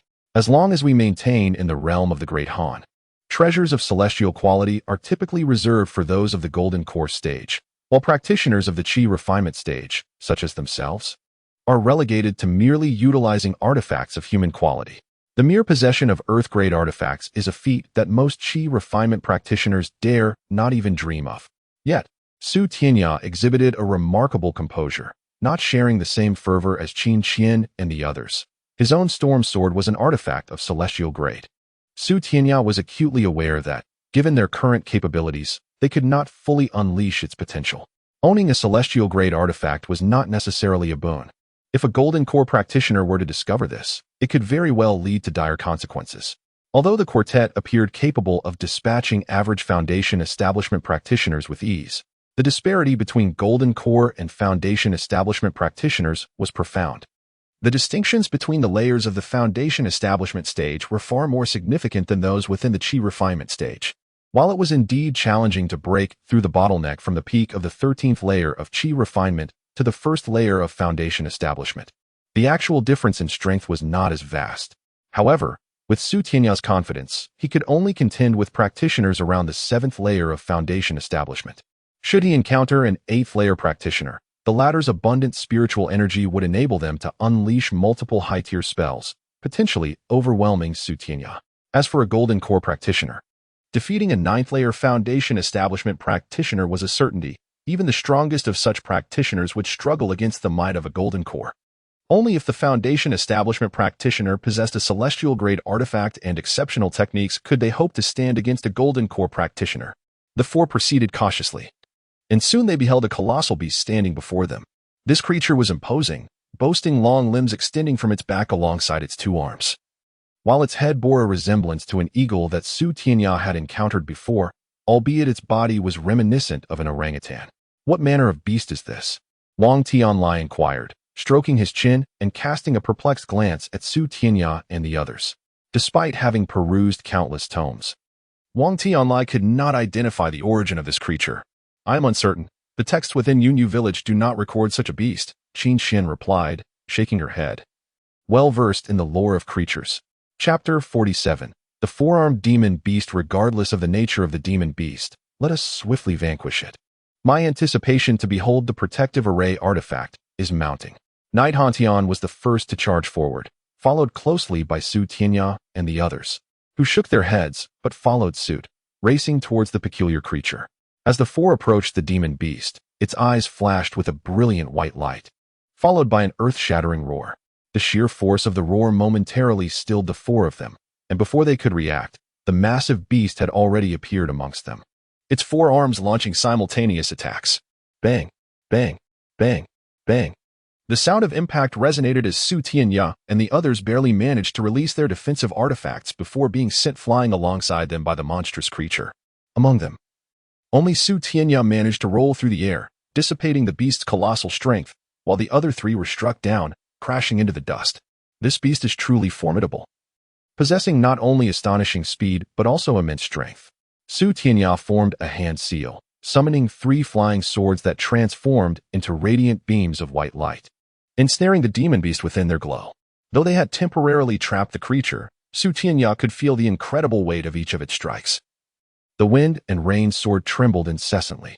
Had it not been of superior quality, it might have been damaged by the beast's powerful punches. At that moment, Wang Tianlai and the others regained their composure and unleashed 3 artifacts to assist Tianya in their assault on the 4-armed demon beast. However, even with their combined might, they were unable to breach the beast's defenses. As the demon beast swung its 4 arms, intricate trajectories formed, rendering the angles of the 4's attacks ineffective against the whirlwind of limbs. Moreover, the power behind those arms was terrifying. Their earth-grade artifacts could do nothing against them. And every time they were struck, a mournful cry echoed. The demon beast's combat prowess could rival that of a first-level golden core cultivator, even collectively. They would struggle against such a foe. Wang Tianlai's expression turned serious as he swiftly conjured 9 earthy yellow talismans in his hands. 9 dragons' heaven burial. With a hearty laugh, Wang Tianlai sent the talismans forth, transforming them into 9 earthen dragons that coiled around the 4-armed demon beast. Witnessing Wang Tianlai's ultimate move, Qin Qian's eyes glinted with determination. With a flick of her wrist, a white circular ring shot forth from her arm, expanding into a colossal form in the sky. Exuding a chilling aura, as it released its power, an overwhelming cold descended upon them, slowing the flow of spiritual energy within their bodies. Ice Dragon Bind. Simultaneously, as Qin Qian and Wang Tianlai executed their formidable spells, Knight Hantian commanded his flying sword, transforming it into an ice dragon that surged towards the demon beast's legs. With a low growl, Knight Hantian's ice dragon arrived first, encasing the demon beast's legs in ice, while Wang Tianlai's 9 earthen dragons entwined around its body. In the end, Qin Qian's ring artifact ensnared the beast's 4 long arms. Despite their lack of coordination, the trio executed their powerful spells to perfection. Even the mighty 4-armed demon beast found itself immobilized. However, Wang Tianlai and the others soon felt the strain of their efforts. They continuously infused their spiritual energy into their spells, as the demon beast's escape attempts grew more vigorous. If they relaxed even slightly, the beast would break free, making it far more challenging to restrain it again. Release another wind and rain sword. Tianya felt that 3 swords might not suffice for a decisive strike. With a raised brow, he summoned a 4th sword, which was of heavenly quality, radiating with brilliance and an oppressive chill. The 4-armed demon beast seemed to sense the impending threat and struggled even harder against its bindings. For swords unite. Tianya merged the 4 wind and rain swords into one, gripping the newly formed sword in his right hand as he transformed into a streak of white light, charging towards the 4-armed demon beast. As he approached, Tianya employed the wind body cloud technique, accelerating his speed and concentrating all his spiritual energy into the wind and rain sword. In an instant, a beam of white light pierced through the demon beast's head, followed by a mournful wail as its skull shattered, its form gradually dissipating. After the demon beast's demise, a delicate bell materialized in midair, producing a melodious chime that altered the surrounding scenery. "This is a heavenly artifact. How exquisite!" Qin Qian exclaimed, her face alight with excitement as she gazed at the bell. Yet, none among the 4 stepped forward to claim the heavenly artifact. "How shall we divide this artifact?" After a moment of silence, Wang Tianlai asked with a smile directed at Tianya and the others. "I propose we entrust it to Brother Su for safekeeping until we acquire the remaining artifacts. At which point we can discuss distribution," Qin Qian suggested, her eyes blinking. "That seems reasonable. However, should we acquire another heavenly artifact, it too must be entrusted to me for safekeeping. No one should hoard everything we obtain," Wang Tianlai replied after a moment of contemplation. Knight Hatian cast a reluctant glance at the bell-shaped heavenly artifact before ultimately nodding in agreement. Once the 4 reached a consensus, Tianya stepped forward to claim the bell-shaped heavenly artifact. Such artifacts require a drop of blood for recognition of ownership to unleash their full potential. Upon it were several ancient characters inscribed, "Sounding Bell." Until it recognized its master, the artifact's true capabilities remained unknown. Though Tianya stored the heavenly artifact, the other 3 could not resist examining it closely, their faces reflecting sheer exhilaration. This artifact, unlike any other heavenly artifact from the outside world, was crafted during ancient times. And in terms of power, it likely surpassed even the finest contemporary artifacts. I wonder if there are any more heavenly artifacts. Even if we find nothing else in this ancient cultivator's ruin, securing 1 heavenly artifact each after overcoming the Qianyuan Reversal 8 Extremes formation would render our journey worthwhile. Wang Tianlai mused, reluctantly handing the bell to Su Tianya. Your optimism is unfounded. Do you believe heavenly artifacts are so easily obtained? This four-armed demon beast was exceedingly powerful. Had it not been for Tianya's final strike, we may not have triumphed, Qin Xian retorted, casting a disapproving glance at Wang Tianlai. Enough chatter, let us proceed swiftly. There is little of value remaining here. Su Tianya observed the surroundings and noted that the protective heavenly artifact had been collected, causing the surrounding restrictions to seem to stall. He gazed at the path leading out of the stone forest and spoke softly. Passing through the stone forest restrictions, the four arrived at a vast plaza, where 16 humanoid statues stood, each wielding a weapon that shimmered with an unusual light. We have struck gold. These weapons appear to be heavenly artifacts. We have truly struck it rich. Wang Tianlai gulped in excitement. This place is perilous. Are we truly entering? Su Tianya and Qin Xian wore serious expressions, shaking their heads in unison. It is indeed dangerous. If each statue possesses even half the strength of the four-armed demon beast, we would stand no chance. Qin Xian concurred with Su Tianya's assessment. Wang Tianlai, now sobered from his earlier enthusiasm, gazed at the 16 statues with a hint of reluctance. Come and take a look at this. As the three individuals gazed in a daze at the 16 humanoid statues within the square, a voice called out to them from the nearby knight Han Tian, who was ambling around the perimeter of the plaza. Upon hearing the call, the trio turned their attention to Knight Han Tian, who stood in one corner of the square before a towering stone tablet.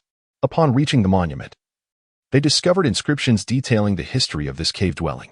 The owner of this abode was revealed to be the solitary figure known as the Solitary Ascendant, a formidable practitioner who had reached the fifth tribulation of the nascent soul stage. This cave had been prepared by the Solitary Ascendant as a treasure for future generations before his ascension. According to the inscriptions, the Solitary Ascendant had sustained grave injuries following his fifth heavenly tribulation and had exhausted his magical artifacts. Feeling incapable of enduring the sixth tribulation, he had no choice but to establish this cave to heal and to leave behind a legacy for posterity. Interestingly, the Solitary Ascendant was not a cultivator of the great Han Kingdom. When he arrived, the kingdom had yet to be founded. The tablet indicated that his era was, at the very least, several millennia distant from the present. Within this moon exploration cave, the Solitary Ascendant bequeathed 7 treasures, the most precious of which was the chill of heaven and frost, a technique of ice cultivation that could be practiced from the initial chi refinement stage all the way to the consummation of the nascent soul, allowing one to transcend the 6 great tribulations of the nascent soul. The remaining 6 treasures included the windsword technique obtained from an ancient ruin, an earthly departure sutra, a treasure map of an ancient site, and 3 somewhat incomplete magical artifacts. As for the heavenly grade magical instruments that formed the grand array, the Solitary Ascendant did not regard them as treasures. Besides these 7 significant artifacts, he held a particular fondness for a mechanical puppet endowed with the prowess of a golden core cultivator at the 3rd level.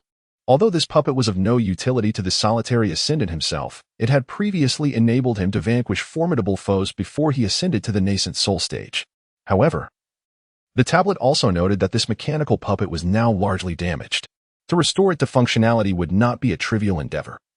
It would require rare materials and the expertise of a high-level mechanist to successfully repair this relic left by an ancient cultivator. Chapter 48. The Essence of Ghostly Aura. Upon reaching this point, Su Tianya and his companions were overwhelmed with joy, realizing that their journey had not been in vain.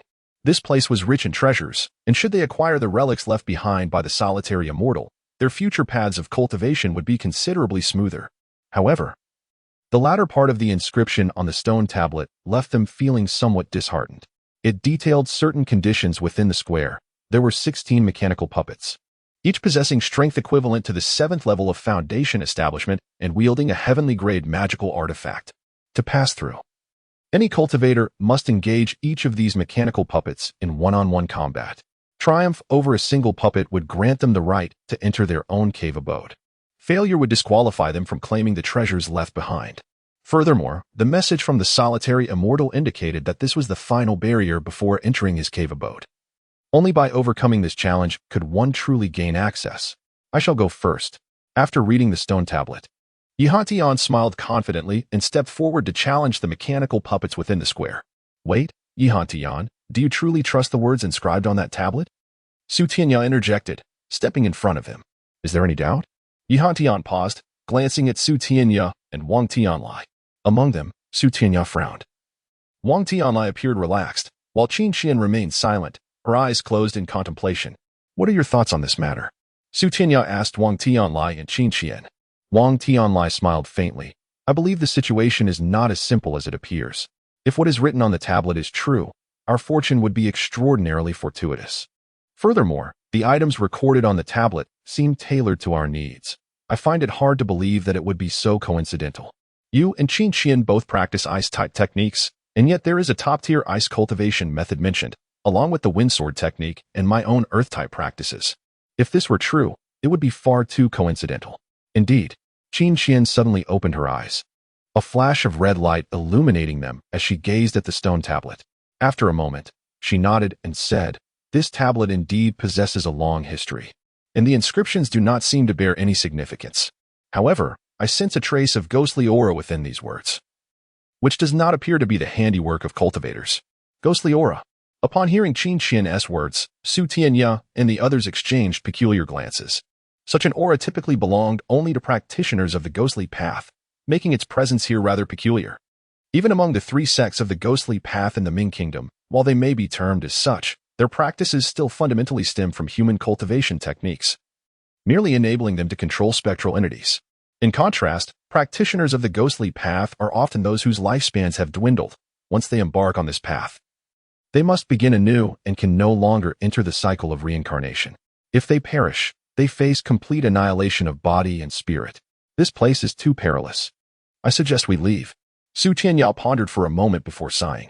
I disagree. If the tablet speaks the truth, we would be squandering a monumental opportunity. Wang Tianlai nodded in agreement with Han Tian, while Qin Qian remained silent, seemingly torn between opinions. After a brief moment, Qin Qian glanced at Su Tianya and the others, offering a wry smile. To be honest, I too wish to seize this opportunity.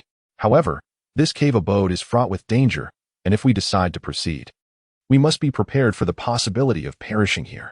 Regardless, we cultivators aim to defy the heavens. Even if we fall here, I fear not, at worst. I would simply enter the cycle of rebirth and start anew. Han Tian replied nonchalantly. What say you, Su? Wang Tianlai smiled and looked towards Su Tianya. Su Tianya sighed, his heart heavy with concern. Yet seeing his companions resolute in their decision to enter the cave abode, he feared that abstaining would render him the subject of their mockery and portray him as exceedingly timid. Since you all are eager to venture into this ancient cultivator's cave, I shall accompany you. With a carefree smile, Su Tianya suddenly surged forward, becoming the first to challenge the mechanical puppets in the square. As Su Tianya reached the center of the square, a mechanical puppet's eyes gleamed with purple light as it advanced toward him with deliberate strides. Gentle wind locking array. Su Tianya moved slightly, unleashing several wind clones that simultaneously emanated from him. These 10 clones executed the gentle wind locking array, sending countless fine threads of wind toward the mechanical puppet.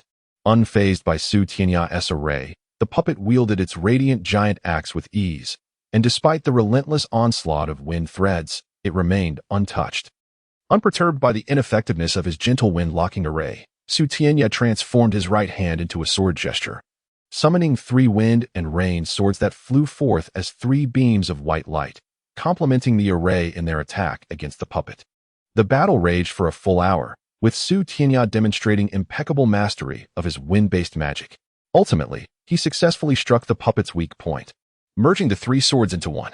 The puppet, struck at its weak spot, did not succumb to destruction but instead transformed into a beam of white light and returned to its original position, the wound on its forehead gradually fading under the glow. I see now, these mechanical puppets are part of the Qianyuan inversion 8 extremes formation. Even if one defeats a puppet, complete destruction is unattainable. With a flick of his hand, Su Tianya summoned back the 3 wind and rain swords. Just as the puppet returned to its place, a beam of purple light enveloped Su Tianya, causing him to vanish before Wang Tianlai and the others. This great formation possesses a teleportation function. Let us catch up with Su. Wang Tianlai furrowed his brow and swiftly flew toward the center of the square, with Han Tian and Qin Qian following closely. After each successfully defeating a mechanical puppet, they too were enveloped by a beam of purple light. Upon opening their eyes, they found themselves in a vast hall, where only Su Tianya stood. Su, what is this place? Wang Tianlai inquired, surveying the empty hall and fixing his gaze upon Su Tianya. I am uncertain, but formidable barriers surround this hall. I did not dare to recklessly explore. Su Tianya replied, understanding Wang Tianlai's curiosity. Is there no treasure to be found here? Yi Hantian scanned the hall and directed a question at Su Tianya. There are no treasures here. If you do not believe me, I can do nothing about it. Su Tianya chuckled lightly. I believe in you, Tianya. This place is indeed filled with barriers, Qin Qian softly affirmed. Wang Tianlai and Yi Hantian exchanged glances before looking back at Su Tianya, choosing not to press further. Let us explore together. If we encounter any barriers, we shall work together to break them. I am confident we will uncover treasures here. Brother Yi is correct. Since we have already come this far, we cannot return empty-handed. Wang Tianlai said, a smile gracing his round face. Su Tianya nodded non-committally, and together with his companions, they ventured toward the darker depths of the hall. The hall was vast, divided into several areas. After exploring multiple sections, they discovered numerous medicinal pills, all rendered ineffective.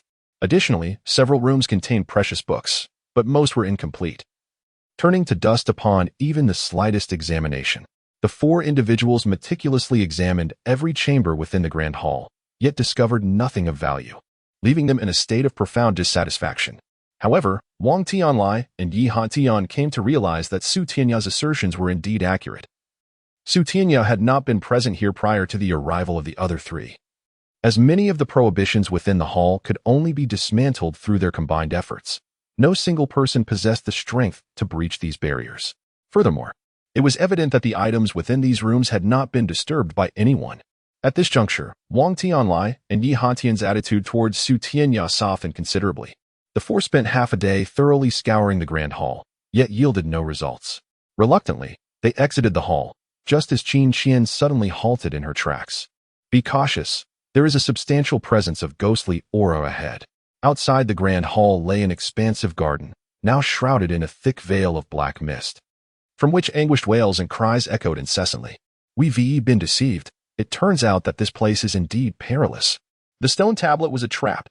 At that moment, the four comprehended the reason behind the ghostly aura emanating from the stone tablet. Had they not coveted the treasures inscribed upon it, they would never have ventured into the depths of this ancient cultivator's relic. As they conversed in hushed tones before the ominous mist, the black vapor parted, revealing a robed figure who stepped forth, a black-clad cultivator with white eyebrows and a subtle smile gracing his countenance. My abode has been devoid of visitors for millennia. I did not expect a few young friends to appear today. The black-clad cultivator regarded Su Tianya and his companions without any intent to attack. With hands clasped behind his back, the black mist swiftly entered his form, restoring the garden to its original state. Might I inquire as to your identity, esteemed senior? Though sensing the malevolence of the figure before him, Su Tianya respectfully bowed and asked softly. Before I attained my current form through the cultivation of the ghostly Aura Heart Sutra, I was known as the Solitary Ascendant. After mastering the ghostly Aura Heart Sutra, you may refer to me as the Ghostly Ascendant. The black-clad cultivator chuckled heartily. As a cultivator, you dare to pursue the path of the ghostly arts. Do you not wish to reincarnate? Yi Hantian exclaimed in astonishment. To reincarnate signifies a fresh beginning, devoid of the memories of one's previous life, which are immensely significant to me. I cannot relinquish them. The ghostly ascendant's eyes glimmered with a hint of sorrow as he sighed deeply. Chapter 49. The ghostly herb. The venerable ghostly elder regarded us, several Qi cultivators, and inquired if we had any guidance. Su Tianya, fully aware of the formidable background of this individual, who had once been a nascent soul of 5 tribulations, dared not display even a hint of negligence. He understood that despite the elder's current path in the ghostly arts, he was not someone the four of them could contend with. If the elder wished to take their lives, their chances of survival would be bleak. Qin Qian and the others also felt the weight of pressure emanating from the ghostly elder, although they held a deep-seated apprehension towards this practitioner of ghostly techniques. They dared not show any signs of disrespect on their faces. I have observed you for some time now. You are quite impressive, though merely Qi cultivators. Your potential is immense. Even in my era, you would be regarded as prodigies among prodigies, the ghostly elder remarked with a satisfied smile as he looked at the four. What does the elder truly mean? Please clarify.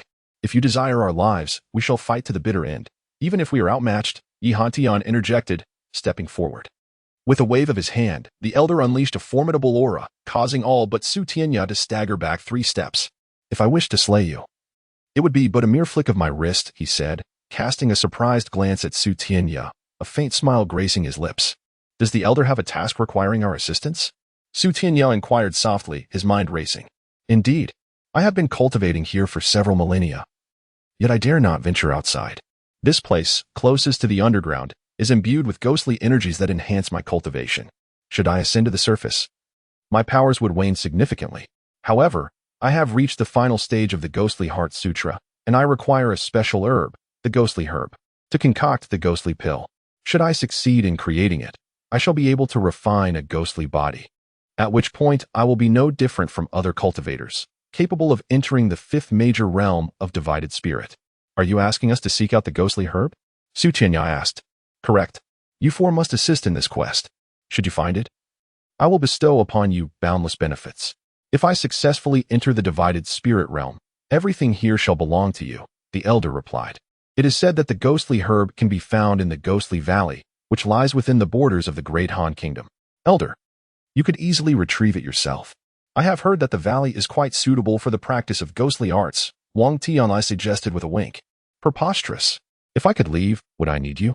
Once I step outside, my strength would be inferior to that of an ordinary nascent soul cultivator. Should I encounter one, I would be reduced to a mere spirit tool, the elder scoffed. Here, no matter how many nascent soul cultivators there are, they would not pose a threat to me. So I fear not your potential alliances. The four exchanged glances, sharing a silent understanding of the gravity of their situation. Are you not concerned that we might not return after leaving?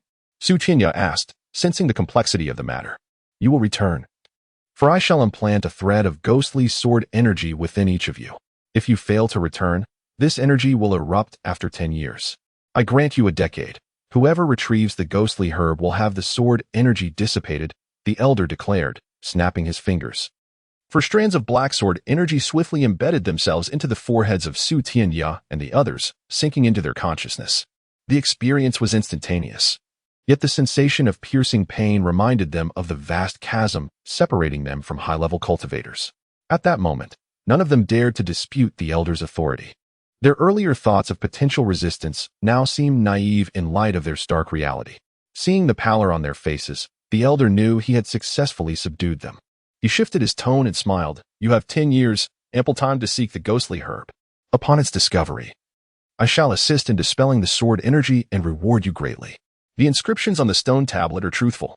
You will receive what was promised as long as you deliver the ghostly herb. We cannot trust your words. Your strength far exceeds ours. If we find the ghostly herb, you could easily eliminate us without a second thought. Su Tianya responded, his brow furrowed, realizing his inability to dispel the sword energy even through the Motuo Heart Sutra. The others echoed his sentiments, their gazes fixed on the elder, skepticism evident in their expressions. I have no inclination to explain myself further. Should you refuse, death awaits you now, the elder laughed heartily, unleashing an overwhelming aura that forced Su Tianya and the others to retreat several steps. We will go, but we request half of the promised rewards up front, Wang Tianlai countered, producing a jade talisman that transformed into a massive firebird to shield them from the elder's formidable presence. Little fatty, you possess some fine treasures. This talisman is indeed well crafted, the elder remarked, though his face bore a look of disdain. With a flick of his finger, a strand of black sword light surged forth, piercing the firebird and causing it to vanish with a mournful cry, reducing the talisman to ashes in an instant. 2,000 mid-grade spirit stones. Wang Tianlai exclaimed, stamping his foot in dismay. The elder stroked his chin, appraising Su Tianya and the others. Suddenly, he chuckled. The little fatty has a point. As your senior, it is only fair that I provide some benefits for your service. I shall grant each of you a cultivation technique as a deposit. Upon delivering the ghostly herb, I will bestow upon you 3 incomplete treasures and a defective mechanical puppet that I have left behind. As he spoke, the elder flicked his wrist, sending 3 jade slips into the hands of Su Tianya, Qin Xian, and Wang Tianlai. What about mine? Yi Hantian protested, seeing the others each receiving a slip while he was left empty-handed. You and that girl both cultivate ice-based techniques. One shared technique suffices. My chilling frost is a top-tier ice technique, far more precious than the other 2, the elder retorted coldly, casting a glare at Yi Hantian. Is this a jade slip? Wang Tianlai exclaimed, his face alight with joy. Jade slips were special artifacts crafted by ancient cultivators, capable of containing vast amounts of knowledge. In the present day, only a few large sects possessed them, and they documented ancient events and supreme techniques. The sight of such a revered object, which they had only heard of in legends, was a rare occurrence. You have never seen a jade slip before? The elder raised an eyebrow at their expressions. Of course we have, but our cultivation is too low to use them frequently. Tianya replied before the others could speak. Good. I won't teach you how to use them, then. You may leave now. Remember, if you do not return in 10 years, the ghostly sword energy will erupt within your consciousness, leading to your annihilation. With no chance for reincarnation, the elder warned.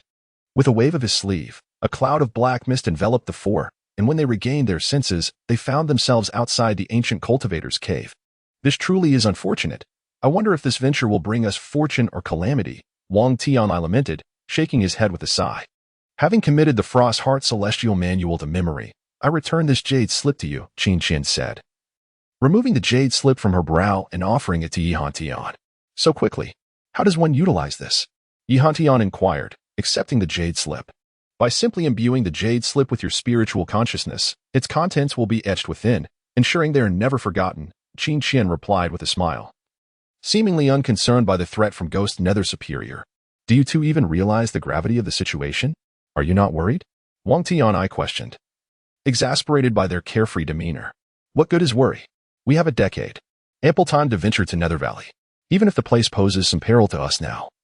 A decade should suffice for us to advance to the foundation building stage. With our strength at that level, I doubt Nether Valley could pose much of a challenge. Qin Qian retorted, rolling her eyes. Indeed, time is on our side, Yihantian concurred, nodding in agreement. Brother Su, what are your thoughts on this matter? Wang Tianlai asked, turning to Tianya with a helpless sigh. We are due to return to Cloud Rain Village in less than 3 years. Whereupon we must join the fray in the battles between the Ming and Great Han nations. If this war concludes swiftly, we might find time to visit Nether Valley. This conflict has raged for years, and our involvement may not bring it to a swift end. If the war persists, we risk missing our chance to visit Nether Valley.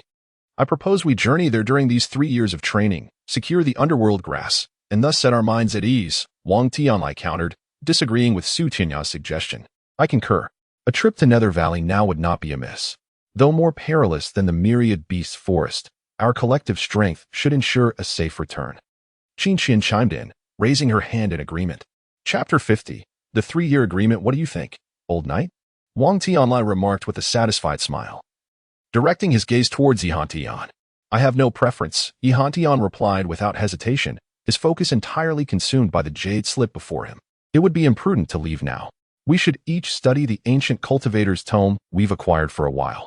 If we can make significant progress in a short time, our chances of success in the Ghost Valley will undoubtedly increase, Tianya countered, shaking his head in disapproval. That works too.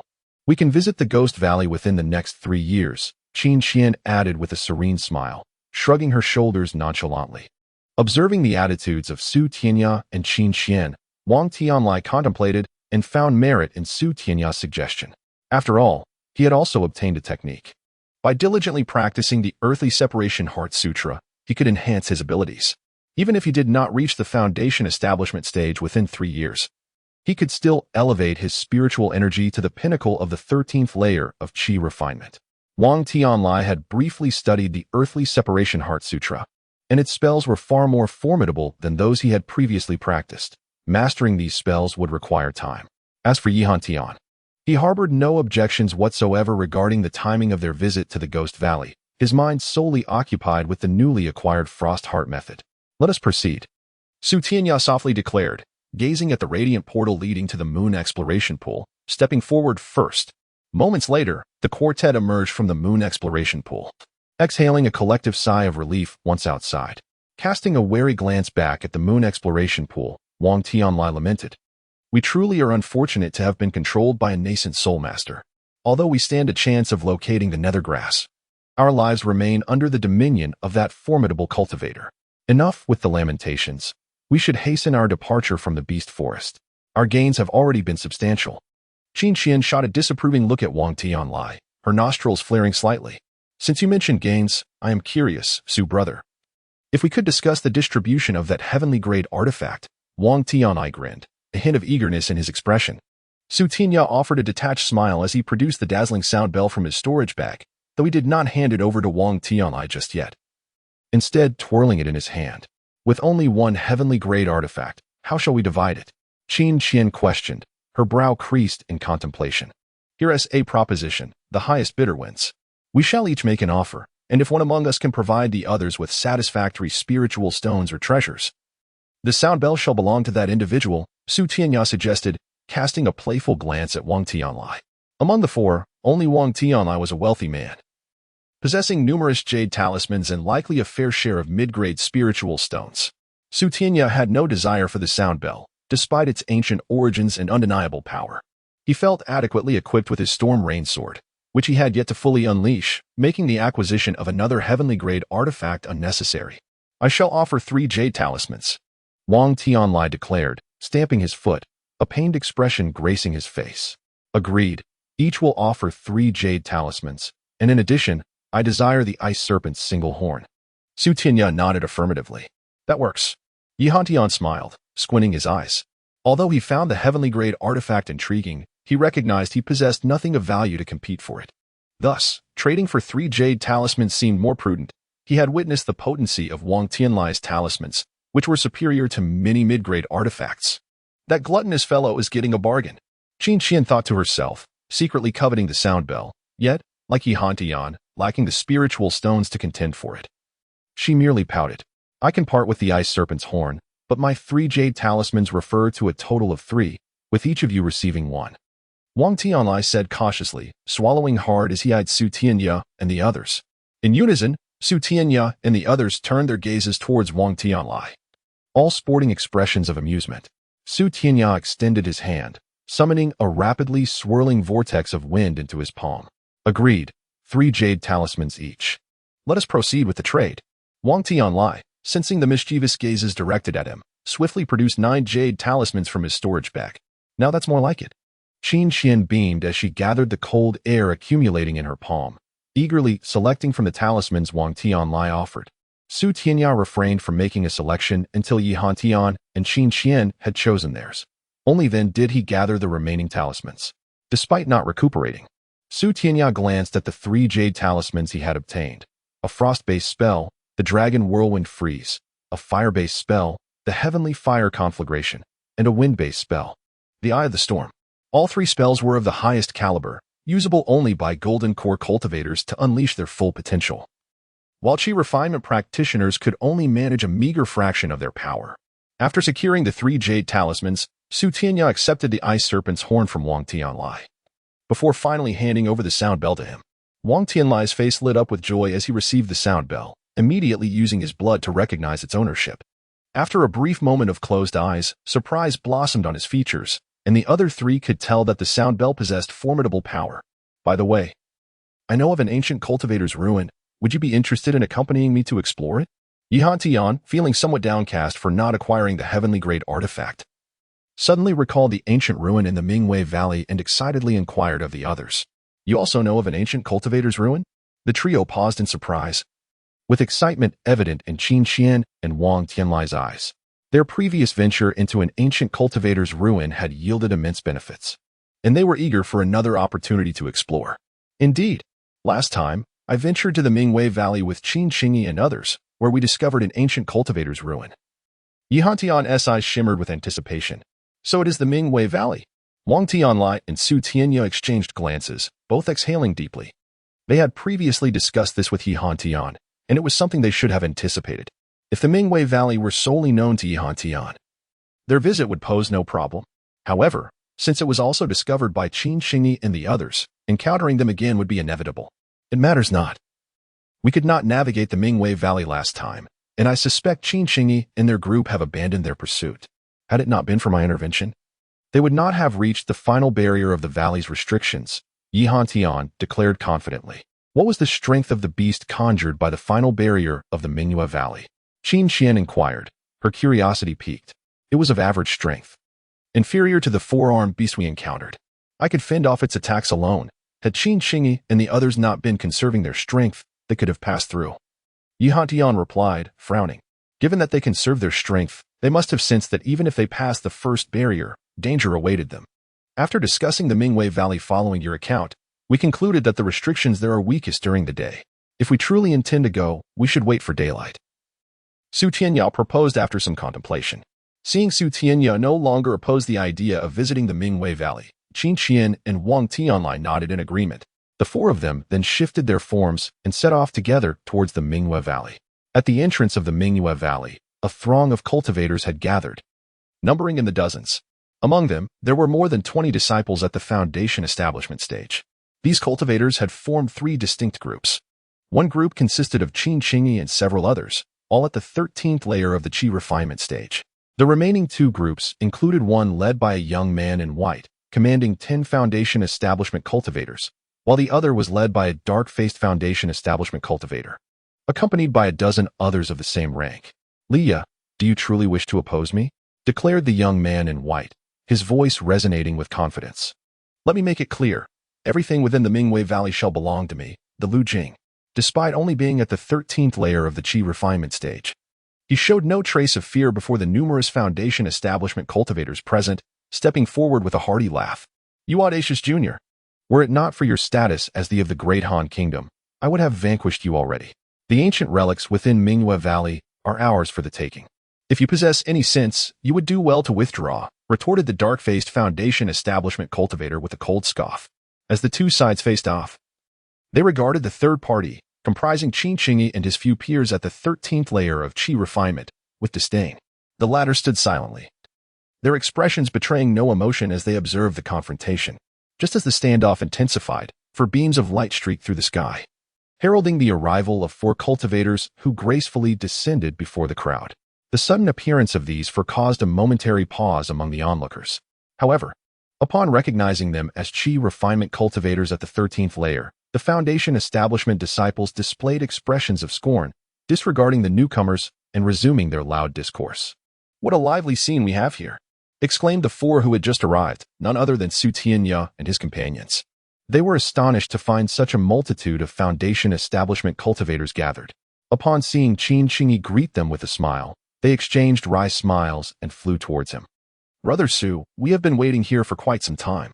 If you had delayed any longer, we would have abandoned our endeavor to enter Mingyue Valley," Qin Qingyi remarked with a polite nod towards Tianya.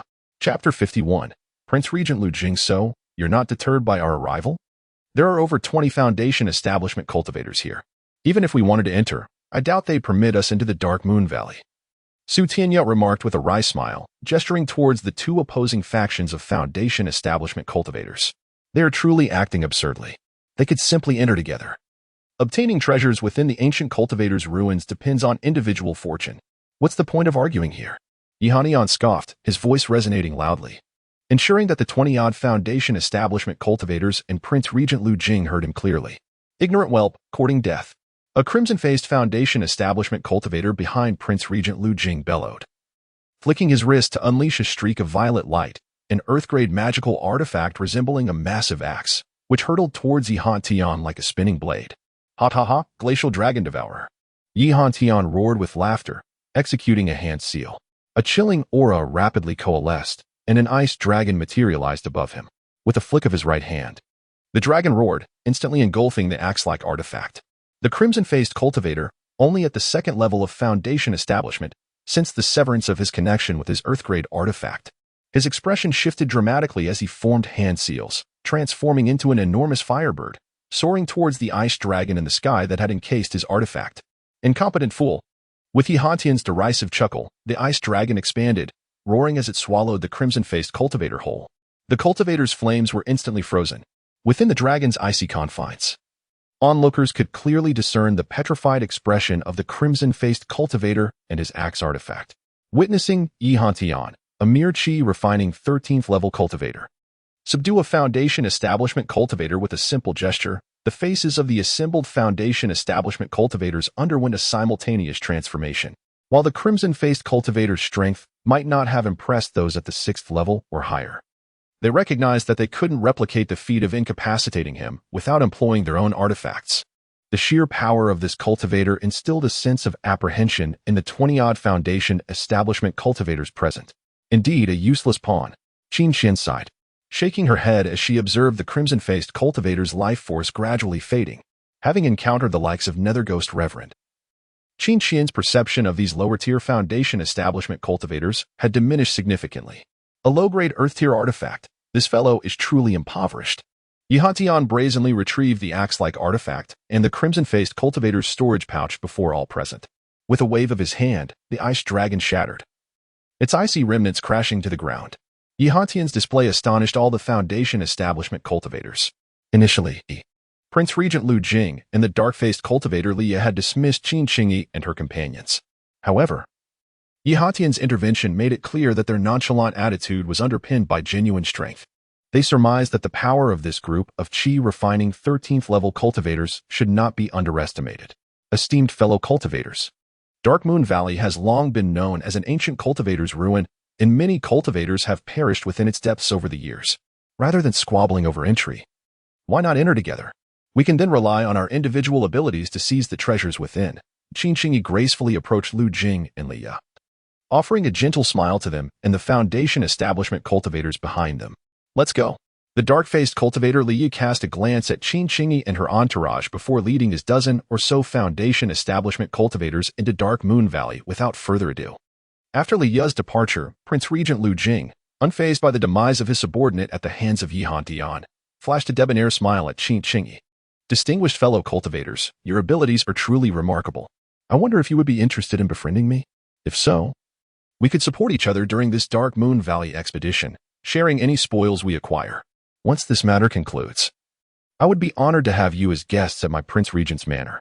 By this point, Su Tianya and the others had joined Qin Qingyi. Su Tianya scoffed. Your Highness appears to hold his subordinates in low regard. Not only do you refrain from avenging him, but you also utter such words. Are you not concerned about disheartening your remaining Foundation establishment cultivators? I simply enjoy associating with capable cultivators. I won't let one individual impede our progress. Gue Kai acted rashly by attacking you without my consent, and his death is a consequence of his own overestimation, Lu Jing responded, his smile unwavering. This man possesses a profoundly calculating nature. Observing Lu Jing's composure, Su Tianya shrugged, refraining from further comment. However, Su Tianya harbored a negative impression of Lu Jing. Keenly aware that, throughout history, members of the royal family like Lu Jing were often ruthless, willing to employ any means to achieve their objectives. We appreciate your Highness's offer, but we prefer to explore Dark Moon Valley independently and will refrain from joining your company, Qin Qingyi replied, glancing at Su Tianya and the others, noting their collective aversion to the Prince Regent. She offered a courteous smile and a respectful bow, conveying her apologies. In that case, I shall not press the matter. We shall proceed ahead. Lu Jing displayed no sign of displeasure at Qin Qingyi's refusal, uttering these words calmly before leading his remaining Foundation establishment cultivators into Dark Moon Valley. As they watched Prince Regent Lu Jing's group enter Dark Moon Valley, Qin Qingyi turned to face Su Tianya and his companions. Since you four have come, it implies that you intend to enter Dark Moon Valley. Would you be interested in joining forces with us? Su Tianya and his companions exchanged glances. Initially, Su Tianya had considered abandoning the idea of entering Dark Moon Valley upon seeing Qin Qingyi and her group. However, given Qin Qingyi's invitation, declining would seem impolite. After all, they were all cultivators from Cloud Rain Village Academy and would be fighting alongside each other against the three Ghost Dao sects at the border between the great Han and Ming empires in 3 years. Su Tianya hesitated, observing Qin Qian and the others in silence. Among the three, Qin Qian was close to Qin Qingyi, although they didn't often associate. Qin Qian felt compelled to accept Qin Qingyi's invitation at this juncture. All right, I agree. Qin Qian chirped with a smile, being the first to express her willingness. Subsequently, Yihantian and Wang Tianlai also agreed to accompany Qin Qingyi and her group to Dark Moon Valley. Seeing that all three had accepted, Su Tianya nodded in agreement, consenting to join them in exploring Dark Moon Valley. Qin Qingyi breathed a sigh of relief upon securing the agreement of Su Tianya and his companions. Their combined strength was beyond her estimation, and with their assistance, she believed they could secure some benefits within Dark Moon Valley. Without Su Tianya and the others, Qin Qingyi would have considered abandoning the expedition into Dark Moon Valley. With 2 groups of over 20 Foundation establishment cultivators entering, their own strength, though considerable, wasn't sufficient to overwhelm either Lu Jing or Liya's faction. While they had several strong individuals, only about 6 or 7 could truly contend with Foundation establishment cultivators. The rest were simply no match. However, with the arrival of Su Tianya and his companions, the situation changed dramatically. Each of them was capable of contending with Foundation establishment cultivators above the 4th level, even if Liya and Lu Jing's groups turned against them. They were confident in their ability to prevail. Within Dark Moon Valley, Su Tianya followed Qin Qingyi and the others into the valley. Along the way, they encountered some minor restrictions, but faced no significant threats. Before long, they arrived at a massive hill. Gazing upon the shattered statues nestled within the hills, Yihantian shook his head, reflecting on the formidable prowess of the foundation-building cultivators. The area we previously failed to traverse has been ravaged so severely by them. When we ventured in last time, it was under the cloak of night. The power of the Mingwei Valley manifests most intensely when the moon graces the sky. Had we entered during the daylight, I believe we might have navigated this place with greater ease. Ma Jingyuan let out a soft chuckle, standing behind Yihantian and remarking, "Was it not your group that concealed your true strength? Had you and Qin Qingyi exerted your full capabilities, we would not have found ourselves in such a predicament." Yihantian scoffed, casting a disdainful glance at Ma Jingyuan. Ma Jingyuan, taken aback, shrugged nonchalantly, adopting an indifferent expression. "Brother Yi, your brilliance may attract unnecessary trouble. I advise you to temper your fervor in the future. Spare me your platitudes. I refuse to be a timid turtle." With a proud smile, Yihantian shifted his gaze to Su Tianya. In Yihantian's estimation, although Ma Jingyuan was indeed strong, he paled in comparison to Su Tianya and Wang Tianlai, as his primary focus lay not on Ma Jingyuan. After inspecting the surrounding restrictions for a while, Qin Qingyi returned to the group, wearing a relaxed expression. "Fortune favors us. This restriction has already been dismantled. Should it restore itself autonomously, it will take some time. Although the grand formation of the Mingwei Valley can gradually recuperate by harnessing the natural energies of the myriad beasts forest, it will require a considerable duration to return to its original state. This is merely the first threshold of the grand formation in the Mingwei Valley, and we remain unaware of the restrictions that lie ahead. It would be prudent for us to exercise caution." Ma Jingyuan mused after a brief contemplation. Brother Ma is correct. However, with so many foundation-building cultivators paving our way, we are indeed fortunate. Should they unearth the treasures within the ancient cultivators' ruins before us, would our journey not be in vain? Following Ma Jingyuan's remarks, the companions of Kunlun, standing behind Qin Qingyi, began to express their opinions in a lively chorus. Chapter 52. Anomaly: The ancient cultivator ruins within the Mingwei Valley are not easily obtained. Over the years, countless foundation establishment stage experts have perished within. Qin Qingyi smiled indifferently and was the first to enter the second layer of the barrier in Mingwei Valley. Su Tianya, Qin Xian, and the others followed suit, maintaining their silence as they trailed behind Qin Qingyi. Upon witnessing the five enter, the remaining individuals ceased their chatter and followed suit through the gray gate, representing the second layer of the Mingwei Valley barrier. On a large platform, countless radiant magical artifacts floated above it. Liya and a dozen or so foundation establishment cultivators gazed at the artifacts with excitement. Yet none dared to approach and claim them. "Brother Ma, how is your inspection? Are there any traps here?" Liya inquired softly, glancing at a pale-faced cultivator who was moving about the area. "It is indeed strange. There are no traps here. Logically, with so many magical artifacts present, there should be formidable defenses in place to guard them. However, I have examined the surroundings and found no anomalies." The pale-faced cultivator shook his head, his expression growing increasingly serious. "Brother Li, with so many magical artifacts here, it would be wise for us to collect them first.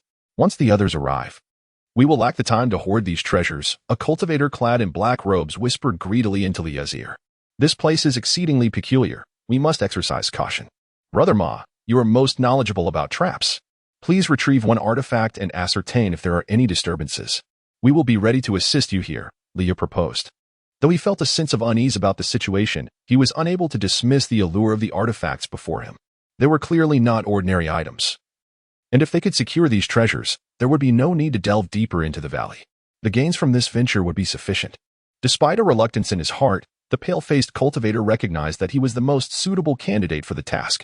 Nodding, he cautiously ascended the platform. Once on the platform, the pale-faced cultivator produced a copper coin-like artifact. With a flick of his wrist, he struck it against a crescent-shaped artifact. Upon impact, the copper artifact released a burst of radiant light, enveloping the crescent artifact, which then began to float gently towards the pale-faced cultivator. As he grasped the crescent artifact, the pale-faced cultivator's eyes momentarily glowed red before returning to their original state. "Brother Ma, how is it? Is there any danger?" Liya, observing the lack of disturbances, let out a sigh of relief but still inquired quietly. "There are no disturbances. These artifacts are of excellent quality. You may come up and collect them." The pale-faced cultivator replied in a low tone. After his words, he did not descend from the platform but stood still, holding the crescent artifact, lost in thought. Hearing that the platform posed no danger, the others swiftly took to the air, landing on the platform. Only a few Foundation establishment cultivators exhibited slight hesitation, remaining where they were. Each cultivator on the platform selected a favored artifact, grasping it in hand. However, after acquiring their chosen items, they stood motionless like the pale-faced cultivator, their eyes gleaming with a red light. This is not good. There is indeed something amiss. Leah, who had refrained from joining them, felt a surge of panic at this scene and took a cautious step back. At that moment, the pale-faced cultivator's body seemed to be drained of spiritual energy by a powerful force, transforming him into a lifeless husk. The artifact he held returned to the platform, and shortly thereafter, the remaining cultivators met the same fate, becoming mere corpses. What a vicious trap! Leah and the few remaining Foundation establishment cultivators were drenched in cold sweat, recalling how they had narrowly avoided the same grim outcome as those who had stepped onto the platform before them. Just as they were silently relieved, the corpses on the platform suddenly sprouted long white hair, and their eyes opened, glowing red, with piercing shrieks. The transformed corpses of the pale-faced cultivator and others appeared before Leah and his companions, their speed far exceeding what Leah and the others could imagine. Before they could react, the corpses reached out with their withered hands, attacking the group. Moments later, Leah and the others lay on the ground, horrified. As the corpses lifted their bodies and descended back to the platform, where they too were absorbed, becoming dry husks. Once Leah and his companions had been transformed, a white light enveloped the platform, drawing all the corpses into it, restoring the platform to its original state. Soon after, Lu Jing arrived with 9 Foundation establishment cultivators under his command. Sweeping his gaze over the numerous magical artifacts on the platform, Lu Jing's eyes sparkled with fervor. "Your Highness, we should not linger here." A cultivator who had been squinting suddenly opened his eyes wide and surveyed the artifacts, speaking in a measured tone. "Min Lao, is there something wrong here?" Lu Jing inquired, not daring to treat the long-bearded cultivator lightly. Among the 9 cultivators, Ming Su was the strongest. Though Lu Jing was uncertain of his exact level of cultivation, he only knew that Ming Su had been sent by his father, the current emperor of the Great Han Kingdom, to ensure his safety. "It appears there is no immediate danger, but I sense a trace of malevolence in the air. Moreover, the previous group of cultivators should have passed through here, yet they did not take any artifacts, which is quite strange," Ming Su analyzed with a furrowed brow. "Are we really going to abandon so many artifacts?" Lu Jing expressed reluctance, gazing longingly at the dazzling treasures. If the Mingwei Valley truly possesses such an abundance of artifacts, how could no one have taken any from here? This must be a trap, and we should not dwell on it any longer, Ming Su replied with indifference. "Your Highness." Ming Lao's words ring true. "We should proceed further and not concern ourselves with this platform," another red-faced Foundation establishment cultivator whispered in Lu Jing's ear. After contemplating for a moment, Lu Jing suddenly turned to a white-robed Foundation establishment cultivator beside him. "Guoming, go retrieve 1 artifact. If you succeed, it shall be yours, and I will reward you handsomely. We will support you from here. You may take the treasure with confidence." "Yes, Your Highness." Although he was reluctant, Guoming, the weakest among them, knew that defying Lu Jing's command would bring dire consequences not only for himself but also for his family back in the capital. Ming Su frowned, wanting to say something, but ultimately held his tongue, his expression clearly displeased. Guoming cautiously flew up to the platform, surveying the area before using a low-grade artifact to draw it towards a seal-like artifact. After obtaining the artifact, Guoming's demeanor mirrored that of the pale-faced cultivator from earlier as he spoke in a subdued tone to Lu Jing and the others below. "Your Highness, there are no traps here. Please feel free to come up and claim the treasures." "Well done, Guoming. When we return, I will reward you generously," Lu Jing exclaimed with a hearty laugh, eager to approach the artifacts. "Your Highness, do not go over there. Guoming is finished," Ming Su exclaimed, grasping Lu Jing's arm, sorrow evident on his face. Losing a Foundation establishment cultivator here weighed heavily on Ming Su's heart. The trap should not have been triggered, yet due to Lu Jing's greed, they had lost one of their own. "Ming Lao, what do you mean by that?" Lu Jing asked, momentarily taken aback, looking at Ming Su in confusion. Guoming's aura had undergone a transformation, presaging a momentous shift about to unfold. Ming Su shook his head, offering a wry smile. As they spoke, Guoming gradually metamorphosed into a desiccated husk, his body swiftly sprouting long, white hair. What is happening? Lu Jing exclaimed, her countenance betraying alarm as she recoiled, questioning Mingxiu. This enchantment is indeed peculiar, Mingxiu responded, possessing the power to transmute cultivators into corpse demons. Exercise caution. For these beings are exceedingly swift and possess bodies akin to high-grade magical artifacts. Prevent them from drawing near. As he spoke, Mingxiu brandished a small, crimson shield, positioning it to safeguard himself and Lu Jing. Upon hearing his warning, the other Foundation establishment cultivators released their respective magical implements, illuminating the platform with a dazzling array of light. The corpse demon, formerly Guoming, craned its neck, its crimson eyes surveying the assembly below. Emitting a guttural growl, it descended from the platform. At that moment, Tianya and his companions arrived, observing the scene with marked surprise. The power emanating from the hairy cadaver before them filled them with astonishment. Despite the deployment of magical implements by Mingxiu and the others, the corpse demon proved impervious to their attacks. Conversely, neither the spells nor the artifacts unleashed by Lu Jing and her cohort, including the Foundation establishment expert Mingxiu, could effectively target the lightning-fast demon. The sight of a single corpse demon holding several Foundation establishment cultivators at bay filled them with consternation. Brother Qin, do you recognize this creature? Its speed is remarkable, Tianya inquired, after a moment of contemplation, turning to Qin Qingyi, who maintained an air of composure. The corpse demon had not assailed Tianya's group, nor did they entertain the notion of assisting the others. Merely a corpse demon, Qin Qingyi replied softly. Though its velocity surpasses that of its brethren, and its strength is considerable, it employs close-quarters combat techniques that seem specifically designed to counter cultivators reliant on spells.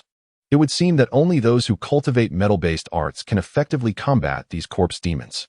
Amidst hushed whispers between Tianya and Qin Qingyi, Ming Su's eyes flared open. With a swift motion, he unfurled a colossal scroll, which cascaded a radiant golden light, enveloping the cadaverous ghouls that relentlessly assailed the group with their expeditious movements. Ensnared by the golden luminescence, the ghouls endured but a fleeting moment before their forms dissolved into ethereal dust, vanishing from sight. Ming Su retrieved the scroll, a sigh of relief escaping his lips, yet his gaze upon Lu Jing was imbued with palpable ire. The scroll was no mere celestial artifact, but a protective treasure bestowed by his master, endowed with a mere 7 uses. Such a precious ward had been expended. These ghouls proved to be formidable adversaries, their swiftness rendering conventional spells ineffective. Had Ming Su not intervened with his protective treasure, their spiritual energies would have been irrevocably depleted. Were it not for Ming Lao's intervention, we would have been in dire straits, Lu Jing remarked, relief washing over her as the ghoul was vanquished. Your Highness, Ming Su intoned gravely, addressing the prince. Perhaps our expedition into the Nethermoon Valley should conclude here.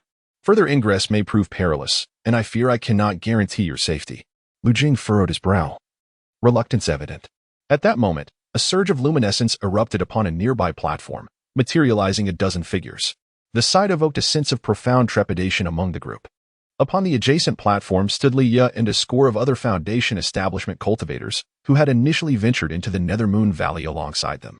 Now, however, they had been transformed into ghouls, their attire unchanged, yet their eyes burned crimson, their bodies overrun with pallid fur, appearing even more formidable than their predecessor.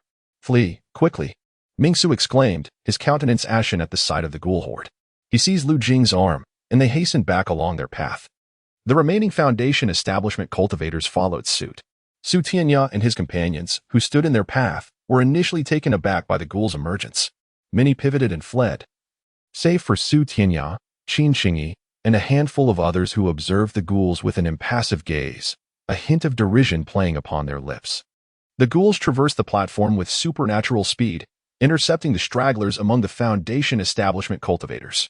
With deft movements, their claws tore through the protective barriers, and the cultivators perished instantly. Brother Qin, let us depart, urged Kunlun, along with Ma Jingyuan and the others, retreating hastily. The cultivators from Wind Mist Village turned tail without a moment's hesitation. The ghouls, having dispatched their initial victims, pursued Ming Su and his retinue relentlessly. Brother Qin, is there any need for us to linger? Tianya inquired, casting a disdainful glance at the retreating figures. He turned to leave. These ghouls are of little consequence. Illusions are their bane. They depart too prematurely, Qin Qingyi retorted with a confident smile, nodding to Qin Qian. With synchronized incantations and a surge of radiant light in their eyes, they initiated their spell. Two ghouls, who were in the midst of assailing Ming Su's group, faltered. their movements arrested. Moments later, they writhed upon the ground, clutching their heads, before succumbing to stillness.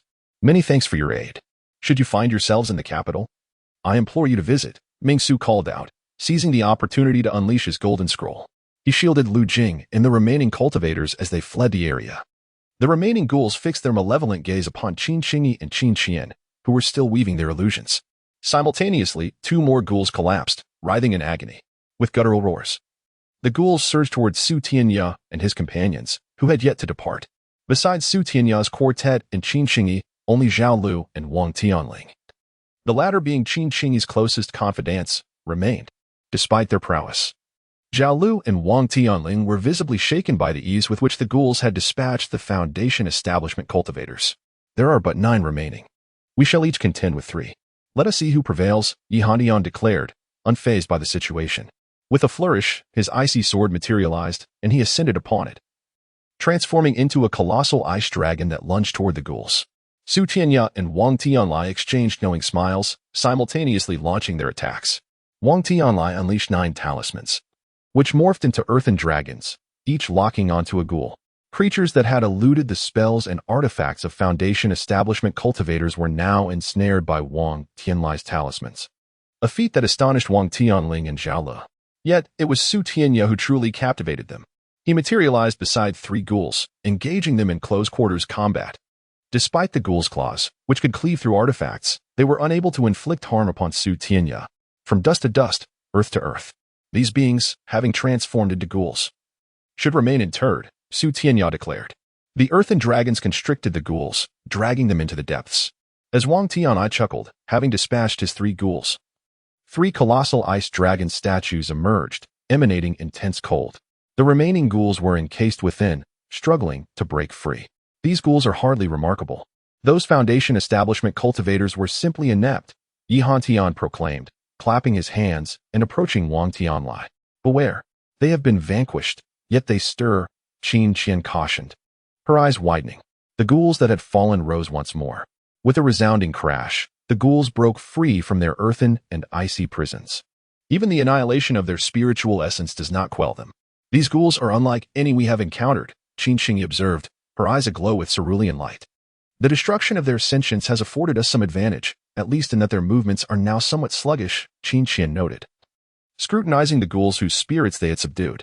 As the group deliberated on how to obliterate the ghouls, Su Tianya struck each of them with 3 swift blows, causing their forms to shatter. It appears I have emerged victorious, Su Tianya announced, retreating behind his companions, his expression serene. Yi Hantian and the others, upon witnessing Su Tianya's swift dispatch of the ghouls, unleashed their celestial artifacts. The sky shimmered with light, and the already weakened ghouls were swiftly dispatched. Having vanquished the ghouls, Qin Qingyi gazed upon the multitude of artifacts on the platform, then at the setting sun. A sigh escaped her lips. It seems the Nether Moon Valley is beyond our reach. This was but the second trial, and it proved so perilous. As night descends and the moon ascends, the valley's enchantments will intensify. One must accept the vicissitudes of fate. Brother Qin's perspicacity is commendable. This expedition into the Nether Moon Valley has not been without its rewards, Su Tianya concluded. Su Tianya relinquished any further aspirations of venturing into the Nether Moon Valley, despite possessing latent abilities. He lacked the confidence to overcome the enchantments beyond the valley. These very enchantments had already extinguished numerous Foundation establishment cultivators, and further progress threatened encounters with defenses capable of withstanding core formation cultivators. Though regretful, the inherent danger was undeniable, leading him to conclude that only upon reaching the Foundation establishment stage would they possess the assurance to brave the Nether Moon Valley once more. Wang Tianlai, with a jovial demeanor, concurred with Qin Qingyi's resolution. Yi Hantian and Qin Qian, observing Qin Qingyi's trio's decision to depart the Nether Moon Valley, voiced no opposition. Yi Hantian, who initially harbored thoughts of venturing into the valley, abandoned the notion upon witnessing Su Tianya's relinquishment. As for Wang Tianling and Zhao Lu, they remained silent. How peculiar, Wang Tianlai remarked with astonishment, after cautiously examining several corpses transformed into ghouls. The storage pouches and magical artifacts of these transformed cultivators appear to be missing. Avaricious ghoul, Qin Qian retorted, wrinkling her nose at Wang Tianlai. With a swift movement, she glided to the side of the slain cultivators, retrieving their storage pouches. Brandishing the pouches in her hand, She returned to the group with a cheerful grin. Fortune favors us, Wang Tianlai exclaimed, abandoning the remaining ghoul carcasses and hurrying back with glee upon witnessing Qin Qian's acquisition. Qin Qingyi, Zhao and Wang Tianling stared blankly as Qin Qian emptied the contents of the storage pouches, dividing the spiritual stones and magical artifacts into 7 equal portions, each meticulously placed into a separate storage pouch. With a wink, Qin Qian addressed the group, finders keepers. Each of us shall take a share, ensuring our journey to the Nethermoon Valley was not in vain. Su Tianya smiled, casually selecting a storage pouch without scrutiny. The contents of the 7 pouches were nearly identical, each containing an Earth-grade magical artifact and several high-grade human-grade magical artifacts. While these items held no personal value, he planned to distribute them among Wang Daoyu and the others upon returning to Cloud Rain Village. Chapter 54. The demon dragon Su Tianya held his Cloud Rain Village comrades in high regard. As an outsider to this strange world, he owed much of his progress to their support. Upon seeing Su Tianya pick up a storage bag, Qin Qingyi and the others followed suit. However, Zhao Lu and Wang Tianling eagerly examined the magical artifacts within, their faces alight with joy. Conversely, Qin Qingyi and Wang Tianlai showed little interest, as their own superior quality artifacts far surpassed those in the bags. After securing the storage bags, the group turned to leave, showing no lingering attachment to the area. Brother Qin, come quickly. A resounding shout pierced the air, accompanied by the violent sounds of battle. Qin Qingyi and Su Tianya exchanged glances before darting forward, their companions close behind. Soon, they arrived at the source of the commotion. The ground was littered with the corpses of several cultivators. Ming Su, Ma Jingyuan, and the Kunlun disciples were locked in a fierce struggle against a colossal demon dragon. The dragon crackled with lightning, its form entirely composed of electrical energy. A radiant, lightning-infused orb was faintly visible on its head. Are there restrictions here as well? What is that thing? Su Tianya and his companions observed the dragon from a distance, murmuring amongst themselves. Whatever it is, that demon dragon is formidable. Even with so many of them fighting together, they are being pressed back. Its power rivals that of the 4-armed demon beast we defeated, Wang Tianlai remarked, his brow furrowed. Brother Qin, assist us in defeating this demon dragon. The sun is setting, and its power will only increase with the arrival of the moon, Ma Jingyuan called out, his face brightening at the sight of Qin Qingyi and his group. Let's move. Ma Jingyuan speaks the truth. Su Tianya smiled faintly, then with a flick of his sword, the 3 wind and rain swords shot forth, transforming into streaks of white light as they attacked the dragon. Seeing Su Tianya and Appo's action, Qin Qingyi and the others released their own magical artifacts.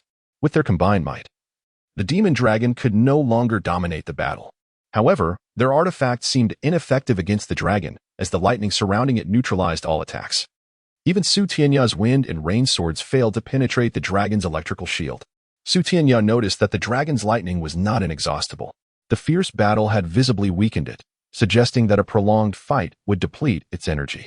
While Su Tianya had unleashed his wind and rain swords, he held back his full power. Similarly, Wang Tianlai and the others attacked with their artifacts, but lacked the ferocity they had displayed during the battle against the zombie ghosts. Finally, with a mournful cry, the demon dragon twisted its body and transformed into a lightning bolt, escaping the group's grasp and vanishing from sight. It can even escape. This demon dragon is quite extraordinary. I wonder what kind of restriction it is guarding within Moonfall Valley. Wang Tianlai chuckled, casting a meaningful glance at Su Tianya and the others. It must be an artifact of heavenly grade, a defensive tool guarding the restrictions within Moonfall Valley. It's a pity we couldn't keep it here. If we had captured this demon dragon, we could have obtained a heavenly grade artifact, Ming Su lamented, gazing in the direction the dragon had fled. As expected, Su Tianya and his companions exchanged knowing looks. Brother Qin, we would have been in grave danger if you hadn't arrived. Ma Jingyuan sighed, his eyes sweeping over the corpses of the fallen cultivators. Brother Ma, isn't the restriction gone? How did you encounter this demon dragon? Qin Qingyi asked, frowning slightly.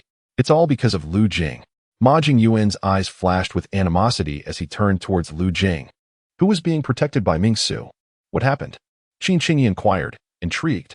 Ignoring Lu Jing's presence, Ma Jingyuan scoffed, that fellow came with us, and we found a strange orb floating in the air. He rushed forward to grab it, triggering the restriction. The orb released boundless lightning, transforming into this demon dragon. That fellow is truly greedy. Qin Qingyi sighed, refraining from further comment. Lu Jing was, after all, a prince of the great Han kingdom. whose power far exceeded that of Cloud Rain Village. Qin Xingyi preferred to avoid antagonizing the great Han royal family. Ming Su gave the group an awkward bow before turning to leave with Lu Jing and the remaining Foundation establishment cultivator. However, Su Tianya clearly saw the coldness in Lu Jing's eyes as he looked at Ma Jingyuan, realizing that Lu Jing now harbored a deep resentment towards Ma Jingyuan. Su Tianya felt a sense of disdain for Lu Jing's character. Brother Ma, it seems Lu Jing intends to harm you. Be cautious when you encounter him in the future. Qin Xingyi warned, having noticed the murderous intent in Lu Jing's eyes as well. That despicable villain. If Ming Su, that Foundation establishment expert, wasn't there, I would have killed him, Ma Jingyuan sneered. This is not the place to talk. Let's leave Moonfall Valley as soon as possible, Kunlun interjected, his voice grave. The recent battle in Moonfall Valley had filled him with unease. Both the zombie ghosts and the demon dragon could have easily annihilated him. Qin Xingyi and the others nodded, agreeing with Kunlun's sentiment. Without further ado, they swiftly exited Moonfall Valley. Shortly after they left, as the sun began to set, a strange transformation occurred within the valley. The demon dragon, which had been driven away, returned to its original location, emitting continuous lightning. It absorbed the spiritual energy from the surrounding array. However, the group remained unaware of these changes. After leaving Moonfall Valley, Su Tianya and his group parted ways with Qin Xingyi and the others, choosing to travel separately. I didn't expect the ancient cultivator ruins within the 10,000 Beasts forest to be so treacherous. I suspect Moonfall Valley holds many secrets. No wonder Golden Core cultivators haven't entered to claim the treasures within. It seems our ideas were too naive, Wang Tianlai sighed softly. After separating from Qin Xingyi and the others, the 10,000 Beasts forest itself is not particularly dangerous. We can handle even Tier 5 demon beasts. However, there are too many secrets within the forest. Ancient cultivator ruins are not something we Qi refining cultivators should meddle with. I think we should focus our efforts on finding the nether grass in the coming years. That is our best course of action, Qin Xin agreed, nodding in agreement with Wang Tianlai. Let's split up here. I'm going to leave Rainbow Valley to cultivate alone for a while. We'll meet again in Nether Valley in 2 years, Su Tianya suddenly announced. Before the others could respond, he transformed into a gust of wind and vanished. That fellow just left like that, without even saying where in Nether Valley we should meet. Wang Tianlai grumbled, shaking his head in displeasure. Tianya is right. We should also cultivate alone for a while. There are still 2 years left. I'm going to travel around the Great Han Kingdom before we meet again in 2 years. Qin Xin said with a playful wink, waving goodbye to Wang Tianlai and Yi Hantian before flying away. Hantian, you're not going to leave me too, are you? With a delicate sniff, Wang Tianlai cast a pitiable gaze upon Yi Hantian. Observing Wang Tianlai's countenance, a shiver ran down Yi Hantian's spine, and without a backward glance, he invoked his escape technique, departing without a word of farewell. Finally, they're all gone. Once Su Tianya and the others had departed, Wang Tianlai's pathetic facade vanished, replaced by a shrewd glint in his eyes.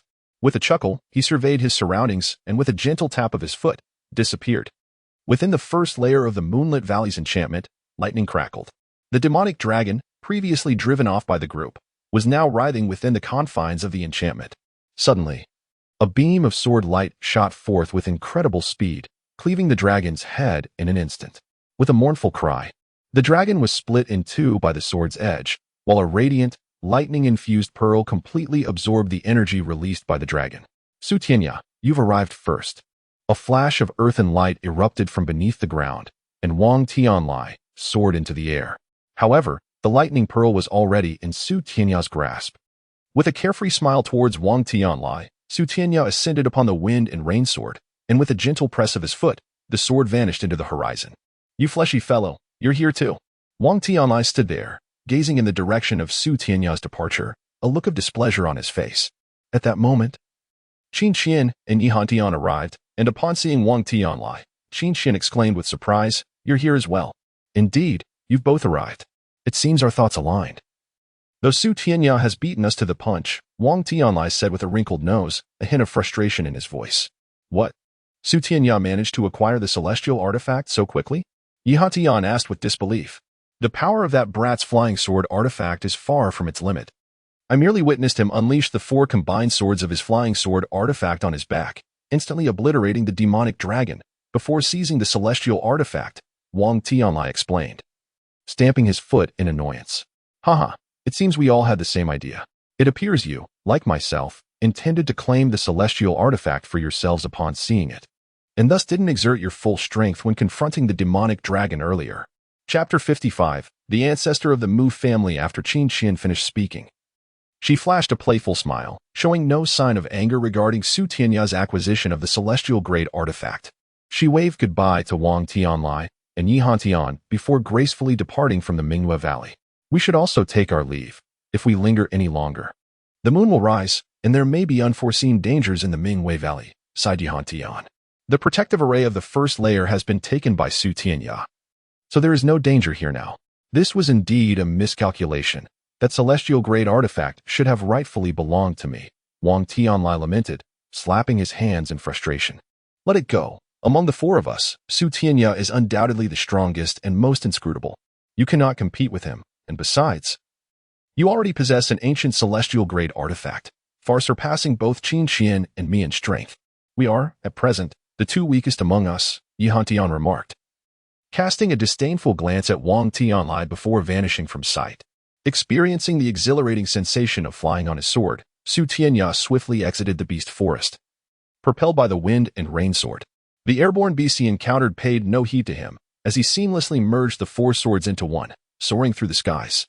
Though Su Tianya was already adept at sword flight, he had refrained from using it earlier due to its rapidity and conspicuousness.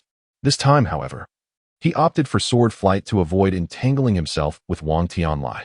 Upon emerging from the beast forest, Su Tianya gracefully descended, the wind and rain sword returning to its sheath behind him. At this moment, he opened his palm to examine the radiant thunder pearl nestled within, excitement coursing through him.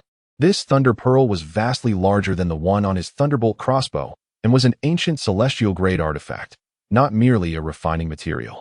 Without a moment's hesitation, Su Tianya bit his tongue, allowing a drop of his vital blood to splatter onto the thunder pearl.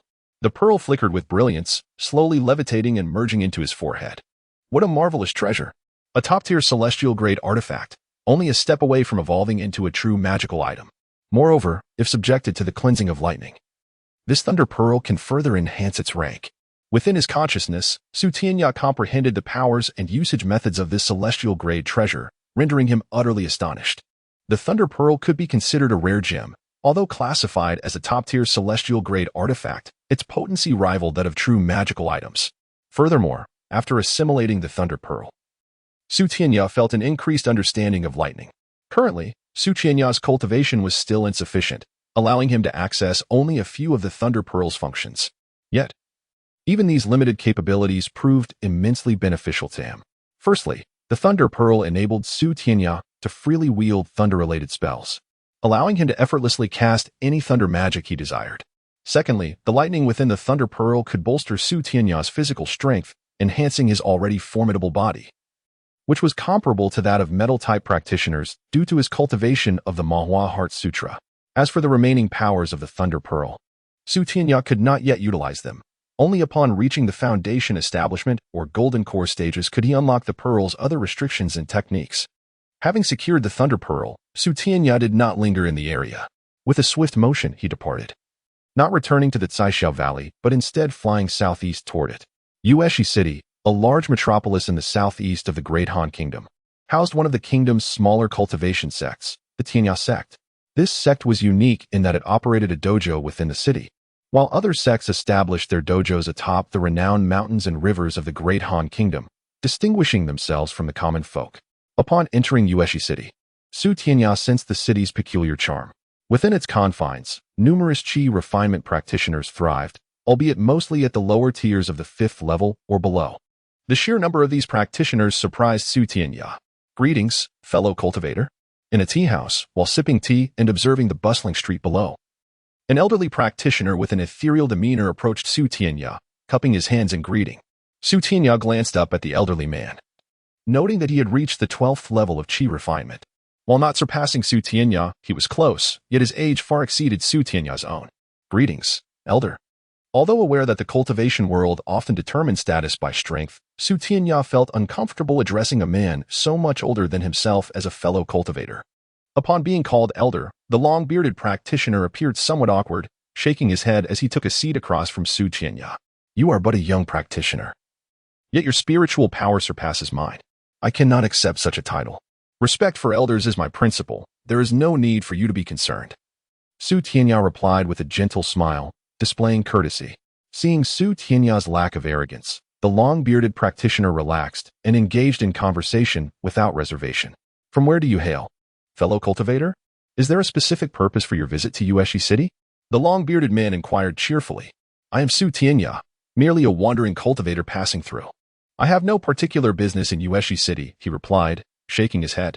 I thought you might be like me, intending to attend the Mu family's birthday celebration. The elder mused, nodding slightly. Mu family. Su Tianya raised an eyebrow. Curiosity piqued as he looked at the long-bearded man.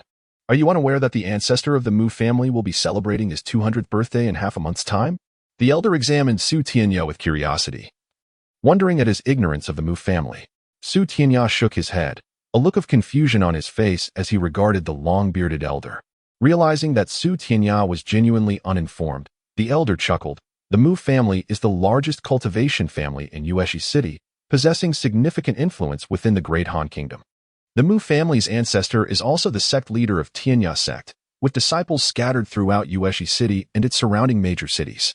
The upcoming birthday celebration for the Mu family's ancestor is sure to be a grand affair. I have heard that even the Emperor of the Great Han Kingdom will send someone to extend his congratulations. Is the Mu family ancestor a golden core powerhouse? Su Tianya blinked, asking in curiosity. A golden core powerhouse? Certainly not. The long-bearded elder swallowed hard, his eyes widening in astonishment at Su Tianya's question. The mention of a golden core powerhouse hinted at the young man's considerable background. The Mu family's ancestor is merely at the 7th level of foundation establishment, still quite distant from the golden core stage. However, he possesses formidable strength, wielding a top-tier earth-grade artifact, the Tianwei wheel. Even an 8th level foundation establishment practitioner may not be a match for the Mu family's ancestor. Oh, a 7th level foundation establishment practitioner. That is indeed impressive, Su Tianya nodded, displaying no signs of surprise. For Su Tianya, a 7th level foundation establishment practitioner posed little concern after acquiring the Thunder Pearl. He was only wary of 9th level foundation establishment practitioners and golden core cultivators. Young friend, during this period, a specialized market for cultivators will appear in the eastern part of Yueshi City. If you have time, you should pay a visit. Wandering cultivators like us often find good items there, the long-bearded elder cheerfully advised Su Tianya. Thank you for the reminder, elder. May I ask how you are addressed? Su Tianya inquired politely, cupping his hands. They call me Zhang Kongzhenren, though my true name is Fan Kong. If fate allows, I may encounter you again.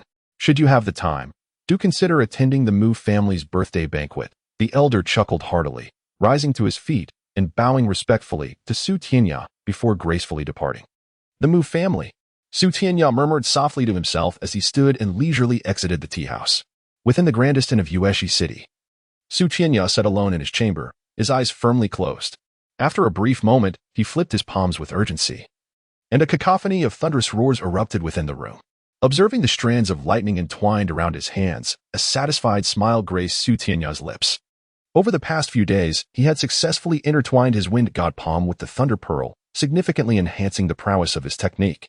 In close-quarters combat, being struck by Su Tianya's wind god palm would be akin to having both wind and thunder spells unleashed within one's body, without high-quality protective artifacts. Even foundational practitioners of metal attribute cultivation would find it utterly impossible to withstand Su Tianya's blow. The wind god palm had grown less suitable. It was time to develop the thunderstorm palm.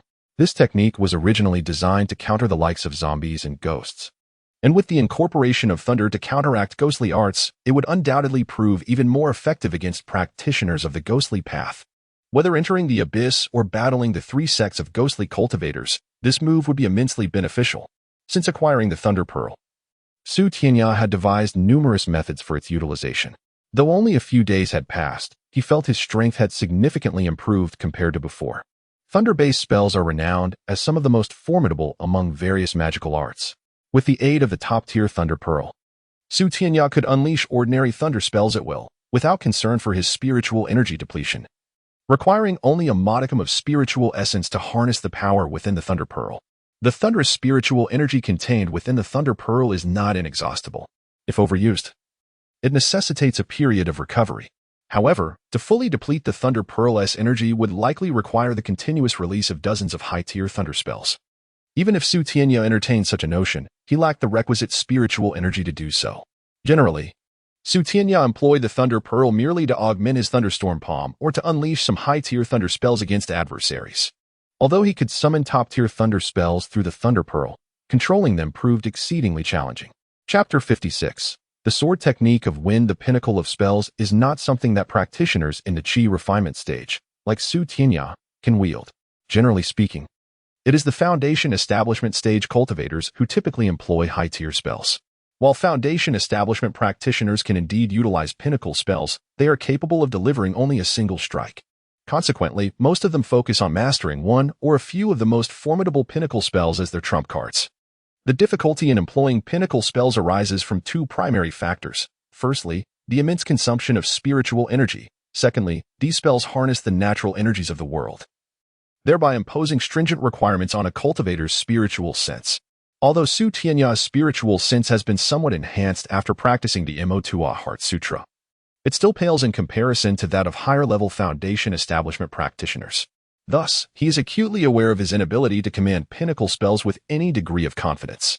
Despite having explored pinnacle spells in the past, including several wind-based pinnacle techniques detailed in the Great Wind Cloud technique, Su Tianya has only attempted to practice them during his idle moments. However, due to insufficient spiritual energy, he has never succeeded in casting them. Moreover, these pinnacle spells require prolonged communication with the forces of nature, which has deterred him from focusing his training on them. Now, with the opportunity to unleash a thunder-based pinnacle spell, Su Tianya feels a surge of interest.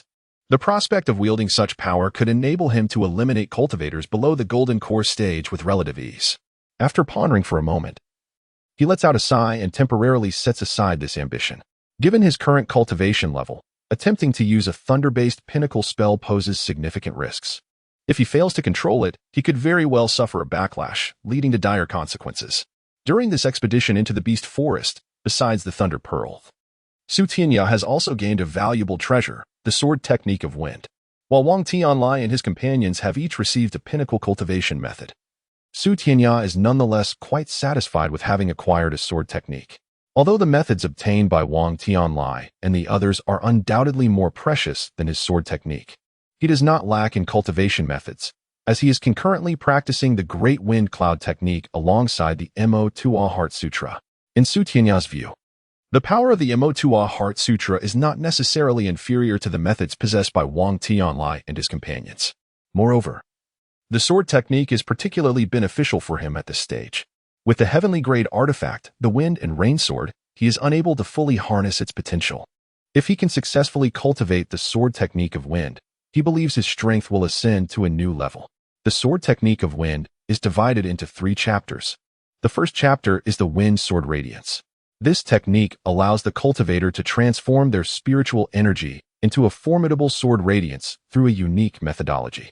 Once a practitioner has mastered the Wind Sword Radiance, the sword light they release with a mere flick of their fingers far surpasses that of ordinary wind blades, and the consumption of spiritual energy is significantly lower than that of lower-tier wind spells, such as the Wind Blade technique. Furthermore, the strength of the Wind Sword Radiance increases in tandem with the practitioner's cultivation level. According to the records contained within this technique, at its highest level, the Wind Sword Radiance can pierce through a mountain with a single flick, effortlessly dispatching cultivators of lesser cultivation with just a gesture. Chapter 2 introduces the 9 Heavens Wind and Cloud Sword technique, an intricate series of 9 forms, each possessing formidable power. However, to cultivate this technique, one must first master the Wind Sword Aura, as it serves as a vital foundation for unleashing the full potential of the 9 Heavens Wind and Cloud Sword technique. Moreover, sufficient spiritual energy is required as a support.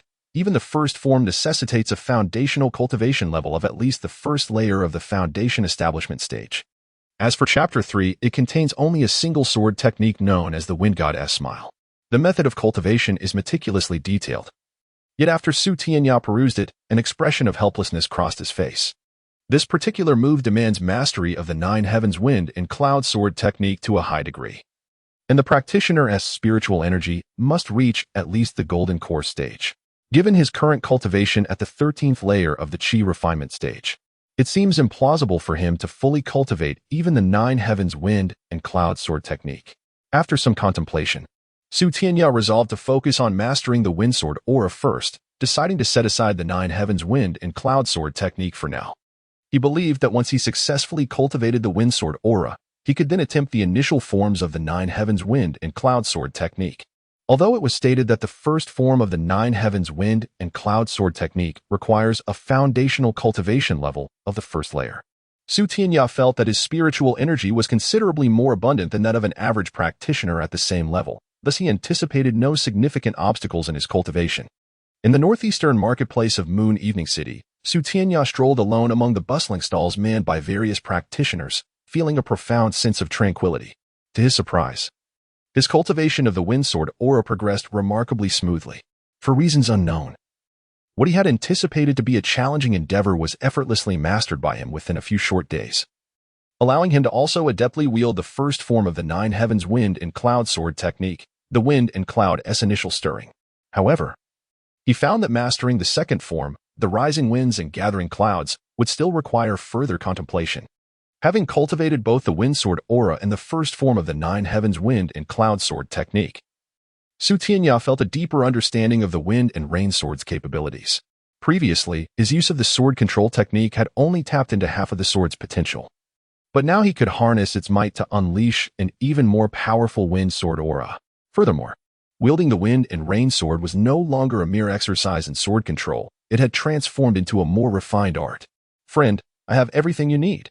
What are you looking for?" A black-faced practitioner greeted Tianya enthusiastically as he stood before a stall displaying various elixirs and magical artifacts. "Is there anything more novel?" Tianya inquired, as he found nothing of interest among the low-tier magical artifacts and basic energy-replenishing elixirs displayed. "What do you mean by novel?" The black-faced practitioner blinked in confusion at Tianya's question. "Something unusual, perhaps unique materials for refining or extraordinary elixirs or artifacts." Tianya smiled and explained. "None." The black-faced practitioner, sensing Tianya's disinterest, shook his head despondently and ceased to engage. "Li, my spiritual stones are here. You haven't sold the items I asked for." "Have you?" Just as Tianya was about to leave, the youthful-looking elder with white hair approached with purpose. "Of course, I've kept it aside. I knew you intended to gift this high-tier magical artifact to the ancestor of the Mu family, so I wouldn't sell it to anyone else." The black-faced practitioner replied with a slight smile, retrieving a brocade box from his storage pouch. "This is 1,000 middle-quality spiritual stones. Please verify it," the white-haired elder said, tossing a storage pouch to the black-faced practitioner without further ado. "Let me see." The black-faced practitioner, unreserved, took out the middle-quality spiritual stones, revealing a small pile before him. 1,000 middle-quality stones, all accounted for. "Here is the artifact you requested. Do check it." The black-faced practitioner placed the stones into his storage pouch and handed the empty pouch along with the brocade box to the elder. Tianya observed curiously as the elder opened the brocade box to reveal an exquisite hairpin radiating a sky-blue glow. After a moment of contemplation, the elder nodded approvingly. "This water curtain pin is indeed splendid. It makes for a fitting gift. I've heard that the ancestor of the Mu family has a favored granddaughter, and this artifact is most suitable for a girl of modest cultivation." The elder, satisfied, closed the brocade box and gracefully departed. "When is the ancestor of the Mu family's birthday celebration?" Tianya pondered and casually inquired of the black-faced practitioner. "It's the day after tomorrow. Are you planning to attend?" The black-faced practitioner responded with a slight smile. "I wish to witness the occasion. Are there any restrictions for attending the Mu family?" Tianya nodded. "There are no restrictions. The ancestor's 200th birthday celebration will be held at the Tianya Sect's Plaza, which can accommodate thousands of practitioners without feeling crowded. However, it is advisable to prepare a gift, and you could select a magical artifact from my collection, I assure you. They will not appear shabby as gifts, and the prices are reasonable." The black-faced practitioner smiled, attempting to promote his merchandise once more. Tianya chuckled softly, waving his hand to reveal a small seal-like artifact in his palm. He offered it to the black-faced practitioner and inquired nonchalantly, "Do you think this gift is presentable?" "A top-tier magical artifact." The black-faced practitioner's expression changed, astonishment evident as he gazed at the small seal. This artifact far surpassed anything he had on display, and its formidable aura suggested it had been crafted by a master refiner. For a practitioner at the 13th layer of the Qi refinement stage, to possess such an artifact would undoubtedly grant them dominance among their peers. "Are you truly considering this artifact as a gift?" The black-faced practitioner asked incredulously, swallowing hard. Indeed, it is the most suitable choice for a gift. Tianya replied with a smile as he pocketed the seal-like artifact and departed with an air of satisfaction. After exploring the marketplace for a few rounds, Tianya found nothing that piqued his interest. The stalls were predominantly occupied by practitioners at the Qi refinement stage, with no foundation establishment stage practitioners in sight. And the wares offered were all items typically used by Qi refinement stage practitioners. Even a single earth-grade magical artifact was absent, which left Tianya feeling rather uninspired.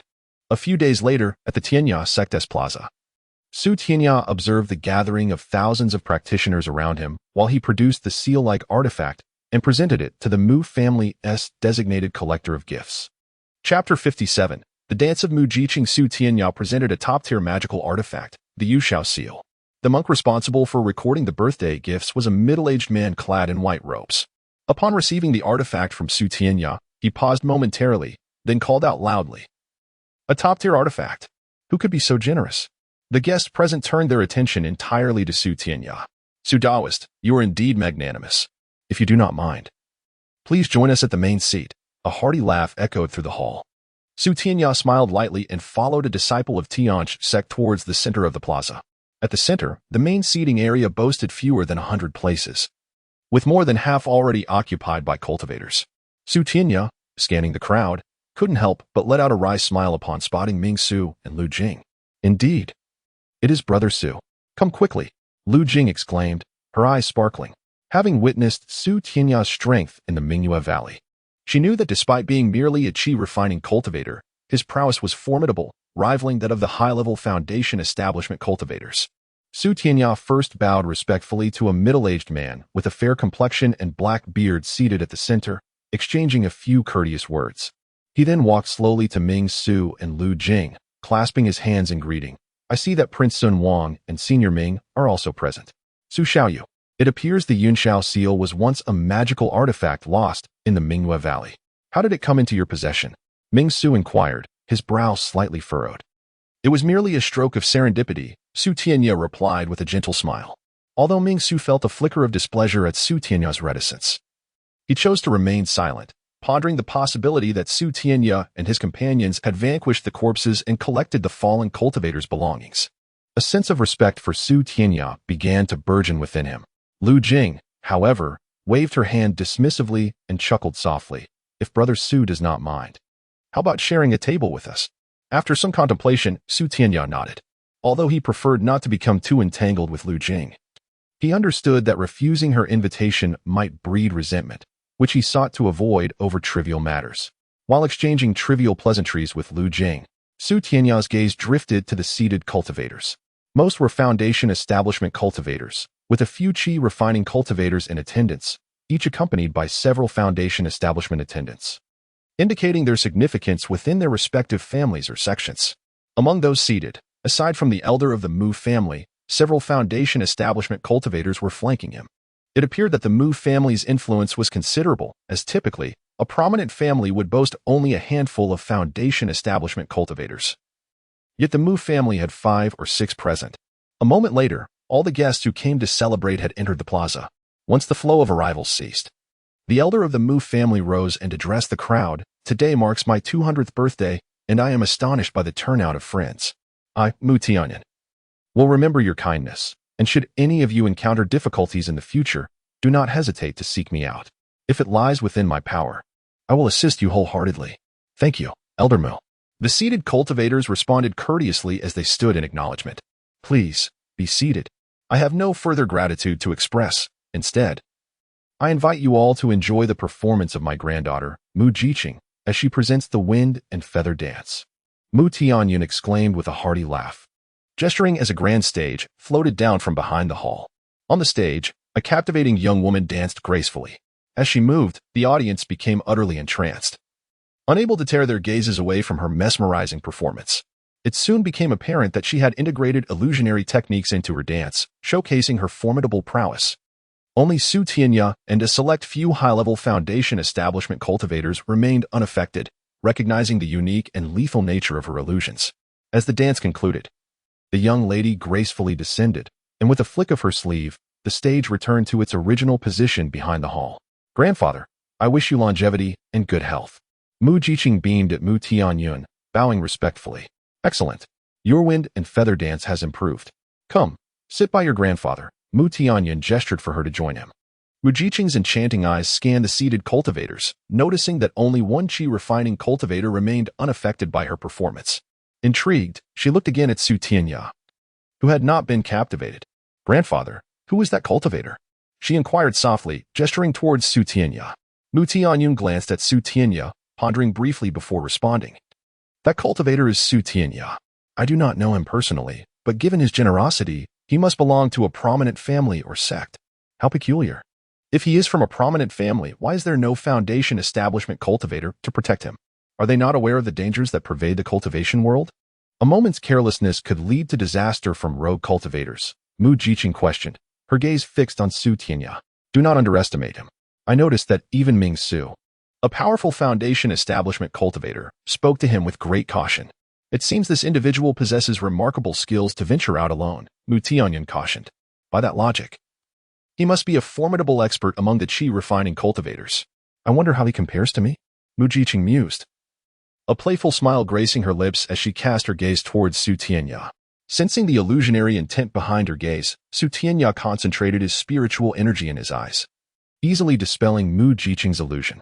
Compared to Qin Xian, her illusions were significantly weaker, posing no challenge to him. Oh dear! Mu Jiqing felt her illusion shattered and, momentarily dazed. Her cheeks flushed slightly. It took her a while to regain her composure, and she no longer dared to look at Su Tianya. Observing Mu Jiqing's embarrassment, Mu Tianyun merely chuckled, his gaze towards Su Tianya filled with admiration. Jiqing, this Yunxiao seal, a top-tier artifact sent by Su Tianya. I gift it to you as a reward for your performance.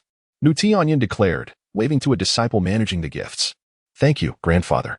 Mu Jiqing exclaimed joyfully, accepting the Yunxiao seal. For her, such an artifact was of immense significance, elevating her strength considerably. Waving the Yunxiao seal in Su Tianya's direction, Mu Jiqing playfully stuck out her tongue, displaying a charming expression. This young lady is quite remarkable, Su Tianya thought, remaining unfazed by her antics. However, Lu Jing beside him swallowed hard, whispering to Ming Su, Prince Sun Wang, tread carefully with your words. We are not in the capital. Tianchi sect is a considerable sect within the Great Han Kingdom. If you hope to achieve anything in the future, it would be wise not to offend them. Ming Su frowned slightly, offering a quiet warning. Lu Jing let out a cold snort, casting a glance at Ming Su, her expression tinged with discontent. Yet her gaze lingered longingly on Mu Jiqing, seemingly reluctant to divert her attention. The banner of the Eastern Extreme Alliance has arrived. We invite the leader of the Tianya sect, Mu Tianyun, to receive the banner. With a boisterous proclamation, a dazzling light flickered outside the square as a colossal flying vessel descended from the sky. Why have they come? Mu Tianyun's countenance darkened significantly. After a moment's contemplation, he rose, accompanied by numerous cultivators from the Mu family, to approach the center of the square. From the flying vessel, a dozen cultivators gracefully alighted, each adorned in black robes, though the intricate patterns embroidered upon them varied. Ah, it is Brother Lu. I wonder what pressing matters bring you here this time? Mu Tianyun inquired with a stiff smile, glancing at the leading black-robed cultivator. Senior Ming, who are these cultivators? What is the Eastern Extreme Alliance? Su Tianya, observing the situation, felt a hint of surprise and curiously queried Ming Su beside him. The Eastern Extreme Alliance is a coalition of all sects in the eastern region of the Great Han Kingdom, led by the largest sect, the Xianming Sword Sect. These black-robed cultivators are enforcers of the Xianming Sword Sect. It is said that the sect has experienced rapid growth in recent years. Although it may not rival the four great sanctuaries of the Great Han Kingdom, it is not far off, Ming Su explained quietly to Su Tianya. With such strength, why do they not participate in the conflict between the Great Han Kingdom and the Ming Kingdom? If they joined, the four great sanctuaries and the royal cultivators of the Great Han would not struggle so greatly, Su Tianya scoffed, raising an eyebrow slightly. The Xianming Sword Sect is a relatively new power that has risen in the past century. Our esteemed leader once dispatched cultivators to negotiate with them, but they were rebuffed. The Xianming Sword Sect possesses formidable strength, reinforced by several Golden Core experts, and with the looming threat from the Ming Kingdom. The royal court has little inclination to confront them. In recent years, they have even courted numerous smaller sects in the northeast to form the Eastern Extreme Alliance. which has only served to amplify their arrogance, Ming Su remarked with a cold chuckle, displaying evident dissatisfaction towards the Xianming Sword Sect and the Eastern Extreme Alliance. Chapter 58.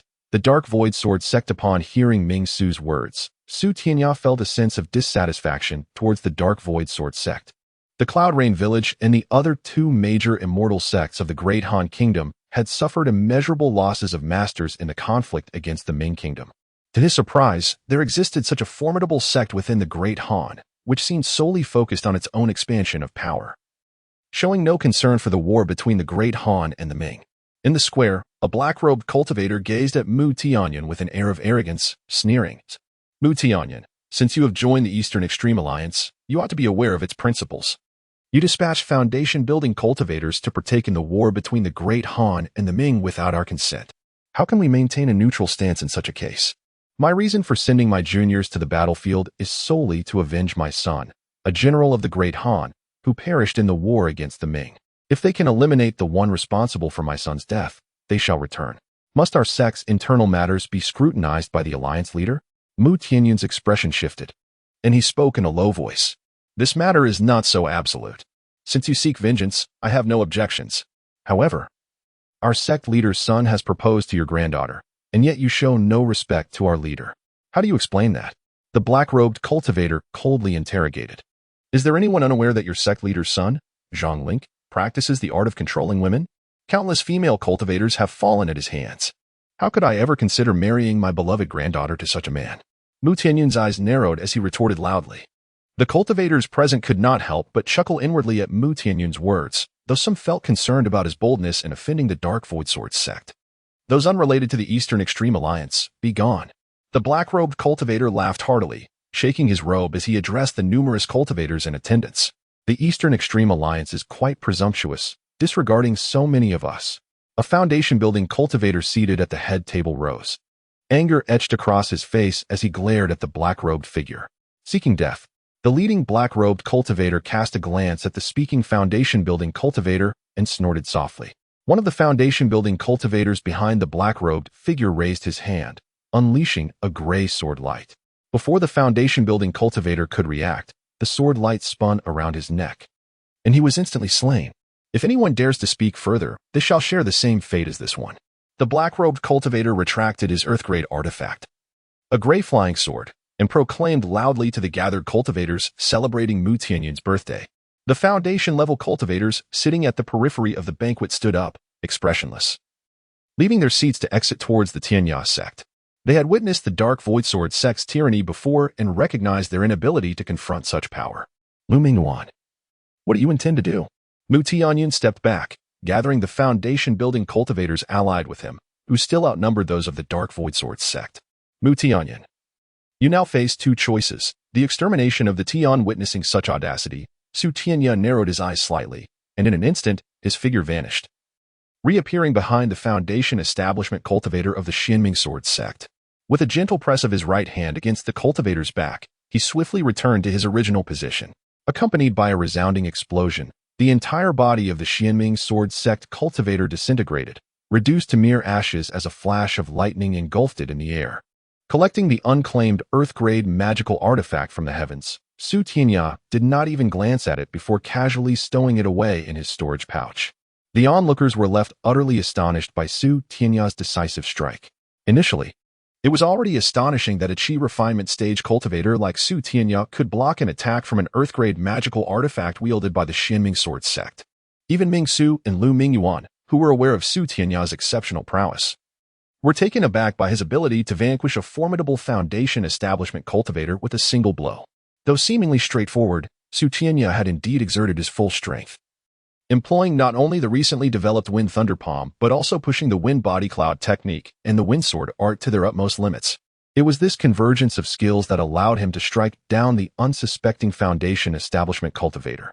The fallen cultivator had underestimated Su Tianya, dismissing him as nothing more than cannon fodder, believing that a chi refinement stage cultivator of the 13th layer could not withstand his onslaught. Lu Mingyuan gazed at Su Tianya with incredulity, struggling to fathom the recent events. The slain Xianming Sword sect cultivator was a third-layer foundation establishment practitioner. Not particularly powerful but seasoned from numerous battles, having contributed significantly to the sect's reputation.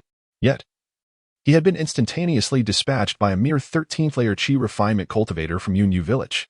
At this moment, Lu Mingyuan's heart churned with conflicting emotions, fear and anger intertwined within him. The fear stemmed from the realization that a 13th-layer Qi refinement cultivator could possess such formidable strength, while the anger arose from the helplessness he felt as he witnessed one of his subordinates fall before him, unable to offer any means of salvation. Chapter 59. The Might of the Wind and Thunder Palm. At a moment when Lu Mingyuan found himself at a loss, several cultivators suddenly emerged from the flying vessel above.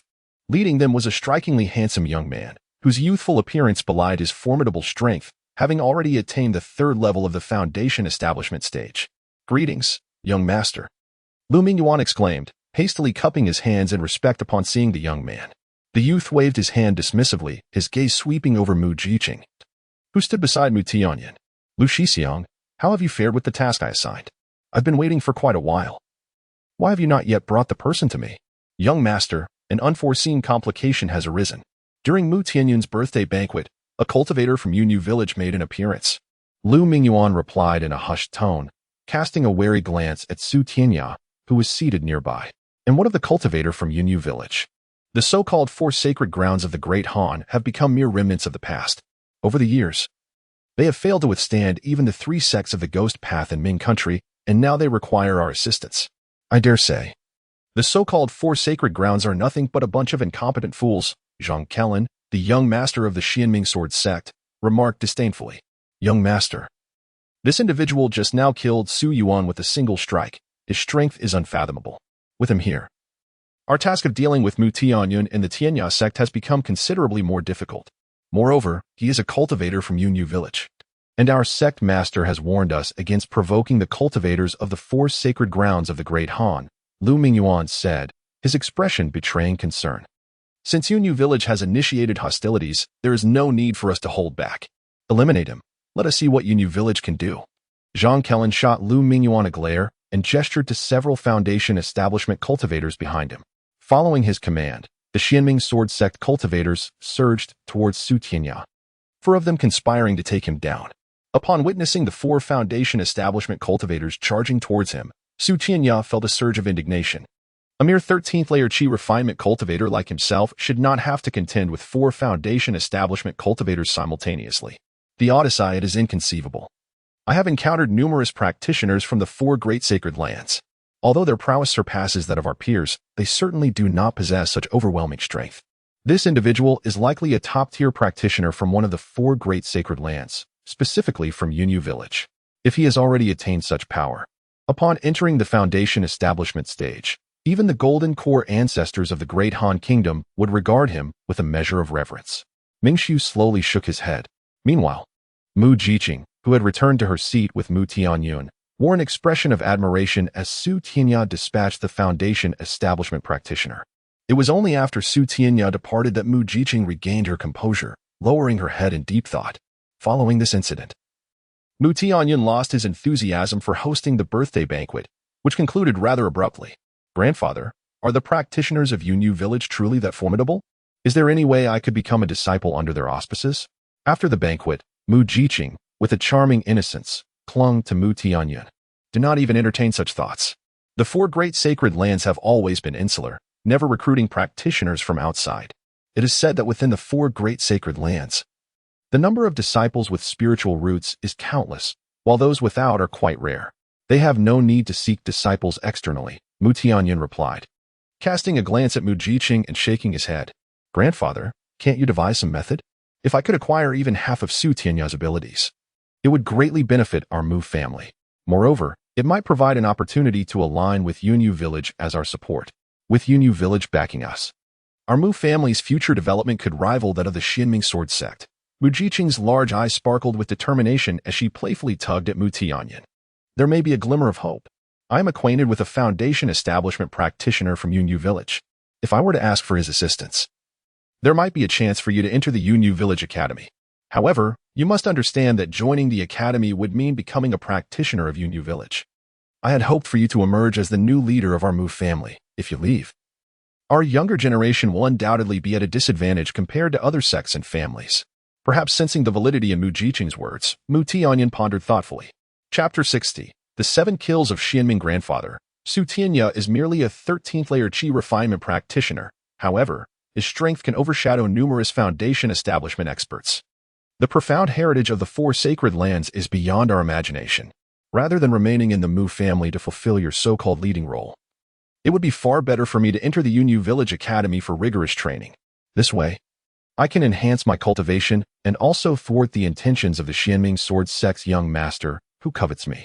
Mu Jiqing's eyes sparkled as she spoke with a charming smile. Your reasoning is sound. I shall promptly dispatch your uncle to invite the foundation establishment practitioner from Yunyu Village, who oversees the connections between Yunyu Village and the outside world. He should be able to facilitate our discourse, Mu Tianyan replied thoughtfully, nodding in agreement with Mu Jiqing's insights. Although Zhang Kellen had departed, there was no guarantee that he would not return.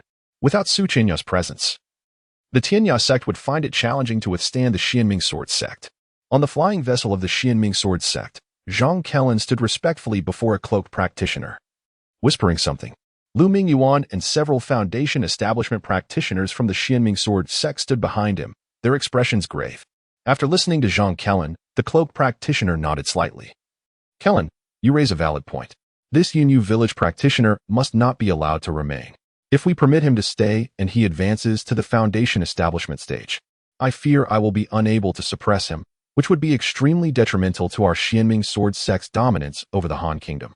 Third Elder, do you have the confidence to eliminate him? Zhang Kellen inquired in a hushed tone, his brow furrowing. Should I, a 9th-layer foundation establishment practitioner, be unable to deal with a mere 13th-layer Qi refinement practitioner, it would indeed be a farce. No matter how strong he may be, under my heavenly grade artifact, the flying dragon sword, he shall meet his demise, the cloaked practitioner declared, transforming into a beam of sword light and vanishing before Zhang Kellen and the others. The young master is indeed clever to enlist the 3rd Elder to eliminate that junior from Yunyu Village, Lu Mingyuan cautiously remarked. There are too many Mu family members. If we were to mobilize the 3rd Elder at once, we could certainly eliminate that Yunyu Village practitioner. However, if Yunyu Village were to become aware of this, our Xianming Sword Sect would likely find ourselves in trouble, given the strength of this Qi refinement practitioner from Yunyu Village. I fear that even if we united all the minor sects of the Eastern Extreme Alliance, we may not be able to contend with Yunyu Village. Does the young master intend for the 3rd Elder to secretly eliminate this Yunyu Village practitioner? Another cloaked practitioner beside Lu Mingyuan asked in a low voice. Indeed, the 3rd Elder must have contemplated this, which is why even after sensing that Yunyu Village's practitioner has slain several of our foundation establishment practitioners, he has not acted hastily. I believe that even without my prompting, the 3rd Elder would take action. Zhang Kellen grinned wickedly, gradually settling into the seat previously occupied by the 3rd Elder. Sure enough, I sensed a powerful spiritual aura scanning the interior of the Xianming Sword Sect's vessel. It appears that there are still experts aboard who have yet to reveal themselves. However, for the Xianming Sword Sect to send someone after witnessing the deaths of so many foundation establishment practitioners, this individual's cultivation must be formidable. Even if he is not a Golden Core Master, he is certainly a high-level foundation establishment practitioner.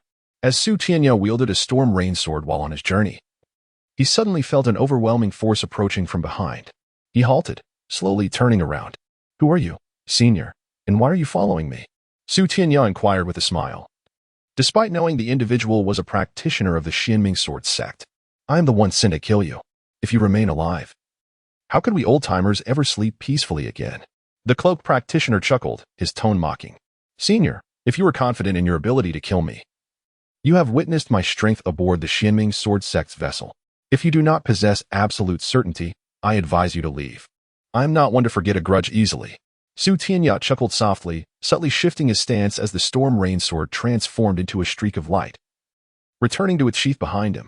Do not presume that having killed a few inept foundation establishment practitioners makes you remarkable.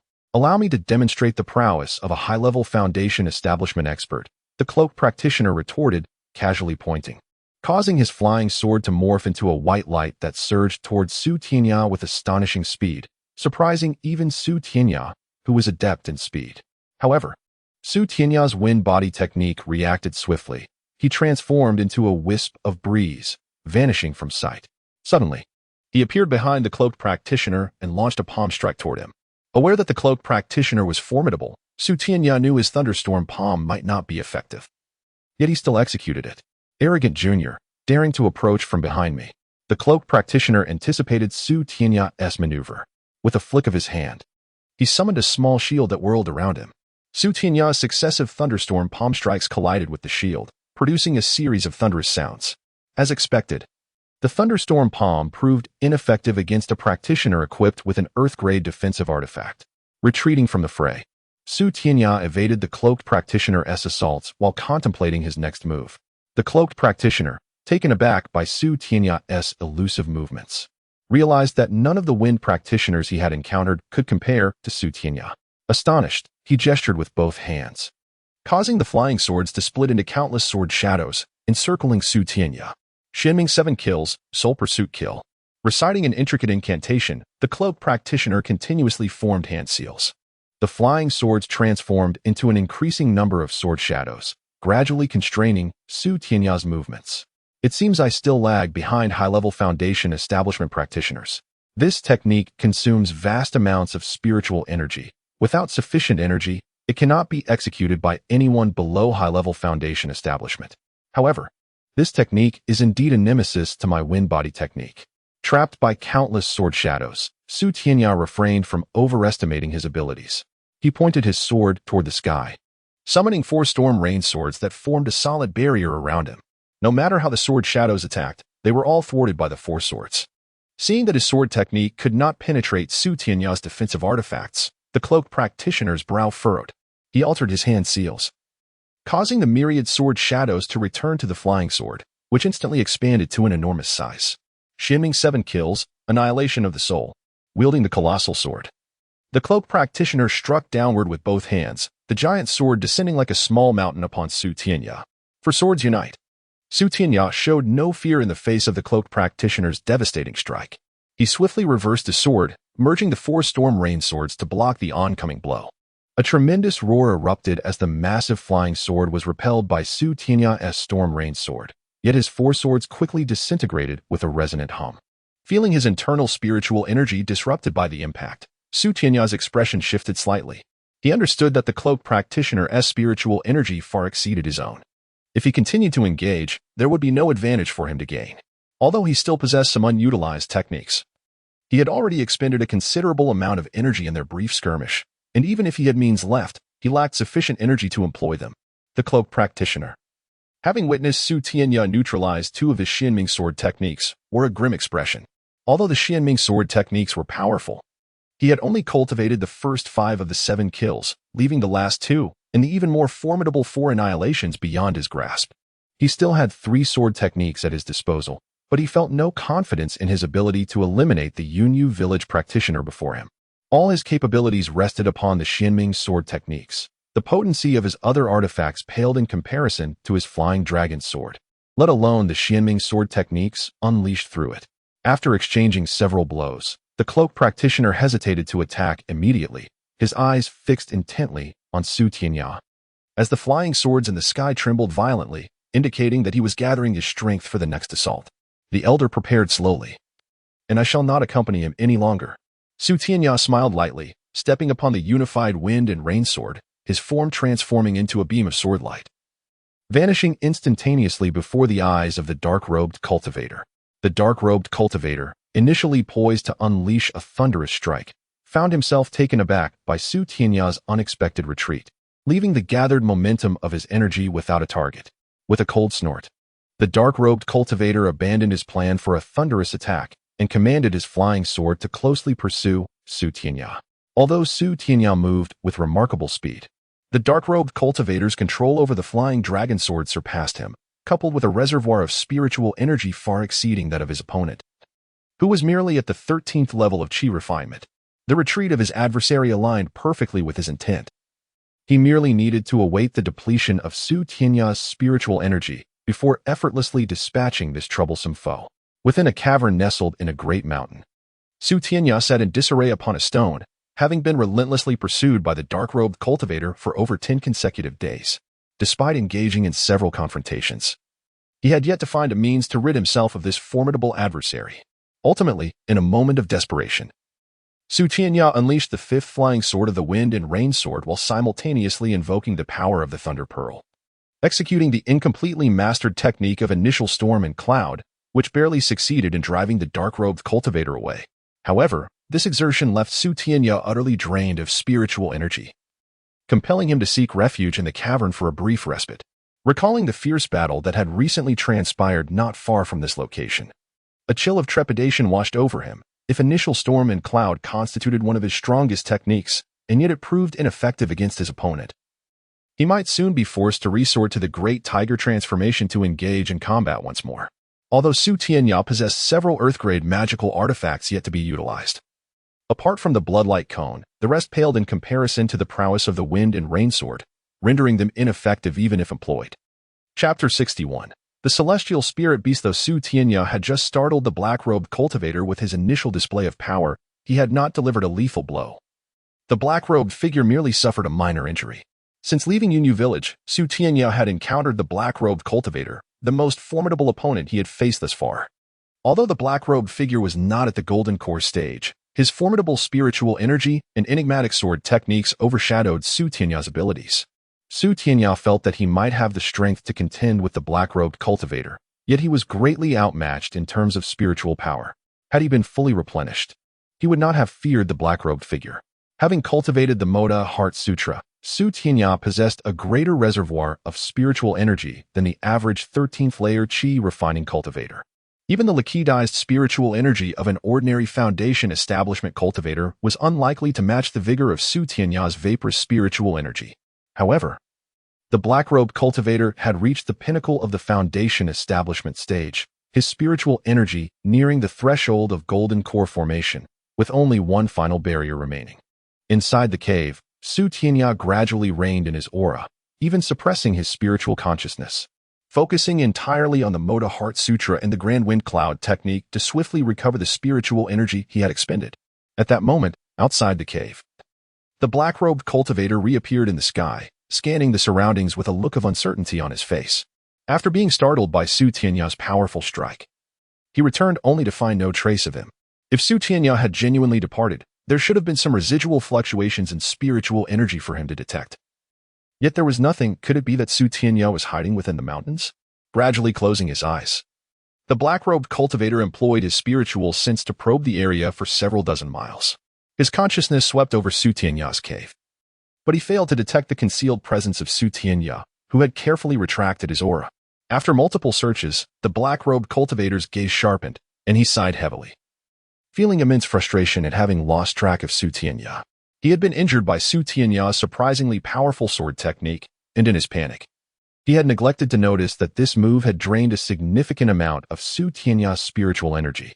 Had he remained calm, he would have recognized that Su Tianya, being merely a 13th layer Qi refining cultivator, was not on par with him as a foundation establishment cultivator. After circling in the sky for a moment, the black-robed cultivator suddenly stepped onto his flying sword and soared northeast. Though uncertain of Su Tianya's direction, he was unwilling to abandon the pursuit of this talented cultivator. Hastily choosing a direction and flying forward, fully extending his spiritual sense to search for any trace of Su Tianya. Unbeknownst to the black-robed cultivator, Su Tianya remained oblivious to his movements, entirely focused on recovering his spiritual energy. Sitting peacefully in the cave, he resembled a stone, unaware of the outside world. However, a hint of his spiritual sense enveloped the entire cave. Any disturbances within would not escape his notice. 3 days swiftly passed, and after a thorough period of meditation, Su Tianya had restored his previously scattered spiritual energy to its full capacity. With a gentle exhale, he slowly opened his eyes.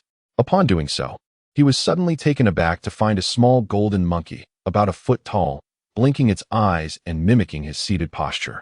Seeing the golden monkey, Su Tianya felt a cold sweat break out. His spiritual sense had entirely overlooked this creature. Had the monkey meant him harm, he could have found himself in grave danger. Upon noticing Su Tianya's awakening, the golden monkey let out a few giggles and playfully stuck out its tongue, displaying an adorable demeanor.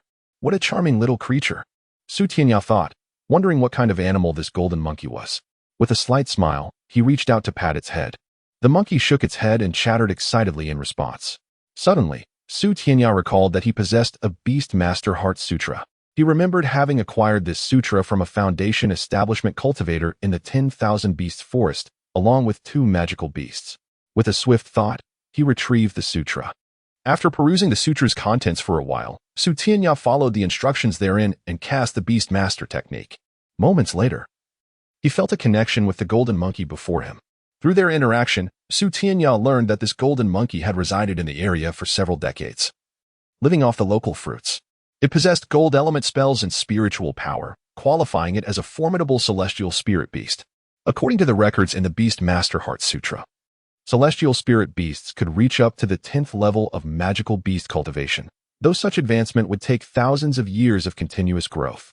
This particular celestial spirit beast was still young. Aside from a few gold element spells, it only knew the innate spell of formless escape, allowing it to enter any location silently, evading even weaker formations and restrictions. This ability made celestial spirit beasts highly sought after by cultivators. However, celestial spirit beasts were typically elusive. The Beast Master Heart Sutra noted that few cultivators possessed adult celestial spirit beasts, and even in the densely populated 10,000 Beast Forest, sightings of celestial spirit beasts were rare. What extraordinary luck I have, Tianya reflected, puzzled by the presence of the celestial spirit beast before him. As he continued reading, he soon understood why this celestial spirit beast had appeared to him. It turned out that celestial spirit beasts were innately intelligent, capable of cultivating the techniques of human cultivators, and were highly sensitive to the strength of beings around them. When they sensed a powerful entity, they instinctively felt a deep connection, which explained the celestial spirit beast's affinity for him due to his superior strength compared to average chi refining cultivators. Would you be willing to form a contract with me? Tianya asked, his hands swiftly forming the gestures as per the Beast Master Heart Sutra's instructions, addressing the celestial spirit beast. The celestial spirit beast seemed to comprehend Tianya's words, rolling its eyes in contemplation before extending its hands and chattering excitedly. Are you asking for something that can enhance your spiritual power? Tianya painstakingly translated the celestial spirit beast's words using the sutra's techniques. Seeing the creature nod vigorously, Tianya sighed and retrieved some elixirs from his possession. These were items he had acquired from the cultivators he had defeated. To Tianya, they held little value, for his spiritual power was already at its limit before reaching the Foundation establishment stage. Even consuming these elixirs would yield no effect. After opening each vial, the celestial spirit beast eagerly sniffed them, ultimately becoming ecstatic upon finding one labeled Minghui pill. Tianya smiled gently, gathering the remaining vials before taking out the one the celestial spirit beast had chosen, pouring out a golden pill and handing it to the creature. Then, he inscribed a master recognition formation on the ground using a spirit stone. This formation typically only succeeded with the voluntary consent of the beast, if the beast was unwilling. The formation held no power and could not compel the creature to enter into a blood oath.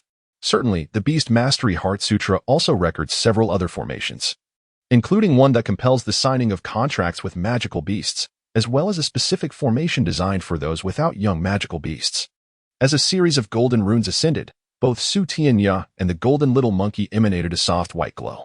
These golden runes danced in midair for a moment before transforming into 2 golden orbs of light that flew into the bodies of Tianya and the golden little monkey.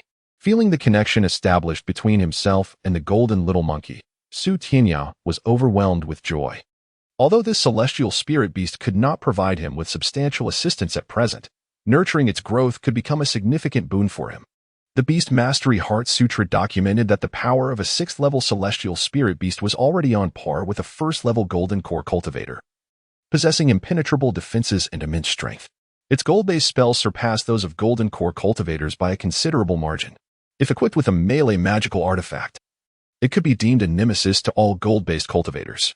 Furthermore, the celestial spirit beast could traverse restrictions freely, rendering formations largely ineffective against it.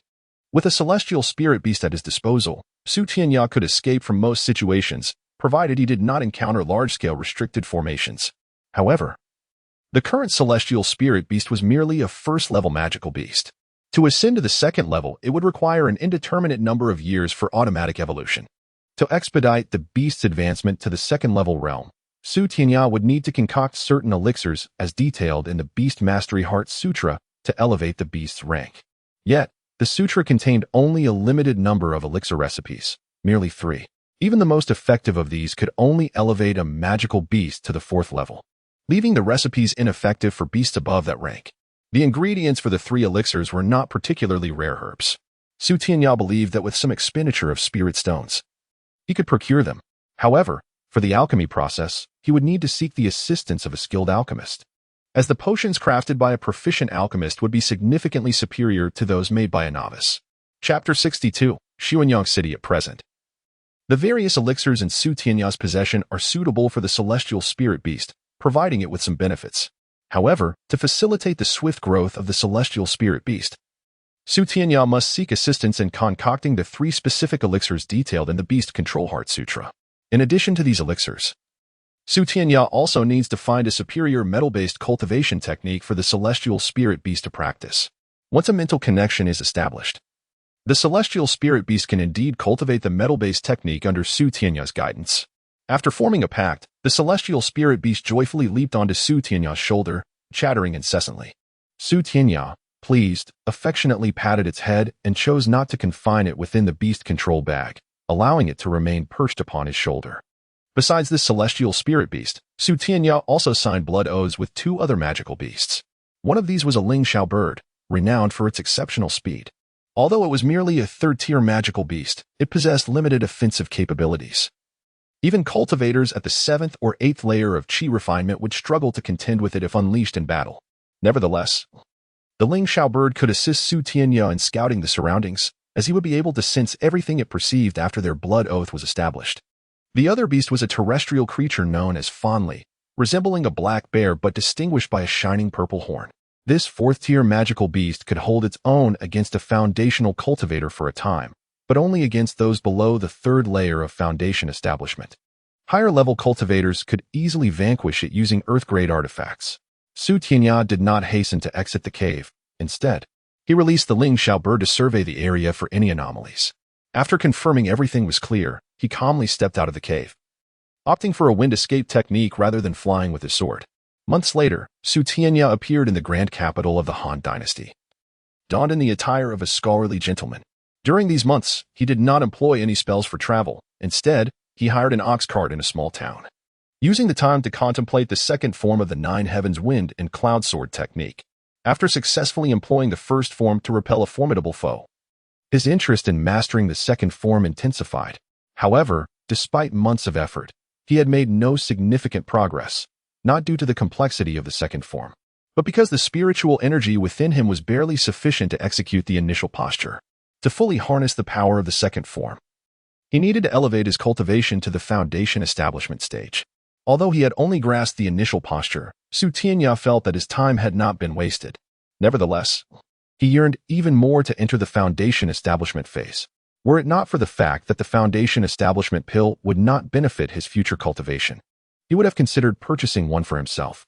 Yet, contemplating that consuming the pill would leave him at a disadvantage compared to his peers like Wang Tianlai, who had resolutely decided against using it, Su Tianya suppressed his desires and diligently practiced the energy transformation techniques within the Great Wind and Cloud technique. After dismissing the hired ox cart, Su Tianya stepped into Xuanyang, the capital of the Han dynasty. This city sprawled across a vast area, housing nearly 10 million inhabitants. Hurry to see. The 4 young masters of Xuanyang have struck again. Upon entering a bustling street, Su Tianya observed the crowd hastily moving toward a central location. Intrigued, he followed the throng. In the center of the street, a bloodied individual was suspended while a young man in an ornate robe laughed arrogantly. Behind him stood several attendants, arms crossed. What a pity for this outsider. He came to Xuanyang for the imperial examination, but has angered one of the 4 young masters, Sun Ko, and will be beaten to death. Su Tianya overheard an elderly man whispering to his companion as he approached. This person being beaten resembles me to a striking degree. Su Tianya paused, momentarily taken aback by the youth's appearance. After a brief contemplation, he stepped out from the crowd, disregarding the arrogant young master, and approached the suspended youth. With a flick of his fingers, a beam of sword light shot forth, severing the ropes binding the youth. With the young man's body now free, Su Tianya stepped back into the crowd. The once arrogant young master frowned and prepared to pursue Su Tianya, but a voice interrupted him. "Young master, wait." A cultivator who had been guarding the arrogant young master intervened, having sensed Su Tianya's extraordinary capabilities. Although the guard was only at the 10th layer of Qi refinement, He recognized that Su Tianya was beyond his ability to confront. You dare to obstruct me? The young master retorted, his brows furrowed. Young master, this individual is also a cultivator, and his strength far surpasses mine. If you act recklessly, you will surely suffer consequences. Despite your considerable talent, your cultivation is still too shallow. It is unwise to provoke a fellow cultivator. The guard urged. Realizing Su Tianya was a cultivator, the young master's expression shifted. Though he held a distinguished status among ordinary folk, he was dwarfed by the presence of a celestial master.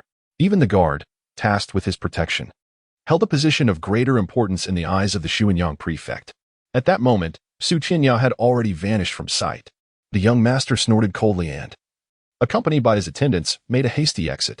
The young man was fortunate indeed to be saved by a celestial master. Let us hasten to see. Perhaps we shall be fortunate enough to be accepted as disciples.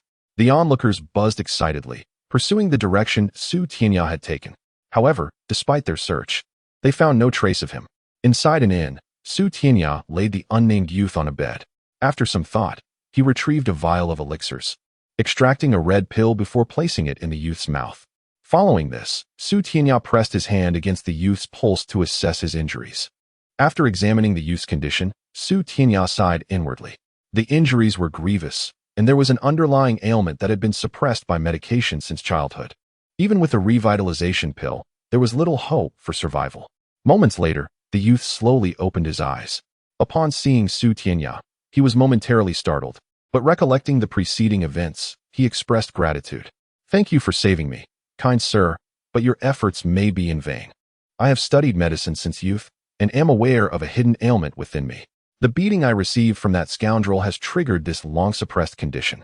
I fear I shall soon depart from this world. You speak truly. Though I am a cultivator, I cannot save you. However, I possess some revitalization pills that may extend your life for 10 days. After that, you will exhaust your life force. Utilize this time wisely to settle your affairs. Su Tianya replied, his expression indifferent as he placed the vial of revitalization pills down and turned to leave. Esteemed master, my time is short, and there is no need to waste your precious elixirs. I have never been one to owe favors.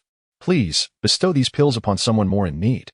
With a casual smile, the young man tossed the medicine bottle back to Su Tianya. It's all up to you. However, your temperament resembles mine quite closely. If your lifespan were not so tragically brief, we might have become friends. Su Tianya paused momentarily, then turned to the youth, who bore a striking resemblance to him, and smiled in return. The young man, realizing the similarity in their features, suddenly seemed to recall something and, fixing his gaze on Su Tianya, inquired, Is your master surnamed Su? Su Tianya was taken aback for a moment before nodding in affirmation.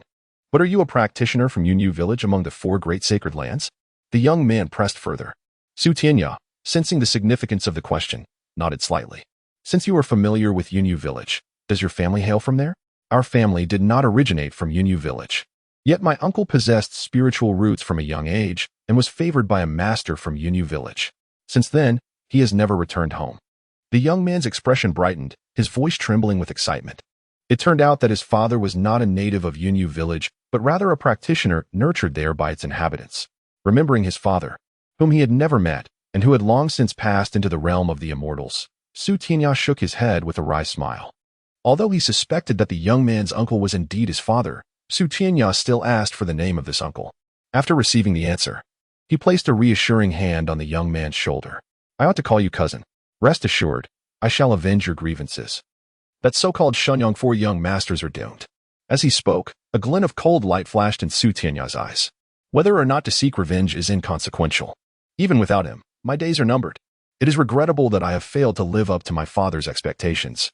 The Su family has long been a lineage of officials, yet it has gradually weakened under my father's generation. We had aspired to excel in this imperial examination, to bring honor to our name, but who could have anticipated such a brief existence? The youth, named Su Tianqing, forced a bitter smile and shook his head. Chapter 63. Su Tianqing. Upon hearing Su Tianqing's words, Su Tianya felt a wave of sorrow wash over him. Although he had little personal interaction with this man, their blood ties and striking resemblance, sharing 7 parts of their features, made it impossible for him to remain indifferent. Regardless of the situation, he felt compelled to avenge his cousin.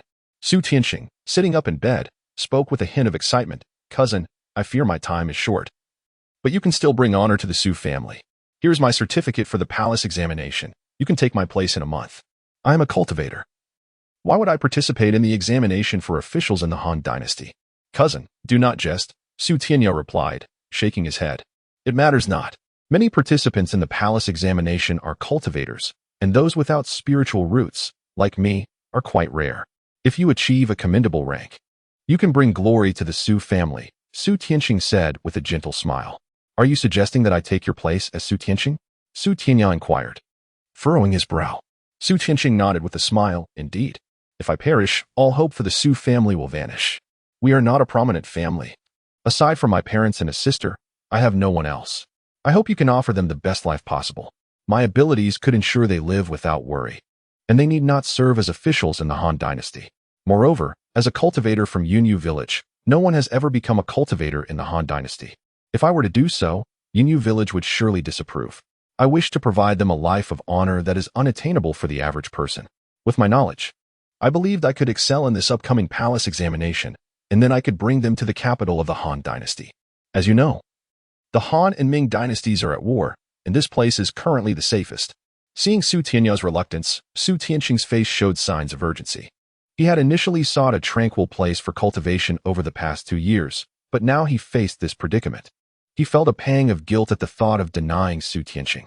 After a moment of contemplation, Su Tianya chuckled softly. Even if he were to become an official in the Han dynasty, what could it matter? With his current skills, even Yunyu Village could not dictate his path. Besides, becoming an official would only benefit Yunyu Village. The Han dynasty was a far grander sacred ground for cultivation than Yunyu Village. If he could establish himself there, it would undoubtedly aid his future endeavors. If necessary, he could assume Su Tianqing's identity and appearance. No one would suspect that Su Tianqing and Su Tianya were the same person. Su Tianya's thoughts were influenced by a secret technique he had learned from the Motuo Sutra, which could alter one's appearance, an alteration so subtle that even the most skilled cultivators would not discern it. This technique was a remarkably simple spell. Initially, Su Tianya had not paid much attention to such minor spells, but now he recognized their potential. I agree to your request, and I can also transform into your likeness to care for your parents and sister. However, my knowledge lies solely in cultivation, and I fear I may not perform well in the palace examination, Su Tianya said, lifting his gaze to meet Su Tianqing's eyes with a smile. Wonderful. Your agreement is all I need. As for the examination, do not worry. I will impart all my knowledge to you in the coming days. I know that cultivators possess spiritual consciousness and can retain information effortlessly. With my guidance, I believe you will surpass expectations, Su Tianqing exclaimed with delight. Su Tianya handed a vial of medicine to Su Tianqing, nodding. Rest well for a day. These rejuvenating pills can prolong your life by 10 days. I hope you can teach me everything you know within that time.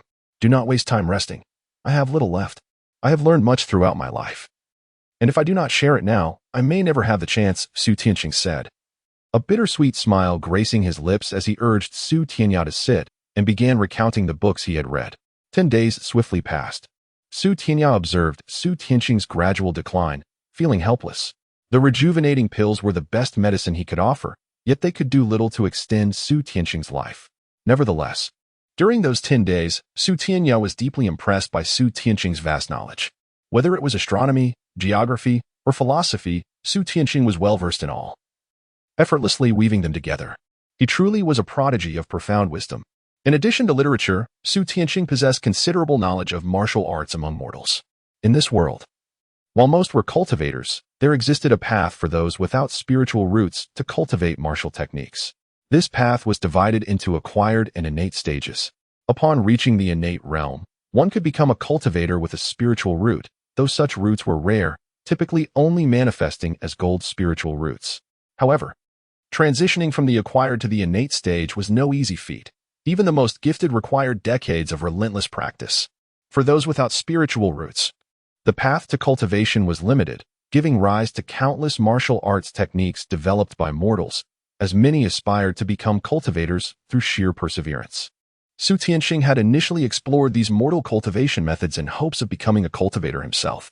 However, after some time, he realized he lacked the aptitude for it and abandoned the pursuit. Yet, he remained enamored with the martial techniques of mortals. After gathering numerous texts on these techniques, he developed the Great Wilderness 9 Moves, a theoretical martial art that he could not physically execute due to his limited cultivation experience. Moreover, the technique required a formidable long weapon to be properly unleashed. Thus, after formulating the Great Wilderness 9 moves, he had yet to test its true power. Su Tianqing shared this martial art and all he had learned about mortal techniques with Su Tianya, driven by an unwillingness to let his discoveries fade away with his departure from the world. Although Su Tianya had never practiced mortal martial arts, he found himself intrigued. With the strength gained from cultivating the Motuo Sutra, he could contend with melee cultivators who practiced gold-based techniques. Furthermore, incorporating aspects of mortal martial arts into his Thunder Palm would greatly enhance its power. Cousin, while I may not have achieved great success in my life, I consider myself a talent. At 16, I was the most renowned scholar in the city, and by 20, I had qualified for the palace examination in Xuanyang. Alas, I have suffered from an incurable ailment that has curtailed my lifespan. I had hoped to endure a few more years to gain a title and ensure my family's happiness. But I never anticipated offending a petty individual in Xuanyang. Su Tianqing's voice grew slower, softer, until, moments later, he wore a faint smile as he fell silent. Cousin, I cannot provide you with a grand funeral. You shall have to rest in my storage bag for now, Su Tianya said, feeling Su Tianqing's pulse. Sighing deeply before waving his hand to place Su Tianqing into his storage bag. The storage bag contained a still space, capable of preserving even a body for an extended duration. Preserve the body of Su Tianqing. Su Tianya's eyes glinted with a cold light. After a moment's contemplation, he changed out of his own garments, donning the attire of Su Tianqing. He then closed his eyes, and after a brief interval, a peculiar transformation appeared on Su Tianya's face. His features, which bore a resemblance to Su Tianqing's, became indistinguishable from him. Tianqing, I shall allow you to seek vengeance against the so-called 4 young masters of Xuanyang personally. With a flicker of his form, Su Tianqing vanished from the room. The following morning, Xuanyang was abuzz with shocking news. One of the 4 young masters, Sun Ku, had been decapitated, his head displayed prominently at the gate of the Sun residence.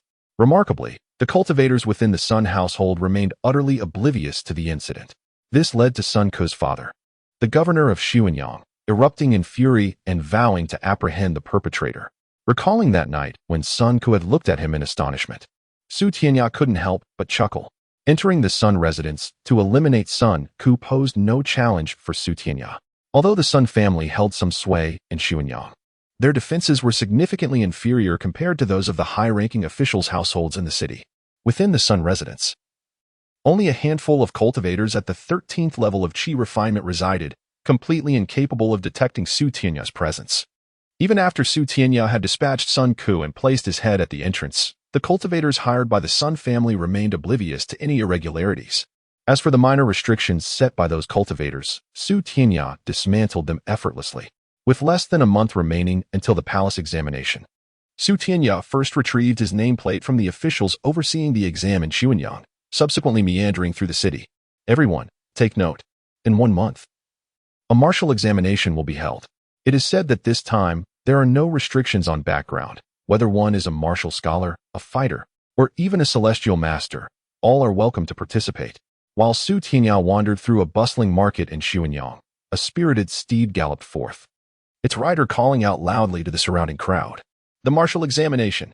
Su Tianya was momentarily taken aback, then joined the throng heading towards a large notice board.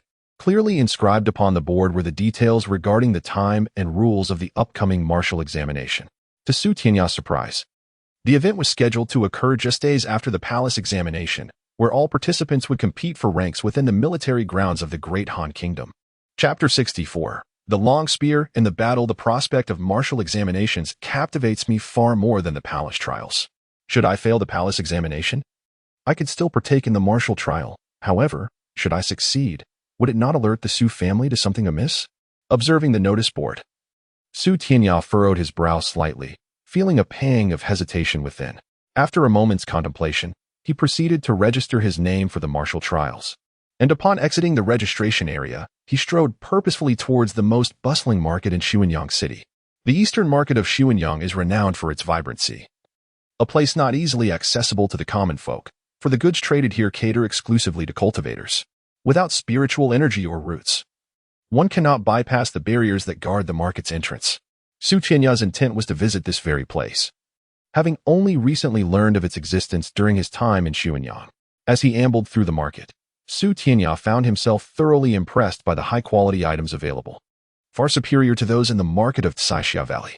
Some stall owners even displayed low-grade Earth-tier magical artifacts for sale. Furthermore, the sheer number of foundation-stage cultivators was striking. At least 30% of the stall vendors he encountered were at this level, suggesting that Xuanyang City may indeed be a haven for high-tier cultivators. What would you like to see, friend? Su Tianya approached a middle-aged cultivator with long hair, who, despite possessing a significantly higher cultivation level, around the fourth layer of foundation stage, showed no sign of condescension, instead greeting Su Tianya with a warm smile. May I inquire, esteemed elder, what manner of magical artifact is this? It resembles a mundane weapon, Su Tianya asked, drawn to a spear-like weapon prominently displayed at the stall. This is not a magical artifact at all, though it boasts exceptional quality. Even a heavenly-grade artifact could not damage it. The weapon has an intriguing history. A golden core cultivator discovered it in an ancient cave, initially mistaking it for a relic of great antiquity. After extensive research, he found that apart from its unparalleled hardness, its rarity lay in its weight, 3,200 pounds. The long-haired middle-aged cultivator chuckled heartily, shaking his head in disbelief. 3,200 pounds. Su Tianya was taken aback. Even cultivators who practiced metal-based techniques could scarcely wield such a weight. Moreover, since it was not a magical artifact, it bore no magical properties, serving only as a mundane weapon, which explained its lack of buyers. However, considering its origins from an ancient cave, it may hold secrets beyond our understanding. I acquired it at considerable expense, and if you desire it, it will cost at least 1,000 mid-tier spirit stones. The merchant, noticing Su Tianya's interest, felt a surge of hope. 1,000 mid-tier spirit stones for a weapon of no use? You jest, esteemed elder, Su Tianya replied, shaking his head as he turned to leave. If you truly wish to buy, we can negotiate. The long-haired merchant, having spent 100 mid-tier spirit stones to obtain the item, was eager not to let this opportunity slip away. What price do you propose? Su Tianya turned back, a smile gracing his lips. 500 mid-tier spirit stones. It cannot be less. The merchant held up 5 fingers. 200 mid-tier spirit stones. Not a penny more. Su Tianya chuckled lightly, raising his hands in a gesture of dismissal. Deal. The long-haired merchant, weary of the item languishing at his stall, stamped his foot in frustration.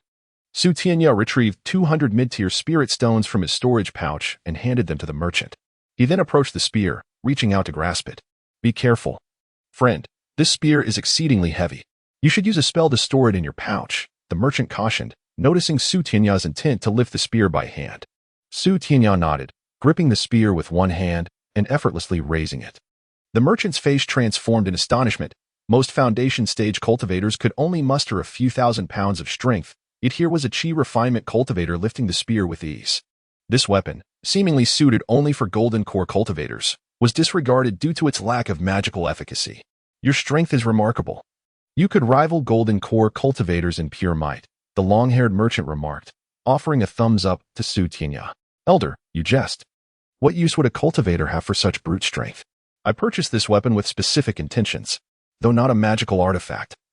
Its hardness and durability rival that of heavenly-grade artifacts, which will greatly assist me in my future endeavors. Su Tianya swung the spear a few times before casting a spell to store it in his waist pouch. Having acquired the spear, Su Tianya lingered at the merchant and Appo's stall for a moment longer, but upon finding nothing else of interest, he prepared to depart. Just then, he felt a subtle movement from the spirit beast pouch containing the Tianling beast, as if the creature within was stirring. After a brief hesitation, Su Tianya tapped the pouch, and the Tianling beast transformed into a beam of golden light, landing on his shoulder. Chirp, chirp. The Tianling beast pointed excitedly at a small vial on the long-haired merchant's stall. Su Tianya smiled wryly, directing his gaze towards the vial. Yelling pill. He read the inscription on the vial, casting an inquiring glance at the merchant. That is a Tianling beast. The merchant's expression shifted to one of astonishment. Staring at the Tianling beast on Su Tianya's shoulder, rendered momentarily speechless. After Su Tianya cleared his throat softly, the merchant finally exhaled in relief. You are fortunate indeed to have a Tianling beast as your spirit companion. With proper training, it could provide you with immense assistance. What sort of pill is this welling pill? Su Tianya inquired, gesturing towards the vial that the Tianling beast was fixated on. This is a medication for spirit pets, designed to rapidly enhance their levels. Your Tianling beast is quite clever. It has already sensed the efficacy of the welling pill while in the pouch, The long-haired merchant replied with a slight smile. Do you possess the ability to concoct pills? Tianya observed that over half of the items displayed at the merchant's stall were various types of pills. Not to boast, but I dabble in it during my leisure hours, practicing with some spiritual herbs. The merchant replied modestly, though pride flickered in his eyes, indicating a confidence in his alchemical skills. Since you are skilled in pill making, might I request your assistance in crafting some pills for my spirit beast? Tianya asked, offering the merchant a gentle smile. That is certainly feasible. As long as you have spirit stones, I can assist you in creating what you need. What kind of pills do you wish to have made? The long-haired merchant asked, initially surprised, but quickly transitioning to a relaxed demeanor. Tianya presented the refining methods for 3 types of elixirs recorded in his beast mastery scripture to the long-haired middle-aged cultivator. The cultivator perused the formulas for a moment, nodding in acknowledgement. These 3 elixirs are quite simple to concoct and possess effects comparable to my Yuling pill. I can assist you in their refinement, but you must gather the spiritual herbs required herein. Once you have acquired the herbs, I shall assist you in opening the furnace for alchemy. Having said this, the long-haired middle-aged cultivator returned the beast mastery scripture to Tianya. Although he had never encountered these 3 formulas before, they were not particularly rare concoctions, and thus he was not overly enthusiastic about them. Agreed then, I will take care of these bottles of Yuling pill. Please, senior, quote me a price, and also inform me how I might contact you. Tianya replied with a sense of delight, cupping his hands in respect. There is no need for such formalities. You may call me Hanja, just a wandering cultivator. If you don't mind, you can refer to me as Brother Han. The long-haired cultivator chuckled warmly. Upon seeing you wield that long spear with a single hand, I sensed you were no ordinary cultivator. My instincts have never led me astray. Although you appear to be merely at the 13th level of chi refinement, your abilities in sorcery likely surpass mine by a margin. Tianya smiled in return. I am Tianxing. Since Brother Han has expressed such sentiments, I will not stand on ceremony. I shall use this magical artifact to cover the cost of the Yuling pills and the alchemical services. With a composed smile, Tianya tapped his storage pouch, and a flying sword of mid-tier earth grade appeared in his hand. He placed the artifact before the long-haired cultivator, maintaining a silent demeanor. This is a mid-tier earth grade artifact, Hanja exclaimed, astonished by the generous display. The self-identified Tianxing was indeed quite magnanimous, offering an earth-grade artifact in exchange for a few elixirs meant for spirit beasts.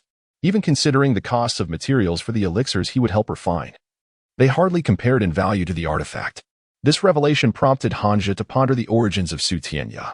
Chapter 65, The 9 Styles of the Vast Wilderness. Although Hanja harbored some doubts regarding Tianya's origins, he found it impossible to decline the terms proposed by Tianya. While Hanja possessed his own earth-grade magical artifacts, their quality paled in comparison to the mid-tier earth-grade artifact that Tianya offered. Acquiring this artifact would greatly benefit him. Brother Su, you are far too courteous. This artifact is simply irresistible. Here is the deal. If you are unable to gather all the herbs, I will cover the remaining ones. This is my address in Xuanyang City. Once you procure the herbs, feel free to come find me here. Hanja refrained from accepting the earth-grade artifact. Instead, he produced a shimmering talisman that radiated a faint blue light, handing it to Tianya. This was Tianya's first encounter with a talisman that recorded maps. The talisman clearly depicted the entire layout of Xuanyang City, and with the use of spiritual energy, one could manifest all locations within the city. Hanja's residence was marked by a distinctive red symbol. This talisman is quite intriguing. Could you enlighten me about its origins, Brother Han? Tianya inquired, his expression one of astonishment as he accepted the talisman. This talisman was crafted by a friend of mine who also resides in Xuanyang City. Should the opportunity arise, I would be delighted to introduce you to him. Although he is merely a 13th layer chi refining practitioner, his skills in crafting talismans are exceptional, and he frequently experiments with unique designs. This particular talisman, while not one of a kind, is certainly rare. Your friend doesn't happen to be named Wang, does he? Tianya recalled Wang Tianlai, frowning slightly. Not Wang. My friend's name is Li Shanming.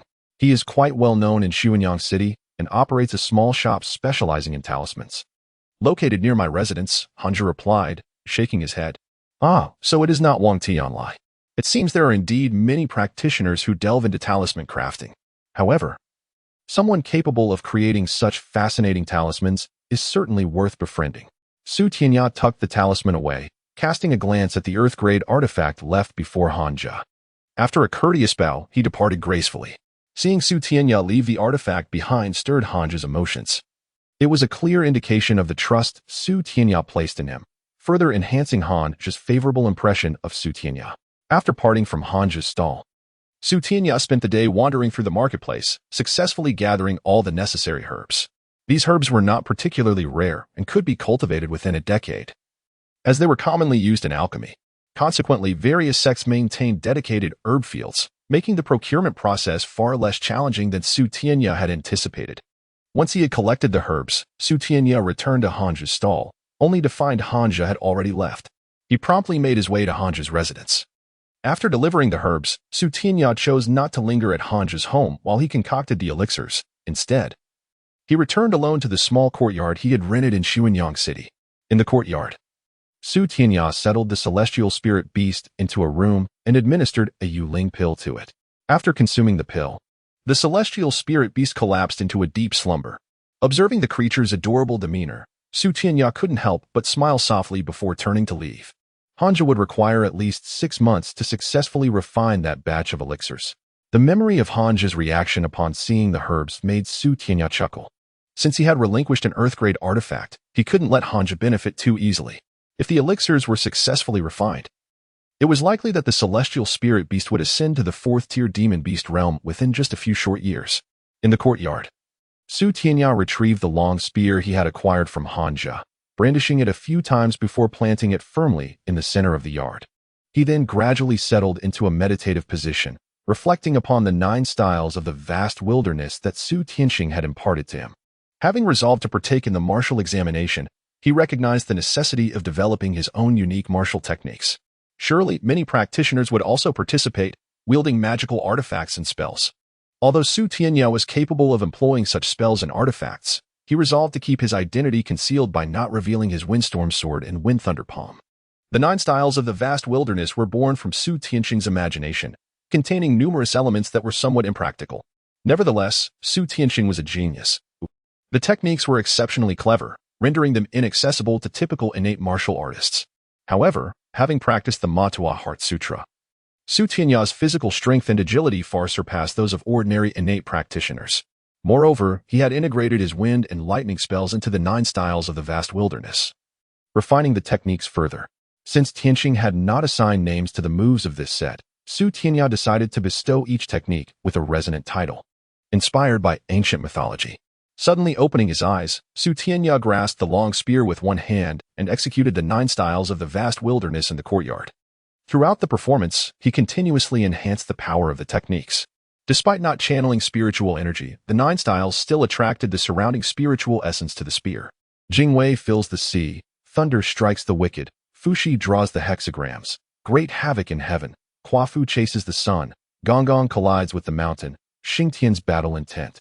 Nuwa mends the sky, Pangu opens the heavens. With the final move, Pangu opens the heavens, culminating the 9 styles of the vast wilderness. The surrounding spiritual energy erupted with explosive sounds. A surge of spiritual essence flowed into the long spear in Su Tianya's grasp, which began to emit a dazzling white light. After the brilliance subsided, 2 ancient silver characters appeared on the spear, transforming it entirely, though not an artifact. Su Tianya sensed that his spiritual energy flowed freely within the spear, enabling him to unleash any spell at will. Spear. Touching the ancient characters that had suddenly emerged on the spear, Su Tianya fell into contemplation. This spear underwent such a remarkable transformation once he fully comprehended the 9 styles of the vast wilderness. It seemed that this spear was no ordinary weapon. It must harbor secrets unknown to him. Typically, only sentient treasures exhibit such changes. Could this spear be a treasure? Contemplating this, Su Tianya swallowed hard and shook his head, dismissing the impractical notion. Generally, treasures are stored within the bodies of practitioners. It would be improbable for such a heavy treasure to exist. In the time that followed, Su Tianya immersed himself in the teachings imparted by Su Tianxing, gradually gaining a deeper understanding of the world he inhabited. In the grand palace of Xuanyang City, countless students gathered in the plaza outside, forming groups of 3 or 5, discussing the imperial examination. Su Tianya stood apart from the others, observing quietly, his eyes narrowed slightly. Although his gaze did not focus on the surrounding students, His spiritual awareness meticulously scrutinized each individual. Goodness. There are more than a dozen students at the 13th layer of Qi refinement. Have these practitioners truly come to participate in the Great Han Empire's imperial examination? Do they not wish to pursue immortality? Su Tianya mused to himself, a smile creeping onto his face. He realized that these practitioners likely shared his sentiments, seeking to secure advantages within the vast cultivation empire of the Great Han, for its resources far surpass those of the four great sacred lands. My fellow cultivators are quite enthusiastic, indeed, to partake in the imperial examination. As Su Tianya observed the students around him, those at the 13th level of Qi refinement were likewise scrutinizing him and his fellow cultivators. In their minds, the greatest adversaries were those who shared their path of cultivation. They regarded the mortal prodigies with disdain. Although some among them possessed exceptional knowledge, their wisdom paled in comparison to that of cultivators endowed with spiritual roots. Su Tianya's gaze fell upon a remarkably handsome young cultivator before him, momentarily taken aback. The individual appeared far from masculine, lacking even an Adam's apple, and stood at a modest height. He pondered how this person could participate in the imperial examination. Could it be that women were permitted to take part in the trials of the Great Han Kingdom? What are you staring at? The young cultivator exclaimed, his beautiful eyes narrowing as he noticed Su Tianya's gaze lingering on his slightly prominent chest. Is this young lady also a candidate for the examination? Su Tianya inquired curiously, sweeping his spiritual sense around and realizing that this was the only figure who resembled a girl among the cultivators. Though I may be a girl, do not make baseless assumptions. The cultivator, disguised as a male, shot Su Tianya a glare and turned away dismissively. There is no need for surprise, my friend. She is Princess Mingwei of the Great Han Kingdom. Her participation in the examination has been sanctioned by His Majesty, but she wishes to keep her identity concealed. You may act as if you have not noticed. A man in purple robes approached Su Tianya with a smile as he spoke. The purple-robed cultivator had eyebrows as dark as ink and bright, piercing eyes beneath them, with a delicate red mark on his forehead. His strength surpassed that of the average 13th level Qi refinement cultivator. After sizing up the purple-robed cultivator, Su Tianya clasped his hands in greeting and smiled. Since you are acquainted with Princess Mingwei, you must be of considerable status in the Great Han Kingdom? Not at all. I am Yu Kai, son of Marshal Yufeng, who guards the borders of the Great Han Kingdom. The purple-robed cultivator replied with a courteous bow, devoid of any hint of boasting. Chapter 66. The full river red. Are you not the son of the border marshal? Shouldn't you be preparing for the martial examination? Su Tianya inquired nonchalantly. I have long immersed myself in the teachings of various philosophers, and I possess a modicum of knowledge regarding martial arts and the art of cultivation. This time, I intend to partake not only in the imperial examination but also in the martial examination. Do you, my friend, harbor similar intentions? Yu Kai responded with a smile, his gaze directed at Su Tianya, exuding an astonishing aura. In response to Yu Kai's imposing presence, Su Tianya merely turned slightly, effortlessly diffusing the tension. In that case, let us compete in both the imperial and martial examinations. I hope, brother, you will not disappoint me, he remarked, his back turned as he stepped away. Unbeknownst to him, apart from Lu Piaoyu, another formidable opponent had emerged. It appeared that neither the imperial examination nor the martial examination would be a simple endeavor for the top position. Watching Su Tianya and Apos, S retreating figure, Yu Kai and Apos, S lips curled into a hint of excitement as he murmured to himself. A dozen cultivators at the 13th layer of Qi refinement, upon witnessing the exchange between Yu Kai and Su Tianya, directed their spiritual senses towards the two. However, like Yu Kai, these cultivators were brimming with confidence regarding the upcoming imperial examination. After a cursory glance at Su Tianya and Yu Kai, they wore expressions of disdain, dismissing the competition entirely. As a thunderous gong reverberated, the ministers of the Han dynasty emerged from the palace, taking their seats on the prepared steps of the plaza. Among the ministers, many possessed foundational cultivation, and the emperor himself was a formidable golden core cultivator. Observing the assembly of over 100 officials, Su Tianya exhaled softly. While he was aware of the strength of the Han cultivators, he was taken aback by the sheer number of officials who were cultivators, with non-cultivators being a rare exception and holding minor positions. The imperial examination featured only one topic: the assessment of the outcome of the war between the Han and Ming dynasties. Scholars were to elaborate on this subject, with the 10 best compositions being selected. The emperor gestured to a young attendant beside him, who approached Su Tianya and the others, unrolling the scroll to announce the examination topic. Upon hearing the topic, The participants returned to their designated seats in the plaza and began to write. Su Tianya was not unfamiliar with this topic. His brother Su Tianqing had anticipated it and shared his insights with Su Tianya. However, Su Tianya wished to infuse his own perspectives into the composition, blending them with his brother's wisdom. After a brief period, Su Tianya flicked his brush and, with a wave of his hand, the ink on his scroll dried instantly due to his wind-based technique. He then gently tapped the table, rolling the scroll closed. Closing his eyes, Su Tianya disregarded the commotion around him. His prior preparation enabled him to write swiftly, catching the attention of the emperor, who, upon recognizing Su Tianya as a peak 13th layer Qi refinement cultivator, displayed a look of satisfaction. "Attendant, bring me that scholar's answer sheet," commanded Emperor Lu Tianfu. Gesturing to a young attendant, the attendant complied, swiftly descending the steps to retrieve Su Tianya's scroll. Upon receiving Su Tianya's composition, Lu Tianfu unfurled the scroll, nodding approvingly as he read, clearly pleased with Su Tianya's work. Upon reaching the final verses of the full river read, the emperor erupted into laughter. What erudition! This piece captures the heart and ambition of our Han warriors, lamenting the fleeting nature of glory and the burdens of youth. Hearing the emperor's praise, Su Tianya could not help but chuckle inwardly. In a moment of excitement, he had adapted the well-known full river read to fit the context of the examination, not anticipating such a reaction. Yet, this adaptation, inspired by Yu Fei's original work, resonated deeply with him, even though he had made several modifications to align it with the Han context. Realizing he had momentarily lost his composure, Lu Tianfu set the scroll down and handed it to several trusted officials nearby, casting a satisfied smile at Su Tianya. The ministers were taken aback by Lu Tianfu's reaction, subsequently examining Su Tianya's composition, which was devoid of flaws and elegantly penned.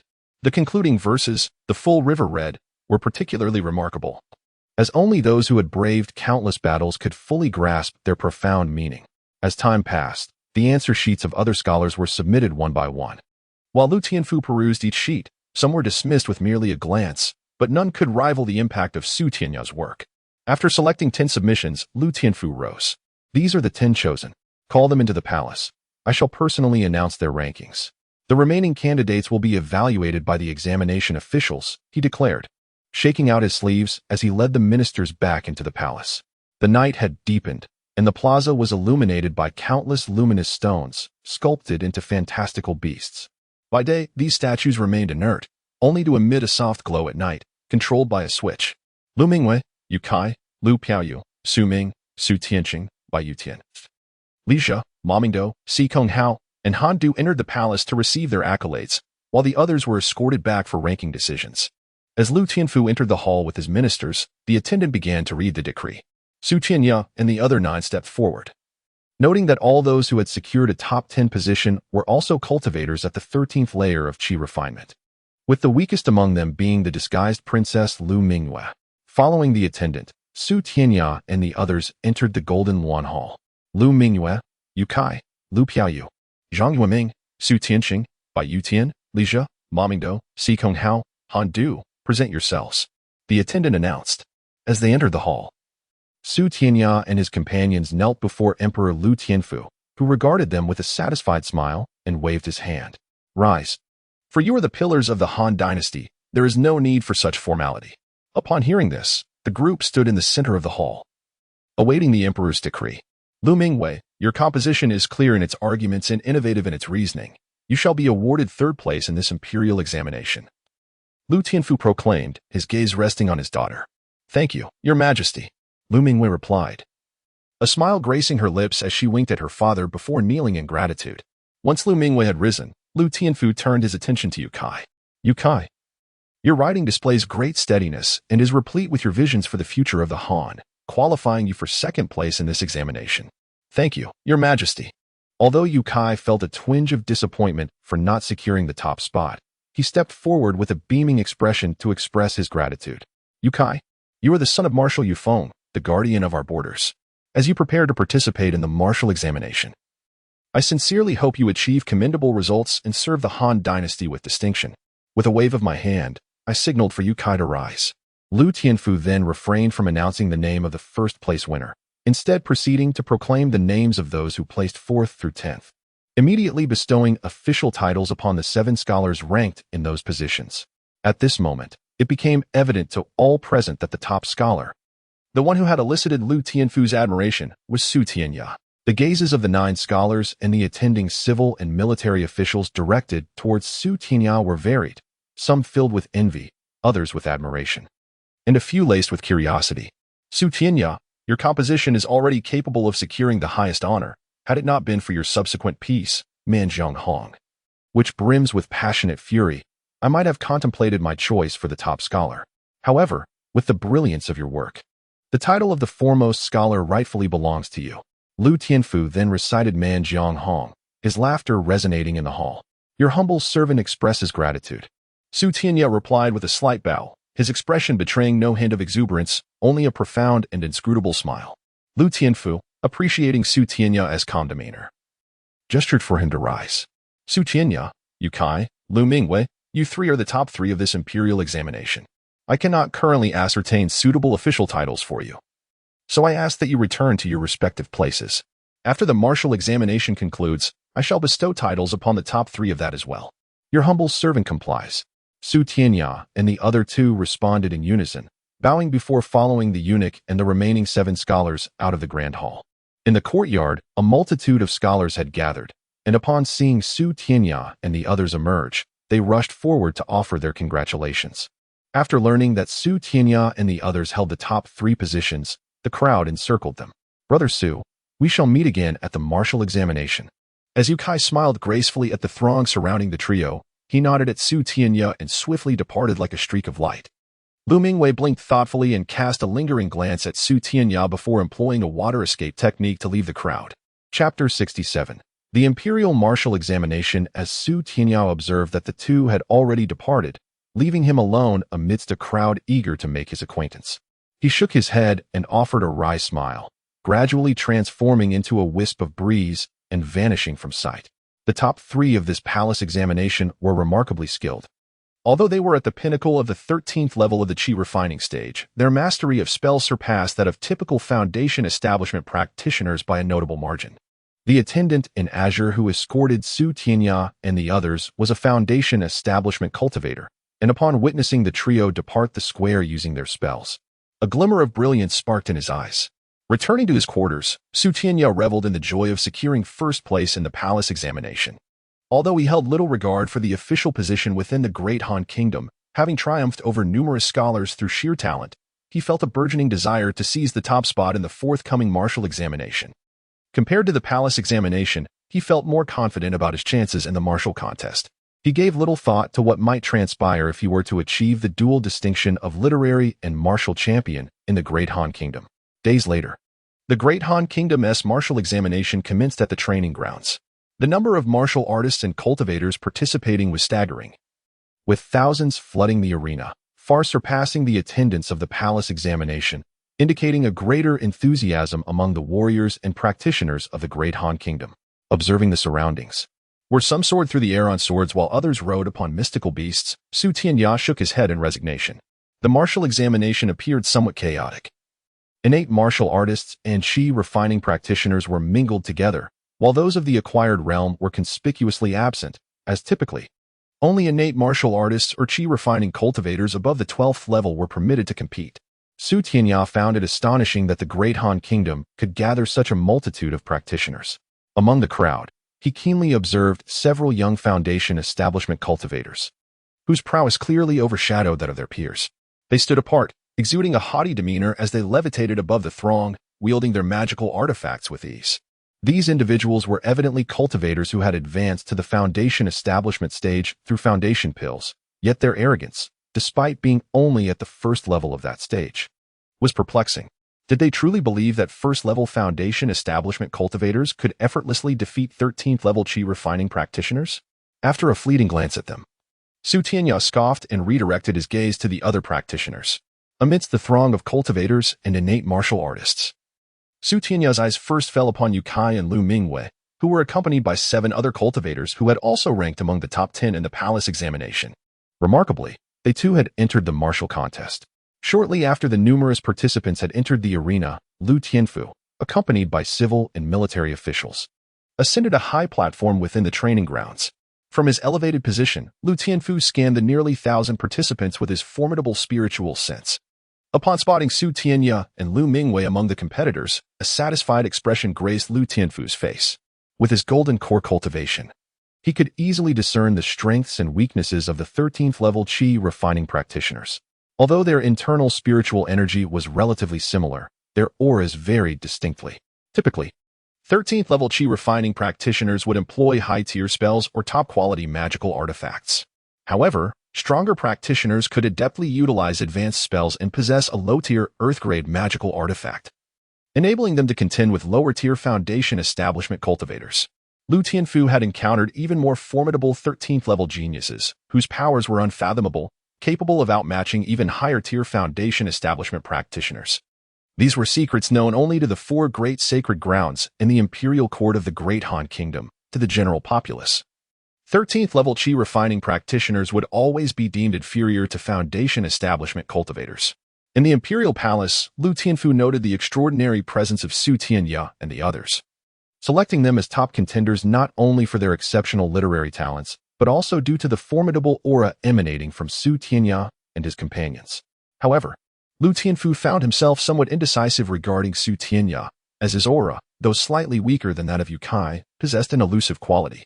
Gesturing to the attendant in azure beside him, Lu Tianfu signaled for the announcement of the rules and procedures for the martial examination. This martial contest bore no distinction from previous ones. The initial phase involved simultaneous competitions across 10 arenas. Any participant who could dominate a particular arena without challenge would secure a place among the top 10. Ultimately, the top contenders would be divided into 2 groups, each vying for 2 spots in the final 4. The final battle would see all 4 contenders face each other, with only the victor of all 3 matches earning the title of champion. With the commencement of the arena selection, participants were free to choose from the 10 available arenas. However, a single defeat would result in immediate elimination. Upon the conclusion of the rule announcement, the azure-clad attendants signaled 10 knights mounted on mystical beasts, who galloped around the training grounds, brandishing flags that marked the 10 arenas. These arenas, though not overly distant from each other, were sufficiently spacious for practitioners, typically. Even 2 foundation establishment cultivators would find ample room for their contest. As the arenas were delineated, 10 figures eagerly surged forward from the crowd, each taking their position on a designated arena. Su, you truly came. As Su Tianya stood observing the selected contenders, Yukai and Lu Mingwei approached him, with Yukai offering a calm smile and speaking softly. I shall not relinquish the title of dual champion. Su Tianya nodded, returning a gentle smile. Though I may have lost in the palace examination for the literary title, I am resolute in claiming the martial title. Yukai's expression was relaxed and cheerful. Yukai, you underestimate me. Our previous duels have ended in a stalemate. Lu Mingwei pouted adorably, visibly displeased. Indeed, brother Yu, we have faced each other 12 times, each time drawing even. This contest should finally determine who reigns as the foremost among the young cultivators of the Great Han Kingdom. Lu Piaoyu, the 4th ranked from the palace examination, a youth clad in white with snow-like brows, interjected with an arrogant smile, exuding an impressive aura. Let us not speak too soon. First, we must secure a place among the top 10. There are many formidable participants this time, including foundation establishment cultivators, making it no simple task to reach the top 10. Yukai nodded at Su Tianya, shifting his gaze back to the 10 arenas. At this moment, the competitions had commenced, with the 10 participating cultivators and innate martial artists each facing their challengers. It was evident that innate martial artists were capable of wielding gold element spells, their strength on par with 13th level Qi refining cultivators.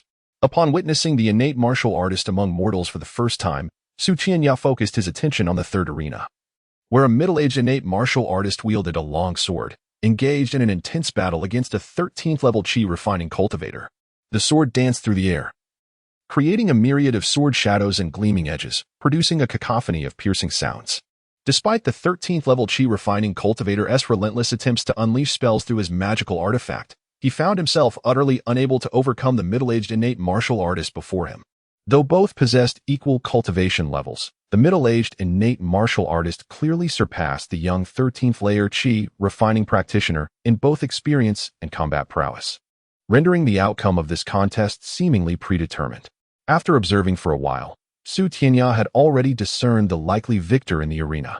Moments later, the 10 duels concluded in succession, Once the matches ended, the victorious and defeated participants simultaneously exited the arena, allowing the winners a brief respite until they fully regained their strength before continuing the contests. However, several cultivators within the arena had no intention of resting, loudly calling out for their turn. "This is utterly tedious. I shall claim a spot," Lu Piaoyu remarked nonchalantly, transforming into a streak of light that appeared before one of the challengers, a 13th layer Qi refining practitioner. "I wish to register for another battle." This practitioner sneered disdainfully as he assessed Lu Piaoyu with his top-tier magical artifact. "Lu Piaoyu," he introduced himself coolly, then performed a hand gesture, summoning a fire dragon that soared skyward and lunged at the practitioner before him. With a resounding crash, the fire dragon shattered the defenses of the opponent's artifact, enveloping him entirely in flames, leaving him utterly immobilized. With but a gentle grasp, Lu Piaoyu could easily dispatch the 13th layer Qi refining practitioner.